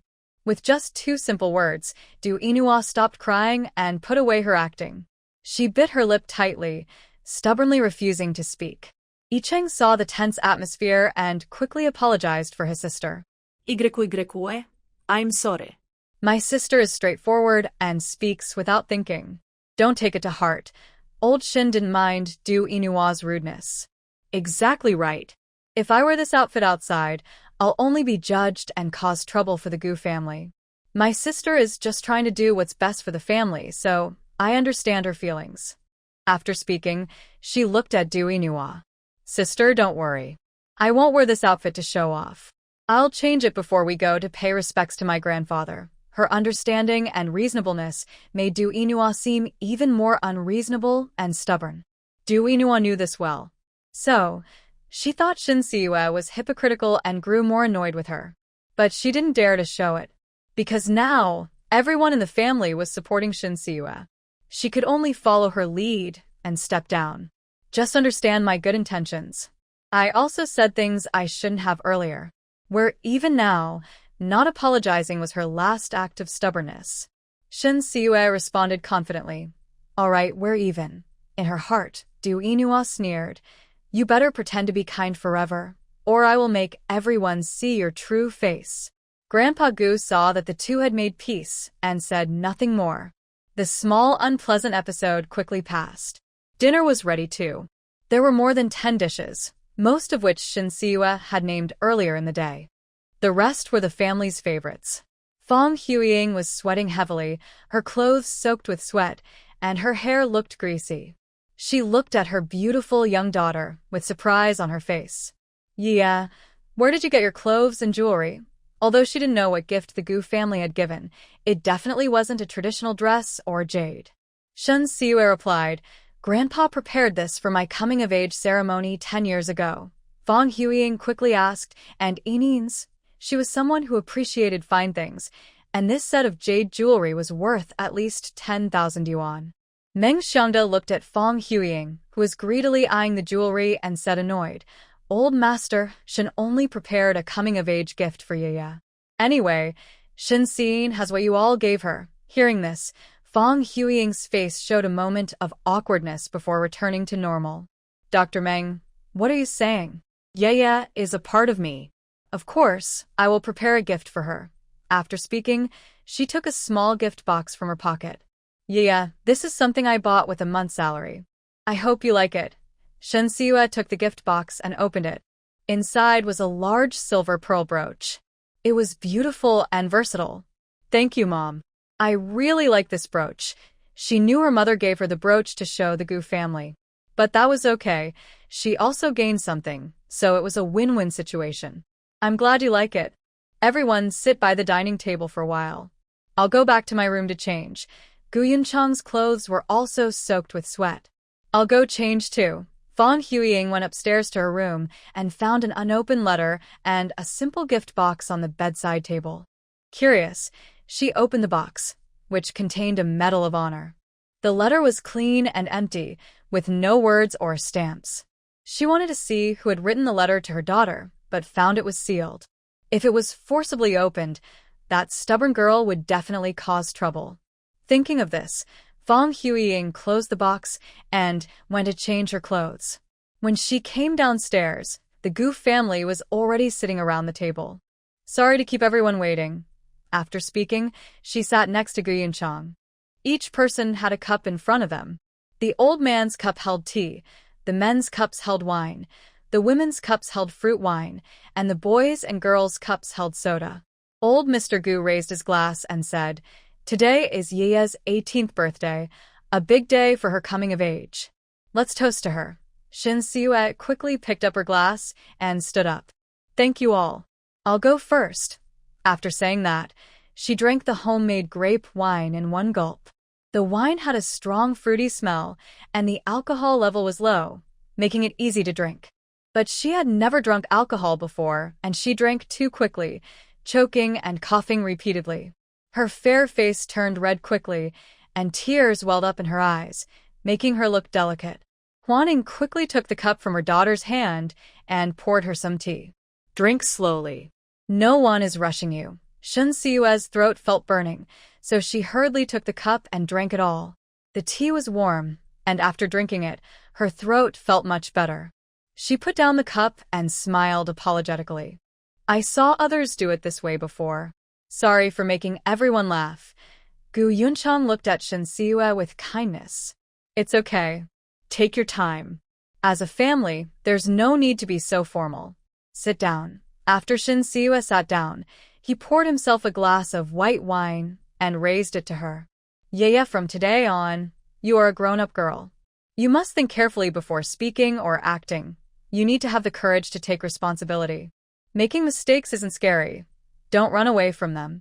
Just fix them in time, and remember, life won't always go smoothly. If you face difficulties, don't forget you have family. Uncle Gu wishes you a bright future, safety, and happiness for life." After saying that, Gu Yunchang finished his drink. Shin Siwa quickly poured herself a glass of grape wine and toasted him. "Thank you, Uncle Gu. I will remember your advice." After 2 drinks, her face was more flushed. Old Mr. Gu watched Siwa's face turn red from drinking and said, "Yeah, everyone will toast you tonight. Don't drink it all at once. It's not good for your health. Just sip it." Although the wine had low alcohol content, drinking too much could still make her drunk. As for why everyone didn't toast her together, it was because the blessing of coming of age was very important and proper manners should be observed. Siwa knew she couldn't handle alcohol well. Worried about embarrassing herself if she got drunk, she nodded obediently. "Okay, I will listen to Grandpa Gu." Huiying skillfully refilled the old man's glass. Old Mr. Gu picked up his cup and looked at Shin Siwa seriously. "Yeah, it's time to say something. Yun Chang already said it, and Grandpa only has one thing to say." Shin Siwa quickly filled her glass with fruit wine and raised it. "Grandpa Gu, go ahead, I'm listening. Our Gu family doesn't cause trouble, but we're not afraid of it either. Yeah, as long as you stand tall and firm, no matter what happens, the Gu family will support you. Do you understand?" "Grandpa Gu, I understand. Grandpa hopes you stay safe and healthy, everything goes smoothly, and good fortune comes your way." "Thank you, Grandpa." Since it was a toast from old Mr. Gu, Shin Siwa drank it all in one go. The Gu family members took turns offering her drinks and blessings. Although she only took small sips, there were many of them, so she ended up drinking more than 3 glasses. Her face turned redder, her head felt a little dizzy, and her eyes looked slightly tipsy. Seeing Shin Siwei was a bit drunk, Gu Qingshu took away her small wine glass and poured her a large cup of strong tea. Yeah, strong tea can help sober you up. Drink a little first, then eat some more food and you'll feel better, Gu Yanchang called out. Go ahead and eat. Most of these dishes were made by Huiying. Try them. After saying that, he scooped a lot of food into Shin Siwei's bowl. Yeah, these are all made by your mom. Eat more. After drinking a few sips of strong tea, the redness on her face faded a bit, and her dizziness lessened. Okay, Uncle Gu. Everyone eat up. My mom's cooking is still pretty good. When her grandfather was alive, her mother cooked all the meals at home. They weren't as good as restaurant chefs, but they were still very tasty. After old Mr. Gu started eating, the family feast officially began. During the meal, everyone except Du Inua enjoyed themselves. Several elders served Shin Siwei some dishes, and she felt a bit full. Old Mr. Gu said to his eldest grandson, Qingshu, Kingsmo, and Jinji, clear the table and bring the cake over. In this era, cake was a luxury. Even if the family wasn't short of money, they only bought it for big occasions like the old man's birthday, a child's first year, or coming of age. The table was quickly cleared, and a large two-layer cake was placed on it. It was decorated with light pink flowers and green leaves, looking very beautiful. 18 long, thin candles were placed on the second layer of the cake, arranged to form the number 18. Gu Qingshu lit the candles with a matchstick. Yeah, make a wish. Shin Siwei clasped her hands together, closed her eyes, and silently prayed. I wish, for those who love me to be healthy and safe, for those who protect me to turn bad luck into good fortune, and for those who think of me to have a bright future. As for anyone who tries to hurt her, she will handle it herself. After making her wish, Shin Siwei opened her eyes and blew out the candles. Gu Jinchun, the youngest, was at an age where he couldn't hide his thoughts. He eagerly stared at the delicious cake, licking his lips, almost drooling. Since Siwei was the birthday girl, she was the one to share the cake. She cut a big piece for the little glutton and scraped off the cream that old Master Gu couldn't eat, giving it to him. Gu Qingyan, still a high school student, also took a good share. The rest was divided among the Gu family members.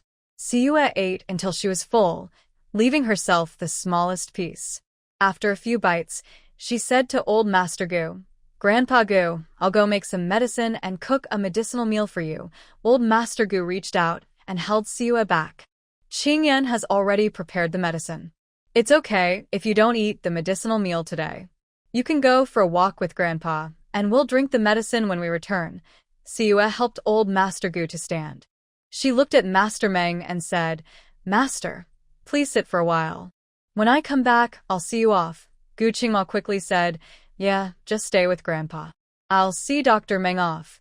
Master Meng didn't wait for Siwei to speak and stood up, heading outside.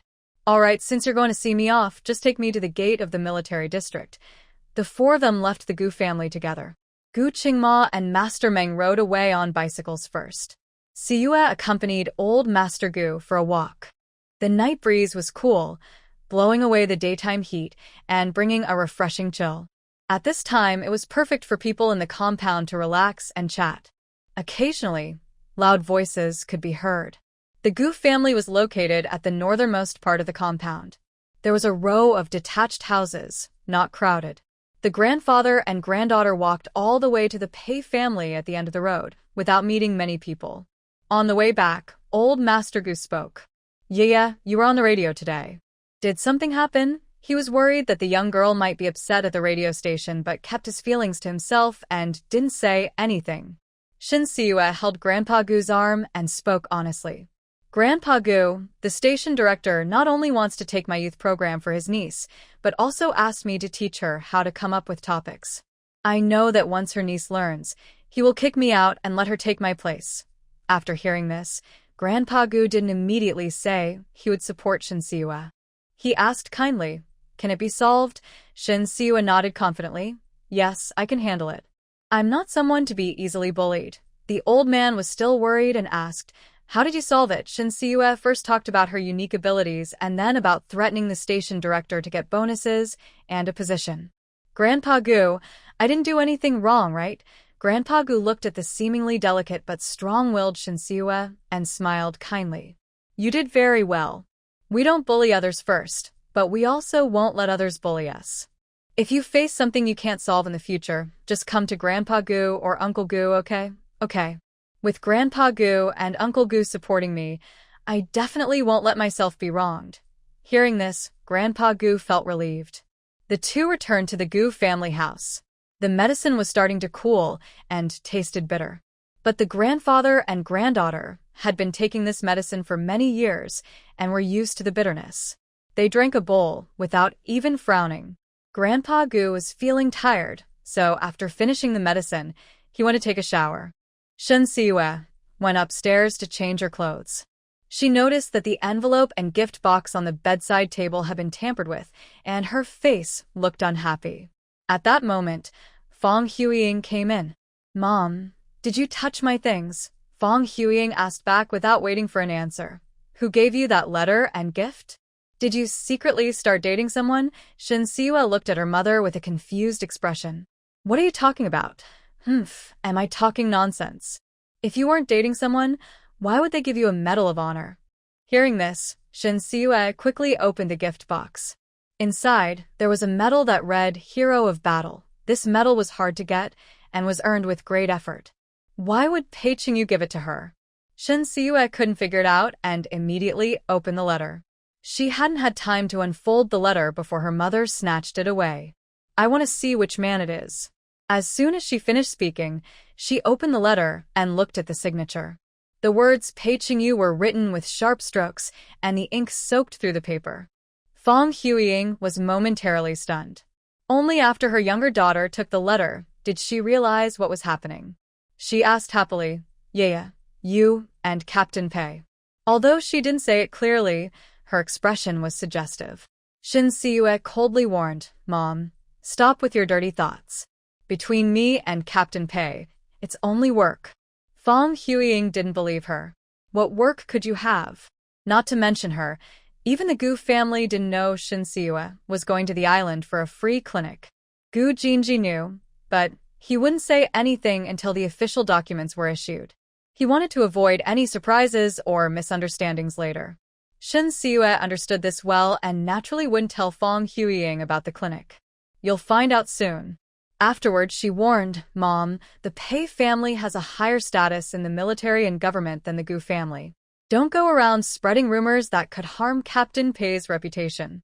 Seeing her daughter's cold and determined look, Fong Huiying realized she had overthought it. She muttered, "I knew it. With someone like you, how could Captain Pei be interested?" After saying that, she found her pajamas for the night and went downstairs to take a shower. Shin Siue closed her door and opened the letter Pei Qingyu had written to her. It was a thin piece of paper with only a few words.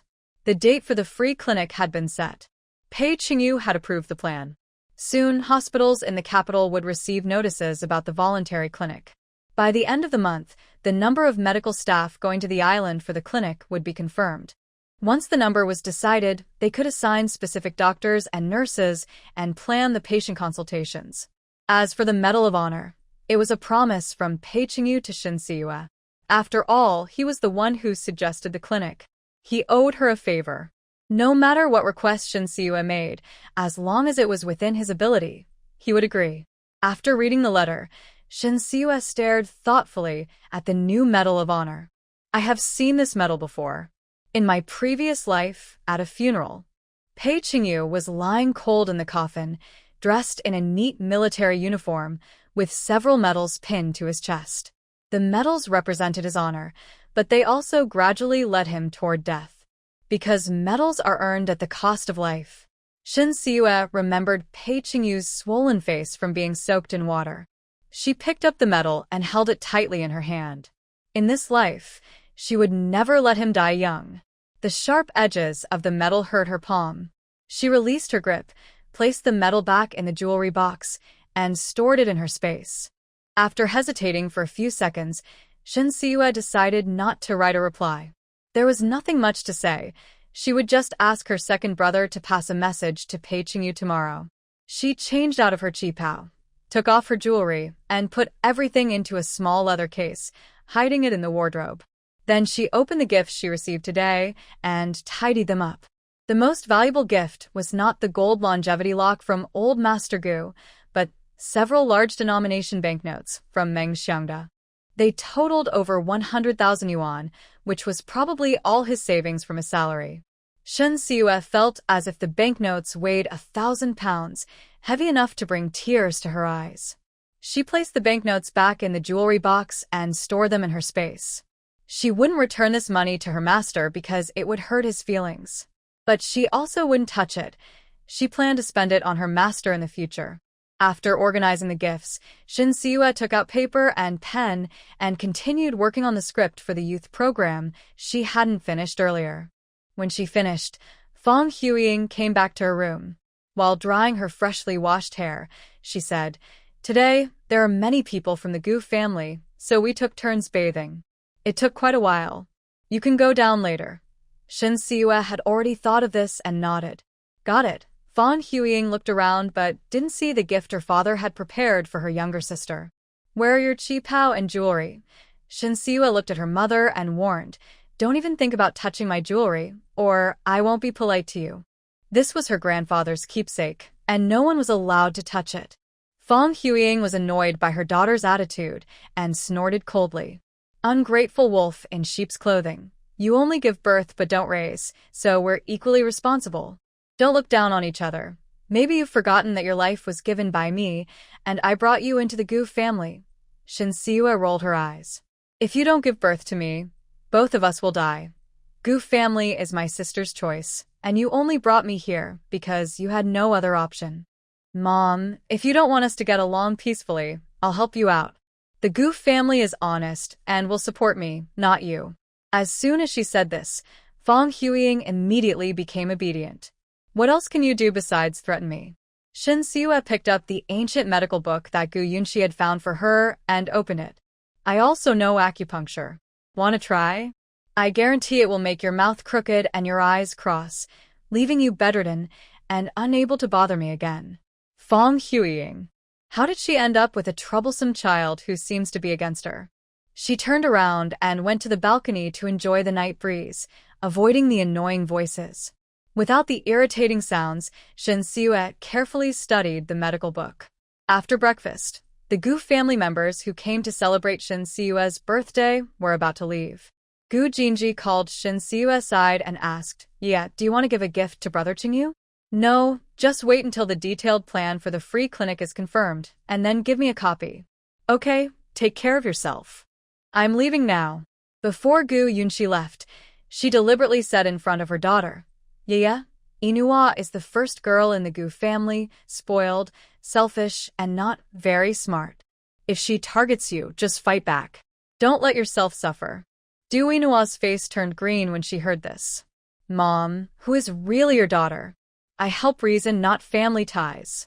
If you're still being unreasonable and rude, go train in the military."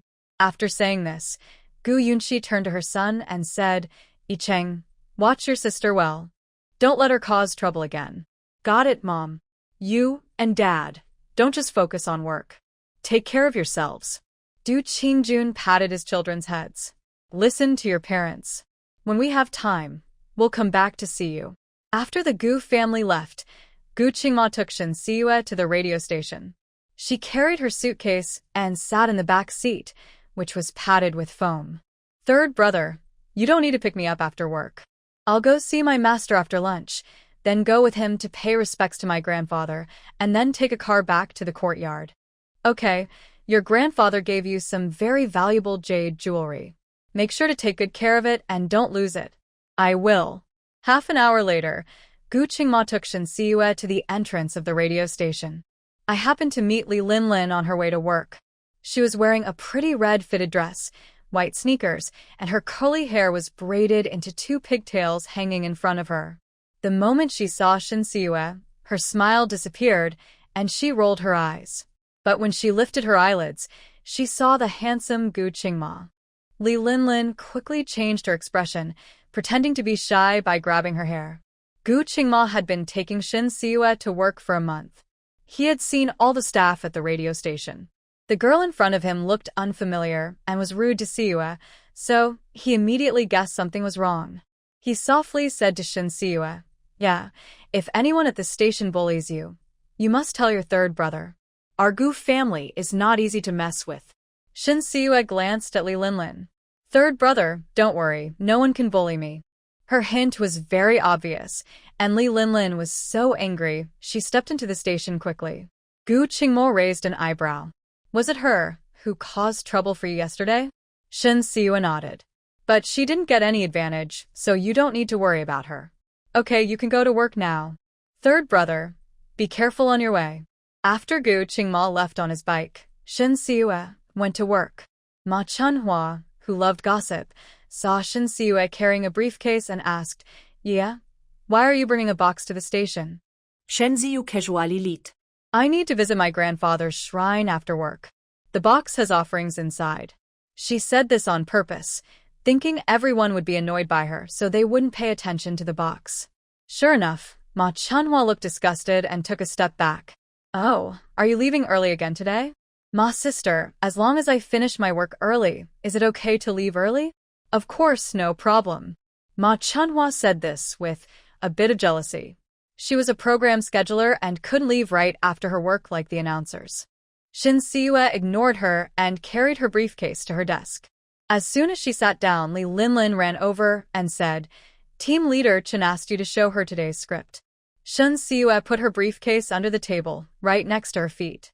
Then she took out a few sheets of paper from her bag and handed them to Li Linlin. "Read them, and then return them to me." Actually, Chen Fei had already approved Shin Siwa's abilities and hadn't looked at her program topics for over 10 days.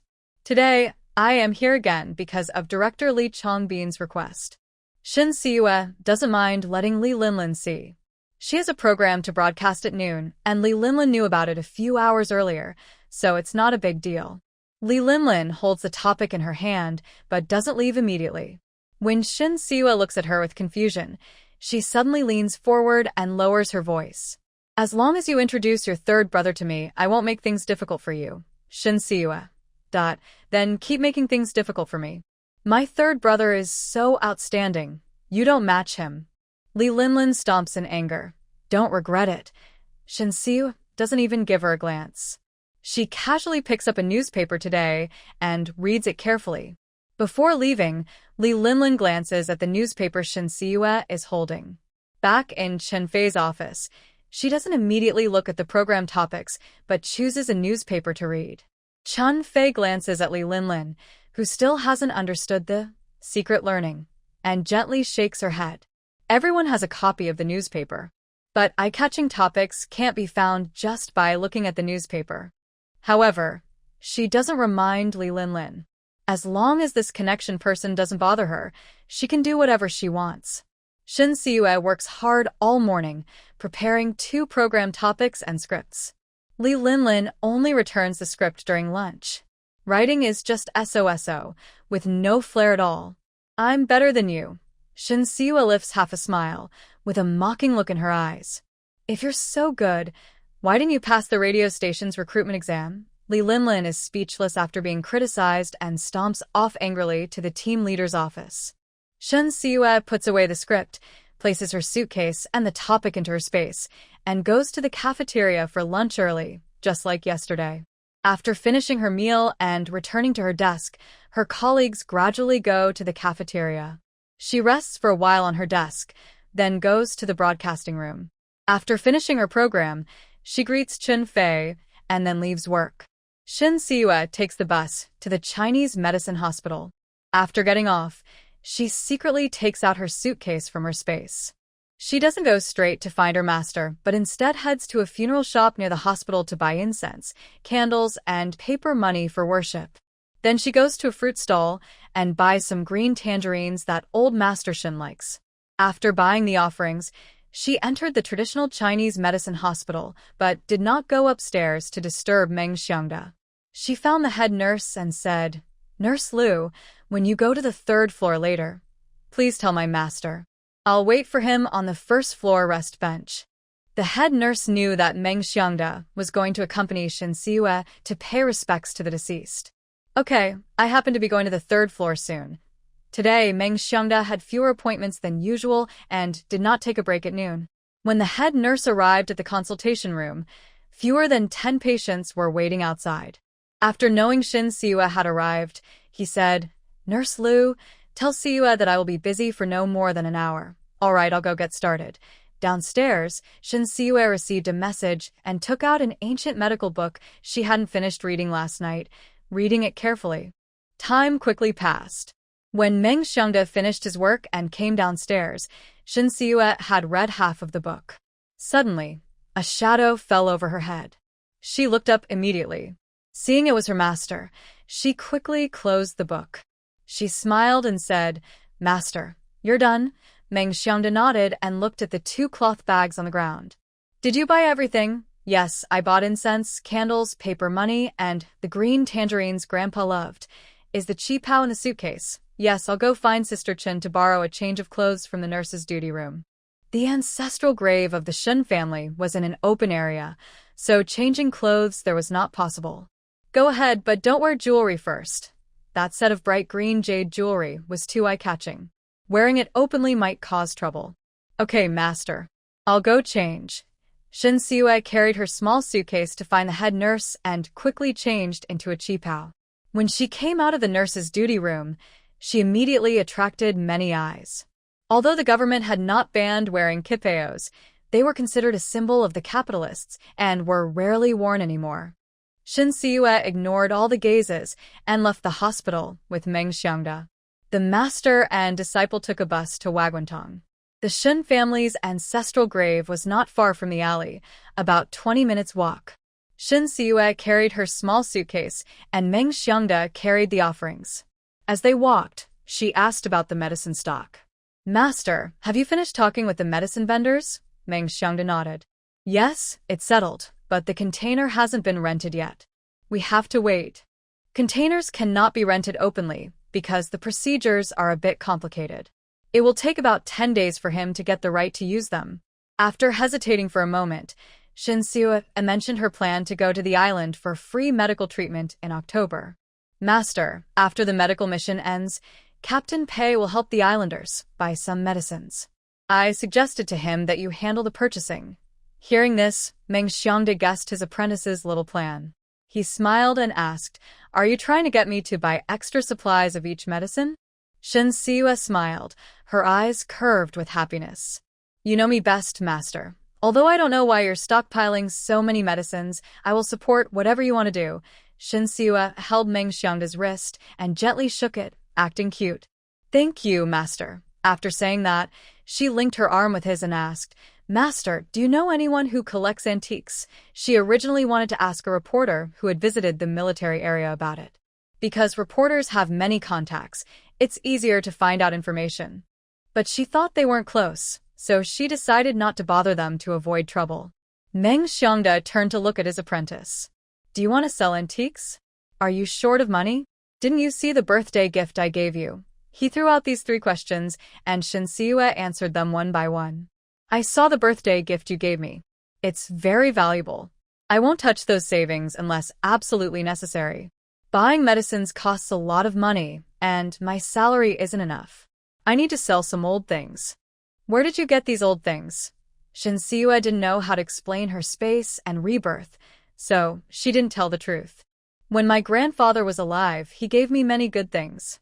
Most of them were taken by my parents, and I kept a few. Actually, besides the inexpensive Thunderstruck Peachwood pendant her grandfather gave her, her parents took everything else." Meng Xiangde never thought Shin Siyue would lie to him, so he believed her. "If you insist on selling the old items from the Shun family, I can help you find someone who collects antiques." "Okay. Thank you, master." The master and apprentice talked as they walked, soon arriving at Shun's ancestral grave. This year, the rain was good, and the graveyard was overgrown with weeds. Old Shun's grave was in the southernmost part, marked by a large black marble stone that stood out clearly. Meng Xiangde, dressed in long sleeves and pants, walks ahead, clearing the bushes to make a path for his apprentice. Shin Siue carefully walks, worried that thorns might damage her qipao. They walk for several minutes along a short path. When they reach old Shun's tombstone, Meng Xiangda sets down the offerings and begins to pull weeds from the grave. Old Shin, Yaya is here to see you in the qipao you bought her. Good eye. This qipao looks very nice on Yaya. Since you passed away, she hasn't had an easy life in the Shin family. Marrying her mother again was something she had no choice about. Please don't blame her. He keeps talking about how Shin Siue has changed recently. Shin Siue takes a short-sleeved shirt from her small suitcase, which she had changed out of earlier. She puts the shirt over her qipao, squats down, and pulls weeds with Meng Xiangda. Grandpa, does the master still talk a lot like before? He's almost finished saying everything he wanted to say. But it's okay. There are some things the master doesn't know. I'll tell you quietly later. The teacher and apprentice chat back and forth. After they talk until they're both tired, they finally finish pulling all the weeds from the grave. Shin Siue takes off the shirt, takes out jade jewelry from her small suitcase, and puts it on one by one. She first places a green tangerine in front of the tombstone, then takes out incense, candles, and paper money. She kneels, lights the candles, burns the paper, and offers incense. Grandpa, do I look healthier than the last time I visited?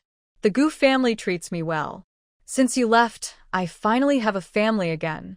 Do you know what my coming-of-age gift from the master was? It's all his savings. Shin Siue keeps talking, as if she can't say enough. Meng Xiangda, watching the setting sun, reminds her, Yeah, it's time for us to go. Shin Siue nods. Master, I just want to say a few quiet words to Grandpa before we leave. She moves her knees, hiding a long-held secret, and whispers it to her grandpa. Grandpa, I took the treasures you hid in the Shun Ancestral Hall. I plan to use them for charity. You definitely won't blame me, right?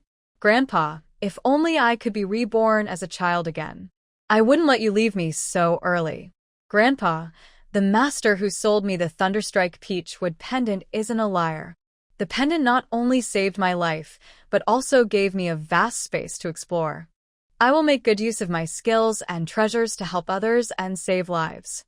I won't let you down. After saying this, Shin Siue stood up.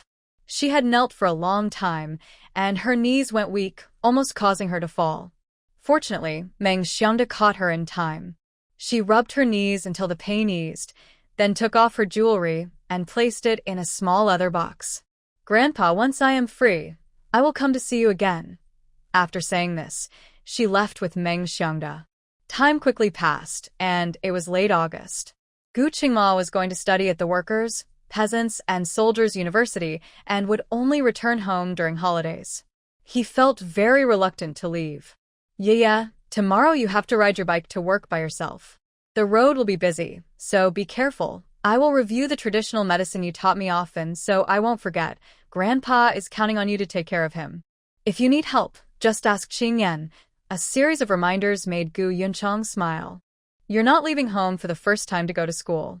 Why are you so worried this time? Gu Qingma looked serious and said, Dad, Yeah isn't feeling well. You need to take good care of her. Don't worry, when you come back next time, Yaya will be healthy again. After that, he urged, Stop dawdling. Hurry up and go. The train won't wait for you. Gu Qingma was not studying in Beijing but had gone to the Northwest Military Medical University, which had strict military management. He looked at Grandpa Gu and said, Grandpa, I'm leaving now. Take care of yourself. After speaking, he carried his bag and was sent off by Gu Yunchang. Gu Jinchun, who had lived on the island for over 10 years, was sent back to the Gu family because he needed to attend middle school in Beijing. Big brother, sister-in-law, please take care of Jinchun from now on. If he's naughty or mischievous, just discipline him directly. No need to hold back. After saying this, he looked at Gu Qingyan. Qingyan, Jinchun isn't familiar with Beijing. During your weekend off, take him around so he can get to know the city better. Gu Qingyan nodded obediently. Yes, second uncle. After giving a few instructions to his younger son, Gu Yunhai hurried back to the island. Both Gu Qingyan and Jinchun went to school. Jinchun attended a boarding middle school, and like Gu Qingyan, he only returned home on weekends. After a disagreement with his family, Du Inua moved to the dormitory of the cultural troupe and rarely came back. There is only old Master Gu, Gu Yunchong, Fang Huiying, Shin Siyue, and Du Yicheng at home. Before going to work, Shin Siyue asked, "Uncle Gu, we are all leaving for work now. Is it okay to leave Grandpa alone at home? Although old Master Gu's health has improved, he cannot be left alone. Plus, someone needs to prepare lunch." Gu Yanchong was very pleased to see Shin Siyue caring so much about Grandpa. "Yeah, don't worry. The security guard will come soon." Since old Master Gu needed someone to take care of him, Qin Shuangjiang wanted to resign and stay home to look after him. But old Master Gu didn't want to affect his second daughter-in-law's future, so he refused. He is a wounded veteran and can request a dedicated person to take care of his daily needs. But he didn't want to trouble the authorities, so he discussed with the person in charge of the estate. They arranged for the security guard responsible for the estate's safety to check on him during patrols and bring him lunch. The estate manager agreed immediately. Considering old Master Gu's health, he added 2 more security guards to each shift. Now that old Master Gu's health has improved, he no longer needs constant supervision. A quick check during patrols and a lunch delivery at noon are enough. Seeing that old Master Gu has someone to care for him, Shin Siyue felt relieved. "Grandpa Gu, I will leave work early in the future and come back to keep you company." Old Master Gu looked at his caring granddaughter, his face full of wrinkles, and smiled. "Work hard and don't let others gossip." After saying that, he waved his hand. "Go on, don't worry about Grandpa." Just as he finished speaking, the phone rang. Fang Huiying walked over to answer, muttering, "Who is calling so early?" She picked up the phone. "Hello, who is this?" "It's me, Meng Xiangda. I have an urgent matter to discuss with Yaya." Fang Huiying handed the phone to Shin Siyue. "Your master is looking for you." Shin Siyue guessed it was probably about an antique or a container. She quickly stepped forward to answer. "Master, it's me." Meng Xiangda immediately shared good news with his apprentice. "Yeah, the leasing procedures for the container are done. I've also contacted the herbal medicine supplier. They will deliver the herbs to the port in 3 days. Do you have time today? We can go and do some moisture and insect prevention for the container." "Alright, I'm hanging up." Old Mr. Gu saw Meng Xiangda call so early and worried something might have happened. "Yeah, is your teacher okay?" Shin Siyue put down the phone. "Grandpa Gu, my teacher's fine. He just wanted to discuss a medical record. I'll have dinner with him, so no need to prepare my meal at home tonight. Okay, go to work now. Be careful on the way." "Yes, Grandpa Gu." After saying that, Shin Siyue rode her bike to work. Her health wasn't good, so she wasn't as fast as Gu Qingma. It took nearly 50 minutes to reach the radio station. Her legs felt numb and weak, as if they weren't her own. When she got off the bike, she almost fell. Her back was soaked with sweat, her hair stuck to her face, looking very disheveled. After paying for her meal at the cafeteria, Shin Siyue sat down at a stone table in the backyard. She took out a leather bag containing silver needles. She had already guessed that riding for so long would make her legs weak, so she prepared in advance. Using acupuncture combined with massage, she immediately attracted many people's attention. More and more people gathered around her. Everyone at the radio station had seen the news about Shin Siyue and Meng Xiangda providing free medical services at the military hospital. But they always thought she was just there to get some fame.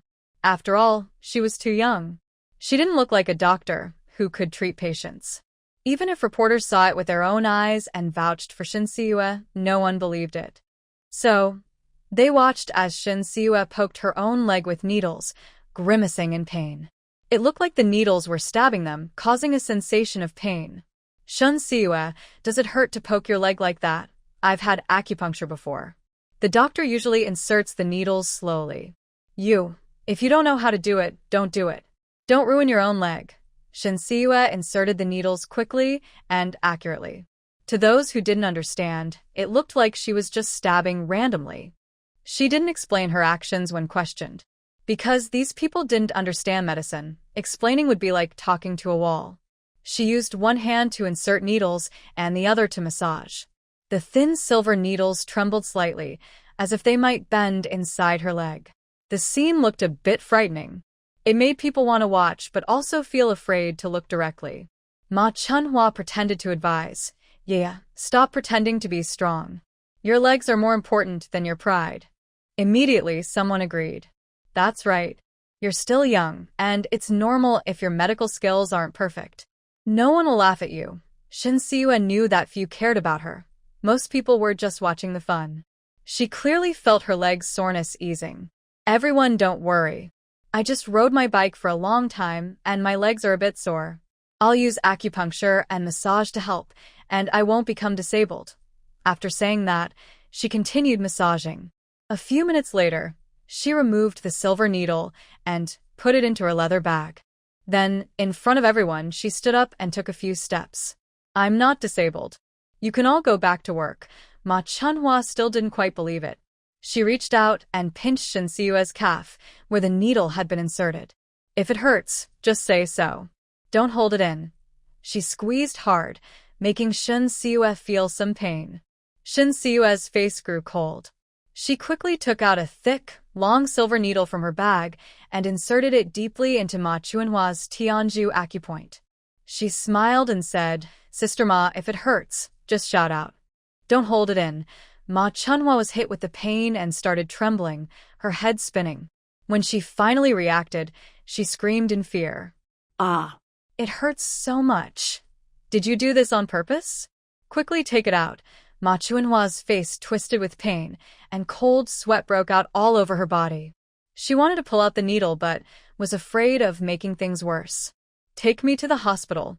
I can't take it anymore. The sudden turn of events scared everyone. They looked at Shin Siua with fear, stepping back, afraid she might suddenly go crazy and hurt someone. Ma Chunhua was a radio host, and she held quite a bit of power at the station. So many people flattered her. Someone said, Sister Chunhua, don't panic.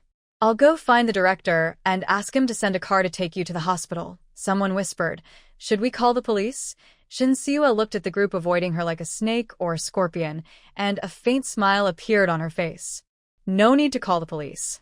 I was just helping Sister Ma unblock her blood vessels. Her blood fat is too high. If it isn't cleared, it could cause irreversible damage to her liver. She wasn't lying, but ordinary needles would have sufficed. The thick needle was just a lesson for Ma Chunhua. She was not someone to be bullied easily. No one believed what Shin Siua said. Because Ma Chunhua was sweating all over, her face was very pale, as if she might faint at any moment. This isn't just clearing the blood vessels, it's more like torturing someone. The person speaking originally wanted to say killing, but those words were too serious, so they changed their mind. Shin Siua ignored everyone's doubtful looks and said, wait a few minutes, and you'll see that what we're saying is true. As soon as she finished speaking, a deep male voice came through. Shin Siua's medical skills are praised even by Dr. Meng. Whatever she says is true. No need to doubt. The speaker was a reporter who had previously gone to the military hospital to film a free clinic. How can a doctor treat patients like that? It's too frightening. After hearing this, Shin Siua rolled up her pant leg and showed everyone the bruises on her lower leg. No one would use such force to pinch someone and then ask if it hurts. Her skin looked unnaturally pale, making the bruises look even more serious. Seeing the bruises on Shin Siua's leg, Ma Chunhua's face changed. From showing concern to anger. The young girl hadn't provoked her, so why did she hit so hard? Ma Chunhua didn't expect that a simple pinch could cause such serious injuries. Her face slightly changed, and she tried to defend herself. I just gently touched her. I didn't use much force. But no one believed her. Ma Chunhua felt nervous under everyone's watchful eyes. Even if I accidentally pinched her too hard, she shouldn't have stabbed me with a needle on purpose, right? Shin Siua chuckled softly and asked back, why not? Because. Ma Chunhua couldn't answer and pouted stubbornly. Because I'm more hurt than you. After saying that, Shin Siua pulled out the silver needle from Ma Chunhua's Tianju acupoint. Her clothes had a small hole, and faintly, you could see the skin beneath it was pierced. Ma Chunhua's pain gradually disappeared. She quickly lifted her clothes to check where the needle had pricked her. There was no bleeding, only a small, deep red pinhole about the size of a sesame seed. Touching it lightly, she felt a slight pain. Shin Siyue glanced at Ma Chunhua's movements and explained to everyone. The spot I just pricked is the Tian Shu acupoint. For people with high blood fat, the blood flow in this area is blocked. When the needle is inserted, it causes noticeable pain. This is what traditional Chinese medicine calls, when the channels are open, there is no pain. Ma Chunhua didn't believe it and snorted. With such thick needles, anyone would feel pain when pricked. Shin Siyue didn't argue, but immediately took action to prove her point. She pulled out a thick silver needle from her leather bag. The onlookers saw this and quickly stepped back, afraid they might become Shin Siyue's test subjects. Ma Chunhua now had an instinctive fear of thick needles. She was about to dodge when Shin Siyue grabbed her arm. The silver needle was inserted into her wrist. She stared in horror, but the expected sharp pain didn't come. Why? Why doesn't it hurt? She said this instinctively. Right after, she regretted it.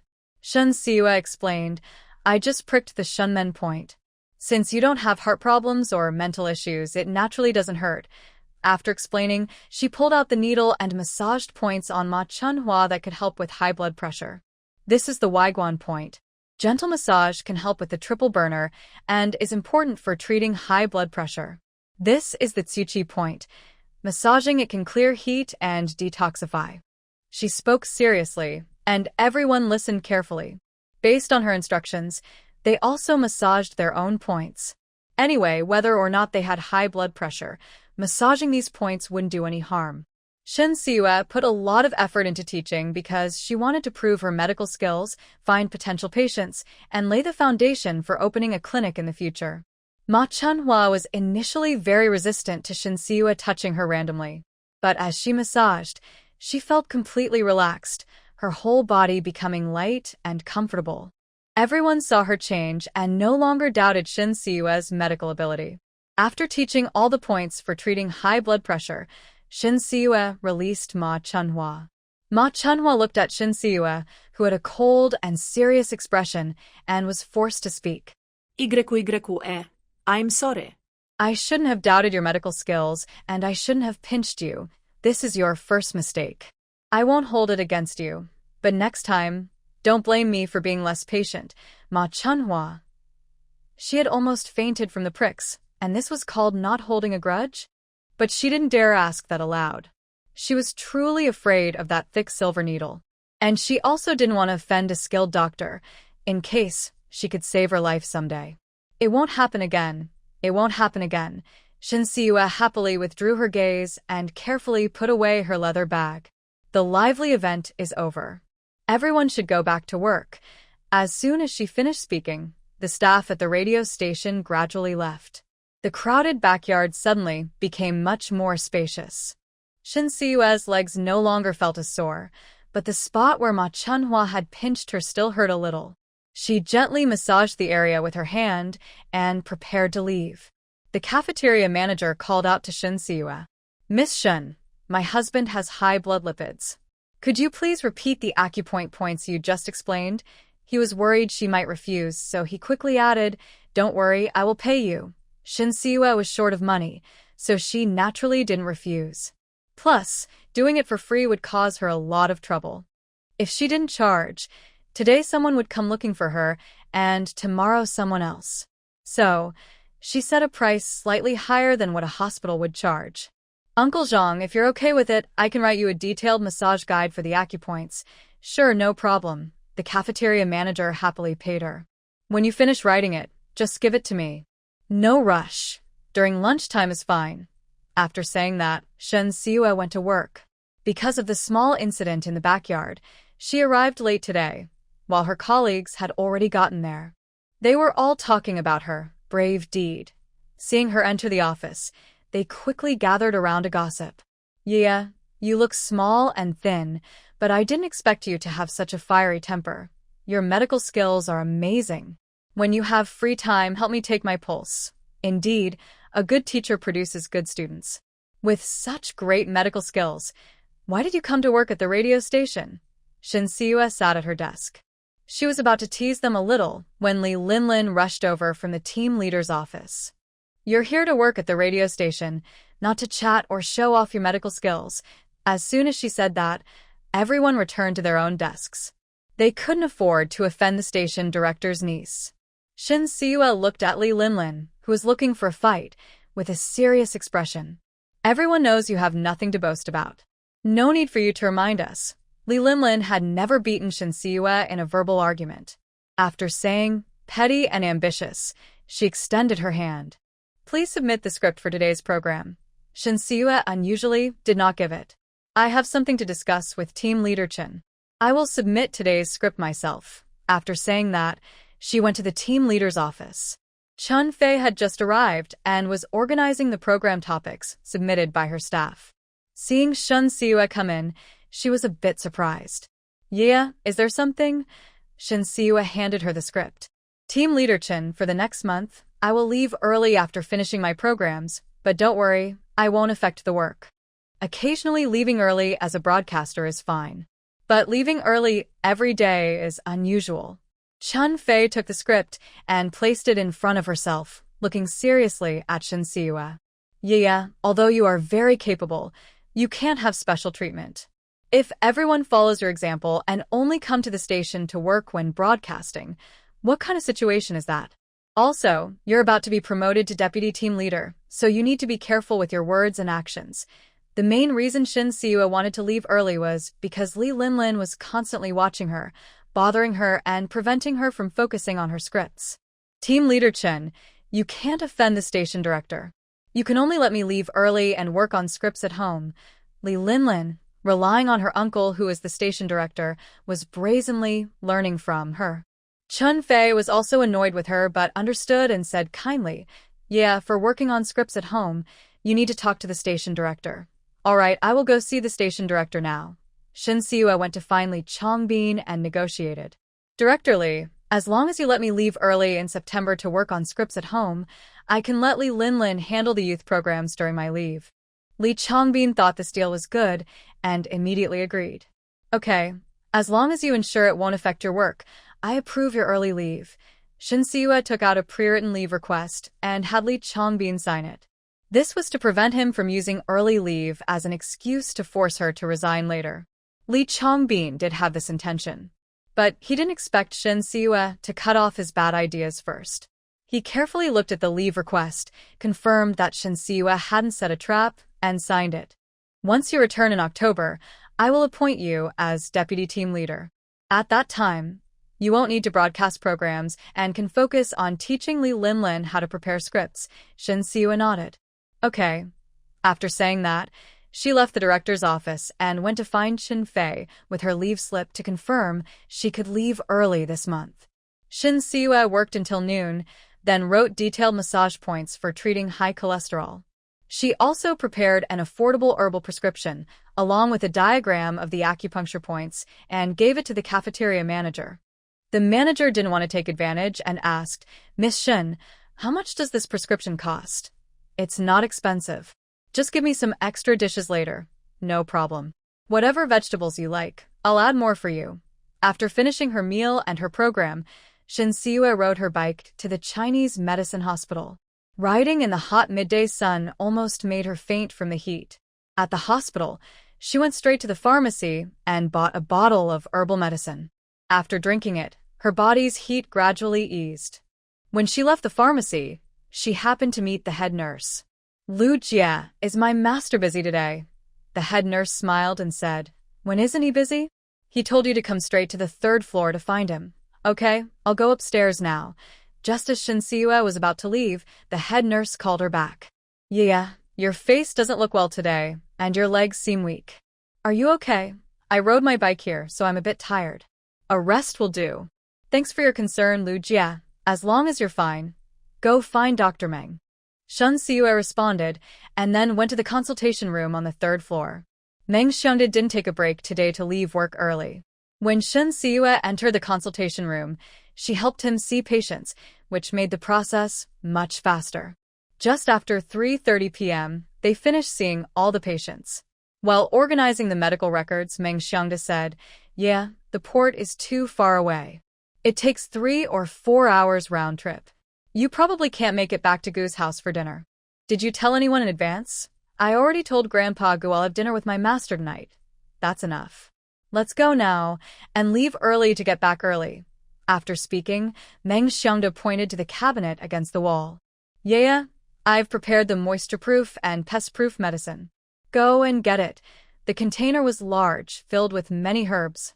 2 large snakeskin bags were packed full. Fortunately, the dried herbs are not heavy, so one person can carry a bag without feeling tired. When Meng Xiangda bought the herbs, he said they were for his family. The Meng family is quite large, and their old house is made of wood, so it makes sense to protect against moisture and insects. The master and apprentice carried conspicuous snakeskin bags and left without anyone asking questions. The port is far from the city center. It takes nearly an hour to drive there. They took 2 buses, which took about an hour and a half, to reach the port. The port is open, but the cargo area is guarded, and you need a pass to go in and out. This is to ensure the safety of the goods. Meng Xiangda showed his pass to the guard. Not many people rent containers, but there are some. The boss gets the biggest share, and the workers get a little. The guard looked at the special pass, quickly registered it, and then returned it to Meng Xiangda. Go ahead. The port was full of containers, but the cranes were not working. In the 1970s, water transportation was not very developed. Most containers had been left unused for a long time, and their exteriors were rusted from sun and rain. Because many containers were idle, Meng Xiangda was able to rent them through connections. Yeah, if we buy a lot of herbs, 1 container won't be enough. I checked, and the port can rent us up to 3 containers. If they rent too many, it might attract attention and lead to strict inspections. During this time, resources were scarce and private stockpiling was not allowed, even though herbs are not everyday necessities. While looking for available containers, Shen Siwa said, "Master, let's buy the herbs first. When the containers are full, we can rent another one. 2 tall containers will be enough. Containers come in different sizes." Meng Xiangda rented tall containers, which hold about 90 cubic meters and can store many herbs. Meng Xiangda nodded. Okay, load them first. If it's not enough, we'll buy more. Shen Siwa switched the snakeskin bag from her right shoulder to her left. She suggested, "Master, you work too hard. From now on, I will handle buying the herbs myself." This way, her master would know exactly how many herbs she bought. She could store the herbs in her space and take them out easily later. Meng Xiangda supported all of Shen Siwa's decisions. Okay, when I have free time, I will gather those who sell medicinal herbs and introduce you to them. Thank you, master. The containers are sorted by size, so they are easy to find. The tall containers are used the least and are placed farthest from the port, so no one usually comes here. The container rented by Meng Xiangda is at the very back. This means that when herbal merchants deliver herbs, they usually go unnoticed. Shen Siwa walks up to the container labeled Area 10, Row 1, Column 9, painted on it, and puts down a snakeskin bag. There are 5 types of containers, arranged from small to large.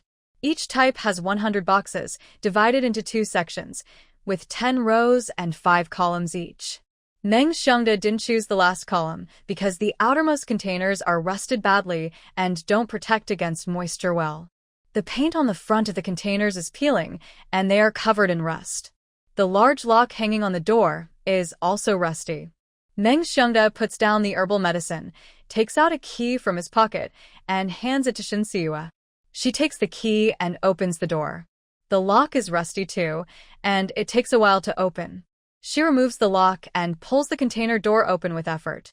A loud creak echoes as the rusty door swings open, releasing a smell of rust and old metal.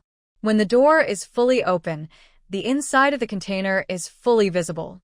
The containers are not very airtight. Near the door, there is thick dust, and some rust spots are visible on the surface. Shen Siwa says, "Master, I'll borrow a broom from the security guard." Meng Xiangda quickly stops her as she turns to leave. "No need. The entrance is just a little dirty. I brought a cloth. I can clean it quickly. Anyway, when storing herbs, we need to lay down oilcloth. Oilcloth can also prevent moisture and insects, and using it with herbs makes it more effective. The master and disciple work for about 10 minutes. After cleaning the inside, they lay down herbal medicine at the bottom of the container. They use one sack, leaving another. Meng Xiangda wipes the sweat from his forehead and says, "The bottom part is the easiest to get damp and attract insects. When stacking herbs later, just add a layer of oilcloth, and it will be fine." Then he looks at the remaining bag of herbs. "This bag will stay for now. When the herbs are piled up, we can tuck it into the corners." Shen Siwa nods. "Okay, master. Let's go." Meng Xiangda comes out of the container and hands Shen Siwa a new lock. "Add an extra lock, just in case." "Still, my master is thoughtful." Shen Siwa put on 2 locks, kept the key in her pocket, and left with her master. When they left the cargo area, the guards saw they had nothing and let them go directly. Normal goods with proper paperwork are recorded carefully when they go in and out. Unusual goods are not checked when they come in but are inspected when they leave. This is to prevent dishonest people from taking things that don't belong to them. After leaving the cargo area, Shen Siwa looked toward the island. "Master, do you know how long it takes to travel from the port to the island by boat?" Meng Xiangda shook his head. "I haven't been there, so I don't know. If you want to find out, you can ask the transport boat. Never mind, I'll ask my second brother when he comes back next time. All right, let's go." The sun is starting to set. The master and disciple went to the bus stop to wait for the bus. Shen Siwa kicked a small stone and said, "Master, I told the office I will leave early this month. If someone comes to the port to deliver herbs, I'll just come to count the supplies. You can work peacefully." Meng Xiangda originally thought that because the last few deliveries were urgent, he would take leave first and then make up the work later. He also discussed with the herb seller to deliver herbs together when he has free time in the future. Since his apprentice has time, she can handle it herself. "For the first time collecting herbs, I'll go with you to teach you how to deal with the seller. After that, you can do it on your own." In her previous life, Shen Siwa had been in the herbal business for over 10 years, so she knew how to deal with merchants very well. But she couldn't explain this to her master, so she just agreed.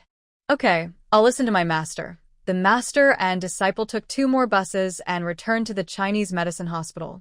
It was now 7:30 p.m. Dinner time at the cafeteria had already passed. Shen Siwa looked at the few scattered bicycles in the bike shed and said, "Master, I invite you to a restaurant for dinner." She had wanted to treat her master on payday. But her master thought she worked too hard to earn money and didn't want her to spend extra, so he refused. Today was the right time. Her master couldn't refuse again, right? However, Meng Xiangda refused once more. "My master wants to eat your cooking. Let's buy some ingredients at the market and cook at home." Shen Siwa was happy to cook for her master. But it was too late now. The market might not have many vegetables left. "Master, let's go to the vegetable market first. If there are still vegetables for sale, we'll go home and cook. If not, we'll eat at a restaurant. How does that sound?" "Okay, let's go see." The master and disciple rode their bikes and left the traditional Chinese medicine hospital. Near the hospital, there is a large vegetable market. When they arrived, the market was mostly empty, with only a few stalls still selling vegetables. The greens were no longer fresh. Only easy-to-store vegetables like potatoes, pumpkins, and carrots were still available. Shen Siwa asked, "Master, what would you like to eat?" "Anything is fine. You decide what to buy. We'll make a soup, stir-fry some vegetables, and steam pumpkin rice." After saying that, Shen Siwa bought the ingredients according to her plan. Meng's family lives not far from the hospital, even closer to the market, just a few minutes by bike. Shen Siwa hadn't visited her master's house for 2 or 3 months. The old-fashioned courtyard was covered with bright, blooming clematis climbing the walls. As the night breeze blew, the red flowers swayed gently. Meng Xiangda parked his bike and opened the door. The master and disciple pushed their bikes into the yard. "Master, rest for a while. I'll go cook." After saying that, Shen Siwa carried the vegetables and went smoothly to the kitchen on the east side. When Meng Xiangda has a day off, he cooks at home. The kitchen has some common vegetables, and there are dried meats, cured chickens, and sausages hanging from the beams. He wanted to help, but his disciple shooed him out. Master, I rarely get a chance to show my respect. Just wait and enjoy the meal. Shinsiwa was quick and efficient, preparing the dishes in half an hour. Sour and spicy shredded potatoes, cured meat stewed with vermicelli, colorful vegetable pumpkin cups. One dish, one soup, one main staple. Master, dinner is ready. Okay, the yard is spacious and cool. Let's bring the food out to eat. In the southeast corner of the yard, there is a small pavilion. Inside the pavilion, there is a stone table and stone benches, suitable for playing chess or eating.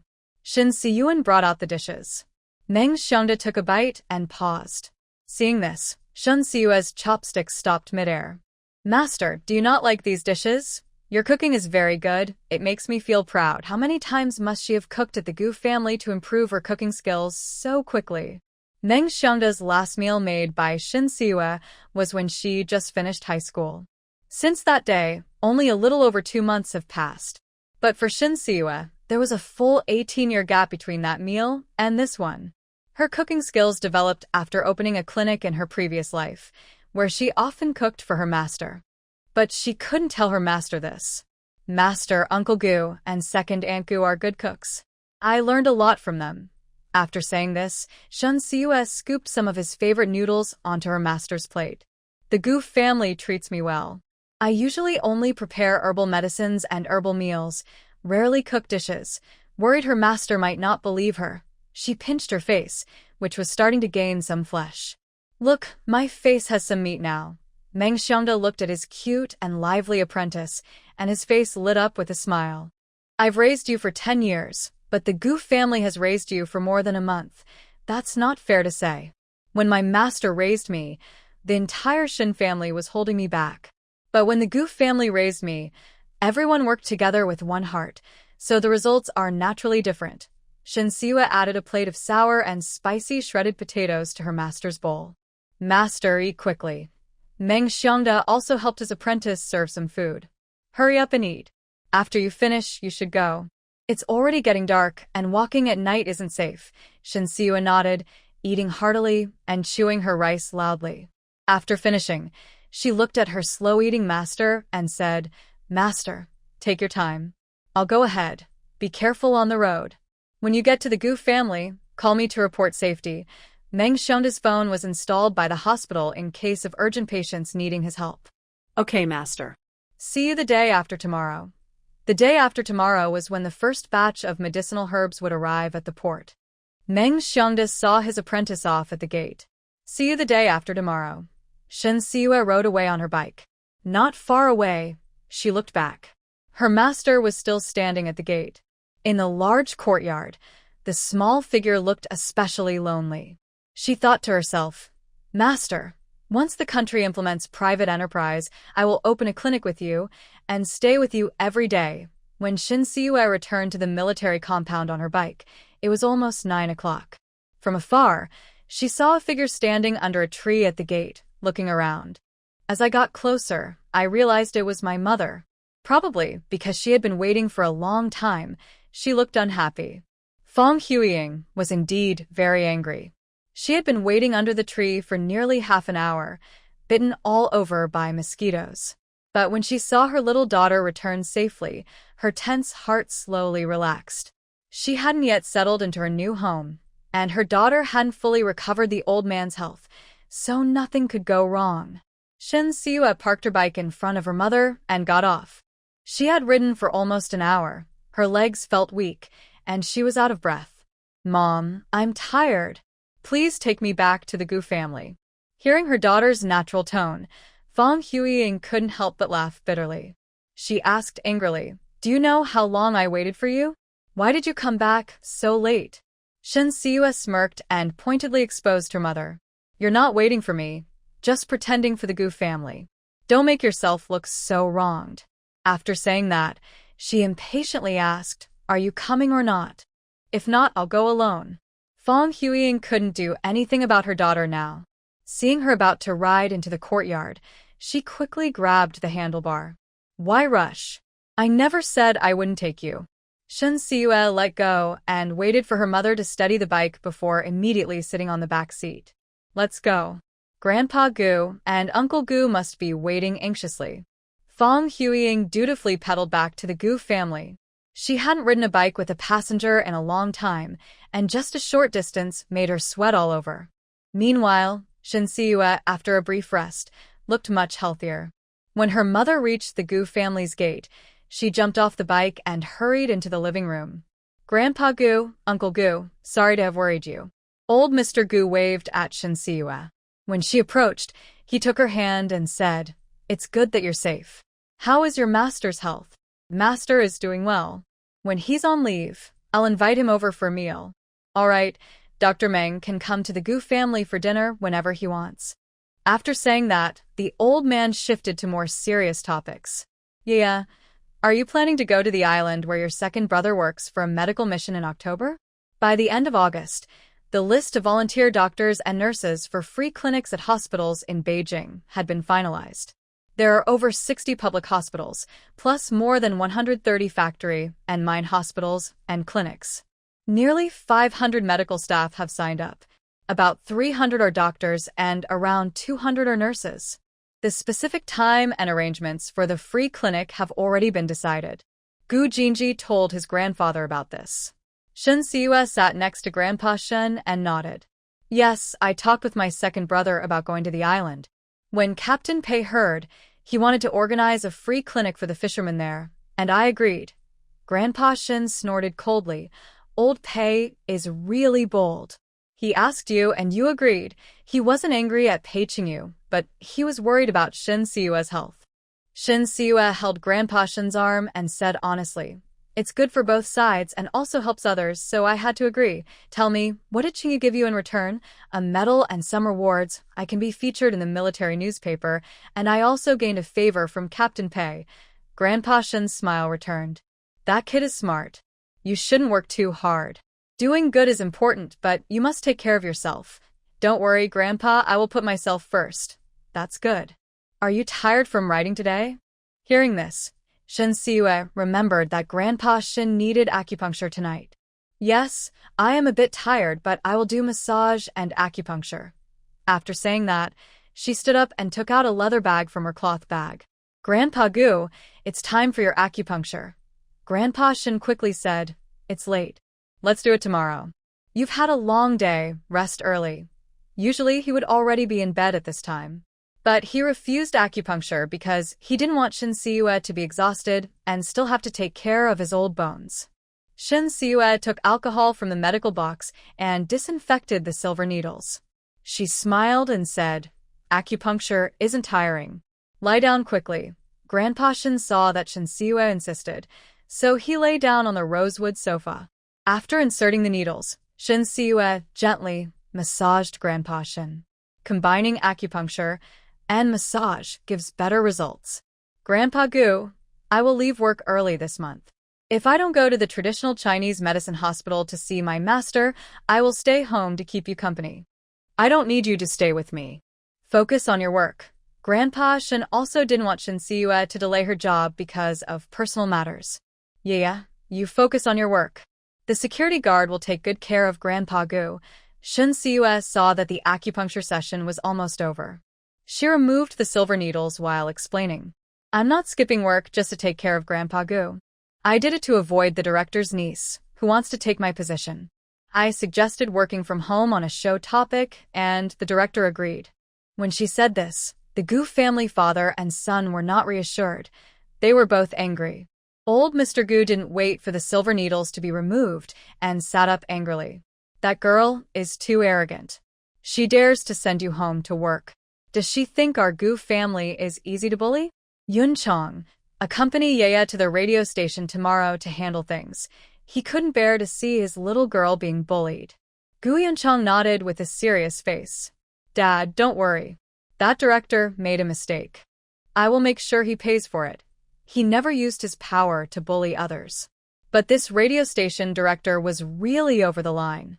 Allowing relatives into the station was one thing, but trying to push out regular employees was just asking for trouble.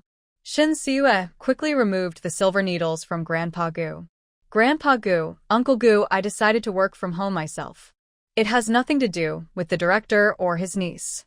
They can't bully me. Don't worry. Gu Yunchang didn't believe her explanation. He thought she was just trying to avoid trouble and was deliberately saying that. After all, no one wants to go out in the hot midday sun to ride a bike and get sunburned. Yeah. Shen Siyue knew what Gu Yunchang was about to say, so she interrupted him. Uncle Gu, I really want to work from home. No one forced me. When I return from the medical mission on the island, I will be promoted to deputy team leader, and I will hand over my broadcasting duties. In other words, no one can replace her position. The only way to push her out is to promote her. Gu Yunchang looked into Shen Siyue's serious eyes and no longer insisted on going to the station to support her. He proudly said, My Yaya is amazing. She hasn't been working long, and she's about to get a promotion. Old Mr. Gu was happy to hear that Shen Siyue was about to be promoted. Yeah, as long as you want, you can work wherever you like. Grandpa Gu, it's late. You should go rest. The old man usually sleeps early, and now his eyes were almost closing. He stood up and couldn't help but yawn. All right, your medicine is simmering in the kitchen. Hurry up and drink it. The hot water is also ready. Wash up early and rest. Okay, Grandpa Gu. After seeing the old man back to his room, Gu Yunchang returned to his own. Fang Huiying looked at the closed door with a resentful expression. She lowered her voice and said to her younger daughter, Yaya, you're really good at comforting people. Is there any way to make your Uncle Gu and me get closer? Since they are married, sleeping in separate rooms isn't ideal.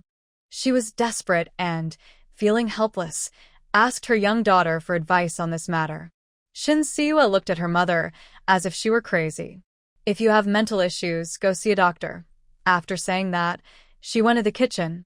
Fang Huiying watched her daughter, who clearly didn't support her, and started to miss her older daughter, who was sweet-tongued. I wonder how Yinyin is doing now. Ever since Shen Yinyin failed to send money in her letter, she hadn't written again. Fang Huiying still sent her daughter-in-law health-preserving medicine every month. But she never received a reply. She planned to visit Xinghua Farm during the weekend holiday to see her children. Thinking of this, she quickly went to the kitchen.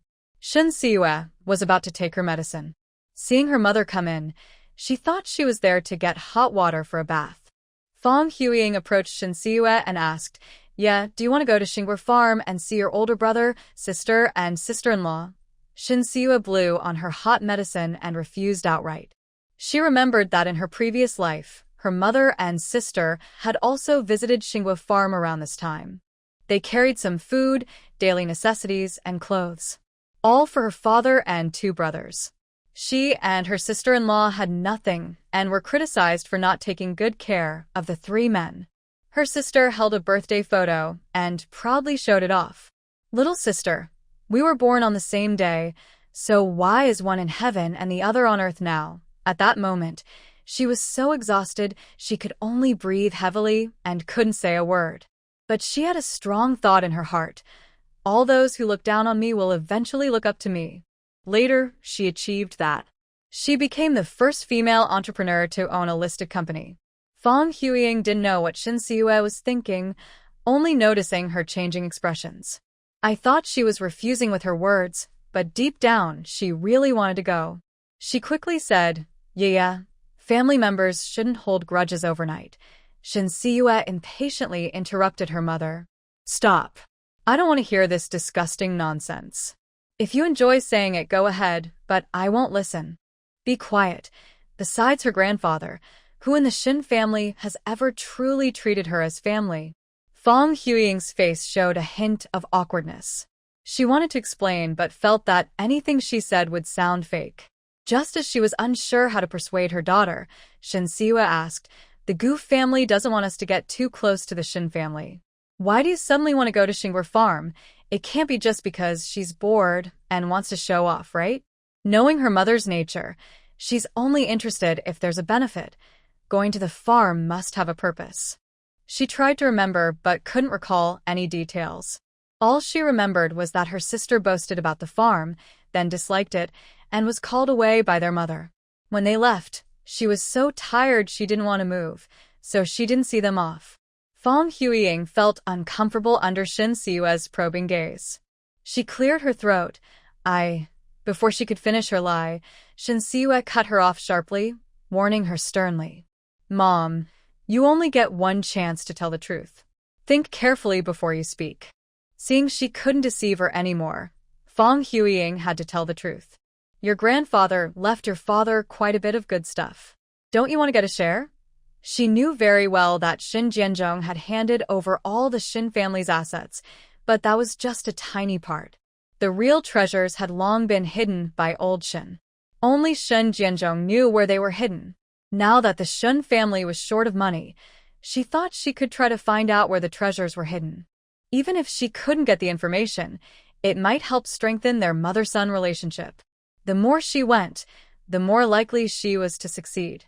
Shin Siwa listened to her mother's plan and almost laughed.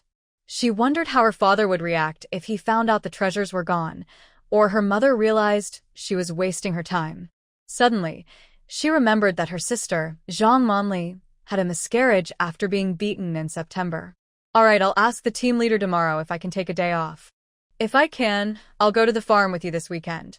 Fong Huiying thought her daughter was interested in the Shin family's treasures and felt a bit proud. Finally, she had found a way to control her stubborn daughter. All right, if you can get leave, go talk to Grandpa Gua. Tell him you want to visit your older siblings this weekend. Shin Siwa looked at her proud mother and chuckled softly. Anyone who wants to go to Xinghua Farm can just tell Grandpa Gua. After saying that, she drank the warm herbal medicine in one gulp. Once she finished, she washed the bowl and medicine jar thoroughly and left the kitchen. Fong Huiying followed her younger daughter upstairs to her room. She stopped her daughter from going to the balcony to collect laundry. Don't you want the Shen family's inheritance? Shin Siwa pushed away her mother's arm blocking her and took down the clothes from the drying rack. The Shen family's inheritance isn't something I can just take if I want. I've already cut ties with my father. Even if he throws away his treasures, he won't give me anything. I only agreed to go to Xinghua Farm to see how hard the days of exile are and to check on my sister-in-law's health. Fong Huiying didn't believe a word of this. She thought her daughter was pretending not to care, probably to avoid losing face if she didn't get the inheritance later. Fine, I'll talk to Grandpa. But you have to help me convince him, or I won't take you along. Take me if you want, or not. I don't have to go. After saying that, Shin Siwa went downstairs to take a shower. Fong Huiying rarely got up early and prepared breakfast for the family. Shin Siwa deliberately slept an extra half hour. By the time she came downstairs, breakfast was already on the table. Fong Huiying was discussing with Grandpa Gua about going to the farm this weekend. Grandpa, I want to take Siwa to Xinghua Farm this weekend. Grandpa Gua didn't say yes or no. He looked at his eldest son. Yunchong, what do you think? Gu Yunchong looked at Fong Huiying and asked straightforwardly, why do you suddenly want to go to the farm? The Shin family situation hadn't been fully checked yet, and the Gua family status was sensitive, so they should meet. Enin hasn't written back, and I sent an anti-miscarriage medicine to Monli, but got no reply. I don't know how she and the baby are doing. I want to take Siwa to check on Monli and her baby. The baby is innocent. Once she said this, even if Gu Yunchong wanted to refuse, he couldn't. His gaze shifted from Fong Huiying to Shin Siwa. Siwa, you need to prepare for next month's free clinic. How can you go to the farm this month? Shin Siwa knew that Gu Yunchong's question wasn't meant to stop her from going to Xinghua Farm. She was worried she might not get time off, which could affect her work. She smiled and said, Uncle Gu, don't worry. The program can be recorded and broadcast later. Recorded broadcasts are not as good as live ones. But sometimes, they are okay to use. Gu Yunchong saw that Shin Siwa had already thought of a solution and nodded. All right, buy some nutritious food to take with you. Leave early and come back early. After saying that, he took some money and handed it to Fong Huiying. Fong Huiying quickly refused. Yunchong, I have money. Even if she liked money, she wouldn't dare spend the Gu family's money to buy things for the Shin family. After her repeated refusal, Gu Yunchong took back the money. After dinner, Shin Siwa went to work. The next day, riding her bike, she felt much more relaxed than the first day. When she arrived at the radio station, she still felt nervous and short of breath, and her legs felt weak, but she wasn't as clumsy as yesterday. She still went to the cafeteria to exchange her grain tickets and gave herself acupuncture and massage. Today, the number of people watching her was the same as yesterday. But in their eyes, They no longer doubted her. Instead, they were amazed and impressed. When Shun Siue finished her acupuncture, someone asked, "Yeah, your medical skills are pretty good. Can you help me with my mom's illness?" After asking, he added, "My mom often has headaches. She's been to many hospitals and taken a lot of medicine, but it doesn't help. It gets worse when the weather gets colder." He didn't really believe in Shin Siue's medical skills. He thought that if she couldn't treat the illness, she would definitely ask her master to help. Shin Siue put her leather bag into a cloth bag and stood up, ready to go to work. "I'm busy these 2 months. I'll see after I finish my work." When she said this, everyone who wanted her to treat their family members gave up. The person who asked also noticed that Shin Siue didn't want to treat her mom and nodded awkwardly. "Okay, we'll wait until you're free. When you're free, I'll find you again. I need to go to work now." Everyone thought Shin Siue was just making excuses. But she was serious. Because the person asking her for help was the director of the radio station, which could help her get a promotion in the future. After Shin Siue went to her office, she talked to Chen Fei about recording the broadcast later. Chen Fei naturally disagreed. "Yeah, now is a crucial time for the youth program to be the most listened to during this time slot. Recording and broadcasting later might ruin all your efforts these days. My older sister-in-law has been unwell since her transfer, and she is at risk of miscarriage. I must go see her. In the past life, my sister-in-law was hurt trying to help her, and my eldest brother beat her to cause a miscarriage. Due to improper treatment, she became infertile for life. This time, I absolutely cannot let that happen again." Chen Fei saw that Shin Siue was very determined and rubbed her temples in frustration. "You should go talk to the station director yourself. He's been waiting to get the top spot in the youth program at the same time slot to boost his reputation. If you want to record a broadcast, you must get his approval." Shin Siue immediately went to find Li Changbin. She asked him to choose between recording a broadcast or letting Li Linlin air her show. Li Linlin just started voice acting, and even with the script, she couldn't sound like a real announcer. Li Changbin could only choose to record. He looked unhappy and said coldly, "From now on, except for special cases, recording broadcasts is not allowed. For the radio station, recordings are only used during National Day and New Year holidays." Shun Siue nodded and said, "I understand." Time quickly passed, and the next day arrived. After working at the radio station for half a day, Shun Siue went to the Chinese medicine hospital to see her master, and they went to the port together. Most of the herbal medicine vendors had arrived. Because of the hot weather, they stayed under shady trees to avoid the heat. Everyone was riding bicycles, with several bags of herbs tied to the back seats. They also brought oilcloths as Meng Xiongda requested. Seeing Meng Xiongda approach, someone quickly stood up and waved. "Dr. Meng over here." Meng Xiongda has high standards for herbal medicines. When the hospital buys herbs, he is the one to inspect the quality.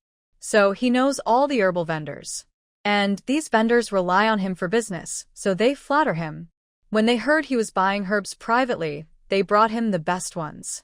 Meng Xiongda arrived under the tree and said, "Sorry to keep you waiting." No, we just arrived too." Meng Xiongda took his apprentice over and introduced him to the vendors. "This is my apprentice, Shin Siue. From now on, she will handle your transactions." Afterward, he added, "Siue's medical skills are better than mine. Don't underestimate her just because she's young. If the quality isn't good, it could ruin future business." The herbal merchant repeatedly assured that they would never do something that would damage their reputation. However, Shin Siue didn't trust their promise. Some merchants value honesty, while others only care about profit. She didn't say much, planning to show her skills during the herb inspection later to threaten the merchants. Otherwise, the herbs they send in the future might be inconsistent. Meng Xiongda introduced Shin Siue to each herbal merchant. As he introduced them, all the merchants arrived gradually. The group entered the port's freight area. Shin Siue opened the container door and arranged for the merchants to lay oilcloth at the bottom of the box. After finishing, she recorded the purchase details while checking each bag of herbs. She carefully examined the herb's dryness, quality, and growth year, without missing a detail. The merchants are clever and understood that Shin Siue was testing them. Now they knew she was not easy to fool, so they wouldn't try anything dishonest, avoiding trouble. After collecting the herbs, Meng Xiangde paid each merchant. Most of his money was given to his apprentices, leaving only 10,000 yuan for himself. Although not a lot, it was enough to buy many herbs. After paying, he said, "When Yia isn't busy, I'll find a time to invite everyone for a meal and discuss herb procurement." "Sure, as long as Miss Shin calls, we're always available. I'm very eager to eat, so I'll definitely be there. Then we'll wait for Miss Shin's good news." Shin Siwa smiled and replied, "Everyone, don't worry. I won't keep you waiting too long." After saying that, the group left the freight area. Once the merchants left, Meng Xiangde said to Shin Siwa, "Yeah, I found an antique collector for you, but he wants to see your items first before deciding whether to buy." Shin Siwa knew that collectors only value rare antiques.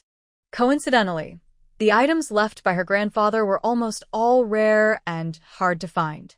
"No problem. When will he be available? Let me get back to you." Shin Siwa nodded. "Okay." Just as she finished speaking, she remembered something. "Master, I can't go this weekend. I need to visit Xinghua Farm." Meng Xiangde knew that the Shin family had been sent to Xinghua Farm. He asked, puzzled, "The Shin family doesn't consider you a family member at all. Why are you going?" "Go see my older sister-in-law. Her pregnancy is unstable, and I worry she might have trouble." Meng Xiangde knew that Zhang Monli was very kind to her apprentice and often helped her with household chores. Since it also involved a person's life, he needed to go. He asked, "Are you going alone? Do you want me to go with you?" "My mom is also going. She's worried about the good things left by my grandfather." Meng Xiangde was silent for a moment and then chuckled softly. "She thinks too highly of herself. Isn't that true?" After Shin Siwa finished her program, she also recorded the topics for tomorrow's show. After finishing, she left the radio station. She bought some medicines for pregnancy and daily emergencies at the pharmacy. On the way back to the military area, she bought some pastries and fruit. When Shin Siwa returned to the Gu family, she found her mother had already come back. Fong Huiying took half a day off and bought some brown sugar, honey, malt extract, and eggs. Seeing that Shin Siwa also bought a lot, she said, "Yeah, how much did you spend on these?" "I'll pay you." Shin Siwa didn't bother to be polite with her mother. "I spent a total of 5 yuan, 86 cents. "Mom, just give me 6 yuan. Fong Huiying was speechless. In front of old Master Gu, she forced a smile. "I'll give it to you later." Shin Siwa wasn't afraid her mother wouldn't pay and didn't press her. After chatting with old Master Gu for a while, mother and daughter went to the kitchen. Recently, Fong Huiying had been cooking dinner, and Shin Siwa was boiling medicines and making medicinal dishes. She not only prepared food for herself and old Master Gu, but also for Grandma Pei. The Pei family knew the Gu family had 2 sickly members and was worried the coal stove wouldn't be enough. They not only sent one over, but also brought a whole cart of coal. Every day, Shin Siwa first boiled medicines and made medicinal dishes for Grandma Pei, then delivered them to her house, and afterward, she prepared medicines for herself and old Master Gu. Although Fong Huiying was always in the kitchen at night, she never noticed that the water Shin Siwa used for boiling medicines and making medicinal dishes had any issues. Yeah, while chopping vegetables, she wanted to talk to her daughter about the departure time tomorrow. But when she looked up, she saw that the water being poured from the ladle didn't seem to flow into the clay pot, but into the sink. So, she stopped speaking immediately. Shin Siwa discreetly put away the water ladle, placed it on the counter, and turned to look at her mother. "Why are you calling me?" Fong Huiying did not answer. She quickly walked to her young daughter and looked at the medicine jar. There was half water in the jar. She thought she was seeing things, rubbed her eyes, and continued chopping vegetables. Xinghua Farm is several hours' drive from the capital. "We should leave early tomorrow." "Okay, early departure and early return." Next, Shin Siwa paid more attention when using the spiritual spring water. She prepared medicines for 3 jars and 3 clay pots of medicinal meals. First, she cooked medicine and prepared medicinal meals for Grandma Pei. After finishing, she packed them into insulated containers. When Shin Siwa took the insulated containers to the Pei family, her own medicines with old Master Gu were also ready. As she stepped out, she met the neighbor aunt. Yaya is bringing medicine to Grandma Pei again. Yes, Aunt Fong. Why didn't you go cook today? My husband will come back a bit later. I'll go cook later. You should deliver the medicine now. When he comes back, he can pick some yellow peaches to enjoy. They're very appetizing. All right, Aunt Fong. Since the military holiday-free clinic improved her reputation, Shen Siua often gave free medical care to the elderly in the courtyard. She was preparing to open her own clinic in the future. Now, she was very popular in the neighborhood. Everyone greeted her and gave her tasty or fun things. Soon, Shen Siua arrived at the Pei family. Madame Pei was in the living room preparing tea snacks when she saw Shen Siua enter. She quickly placed green bean cakes on a plate and went to greet her. Yeah, why did you come so early today? Shen Siua usually came to the Pei family at a fixed time. Every time she arrived, Madame Pei was already waiting at the door. She smiled and said, I need to get up early tomorrow, so I thought I'd rest early today, so I brought the medicine earlier. After speaking, she looked at Grandma Pei sitting in the wheelchair. Grandma Pei, you should take your medicine and eat your medicinal meal a bit earlier. It's okay. Grandma Pei's health was much worse than old Master Gu's. She had been bedridden for many years. After a month of careful care, she could go out for walks. But she couldn't walk for too long, or her body couldn't handle it. So, she usually sat in a wheelchair. The old lady smiled, her wrinkles deepening. Yeah, thank you for your hard work. Shen Siua walked over to Grandma Pei. Not hard at all. How are you feeling today? After speaking, she checked the elderly lady's pulse. My health is getting better every day. This morning, I went for a walk for over 10 minutes and didn't feel tired. After taking the pulse, Shen Siua reminded her, Grandma Pei, even if you don't feel tired, don't walk for too long. Don't worry. Grandma always keeps her words in mind and won't overdo it. That's good. I'll go first. Before she could finish saying go back, Grandma Pei interrupted her. Yeah, can you stay and chat with Grandma for a while? Shen Siua thought she needed to prepare medicine for half an hour, so she nodded. She helped the elderly lady to sit on the sofa. Grandma Pei, what would you like to talk about? Grandma Pei looked at her daughter-in-law. The daughter-in-law placed a plate of food in front of Shen Siua and poured her a cup of freshly brewed black tea. Yeah, don't be shy. Help yourself to anything you want. I'll step out for a bit. Shen Siua watched her departure, feeling something strange. Grandma Pei, when will Auntie be back? The medicine is still simmering at home, and I need to check the fire. The elderly lady looked at the empty doorway and said, she should be back soon. Shen Siua thought, how can she be back so quickly after just leaving? Just as the thought crossed her mind, the daughter-in-law really returned. But she wasn't alone. There was also a tall, handsome man with a strong build. The man was about the same age as Pei Qingyu and looked somewhat similar. But unlike the cold and distant Pei Qingyu, he had a warm smile on his face, giving a feeling of spring breeze. In her past life, Shen Siua had seen this man a few times. He was the second son of the Pei family, a cousin of Pei Qingyu. He was also the person Grandma Pei had wanted to introduce to her. She had refused to meet Pei Qingli more than once, but unexpectedly, Grandma Pei had called him back. The daughter-in-law quickly introduced him. Yeah, this is Qingli, Pei Qingyu's cousin. Then she added to her nephew, Qingli, this is Shen Siua. Just call her Yaya. Pei Qingli knew that his grandmother had called him back for a matchmaking purpose. He smiled broadly and confidently extended his hand. Hello, Yaya. Shen Siua gently shook his hand, then quickly let go. Captain Pei, hello. Pei Qingli understood Shen Siua's actions and sensed her distance. It seemed that this matchmaking was just the wish of Grandma and the eldest aunt. He withdrew his hand and smiled, saying, I'm older than you. Just call me Brother Qingli. Shen Siua didn't understand what Pei Qingli meant, so she politely called out, Brother Qingli. Pei Qingli nodded and sat down on the sofa. There were 2 empty seats between them. Yeah, I've been wanting to thank you in person. Today, I finally have the chance. Thanks to you, Grandma's health has improved. I'm very grateful. If you ever need my help, I will never refuse. Shen Siua looked at the serious Pei Qingli and smiled in response. All right, if I encounter difficulties and Brother Qingli can help, I will definitely ask you. That's settled then. Shin Siyue stood up and refused the matchmaking with her attitude. Grandma Pei, there's medicine simmering at home. I need to go back. Madame Pei quickly nudged Pei Qingli. Qingli see ye off. No need, the Pei and Gu families are not far apart. I can go back by myself. Walking takes a few minutes.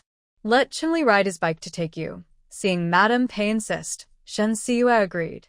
No need to ride, walking is fine. After saying that, she looked at Pei Qingli. Brother Qingli, thank you. Just then, she took the opportunity to clarify her feelings. After Pei Qingli saw Shen Siyue off, Grandma Pei shook her head regretfully. These two kids, they won't work out. Madame Pei also thought so and sighed. Our family just isn't lucky. I wonder how Qingyu is doing in the army. The person being mentioned, Pei Qingyu sneezed. Since Army Day, the officers had often arranged matchmaking for him. Realizing he couldn't avoid it, he immediately announced to the entire military district that he would never marry in this lifetime. The female soldiers heard this, and no one was willing to meet him anymore. The matchmaking ended without any progress. The officers knew Grandma Pei's health was poor and didn't dare to pass this news back. Madame Pei smiled and said, the military district has so many female soldiers. Surely one of them will suit Qingyu. Wei's younger brother is younger than Qingli, and he has already been embraced by the children. The person named Pei Qingli felt his nose itch and rubbed it with his hand. Yeah, I'm really sorry. My grandmother and Annie made things difficult for you. Matters of the heart.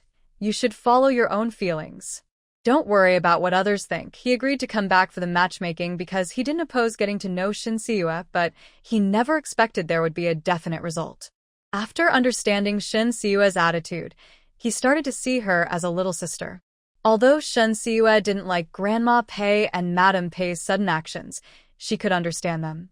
She smiled and said, I will remember what Brother Qingli said. I hope you find a good person and have a happy life. Definitely. You too.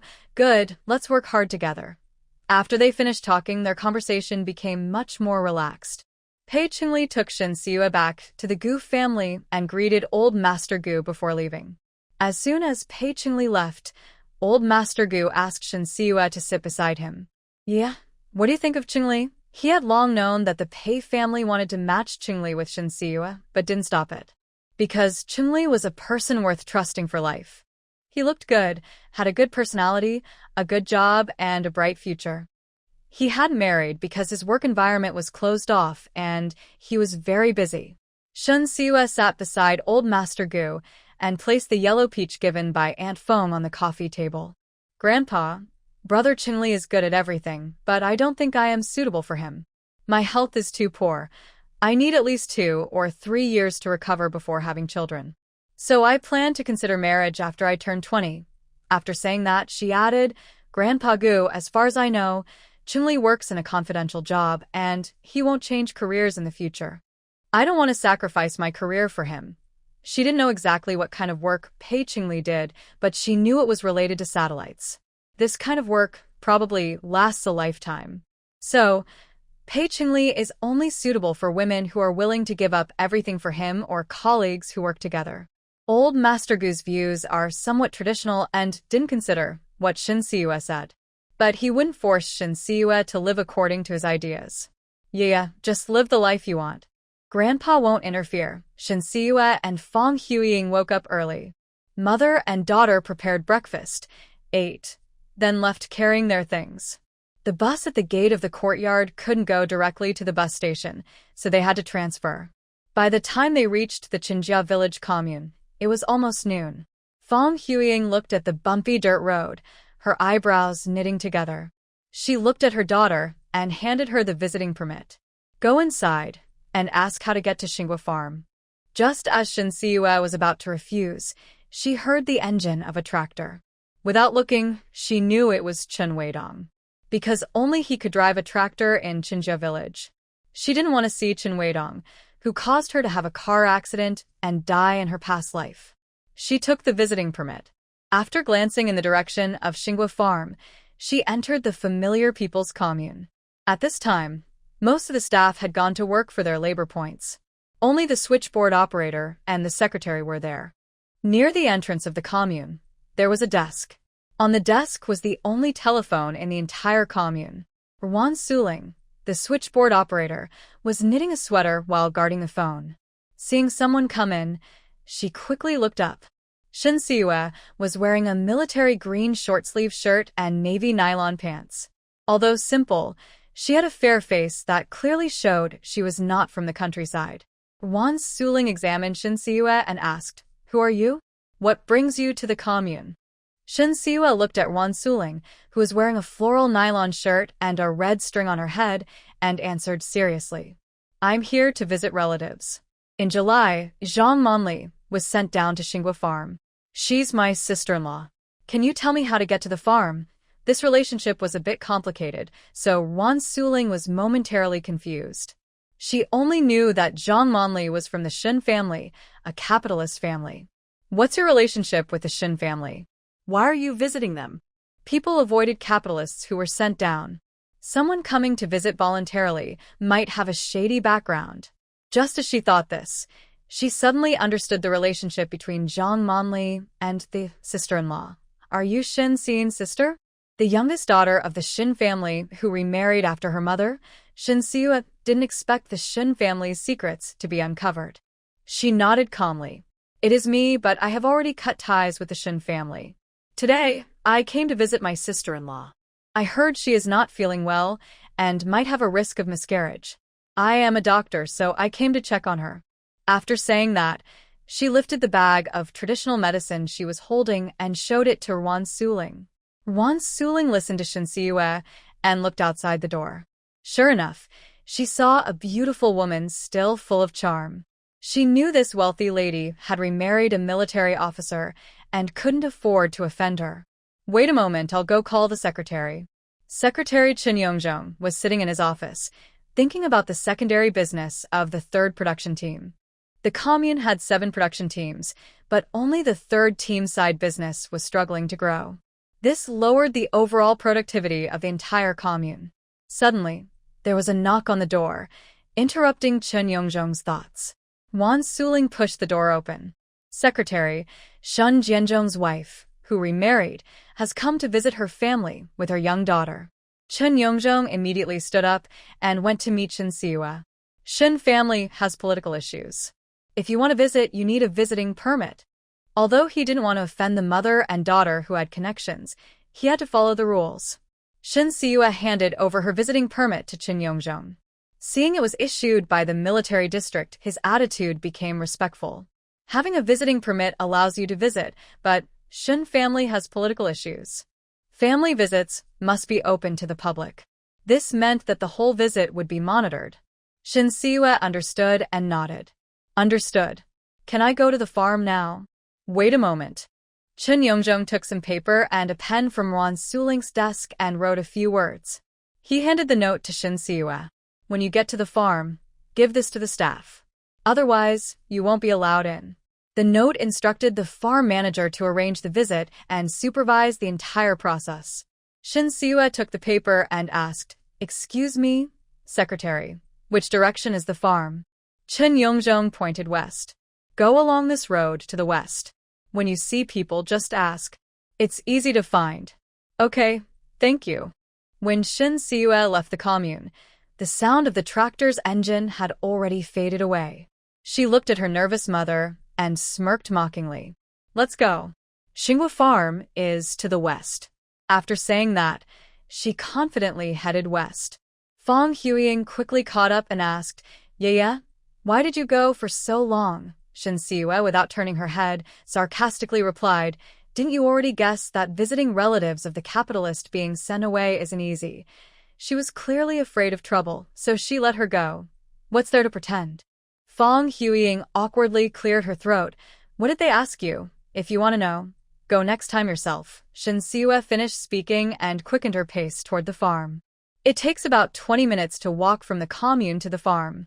Along the way, they saw many villagers working the land and some educated youths. Everyone looked at the mother and daughter with many curious glances, whispering among themselves, "These two look like they're from the city. Whose relatives are they? I've been in the village for over 30 years and have never seen these two." They probably aren't related to anyone here. They're heading west toward Xinghua Farm. That means the wealthy relatives of the capitalist are visiting. Puffed. Evil capitalists, someone's visiting them? Probably not good people. More and more unkind words were spoken. Shin Siwa ignored them, letting the words go in one ear and out the other. She had heard much worse in her past life. Fong Huiying, however, couldn't accept it and looked upset all along the way. But she didn't dare argue, afraid of angering the villagers. When they finally got away from the crowd, she angrily cursed, "Poor mountain and bad water produce wicked people. A bunch of shallow-minded, rude farmers. Serves them right for never leaving the countryside." Shin Siwa didn't bother to respond to her mother and continued walking west. When Xinghua Farm came into sight, a sharp scream was heard. Quick! Sister Tsuaping has fallen. Fong Huiying said irritably. If she fell, she should just get up. Why scream? City folks are so delicate, she spoke softly. Only her daughter could hear. Suddenly, Shin Siwa stopped in her tracks. The curious Fong Huiying didn't notice and bumped into her back, falling to the ground. Fortunately, the soil was soft, and the glass jar of honey didn't break. Shin Siwa, small and fragile, was bumped and staggered 2 steps before steadying herself. Fong Huiying angrily got up. Yeah, why did you suddenly stop? She almost dropped the nutritious product she had bought. Shin Siwa turned around and looked coldly at her mother. Ordinary people can get up after falling, but an older pregnant woman cannot. But she couldn't say that. Because in this life, she still didn't know Xue Tsuaping. Fong Huiying felt her scalp go numb under her younger daughter's cold stare, and her confidence immediately weakened. Why are you looking at me like that? Do I have dirt on my face? Shin Siwa handed everything in her hands to Fong Huiying. I'm going to check on her. Fong Huiying wanted to pull her younger daughter back, but she was holding things and couldn't stop her. She watched her daughter run farther and farther away, getting anxious and stomping her feet. You don't even know them. Why are you making a fuss? They won't thank you. Come back quickly. Did she just fall? Why is she so anxious? People who don't know the situation might think someone has died. After hearing her mother, Shin Siwa didn't pay attention and ran even faster. In her previous life, she couldn't save Xue Tsuaping, but this time she was determined to do it. But before she could see Xue Tsuaping fall, she bumped into Chen Weidong and fell over. Shin Siwa was knocked down. As she fell, she saw Chen Weidong hurriedly reaching out his hand, trying to catch her. If she had just reached out, she could have avoided falling. But she didn't want any physical contact with this man. She fell heavily to the ground, hitting her head on the ditch. In that moment of darkness, her past memories flooded her mind wildly. After her fall, she thought that without her sister competing for favor, if she worked harder, her father and brothers would like her. As she wished, her father and brothers took care of her warmly every day. Her eldest sister-in-law warned her that their concern was just to make her work more and not to be taken seriously. At that time, she was immersed in false family love and didn't listen to a word. It wasn't until she was exhausted and fell down, and her father and brothers, unable to bear it, went up the mountain to cut pig grass, which caused the pigs in the pen to get poisoned, and then blamed her, that she finally saw the truth. But the cost was that her eldest sister-in-law spoke up for her in front of the villagers, and her angry older brother beat her so badly that she had a miscarriage and became infertile for life. From then on, Shin Siwa regarded her father and brothers as strangers and only worked for her eldest sister-in-law. When she had free time, she went up the mountain to pick herbs, treated villagers for free, and took care of herself and her sister-in-law. As her life improved, her father and brothers sold her to Chen Weidong. On a cold winter day, she went up the mountain to gather herbs. Chen Weidong found out and followed her, intending to force himself on her. She resisted, and they both rolled down the slope into an icy pond at the bottom of the mountain, losing consciousness. Before losing her senses completely, she kicked Chen Weidong into the deeper part of the water. When she regained a little awareness, she saw her father had arrived. She thought she would be saved, but her father only pushed her into Chen Weidong's frozen arms. About half an hour later, her father and some villagers came looking for her. Not only did she lose her reputation, but because she had been in the icy water too long, she was deemed unfit to be a mother. In fact, given the Qin family's status in the village, Qin Weidong didn't have to marry her. But her father used the Shun family's wealth to tempt him and threatened him with violence if he followed her up the mountain, so Qin Weidong had no choice but to agree. At that time, Shen Siyue didn't have the ability to resist, but she didn't accept her fate either. Before their wedding, she found a chance to make Qin Weidong trip and injure himself. After they married, she secretly gave him medicine every day, gradually making him lose his natural instincts. Chen Weidong thought it was just from the fall and didn't dare see a doctor, afraid that the news of his condition would spread and shame him. She pretended to be kind and kept a secret, which made him feel guilty, and life went on fairly comfortably. Later, the Shen family was cleared of suspicion, and everyone, including Chen Weidong, returned to Beijing. By the time Chen Weidong finally went to the hospital for treatment, he had completely lost his natural instincts. So, from beginning to end, Shen Siyue and Chen Weidong were only a show of a married couple. She originally wanted to find a chance to divorce. But she was busy with university, studying abroad, and working at a hospital, so she never had time. Plus, she met Pei Qingyu at the hospital, which caused Chen Weidong to misunderstand her, nearly leading to trouble at the military district and ruining his career. Her idea of divorce was temporarily put aside. Later, she discovered that Chen Weidong, who had achieved little, was very eloquent and suitable for sales. She partnered with him to open a medical clinic. The clinic grew bigger and bigger, and the demand for medicines to treat common elderly illnesses increased. Shen Siyue quickly started a pharmaceutical company. But because she didn't have enough money, she asked her father and brothers to invest fully, taking 20% of the shares.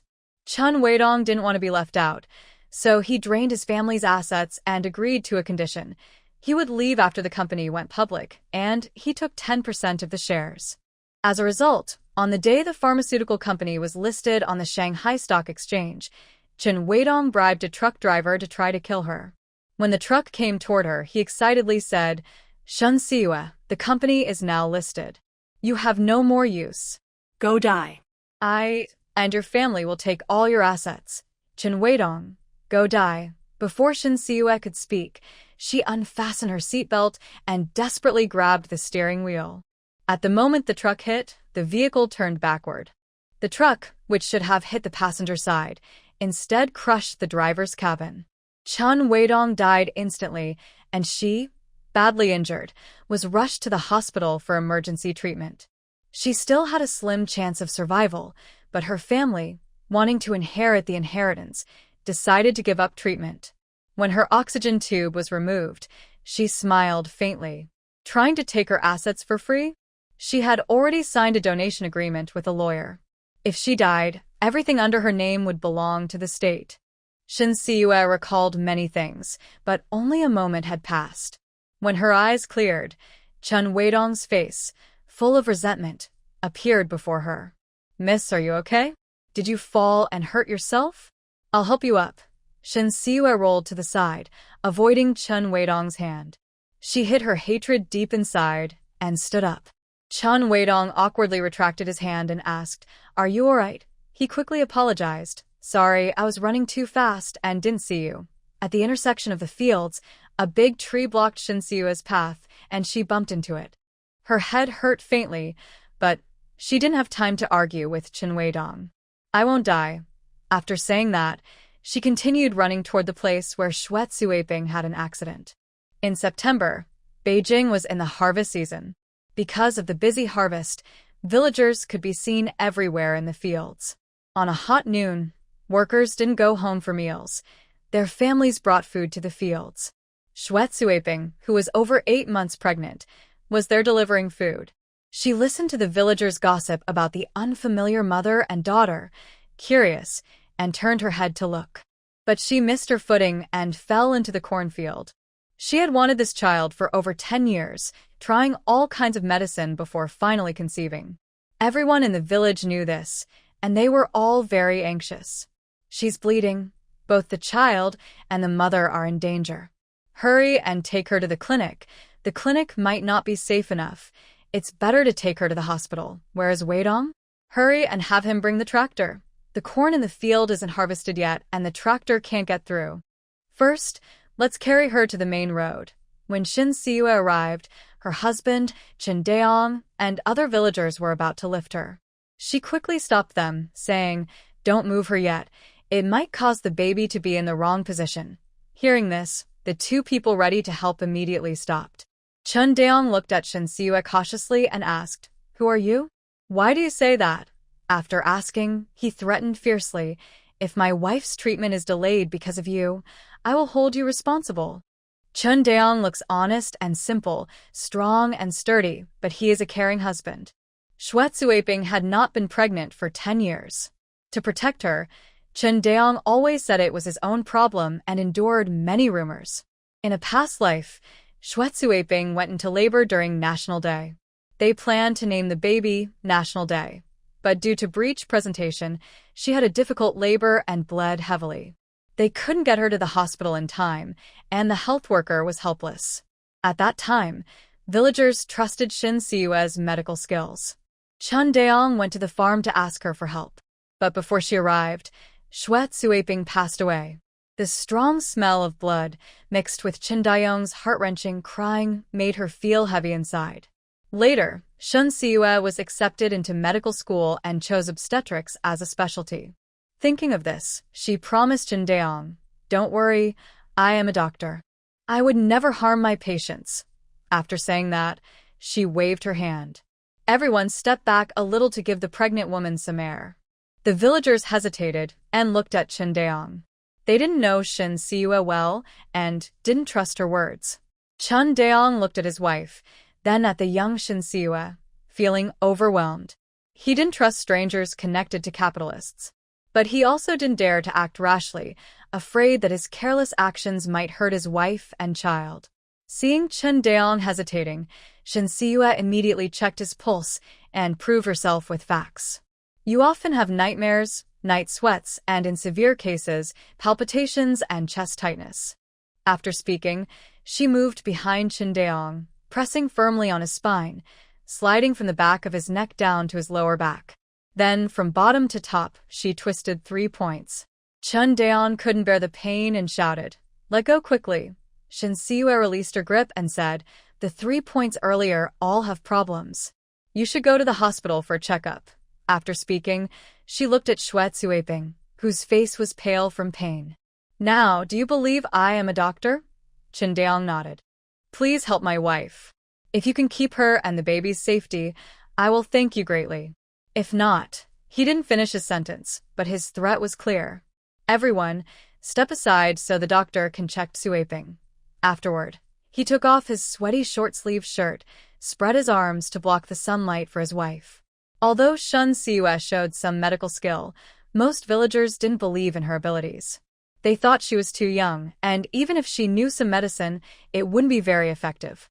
But since Chun Daeong had spoken, they reluctantly stepped back. Someone suggested, "Let's go to the health clinic and ask the health worker to come." Yes, better to be prepared just in case. Chin Daeong's cousin agreed and nodded. "Daeong, stay here and watch. I'll go find the health worker." Then he ran off. Shin Siwa wasn't influenced by the villagers' doubts. After checking her pulse, she sighed in relief. The baby is moving too much, but luckily the bleeding isn't heavy. Take some pregnancy-preserving medicine and rest in bed for a few days.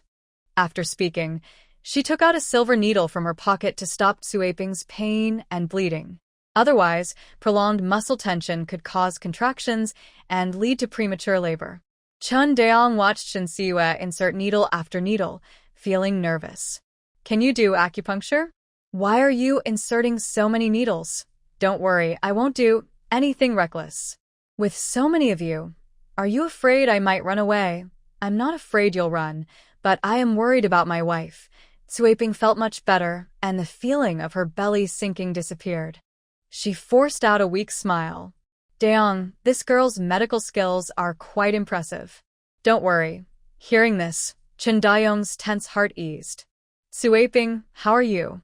Does your ankle hurt? Does your stomach feel uncomfortable? Suaping looked down and saw her swollen belly, showing a worried expression. I'm fine, but I don't know if the baby is okay. Chindeong quickly asked Shinsiue. Doctor, is my child okay? Currently, there doesn't seem to be a big problem, but I will finish acupuncture and check the baby's position before saying more. All right, thank you very much. After Shun Siue finished acupuncture for Shue Tsuaping, a health worker with a medical kit arrived. She could treat headaches, colds, and injuries, but she wasn't good at caring for pregnant women. Because there are many taboos for pregnant women, certain medicines can't be used and certain foods can't be eaten.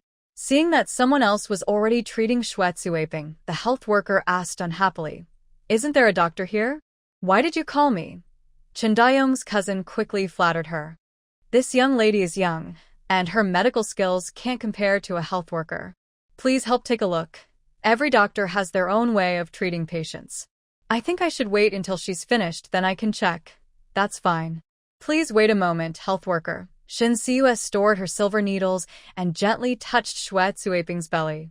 The baby's position is a bit wrong, which might affect delivery. If possible, it's best to go to a big hospital for an ultrasound diagnosis. Although she didn't participate in Shue Tsuaping's childbirth in her previous life, Chen Daong had found her the best midwife in the area. If it was just a matter of the baby's position, it wouldn't be life-threatening. If she guessed correctly, besides the baby's position, there might also be a problem with the umbilical cord around the neck. But it's very hard to feel the umbilical cord around the neck. She couldn't say for sure what she wasn't certain about. However, she knew that Chen Daong, who cared deeply for his wife and child, would definitely take her to the hospital for a checkup. When Chen Daong heard abnormal fetal position, he started to feel anxious again. Because many women have lost their lives during childbirth because of this issue. He hurriedly asked, Doctor, is there a way to turn the baby's position back? Shue Tsuaping's eyes welled with tears. She tightly grabbed Shin Siue's pant leg. Doctor, this child is the result of my hard effort to conceive. He can't have an accident. Please save him. Shin Siue helped her up and handed her over to Chen Daong. She asked, Have you noticed fewer fetal movements? Shue Tsuaping nodded repeatedly. This child is very obedient. He knows it's not easy for me to carry him. Since I got bigger, he hasn't caused me any trouble. After saying that, she carefully asked, Doctor, the baby is so quiet. Is that a bad sign? Shin Siue was worried that the couple might not take things seriously, so she nodded seriously. If the baby has the umbilical cord wrapped around the neck, there will be fewer fetal movements. Seeing the worried expressions on the couple's faces, she quickly added, Of course, some babies are just gentle or a bit lazy and don't move much. I can't guarantee what kind of situation your baby has. Would you like to go to the hospital for a B-type ultrasound to check on the baby? It's your decision. The cost of a B-type ultrasound is about 10 yuan. For families in the countryside with little income, this is quite a lot. But it's not an impossible amount. Every family can afford it. Chen Daong quickly said, Let's check. No matter the cost, we will do it. Even if it means spending money for peace of mind, this test must be done. Shin Siue felt relieved. As for the abnormal fetal position, it's easy to fix. After the check, just follow the doctor's advice. Okay, thank you, doctor. Chen Daong thanked her and immediately apologized. Doctor, I spoke unkindly before. Sorry about that. How much was the treatment just now? I'll double the payment. I don't want money. I just hope you can help us. Anything you ask, as long as it's not wrong, I will help. Shun Siue looked toward the direction of Xingguo Farm and asked, Do you know Zhang Monli, who is assigned to the farm? Chen Daong nodded, looking cautious. I know about her, but we are not familiar with the capitalists. That's enough. She's pregnant and not feeling well, showing signs of a threatened miscarriage. She's been taking pregnancy-preserving medicine recently. If she encounters any difficulties, I hope you can help her.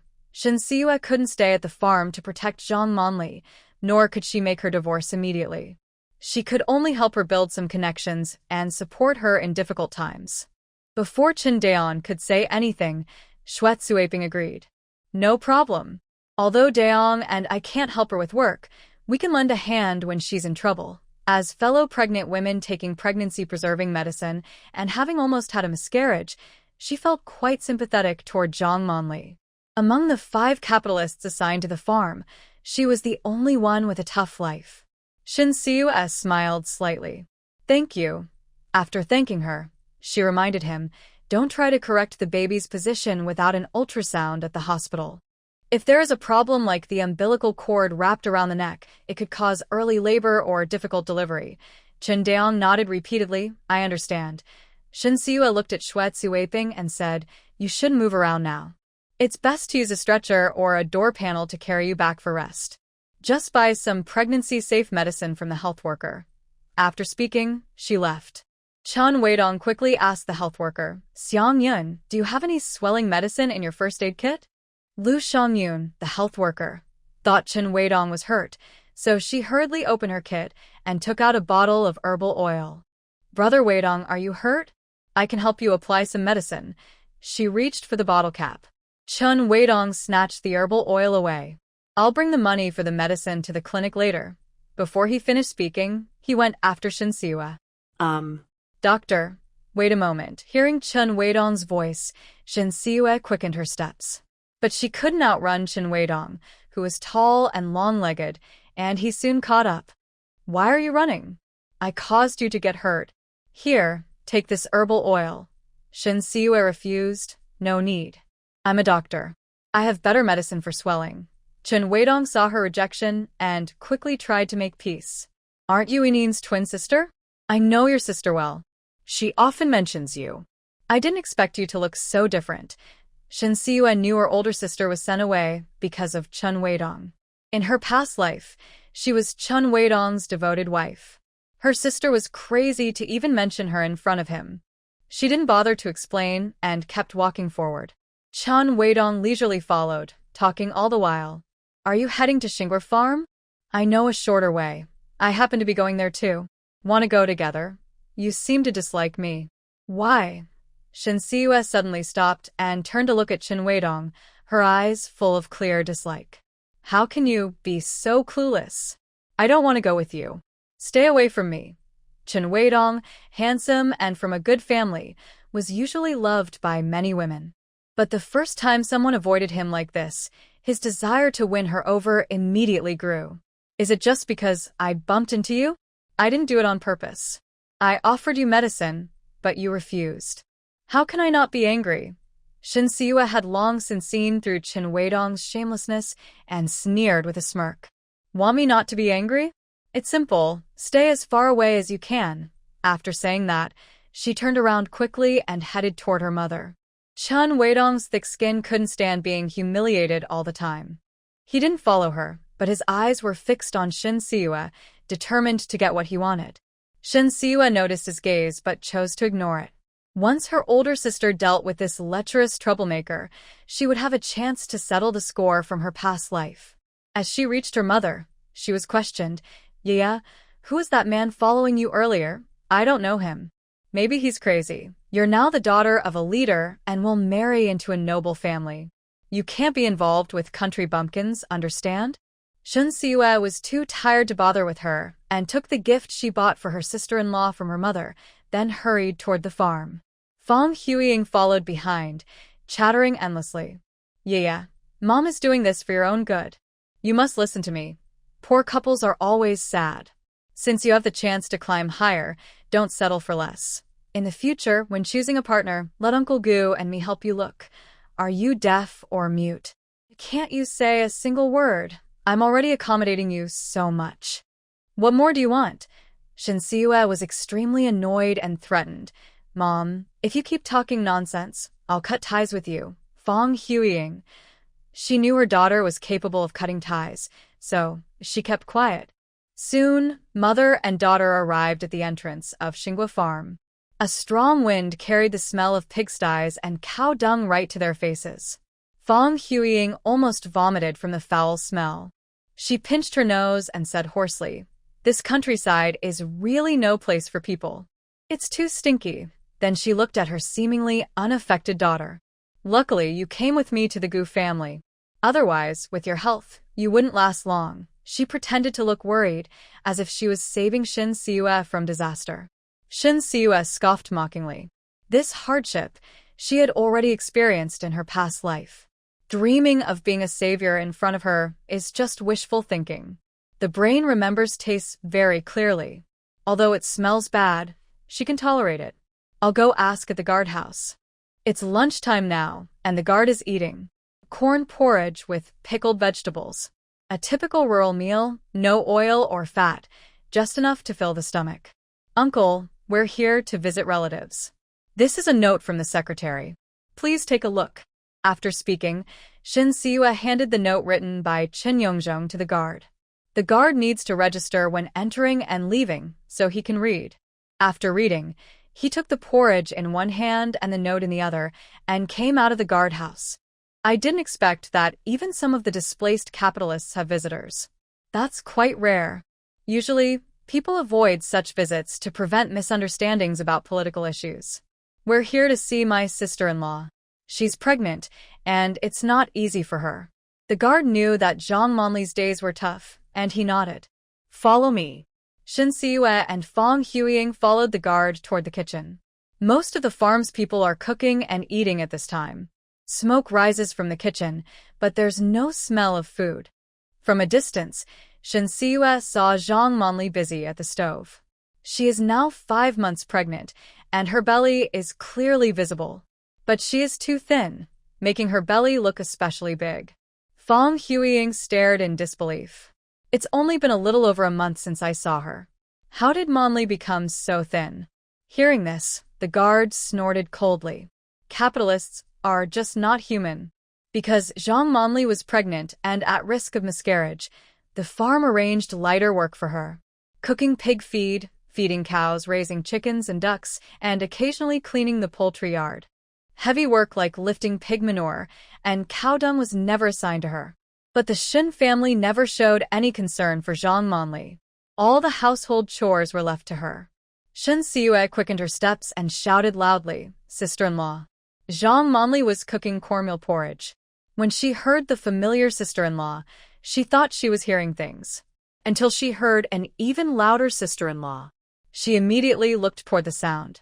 When Shin Siue was deep in thought, her face first showed surprise, then quickly changed to happiness.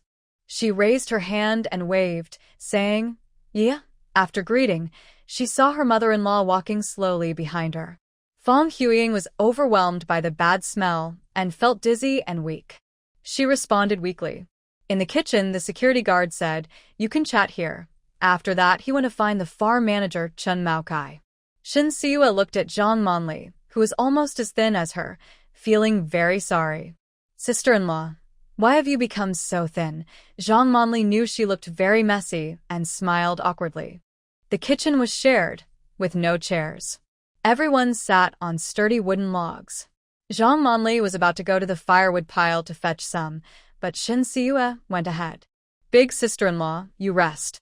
I'll do it myself." Shin Siue's skilled movements made Zhang Monli stare in surprise. "Yeah, how do you know what I'm about to do?"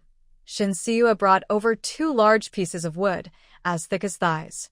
After placing them on the ground, she nodded toward the stove entrance and said, "I have good observation skills."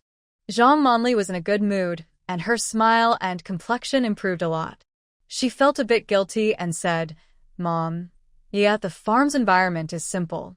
Please bear with it."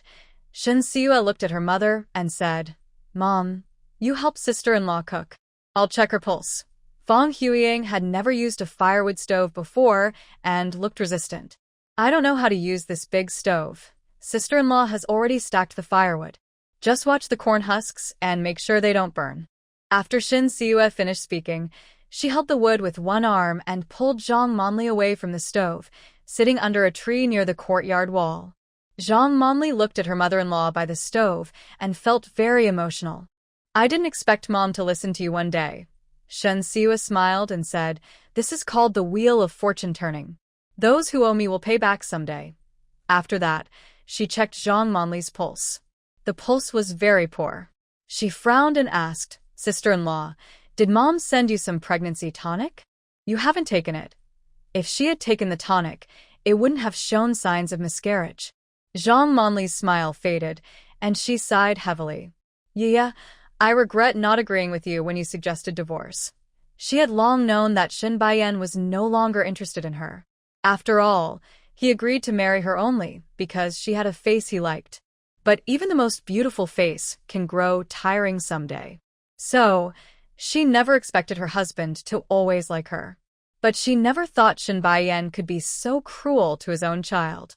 The pregnancy medication arrived, but Shin Baiyan held it in his hand. Zhang Monli could only obediently listen and help her family with chores. Only then would she take the medicine to drink. She had considered ending the pregnancy, but she couldn't bring herself to do it.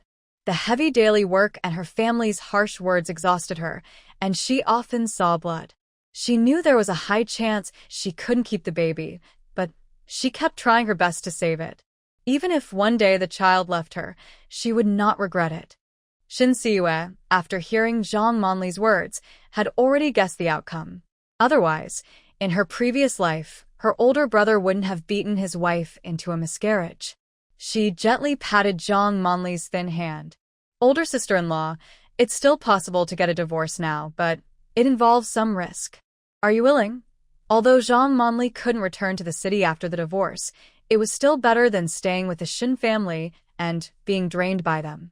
Zhang Monli looked at Shin Siyue in disbelief. I've already been demoted. Can I still get a divorce? Shin Siyue saw Chen Maokai approaching from afar, knowing he was there to monitor. She nodded confidently. Of course, but it will be much harder than a normal divorce. You said, as long as I can get a divorce, I am willing to take any risk.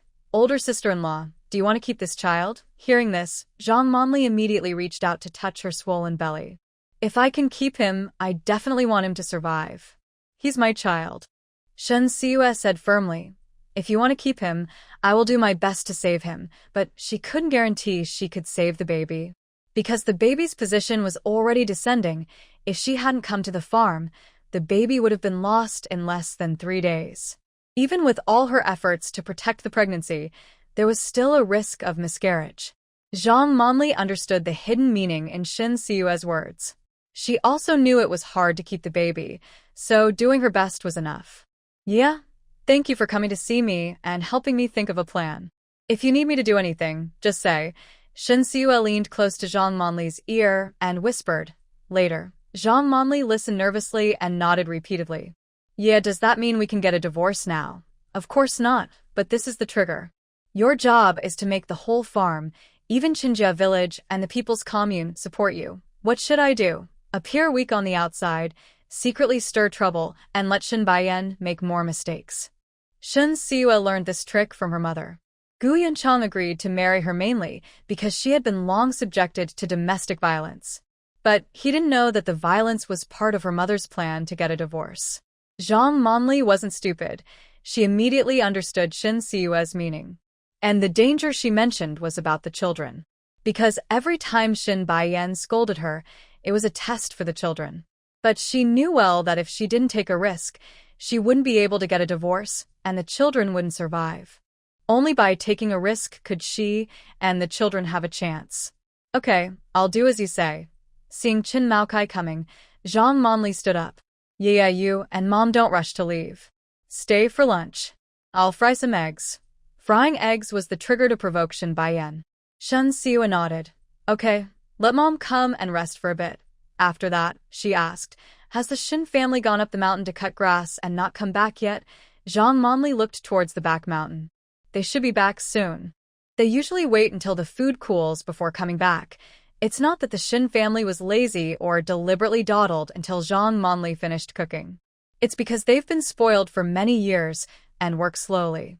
They do the same amount of work, but always take longer to start than others. Fong Huiying was by the stove, watching the cornmeal, sweating profusely from the hot fire.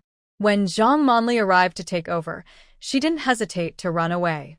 Sitting beside her younger daughter, she immediately raised her hand to slap her face. Monli has become so thin. I wonder how your father, brothers, and sister are doing.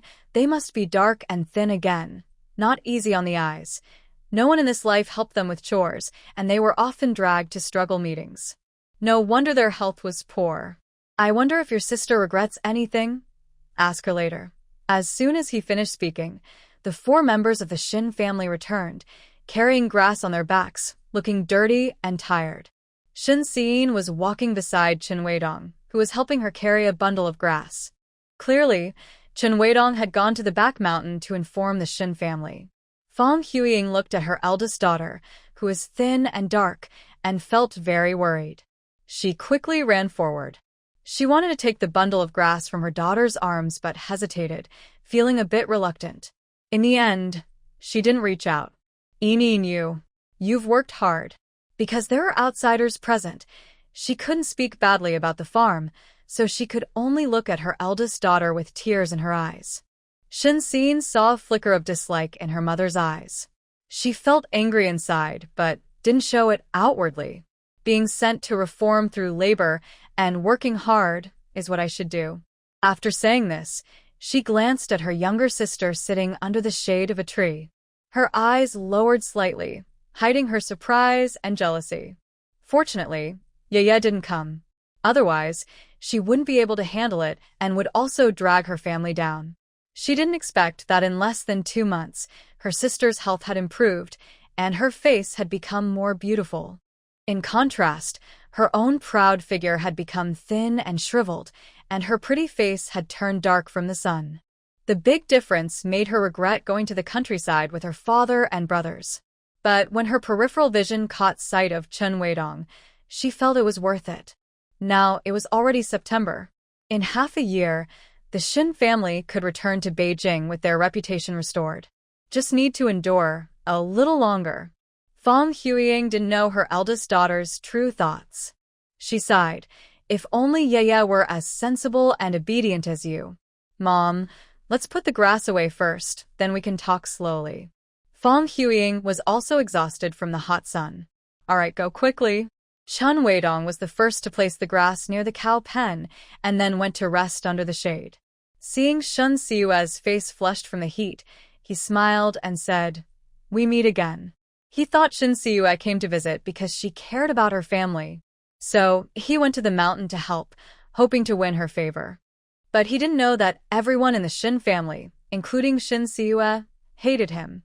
I heard that the Shin family used to be wealthy capitalists who contributed a lot to the country and the people. However, they were reported by someone with bad intentions and were sent away. I just want to do my part to help. Shin Siyue knew very well what Chen Weidong was like. He only paid attention to her sister because he thought she was pretty and wanted to flirt with her. But Shin Sein, who has lived 2 lives, is not easily fooled by sweet words. She smiled lightly and said, "That was what my sister said, right? Do you really believe her? Don't you know that capitalists are the most cunning?" Shin Sein had just reached the big tree. She knew that this stubborn girl always spoke badly about others. At the same time, she felt a sense of danger, because she knew men well and understood that Chen Weidong had feelings for her sister. No, she must quickly win Chen Weidong over, or her plan to marry him might fail. Yeah, your joke isn't funny at all. After saying that, she took a step forward and blocked Chen Weidong's view. Brother Weidong, thank you for your help. You probably haven't had lunch yet, right?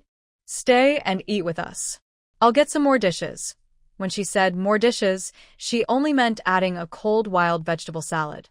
Chen Weidong was about to nod, but Shin Siyue said, "My sister-in-law didn't cook much rice. My mom and I can only eat a little." Shin Sein was almost angry enough to explode and said harshly, "I'll eat less." She didn't suspect that Shin Siyue was targeting Chen Weidong because she had been reborn. Because in her previous life, when she went to the farm, she also looked down on all the rural people. Chen Weidong quickly said, "No need. Everyone is eating. I can just find a place to eat casually." After saying that, he left the tree. Shin Sein pushed her sister angrily. "What are you doing? Do you know how much Brother Weidong has helped us?" Shin Siyue forced a smile and said, "What does that have to do with me?" Shin Sein stomped her foot in anger. "I think you're not here to visit family, but to cause trouble. I'm here to visit my sister-in-law, not you guys. I don't care if you come or not." After saying this, Shin Sein went to the kitchen to make the wild vegetable salad. She was originally clumsy and didn't know much about grains, but for Chen Weidong, she had learned how to cook. However, She rarely cooked, and the dishes she made usually tasted average. At this moment, the three men from the Shin family, who had fed the cows, came over. Shun Jianzhong really didn't want to see his ex-wife, who forced him to divorce, or his young daughter, who had cut ties with him. He snorted coldly and walked straight past the tree into the kitchen. Shun Baiyan knew his mother wouldn't come empty-handed to visit, so he quickly asked, "Mom, did you bring something nice?" Fang Huiying bought a lot of things, mostly for her daughter-in-law. She scolded her eldest son with a glare. "Monli is pregnant, and you're letting her become so thin? Does she not want the baby anymore?" Shun Baiyan looked at Zhang Monli busy in the kitchen and rolled his eyes. Since she was demoted, she seems like a different person. She doesn't want to work and talks back. If we don't discipline her, she won't even remember who she is. Although Fang Huiying felt sorry for her son, she also cared about her daughter-in-law because she had been pregnant before. She kicked her son lightly. "Are you stupid? You can be indifferent to your wife, but you can't ignore your child's life." Then she lowered her voice and added, "Life in the countryside is so hard, and pregnancy and childbirth are difficult. You should know that well." If the Shin family can't clear their name, what Monli carries in her belly might be your only child. If you don't want to end her family line, you should treat her better. Shun Baiyan didn't take his mother's heartfelt advice seriously and looked impatient. "Mom, you're rarely here. Can't you say something nice?" Fang Huiying looked at her pale, tired eldest son. Her words of reprimand hovered on her lips, but she swallowed them back. She knew her eldest son's personality very well. He was blindly arrogant, completely unable to understand kind words, and loved to oppose others. She turned to her younger son. "Bai Xian, are you getting used to life in the countryside?" Although Shin Bai Xian was a bit of a playboy, he was a laid-back person with no strong ambitions. He shrugged and said carelessly, "I won't die." When he first started working, he cut grass until his hands blistered, and after walking along mountain paths for a long time, his soles also blistered. He felt like he couldn't go on living, and even wanted to sleep forever. But over time, after getting used to the work, he found he could manage. The only thing that annoyed him was that, because of his status as a capitalist, pretty young girls avoided him. Fang Huiying saw that her two sons were distant from her and didn't say anything more.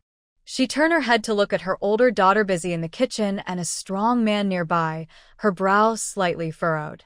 "What's going on between Yinin and that man?" Shun Baiyan leaned against a thick tree trunk and casually said, "Just some romantic stuff."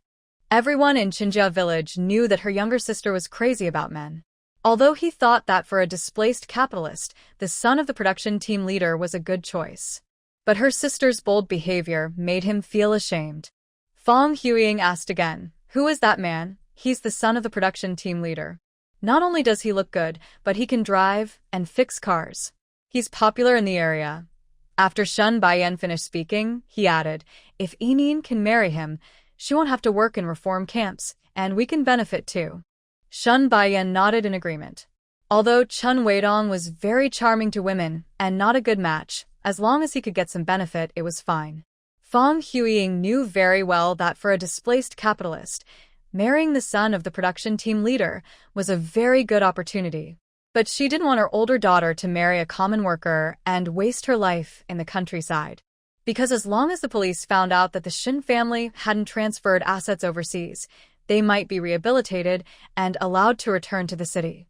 She quickly walked toward the kitchen, hoping her older daughter wouldn't be foolish. Shun Baiyan looked at his quiet younger sister. "It seems you're doing quite well in the Gu family." Shin Siwa smiled. "Of course. I not only have a caring foster father, but also a caring stepbrother. The family treats me like a treasure, or I wouldn't be so well taken care of." Although her words were a bit exaggerated, the Gu family really was good to her. Shun Baiyan snorted coldly, little person getting ahead. Shin Siwa lifted her head and smiled brightly and confidently. "Seeing you all not doing well makes me very happy." Shin Baiyan. He almost wanted to kick his younger sister. But the farm manager was watching nearby, so he dared not.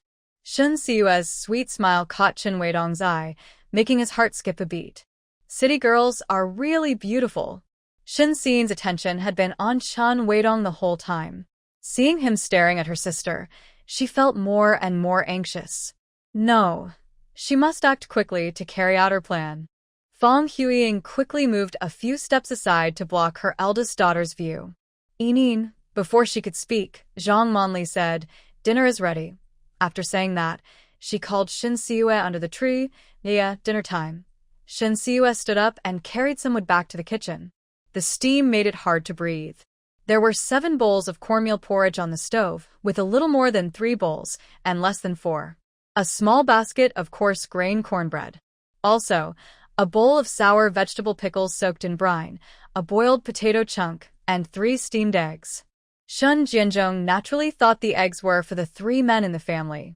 He picked up a big bowl of cornmeal porridge and reached for an egg with his chopsticks. Zhang Monli quickly took away the bowl with the eggs. "Dad, these eggs are for me to boost my health. Mom and Ye each get one and I get one." Shun Jianzhong angrily threw his chopsticks onto the stove. 3 idle people. "What do you want with eggs?" Shin Baiyan, who was walking over, ordered. "Give me your egg." He reached out to grab the steamed egg from the bowl. Of course, such a good thing should be his. But his fingertips just brushed past the steaming egg and missed. Zhang Monli tightly held the bowl with the eggs. "Ye said my health isn't good. If I don't take good care of myself, I won't be able to have children. These eggs can't be given to you." Shun Baiyan looked at his oily fingertips and the eggs protected in Zhang Monli's arms, his anger boiling. "Whatever she says, that's what it is. If she told you to eat dirt, would you do it?" After scolding, he reached out to snatch. He didn't really want the eggs, he just couldn't accept his authority being challenged.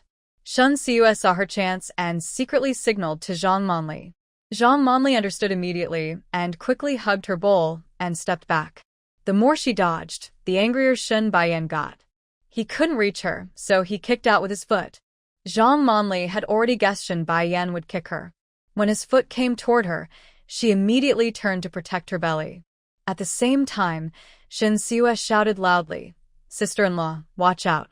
Fong Huiying saw her son go too far and quickly reached out to stop him. But she not only failed to hold him back, she also fell onto the dirty ground. Meanwhile, Shun Baiyan's foot kicked Zhang Monli's back leg. He kicked lightly. If Zhang Monli wanted to stay steady, she could just throw the bowl away.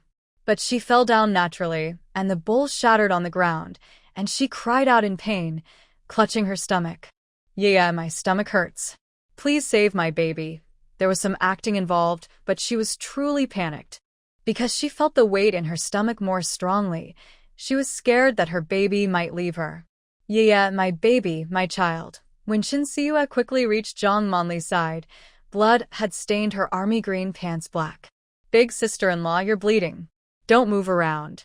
Stay calm and relax. If your body stays tense, it could cause contractions and miscarriage." After speaking, she took out a leather bag with silver needles from her pocket. The silver needles she had used on Shuet Suaping earlier hadn't been sterilized yet, and they were all gathered together. There weren't many left, but saving Shuet Suaping's baby was enough. Zhang Monli felt the warm flow beneath her and was very anxious. She tried to breathe deeply to calm herself, but couldn't. Tears fell like beads that had broken loose. Shin Baiyan, the main culprit, saw the blood flowing from Zhang Monli and soaking the ground, realizing he had caused a big problem. He quickly tried to deny responsibility. I didn't touch her." She was scared and fell by herself. Most people working on the farm were having lunch in the kitchen. When Shun Baiyan and Zhang Monli argued, they were just watching with their bowls. So they saw clearly whether Shin Baiyan's kick hit Zhang Monli, or if she fell on her own. He's not a real man. He won't admit his mistake. He even beats his pregnant wife. He's worse than an animal. Capitalists are all bad. I hope he gets punished more severely. Villagers like to criticize capitalists. When these words were spoken, some people stopped eating and put down their bowls to go after Shin Baiyan. Punish him. He must be punished. Shin Baiyan was really scared now and quickly stepped back. "I didn't do it. Zhang Monli set me up. It was her fault on purpose." "Humph, our eyes aren't blind. You kicked her, or did she fall by herself?" We saw clearly. Zhang Monli's bleeding had stopped, and the feeling of heaviness in her stomach was gradually fading. She knew her baby was safe and started to confront Shin Baiyan. Shin Baiyan, you're heartless and ungrateful. I am heavily pregnant, and not being able to eat or sleep properly is bad enough. Now you have taken away my pregnancy medication and forced me to do chores like laundry, cooking, and farming. I did all this for our child, so why do you still refuse to leave us alone? Do you only feel happy when we are both dead? After complaining, she shouted angrily, I want to live. I want my child to live. Let's get a divorce. When she said, divorce, Fong Huiying was shocked and snapped out of her daze. We can't get a divorce. Absolutely not, Shin Siyue questioned. Why can't we get a divorce? Shin Jianzhong only hit you a few times, and you divorced him. But when it comes to my sister-in-law, she almost lost her life. Why can't she divorce? Bai Yan didn't do it on purpose. He's just a bit impulsive. And Monli is fine now, isn't she? After this, Bai Yan will be more careful in the future. Fong Huiying hurriedly finished speaking and looked at her eldest son, who was caught by the villagers. Bai Yan, swear now that you'll never lay a finger on Monli again. Bai Yan, feeling pressured, quickly swore. Monli, forgive me this once. I promise I will never hit you again. Otherwise, I will. Zhang Monli, sweating profusely, said, you will be childless forever. Hearing this, the Shen family's faces immediately changed. But they couldn't really argue back. As long as Bai Yan keeps his promise, no matter how harsh the oath, it doesn't matter. Seeing that Bai Yan didn't respond to her, Zhang Monli continued to provoke him. You not only have to swear here, but also after being criticized by the whole village. She touched her swollen belly and made her demands. And from now on, all good things must be shared with me and the baby. You also have to help with my chores. Shin Siyue immediately played the villain and advised Zhang Monli to divorce. Sister-in-law, if I hadn't been here today, your child wouldn't have survived, and you would be in danger too. Men who don't care about their wives and children are not worth forgiving. You should divorce quickly. Fong Huiying was overwhelmed and pulled her younger daughter forcefully. Don't stir trouble. Their marriage is none of your business. Shin Siyue shook off her mother's hand. When I was saving your sister-in-law and the children just now, why didn't you tell me not to interfere? If you can't do it yourself, don't advise her. You're hypocritical and disgusting. Fong Huiying was scolded and looked very unhappy. After a while, she managed to say, better to tear down 10 temples than to ruin a marriage. Do you understand? Shen Jianzhong finally couldn't hold back and snorted. Everyone has the right to say that, except you. Fong Huiying. Shen Jianzhong, what are you thinking? Do you still want grandchildren? Shin Siyue helped Fong Huiying up. Big sister-in-law, with your current health, you can't work. You need to rest in bed for a while. It's okay if Shen Baiyan doesn't divorce. During your recovery, let him handle the chores. After all, he's the one who caused you to be unable to work. Hearing this, Shen Baiyan got angry and questioned, if she's pretending to be sick on purpose and refuses to work, do I have to keep helping her? Shin Siyue rolled her eyes. As a husband, even if your pregnant wife isn't feeling well, you should help her. If you don't want to help, then divorce big sister-in-law quickly and go your separate ways. She knew very well that even if Shin Baiyan agreed to all of Zhang Monli's demands, he wouldn't last more than a few days. Moreover, he had a quick temper, and Zhang Monli could easily get a divorce just by talking. Fong Huiying was anxious when she saw her son silent. Baiyan, Yaya is right. You should quickly swear to Monli. Shin Baiyan stared tightly at Zhang Monli, trying to make her give in. But Zhang Monli wasn't threatened by his gaze at all. Baiyan, you not only need to swear, but also write a guarantee. If you fail to do any of it, you must divorce her and the child will stay with me. She grabbed Shin Baiyan and kicked him hard. Feeling helpless, Shin Baiyan had no choice but to publicly swear that he would never have children. The villagers didn't let him go easily either. They took him to the village entrance for a public scolding. Other members of the Shin family also weren't spared. Fong Huiying had heard that public scoldings were scary, but she had never seen one herself, so she went along. Shin Siyue stayed behind to accompany Zhang Monli. Big sister-in-law, you should eat first. After you finish, go rest. Zhang Monli held the now warm cornmeal and looked at the 3 eggs in her bowl, tears filling her eyes. Although the eggs had fallen on the ground and got dirty, rinsing them with water made them edible. Yeah, thank you. As soon as she finished speaking, Chen Weidong's voice came over. The previous scene was a performance by both of you, right? Shin Siyue, I saw you making eye contact with Zhang Monli. Actually, Chen Weidong didn't see Shin Siyue exchange glances with Zhang Monli, but he could tell that the miscarriage was part of the act. To act together convincingly, they needed to communicate with their eyes. So, his last comment was a trick to deceive Shin Siyue. Shin Siyue isn't stupid. She knew Chen Weidong's words were partly true and partly false. She has lived 18 more years than that man, so if she couldn't even avoid eye contact with him, it would be a waste of her life. Do you know what kind of man is the most annoying? Zhang Monli felt nervous after hearing Chen Weidong's words. Luckily, Chen Weidong's gaze wasn't on her, or she might have been caught. But as soon as Shin Siyue spoke, she realized Chen Weidong was lying and relaxed immediately.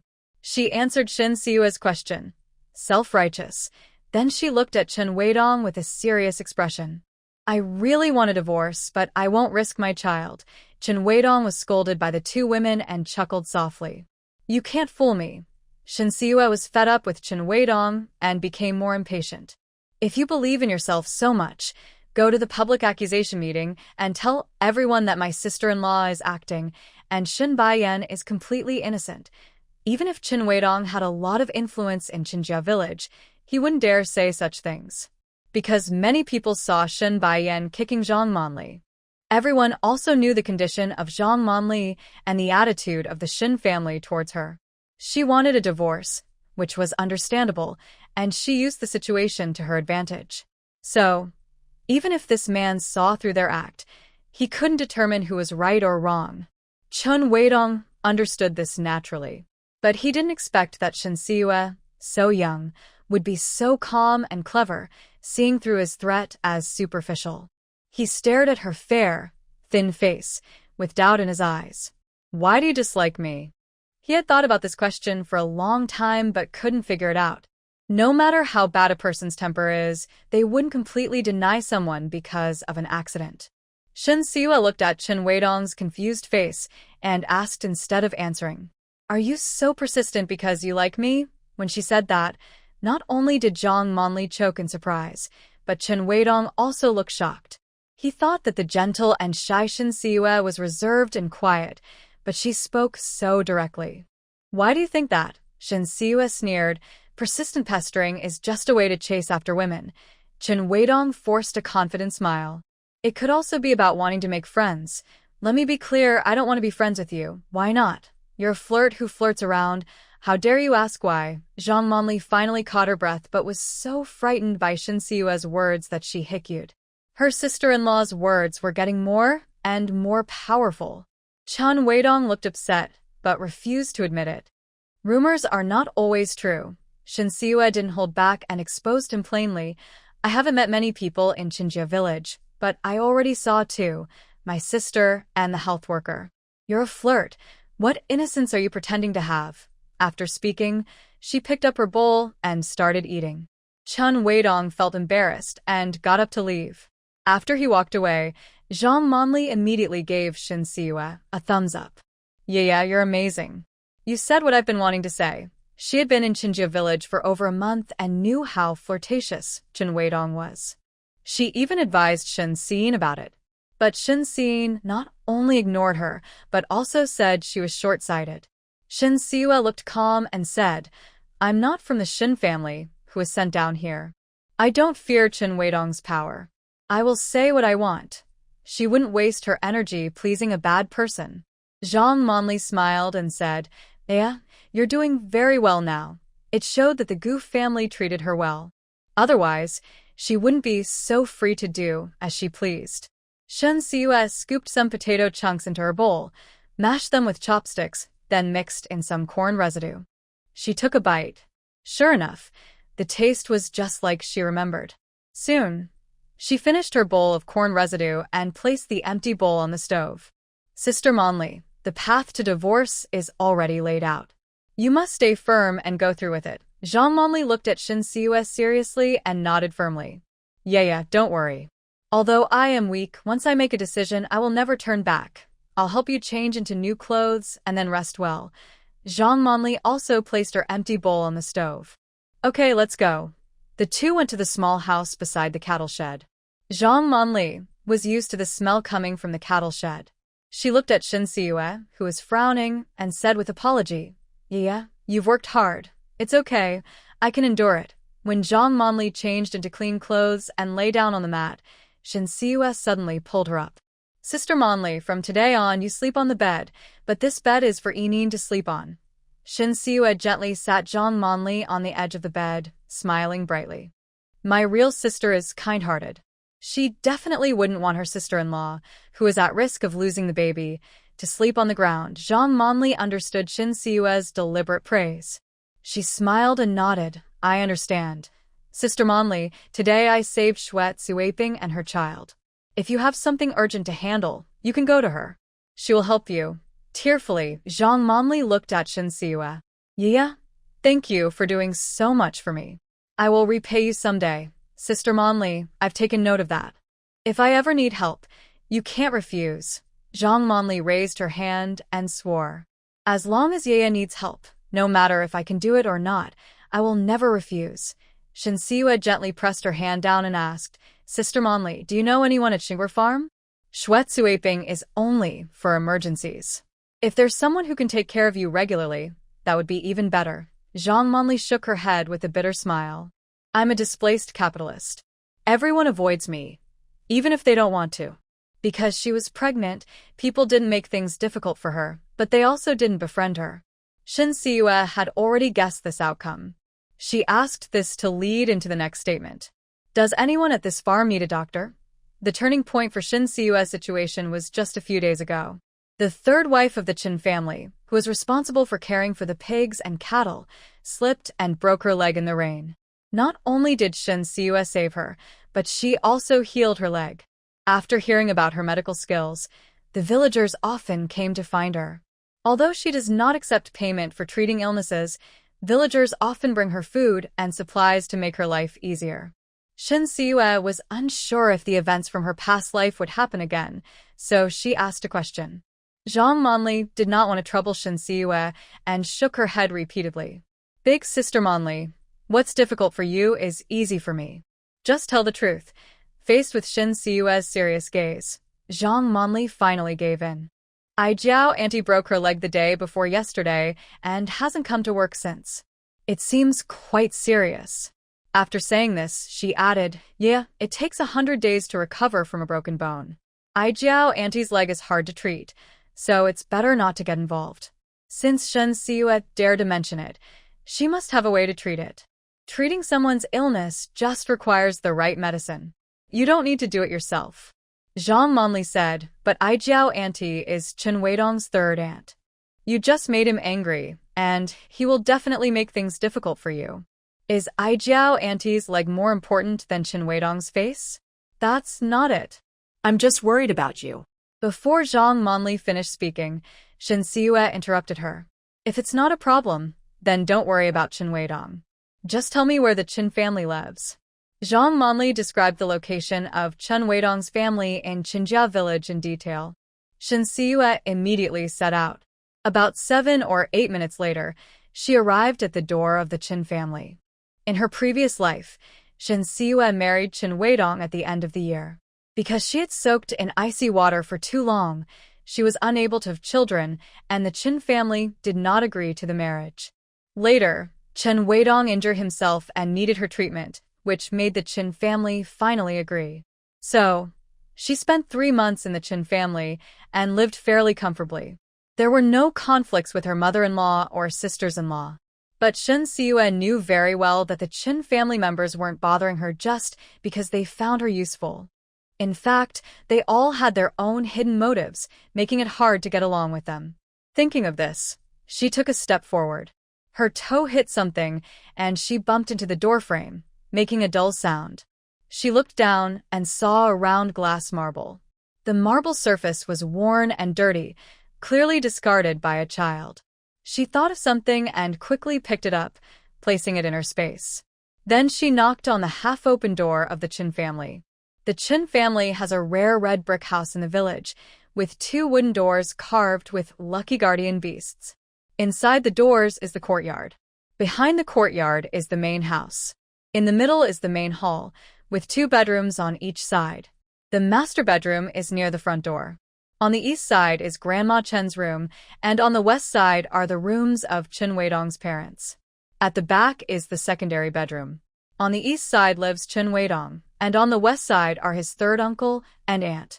Everyone in the village has gone to the village entrance to confront the Shin family. Only injured Yao Aijiao and her second daughter Chen Xuemei, who cares for her, are at home. When Chen Xuemei heard the knocking, she asked impatiently, "Who's there?" After asking, she peeked out from the secondary room on the west side and looked toward the door. Who are you? "Who are you looking for?" As soon as she finished, she realized, "You're the young girl from the Shin family visiting the farm, right? What are you doing at my house?" Before Shin Siue could answer, she responded with an, "Oh, are you a doctor?" "Here to see my mother." Chen Xuemei is a primary school teacher in town. She usually lives in town and only comes back during holidays to help with chores. She is always sharp. It's not surprising that she could figure out Shin Siue's identity and her purpose for coming. Shin Siue nodded. "I believe my medical skills are decent. Would you like me to help with free treatment?" "Free? I think you're just trying to get a favor from my mother." Although Chen Xuemei didn't work in the fields, she heard about Xue Zuiping falling and having a miscarriage and being saved.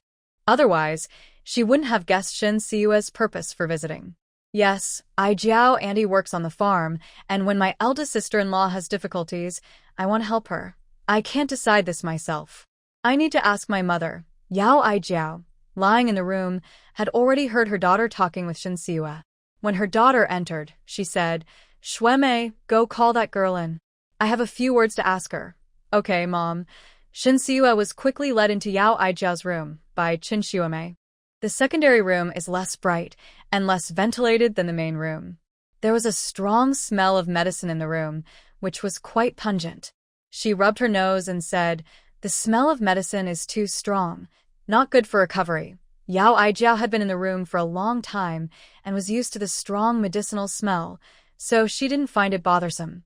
Chen Xuemei, who often comes and goes, couldn't stand it and needed some time to get used to it each time. She asked Shin Siue, "Is there a way to make the medicine taste disappear?" "Medicine will always have a taste. It can't completely disappear. But I can change the recipe to make the taste less strong." Yao Aijiao didn't care about the taste of the medicine. She just wanted to get better quickly. She looked at Shin Siue and said, "First, look at my leg and give me your opinion.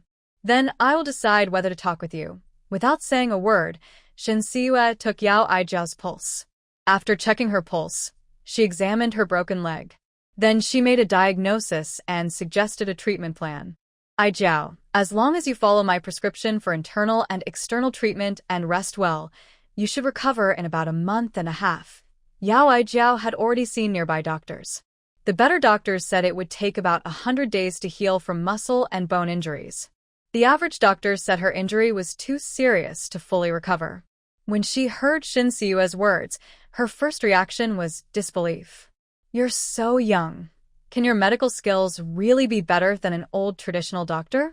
"My master is the most famous old doctor in Beijing, Meng Xiangda. You can ask around."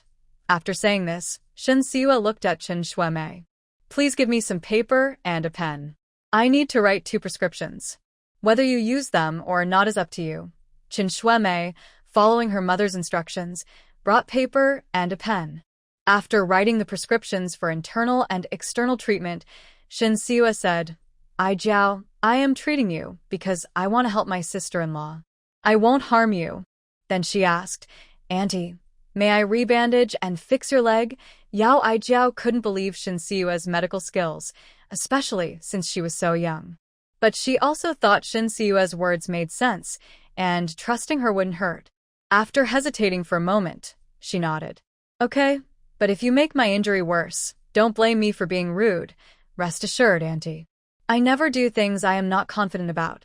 After speaking, Shin Siue untied the splint holding her injured leg and carefully scraped off the herbal poultice. Once her leg was clean, she gently pinched Yao Aijiao's leg. Yao Aijiao cried out in pain. Let go. If you don't know how to treat it, don't treat it randomly. I don't want to become disabled. Shin Siwa looked at Yao Aijiao, who was sweating from the pain, and said, Auntie's leg bone hasn't been set properly. This will make recovery take longer, and even after it heals, it will hurt badly whenever the weather changes. It will hurt to fix it, but you must bear it. It'll be over soon.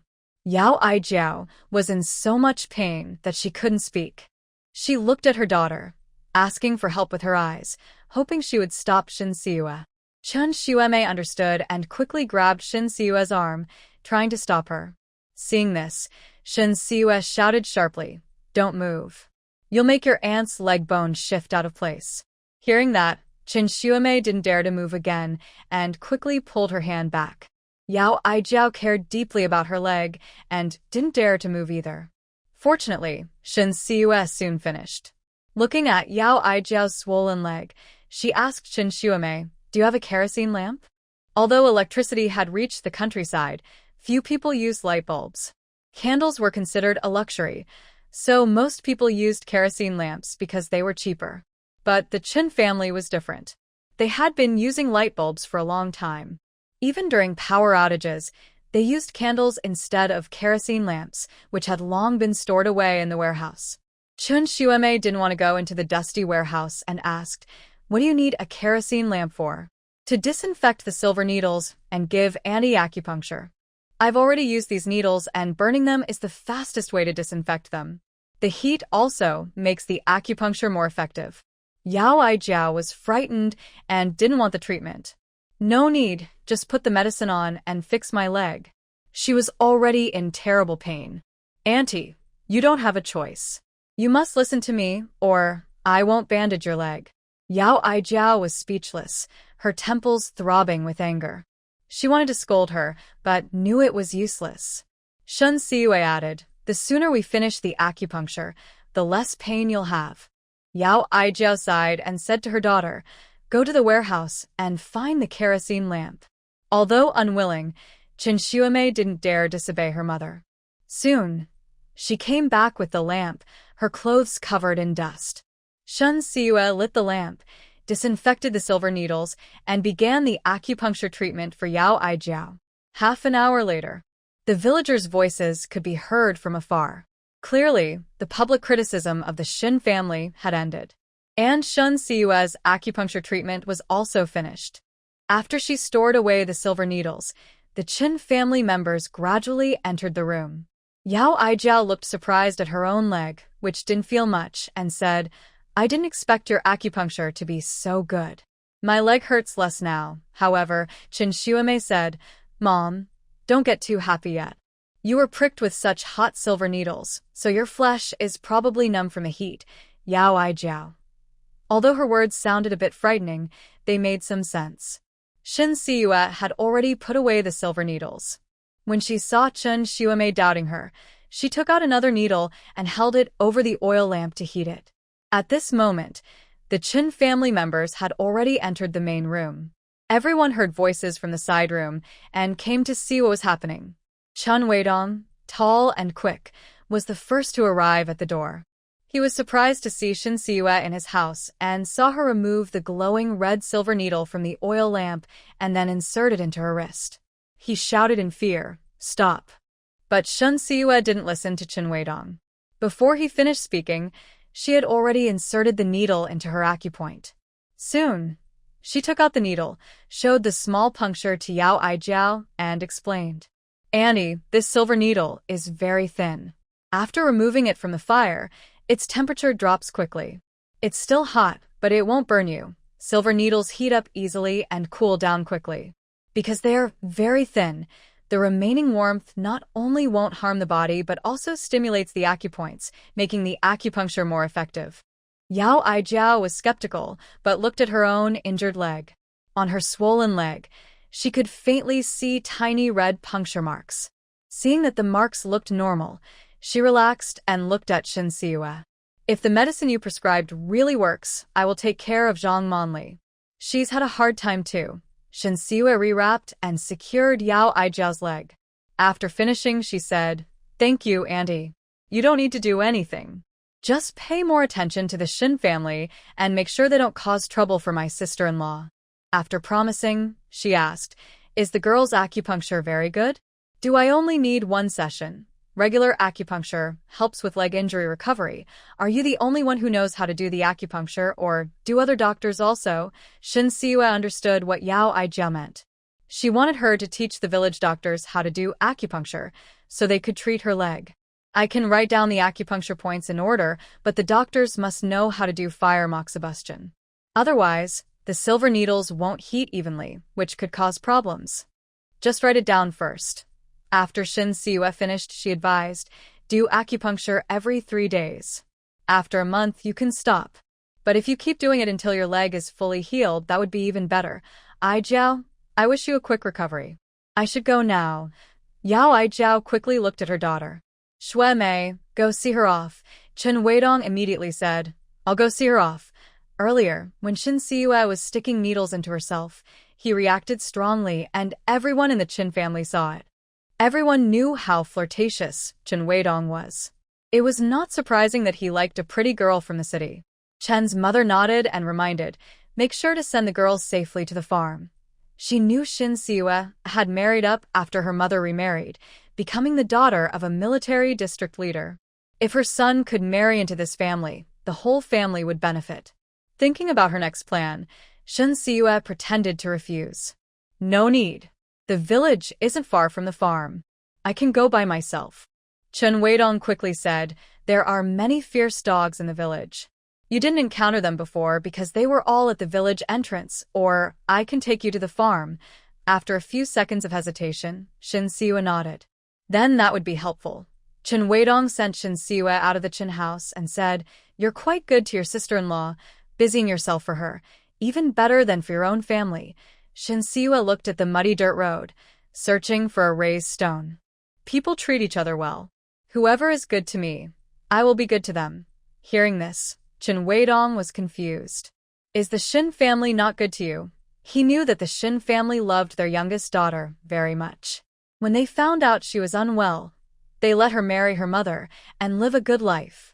Shin Siwa didn't want to say much to Chen Weidong, to prevent her older sister from being hurt by that manipulative man. Thinking of this, she shifted the conversation back to her sister. If you're just playing with my sister's feelings, stay away from her. Chen Weidong obviously wouldn't admit it, but he didn't hear a single word of her explanation. Until they left Chen's village, she couldn't find a place to make Chen Weidong trip. She looked up at the sky and asked, is there a shortcut? I need to get to the station quickly, or the train back to the city will leave. The city is quite far from Chen's village, with only one return trip each day. If she missed it, she would have to take several local buses. By the time she got back to the city, it was already dark. Seeing a chance to show off, Chen Weidong immediately stepped forward. Walking along the ridge can be faster, but the road is rough. Be careful under your feet. Okay, thank you. Shin Siwa watched Chen Weidong walk ahead, her lips slowly curling into a smile. Recently, during busy farming times, the weeds and bushes on both sides of the ridge were cut down for easier walking, leaving some sharp tree stumps exposed. If she fell, not only would she hurt herself, but she might even lose a limb. Shin Siwa followed closely behind Chen Weidong, and while he turned his head to talk to her, she threw the glass marbles she had picked up earlier at his feet. Chen Weidong's front foot stepped on a marble, causing his body to slip forward slightly. Startled, he instinctively reached out to grab Shin Siwa. They were just within arm's reach. If Shin Siwa wanted to help, she could. But of course, she wouldn't really help Chen Weidong. She only made a symbolic gesture. His rough fingertips brushed past her fingertips, and after falling onto the ridge, he tumbled into the cornfield below. His thigh was cut by a sharp tree stump, and he screamed in pain, curling into a ball. Help me! Quickly find someone to save me. Shin Siwa looked at the blood-stained stump. It wasn't deep enough to be fatal, but how serious the injury was depended on where it was cut. Seeing Chen Weidong curled up in pain, it seemed he was badly hurt, and she felt she had gained some revenge. Okay, wait here. I'll go find someone to help you. After saying that, she hurriedly ran toward the village. After leaving Chen Weidong's sight, she let out an "oh" and dabbed some dirt on her knees, then on her face, pretending to have fallen. Then she limped toward Qinjia village. Before reaching the village entrance, villagers started coming out, preparing for the autumn harvest. Chen Dayong's cousin looked at the disheveled Shen Siyue and asked, "Doctor, what happened to you?" Shen Siyue looked worried and pointed to the place where Chen Weidong was, saying, There. Seeing her so anxious, she couldn't speak clearly. The villagers thought she had encountered a wild animal coming down the mountain. Someone excitedly asked, "Is it a wild boar or a thief?" If they could catch it, they would have meat to eat. Shen Siyue shook her head, saying, "It's a person saving someone." Hearing this, the workers from the Chen family guessed that Chen Weidong had an accident. They quickly ran toward the place Shen Siyue pointed to. The villagers also rushed over. Shen Siyue, who was last, followed slowly behind. Before she reached the place where Chen Weidong had fallen, he had already been carried out of the field by villagers toward the health clinic in the commune. His cousin Chen Weigua followed. His father, Chen Jiafu, angrily approached Shen Siyue. Why did Weidong fall? Because Shen Siyue deliberately delayed returning to the village. By the time the Chen family found Chen Weidong, he had already fainted. So no one knew what had happened. Shen Siyue honestly said, "It seems he stepped on something and slipped." After speaking, she went to the spot where Chen Weidong had fallen. Right here. Chen Jiafu looked at the uneven ground, which shouldn't have caused slipping, and his face darkened. He stepped on the ground twice with his foot. "Let me see you slip." I said he slipped because he stepped on something. Chen Weidong fell to the left, which suggests whatever he stepped on was probably kicked to the right. As soon as he said this, villagers started searching in the cornfield. Soon, someone found the culprit marbles. Jiafu said, "It must be the children playing on the ridge, dropping marbles here." Chen Jiafu looked at the dirty, old marbles and lowered his hostility toward Shen Siyue. "Dr. Shen, sorry about earlier. Weidong's accident made me too anxious." "It's okay, I understand. Chen Weidong's injury seems quite serious, and the clinic probably can't treat him. He needs to go to the hospital quickly." Shen Siyue doesn't actually know how bad Chen Weidong's injury is. She said this on purpose to prevent the Chen family from asking her to treat him. Chen Jiafu nodded and said, "I understand. Dr. Shen is very skilled. I want to ask you to go to the clinic. My ankle is sprained and I walk slowly. It would take too much time. Plus, Chen Weidong has an external injury, so going to the hospital is best." Shen Siyue explained her reasons clearly. Chen Jiafu didn't insist further and turned to leave. When she hobbled back to Xinghua Farm, Shen's family had already gone up the mountain to cut grass. Only Zhang Monli was resting in the room. Fang Huiying sat on the Kong bed, her face pale and her eyes unfocused. She had only read about public criticism in newspapers before, but today she saw it with her own eyes and was quite frightened. Usually, Shen's family was criticized, but it was just some harsh words and foul smells thrown at them. Today, the criticism was intense because Shen Baiyan angrily kicked his pregnant wife, which angered the villagers. Seeing Shen Siyue return, Fang Huiying didn't ask why she was limping but only felt worried for her eldest daughter. "I really don't understand why Yinyin had to be sent down to suffer here." Shen Siyue sneered, "You should ask your precious daughter why she was sent down. Why ask me?" After saying this, she looked at the worried Zhang Monli. "Big sister Monli, I've already checked Ai Jiao's leg. If you ever get bullied by the Shen family, she will protect you." "Yeah, thank you." Zhang Monli expressed her gratitude and asked with concern, "Yeah, did you fall? Is your injury serious?" "I have some ointment for external wounds." She reached out to get the ointment. Shen Siyue quickly stopped her. "It's just a small injury, no need for ointment. It will heal quickly." "Sister-in-law, I have to go now. The nutritional supplements I brought you must be eaten, or the baby won't develop well and might have a miscarriage. Do you understand?" "Got it. Hurry and go. Don't miss the bus back to the city." After a few more words of advice, Shen Siyue hobbled away. Fang Huiying saw her younger daughter leave without saying a word and hurried to follow. The bus stop was near the people's commune.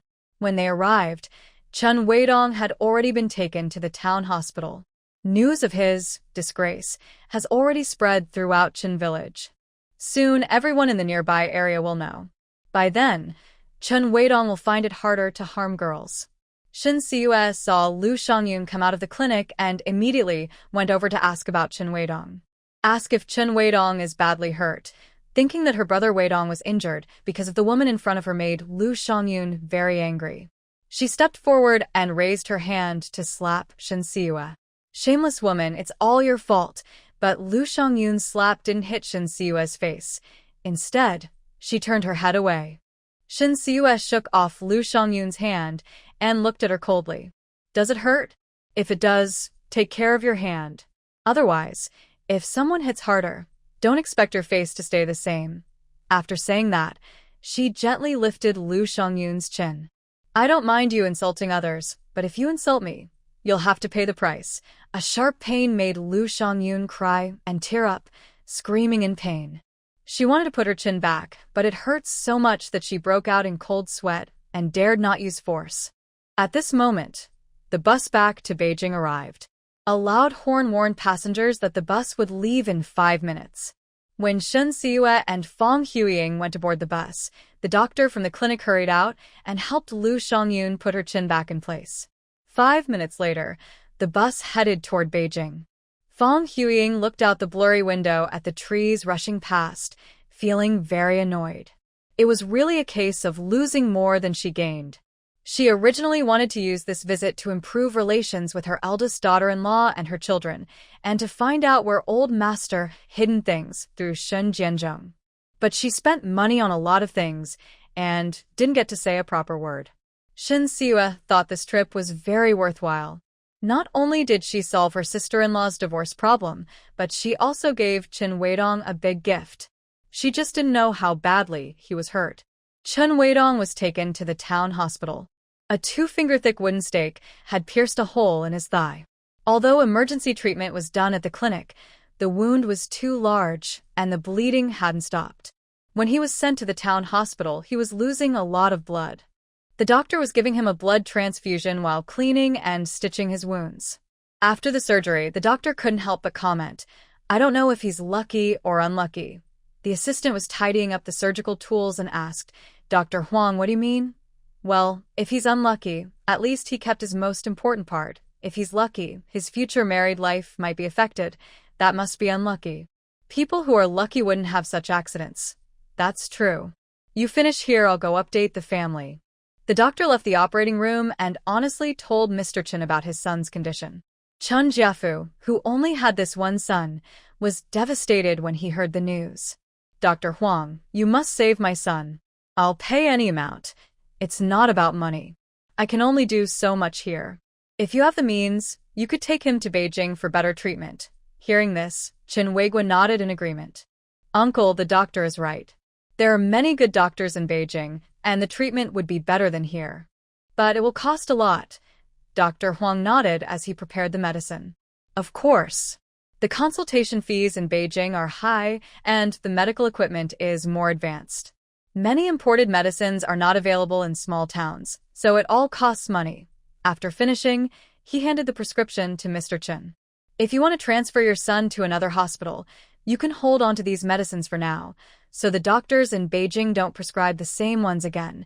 Mr. Chen took the prescription and nodded. "Got it." "When do you think Weidong will wake up?" He needed to ask his son about the fall and whether Shin Siue was involved.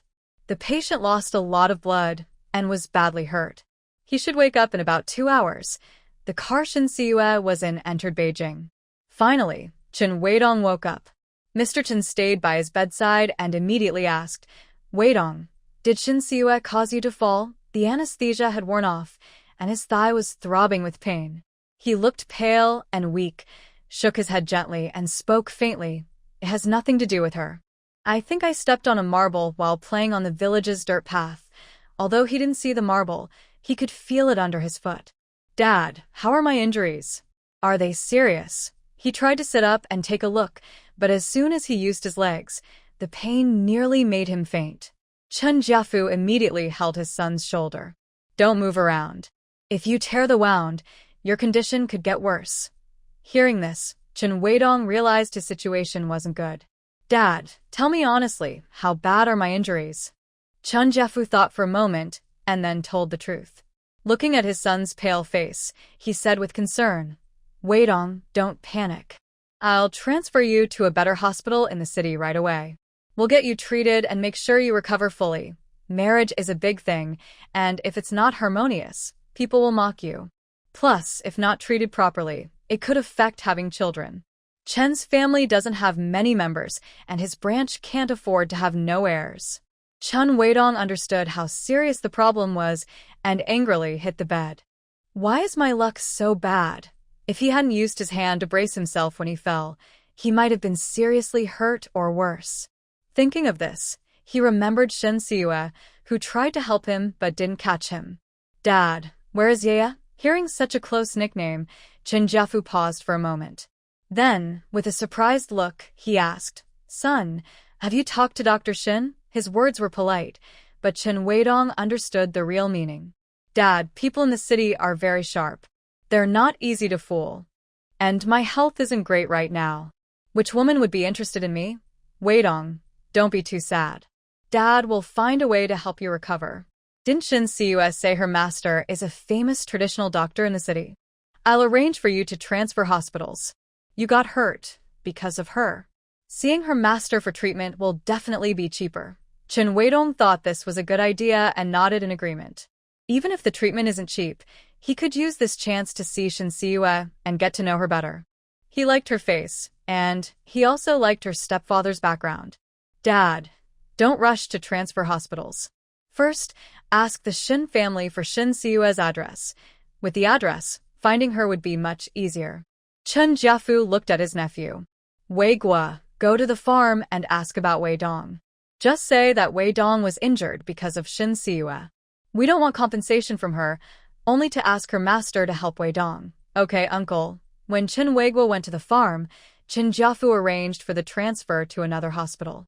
At this moment, Shin Siue and Fong Huiying had already gotten off the car.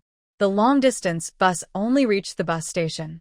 Mother and daughter still had to transfer to a bus back to the military district. Fong Huiying saw that her previously limping daughter suddenly walked quickly, looking surprised. Yeah, are your legs better? Shin Siue paused, smirking sarcastically.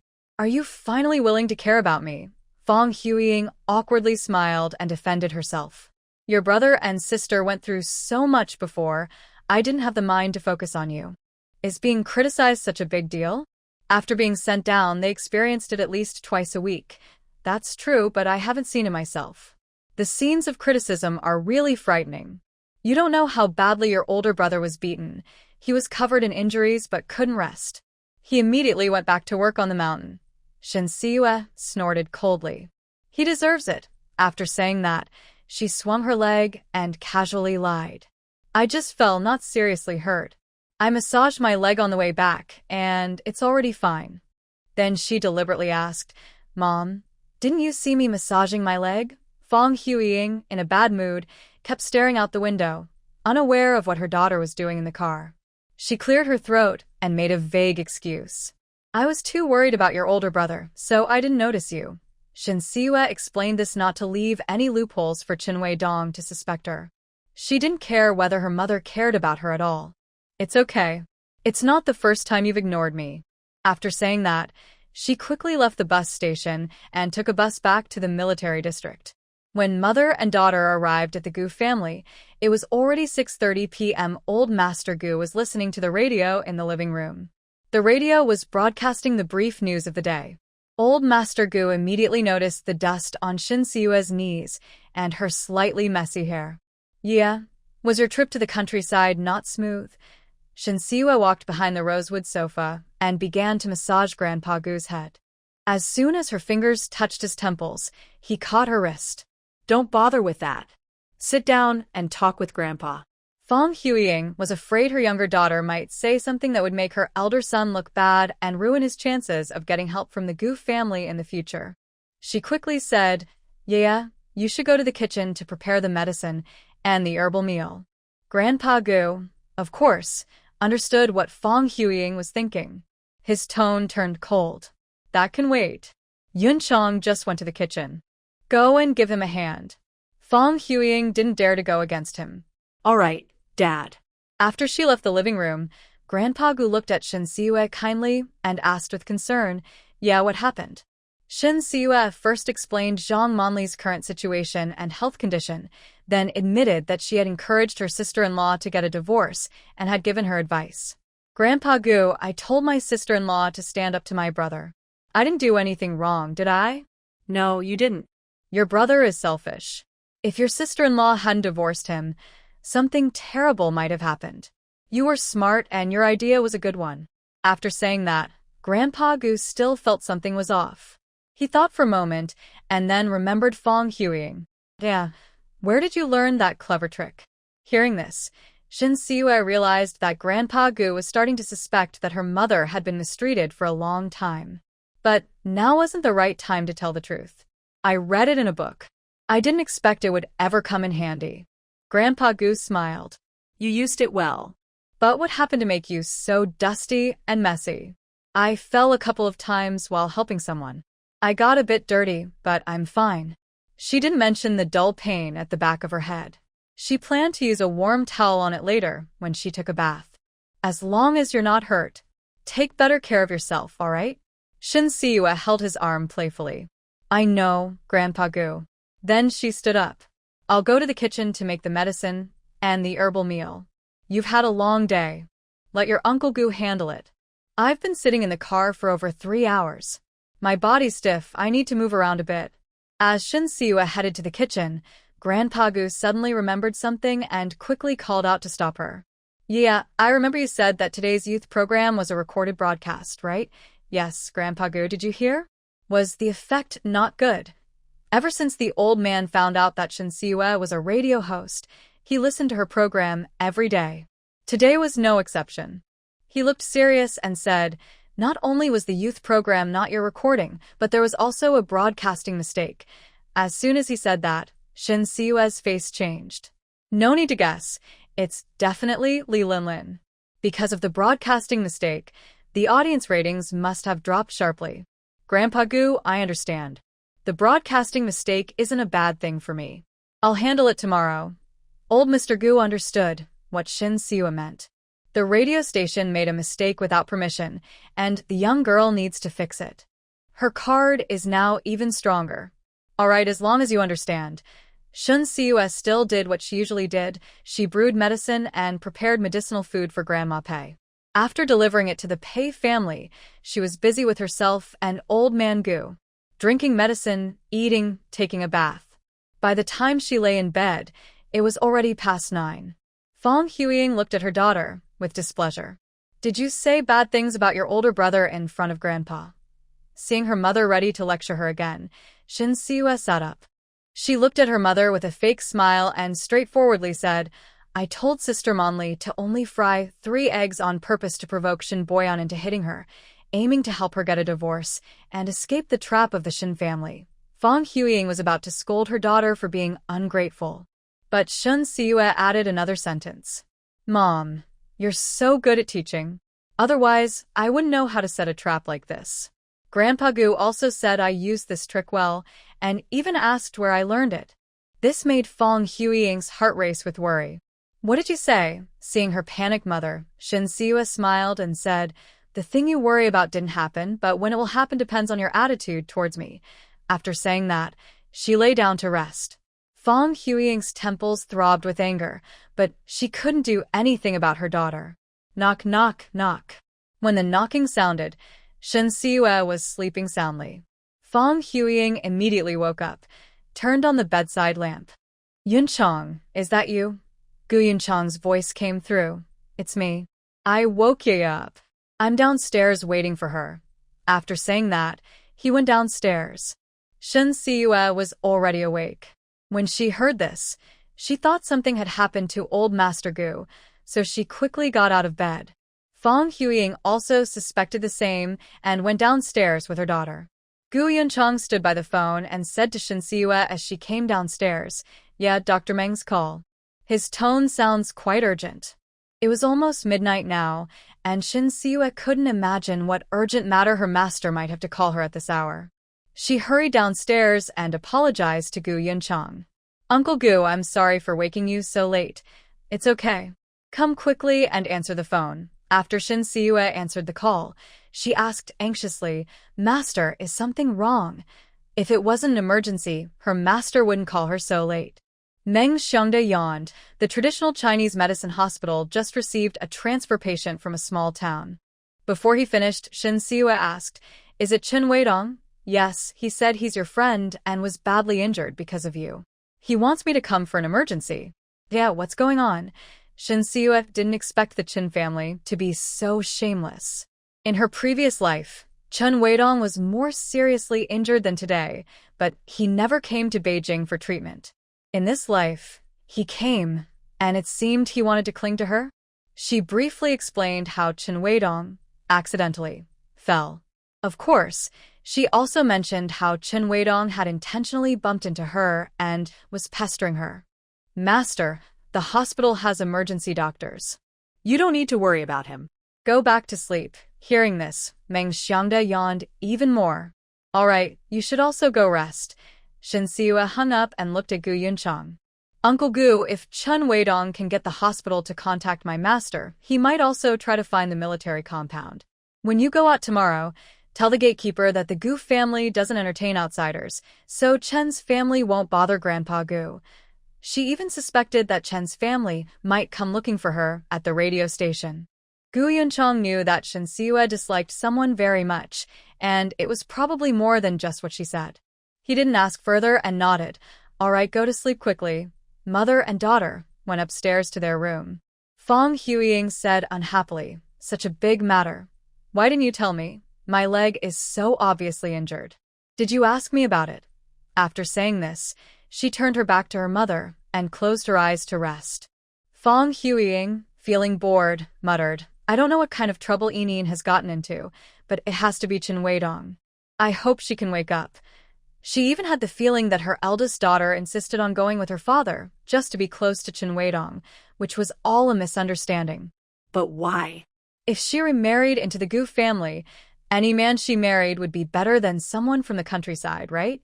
Fong Huiying couldn't figure it out, so she decided not to think about it anymore. Shin Siue finished breakfast and rode her bike to work. As she left the military area gate, she saw Chen Jiafu waiting under a tree. Chen Jiafu had come the night before, but it was late, and the gates were closed, so he had to leave. Today, at dawn, he was back again. Seeing Shin Siue riding her bike, he happily hurried over. Yeah, I finally waited for you. Shin Siue, forced to stop her bike, replied. What do they call her, yeah? Are they that close? Sure enough, people who aren't family don't get close, and their faces are thicker than city walls. Captain Chen, why are you at the military area? Also, we're not that close. You suddenly call me by my nickname, and I find it a bit uncomfortable. Chen Jiafu sensed Shin Siue's distant tone. Used to being flattered, he was a little annoyed but held back for his son's sake. He smiled and joked, just listen to it a few more times and you'll get used to it. Weidong is quite badly hurt. He's now transferred to the Chinese medicine hospital. Since your master is a famous traditional Chinese doctor, could you ask him to take a look? Last night, after Chen Weidong was transferred to the Chinese medicine hospital, he immediately mentioned Shin Siue and Meng Xiangda. The hospital contacted Meng Xiangda, but found he didn't know the patient well. So, they told Chen's family to try to contact him, but there was no response. Therefore, Shin Jifu thought Shin Siue didn't even know her son had been transferred to the Beijing Chinese Medicine Hospital. Shin Siue looked at Chen Jiafu, who was pretending not to understand, feeling very speechless. If Chen Weidong is really badly hurt and needs my master to treat him, the hospital will arrange it. Seeing Shin Siue unwilling to help, Chen Jiafu immediately put on a serious face and lectured her. Yeah, Weidong was injured because he was trying to protect you. Won't you even help with a small favor? He spoke loudly, and everyone coming out of the military district courtyard looked over at Shin Siue. Shin Siue looked at Chen Jiafu, who was trying to morally pressure her, and answered firmly. My master only treats difficult or serious illnesses. These people are waiting for his help. I can't use our master-apprentice relationship to let minor patients jump the line. After saying that, she added, I can only arrange things after my master finishes work. The reason she was willing to help wasn't to cure Chen Weidong, but to make it easier to give him medicine. To turn him into a true eunuch. Chen Jiafu didn't know Shen Siyue's true thoughts. Seeing her willing to ask her master for treatment, his anger immediately faded. Daya, thank you for your help. Shen Siyue didn't like Chen Jiafu's fake closeness and said straightforwardly, Captain Chen, it's more appropriate to call me Miss Shen. Chen Jiafu just wanted his son to get better, so he didn't argue over the title. Thank you, Miss Shen. I'll go to work now. Just as Shen Siyue was about to leave, Gu Yunchang came out of the courtyard. Yeah, wait a moment. He already knew about Chen Jiafu's moral pressure on Shen Siyue to force her to ask Meng Xiangde to treat his son. Shen Siyue got off her bicycle and greeted Gu Yunchang.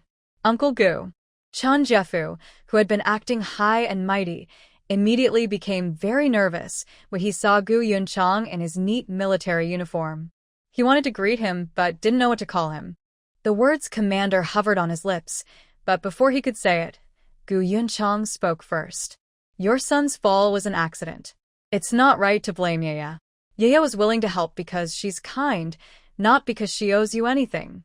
And also, don't bother my daughter anymore. She's not someone you can look up to. If you hold a grudge and deliberately make things difficult for the Shin family, I won't stand by and watch. Although the people who were sent down from higher positions had no rights, the Shin family's situation was special. If they hadn't caused trouble and repeatedly challenged the villagers' bottom line, they wouldn't be suffering so much. Chen Jiafu was overwhelmed by Gu Yunchang's presence and quickly nodded. Rest assured, sir, we are law-abiding citizens. After saying that, he immediately walked away feeling embarrassed. Shen Siyue looked at Gu Yunchang gratefully.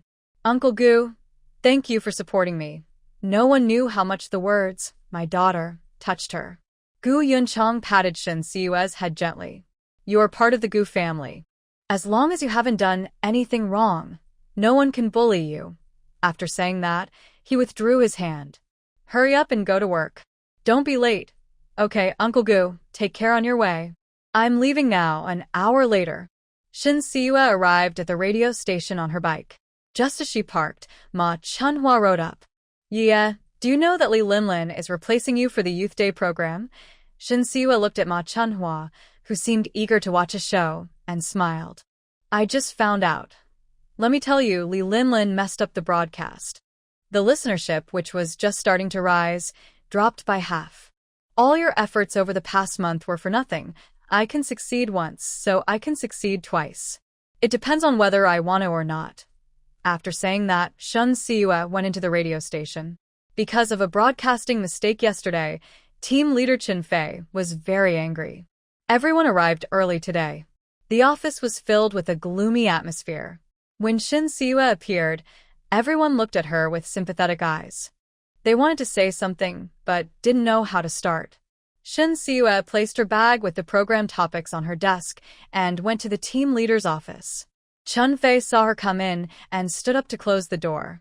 Yeah, you probably already know about the broadcasting mistake yesterday, right? Yes. It was supposed to be a recorded broadcast, but it turned into Li Linlin doing a live show. The station director's orders, I can't do anything about it. Qin Fei was strongly opposed when she received the notice yesterday. Because Li Linlin had never done a broadcast before and didn't memorize the script in advance, it was easy for her to make mistakes. But since director Li Chongbin ordered it, she had to follow. And it ended in a mistake. Shen Siyue said indifferently, It's okay. Whoever gave the order should bear the consequences. Li Chongbin was just an employee. The station wasn't his to control. Because of the broadcasting mistake, he would not only have to write a self-criticism but also lose his bonus, and might be demoted. After all, there are others capable of being station director. Chun Fei stood up. Yeah, come with me to the director's office. Li Chongbin, as Shen Siyue suspected, not only wrote a self-criticism but also cancelled the quarterly and annual bonuses. Moreover, his position as director was in serious danger. If he couldn't increase the audience ratings for the youth program before October, he would have to give up some power. If he couldn't secure the top spot in the same time slot before the new year, he would be demoted to deputy director. So, He saw Shin Siue as a savior. Yeah? What kind of tea do you like? Da Hong Pao or Longjing? Shin Siue didn't care much about tea. She chose randomly. Da Hong Pao. After saying that, she sat by the tea table, waiting for Li Changbin to brew the tea. Li Changbin immediately gave Qin Fei a meaningful look. Seeing this, Shin Siue asked with a smile, "What? I don't deserve the tea brewed by the director himself. If you ask for something, you must show the right attitude." Li Changbin knew Shin Siue was doing it on purpose. But he was at fault first and needed her help, so he could only smile and agree. Of course. Chun Fei looked at Shin Siue, who was acting entitled, feeling overwhelmed. "Director, you chat. I have work to do, so I'll go first." Li Changbin also didn't want others to see him flattering his subordinate, so he nodded. "Go ahead and get to work." The office door was closed. After brewing the tea, Li Changbin sat next to Shin Siue and poured her a cup. He picked up his own cup, but the tea inside had already cooled. "Yeah, I asked Linlin to replace you on the broadcast, but there was an accident. I want to apologize." After saying that, he drank the tea in one gulp. Shin Siue looked at him calmly. And then, she came to the office not just to hear an apology. Li Changbin disliked her attitude and tone, which seemed like she was in a position of power. But every time, she found his weaknesses, and he could only endure. "Yeah, I know Linlin ruined over a month of your hard work. You're very angry, but what's done is done.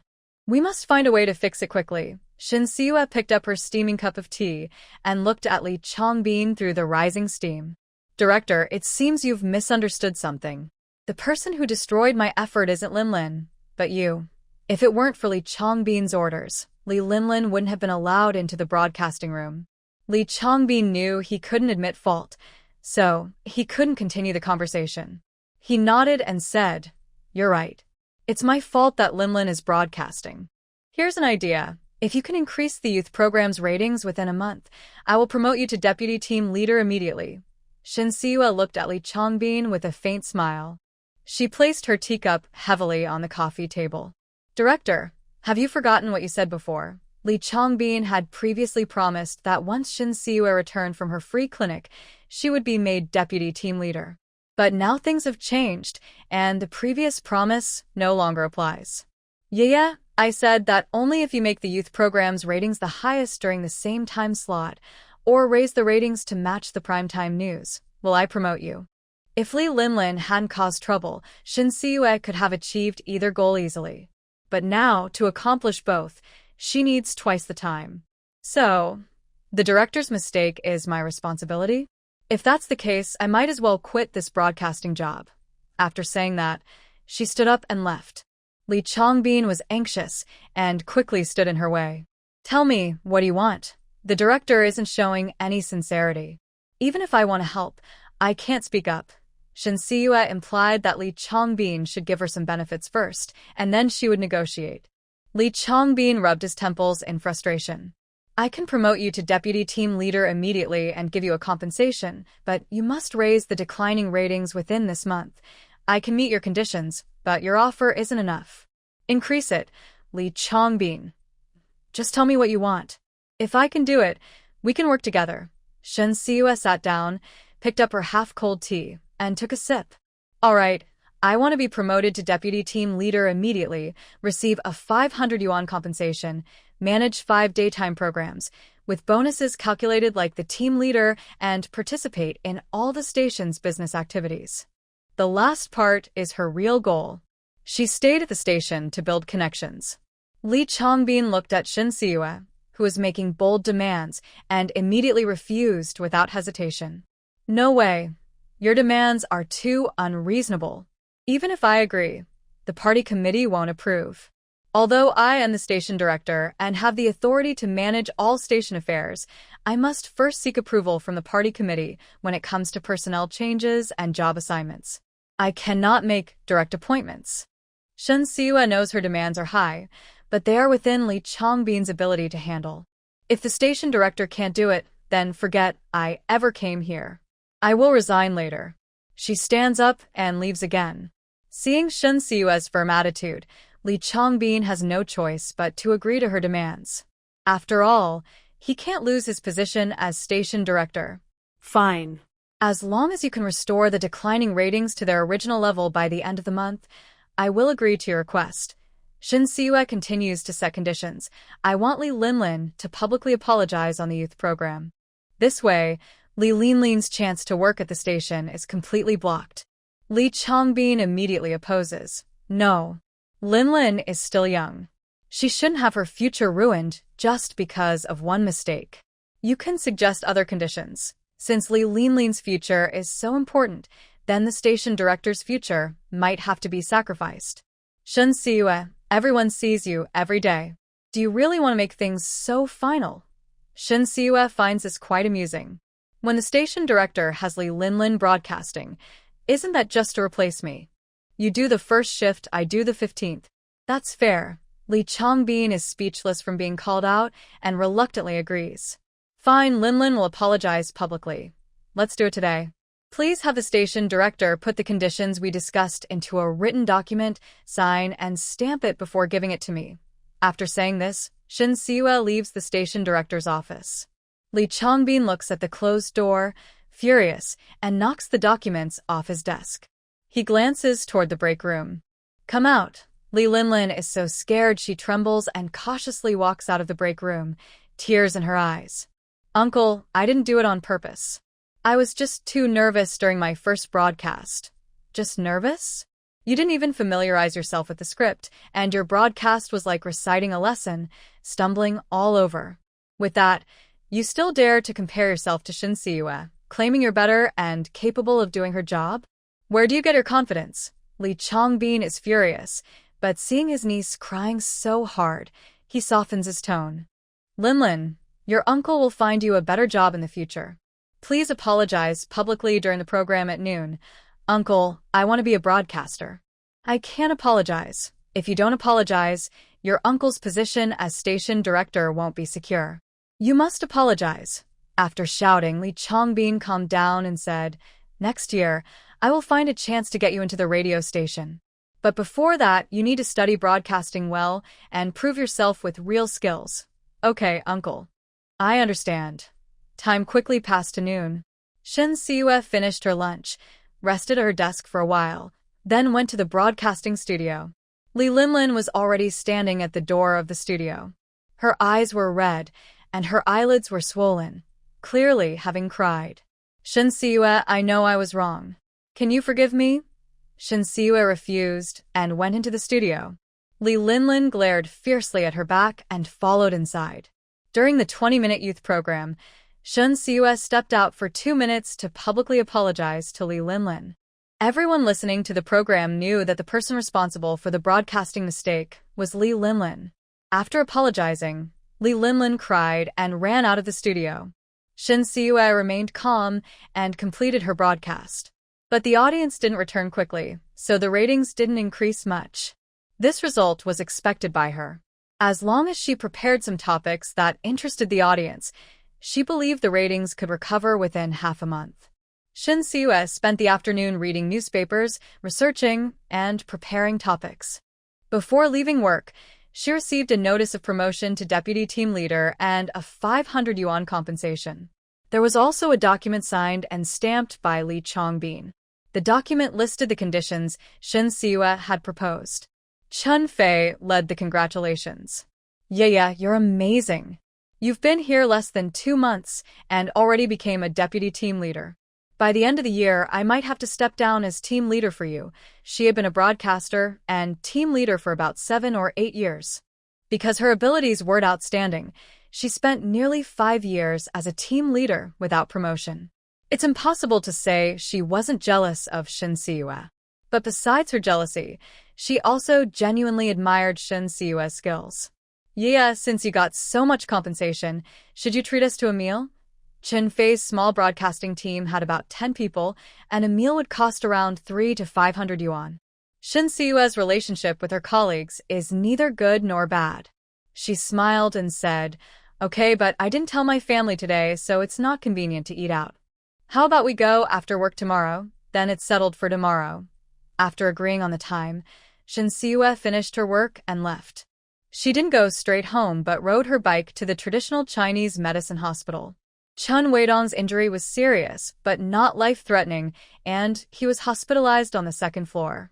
When Shin Siyue went to see her master on the third floor, she happened to see Chen Jiafu smoking at the stairs. Chen Jiafu saw Shin Siyue, quickly threw a cigarette on the ground, and stomped it out. "Miss you. Shin girl, you're here. Yes, wait here for a moment. I'll go see if my master is done." Okay. Shin Siyue took a few steps up the stairs, then turned and said, "My master's treatment is quite expensive. It's okay, as long as Weidong gets better. Money isn't a problem." Shin Siyue turned to continue upstairs, a slight smile on her lips. When she reached the consultation room, Meng Xiangda was finishing up with his last patient. "Yes, sit for a while. I'll be done soon." In just a few minutes, the patient left. Meng Xiangda, while organizing the medical records from today's consultations, said, "I've looked into Chen Weidong's condition. His injury isn't serious. Rest well, do some acupuncture, and take your medicine." Shin Siyue closed the door of the consultation room and walked to the desk. "Master, I don't want him to get better." Meng Xiangda paused while reviewing the records, looked up, and stared at his disciple in disbelief. "Yeah? What are you talking about?" Shin Siyue's eyes were serious. She repeated her words carefully. "I don't want Chen Weidong to get better." Meng Xiangda didn't understand. After closing the records, he asked, "Why?" Just after asking, his face suddenly changed. "Did he bully you?" Seeing her master misunderstand, Shin Siyue quickly shook her head. "No, but he uses his status and good looks to deceive many girls. I want to teach him a lesson." Meng Xiangda still seemed somewhat opposed. "This is someone else's matter. Let them handle it themselves. Karma and retribution will come in time. Moreover, he was a doctor. Healing and saving lives is fine, but using medical skills to harm others is not." Shin Siyue couldn't bring herself to talk about what happened in her past life. But she firmly said, "Master, you don't need to do anything. I can handle Chen Weidong myself." Meng Xiangda's eyebrows knitted tightly together. "Yeah. Give your master a good reason." He thought Chen Weidong's excuse for being unfaithful was too weak. It wasn't the real reason his disciple wanted to harm him. "Master, you know I never do things that hurt others without benefit. I can't explain my reason for dealing with Chen Weidong, but please trust me." Meng Xiangda naturally believed his disciple. "Tell me, what do you want to do? I will help you." Shin Siyue quickly shook her head. "Master, I can handle it myself." She couldn't let her master do something against medical ethics. "You're not a doctor at the hospital, and you're not involved in Chen Weidong's treatment. How can you do it yourself? Chen Weidong has feelings for me. If I want to take action against him, it's not difficult. Tell me your plan." Shin Siyue sat down in front of the consultation desk.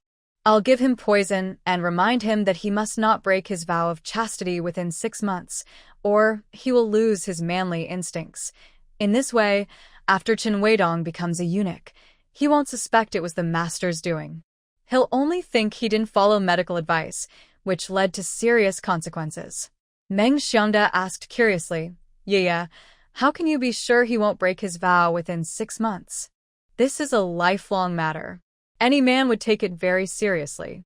Even if he still desires women, he would hold back for a little while." Shin Siyue smiled and said, "He might listen, but there are people who won't let him succeed. Her sister is eager to marry into the Chen family." Although Meng Xiangda didn't understand why his disciple was so confident, he helped her achieve her goal. Yeah, don't worry. Leave this to me. With his medical skills, it would be very easy to secretly give Chen Weidong poison." He put the medical record into the drawer and stood up. "I'm going downstairs to see Chen Weidong." "Master, wait a moment. I've already thought of a detailed plan." Shin Siyue took a blank medical record form and a pen, clearly writing down the steps to turn Chen Weidong into a eunuch. Having done this once in her past life, she was now very familiar and confident. After reading it, Meng Xiangda looked at his disciple with a strange expression. "Yeah, you had this planned all along." After saying that, he quickly grabbed his apprentice's wrist to check her pulse. He was worried she might be bullied by a man without him knowing. Shin Siyue understood what her master was concerned about and allowed him to carefully check her pulse. When he finished, she smiled and asked, "Master, Does the Gu family take good care of me? Meng Xiangda happily withdrew his hand. Yes, with your current recovery speed, all your old illnesses should be gone by the end of the year. He had been worried that his apprentice might die before him, but now he no longer had to worry about someone to mourn him. Master, let's go. I want to see Chen Weidong. Meng Xiangda carefully kept the note his apprentice wrote close to his body, and they went to the second floor together. At the staircase, Chen Jiafu warmly led the master and apprentice to the hospital room.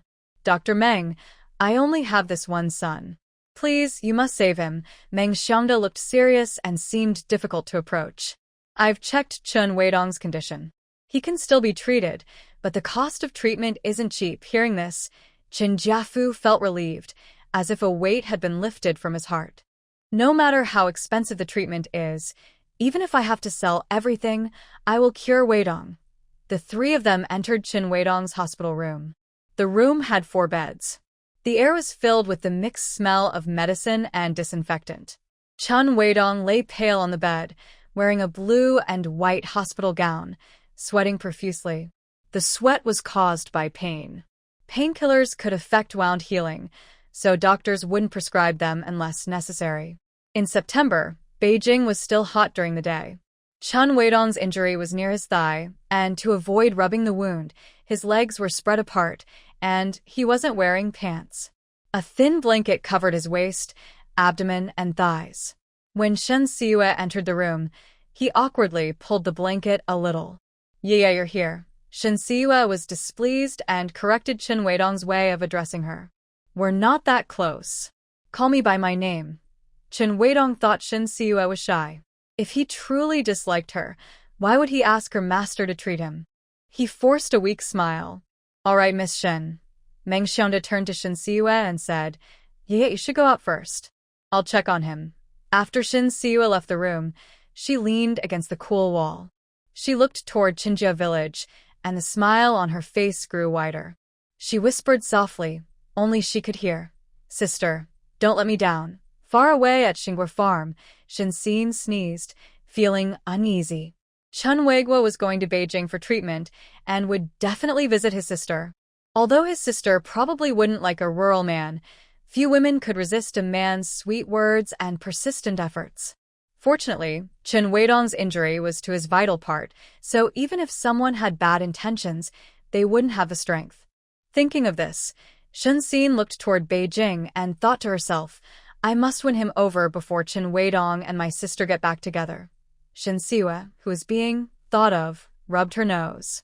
After a while, Meng Xiangda called out, Yeah, you can come in now. Shen Siyue didn't plan to enter the hospital room. Master, I'm an outsider. It's not convenient for me to hear the diagnosis. All right, I'll come out soon. Meng Xiangda told a hopeful Chen Weidong. The test results are the same as I expected. Acupuncture, medication, and rest can fully heal you. When Chen Weidong heard this, his tense nerves relaxed. As long as I get better, that's enough. Chen Jiaqing asked, Dr. Meng, roughly how much will the treatment cost? About 2,000 yuan. 2,000 yuan is not a small amount. Even city folks might struggle to pay it. The Chen family could afford it, but they would have to empty their savings. All right, as long as Weidong recovers, 2,000 is fine, Meng Xiangda said. To make treatment easier, I'll have the nurse arrange for you to go to the 3rd floor. Treatment starts tomorrow. Thank you, Dr. Meng. During treatment, you must avoid certain foods and rest more. Otherwise, the effects will be reduced. Your injury is serious. Even after leaving the hospital, you'll need about half a year of rest at home before you can resume normal activities. Chen Weidong nodded. Dr. Meng, I remember. All right, see you tomorrow. Meng Xiangda went to find the head nurse and asked her to arrange for Chen Weidong to go to the 3rd floor.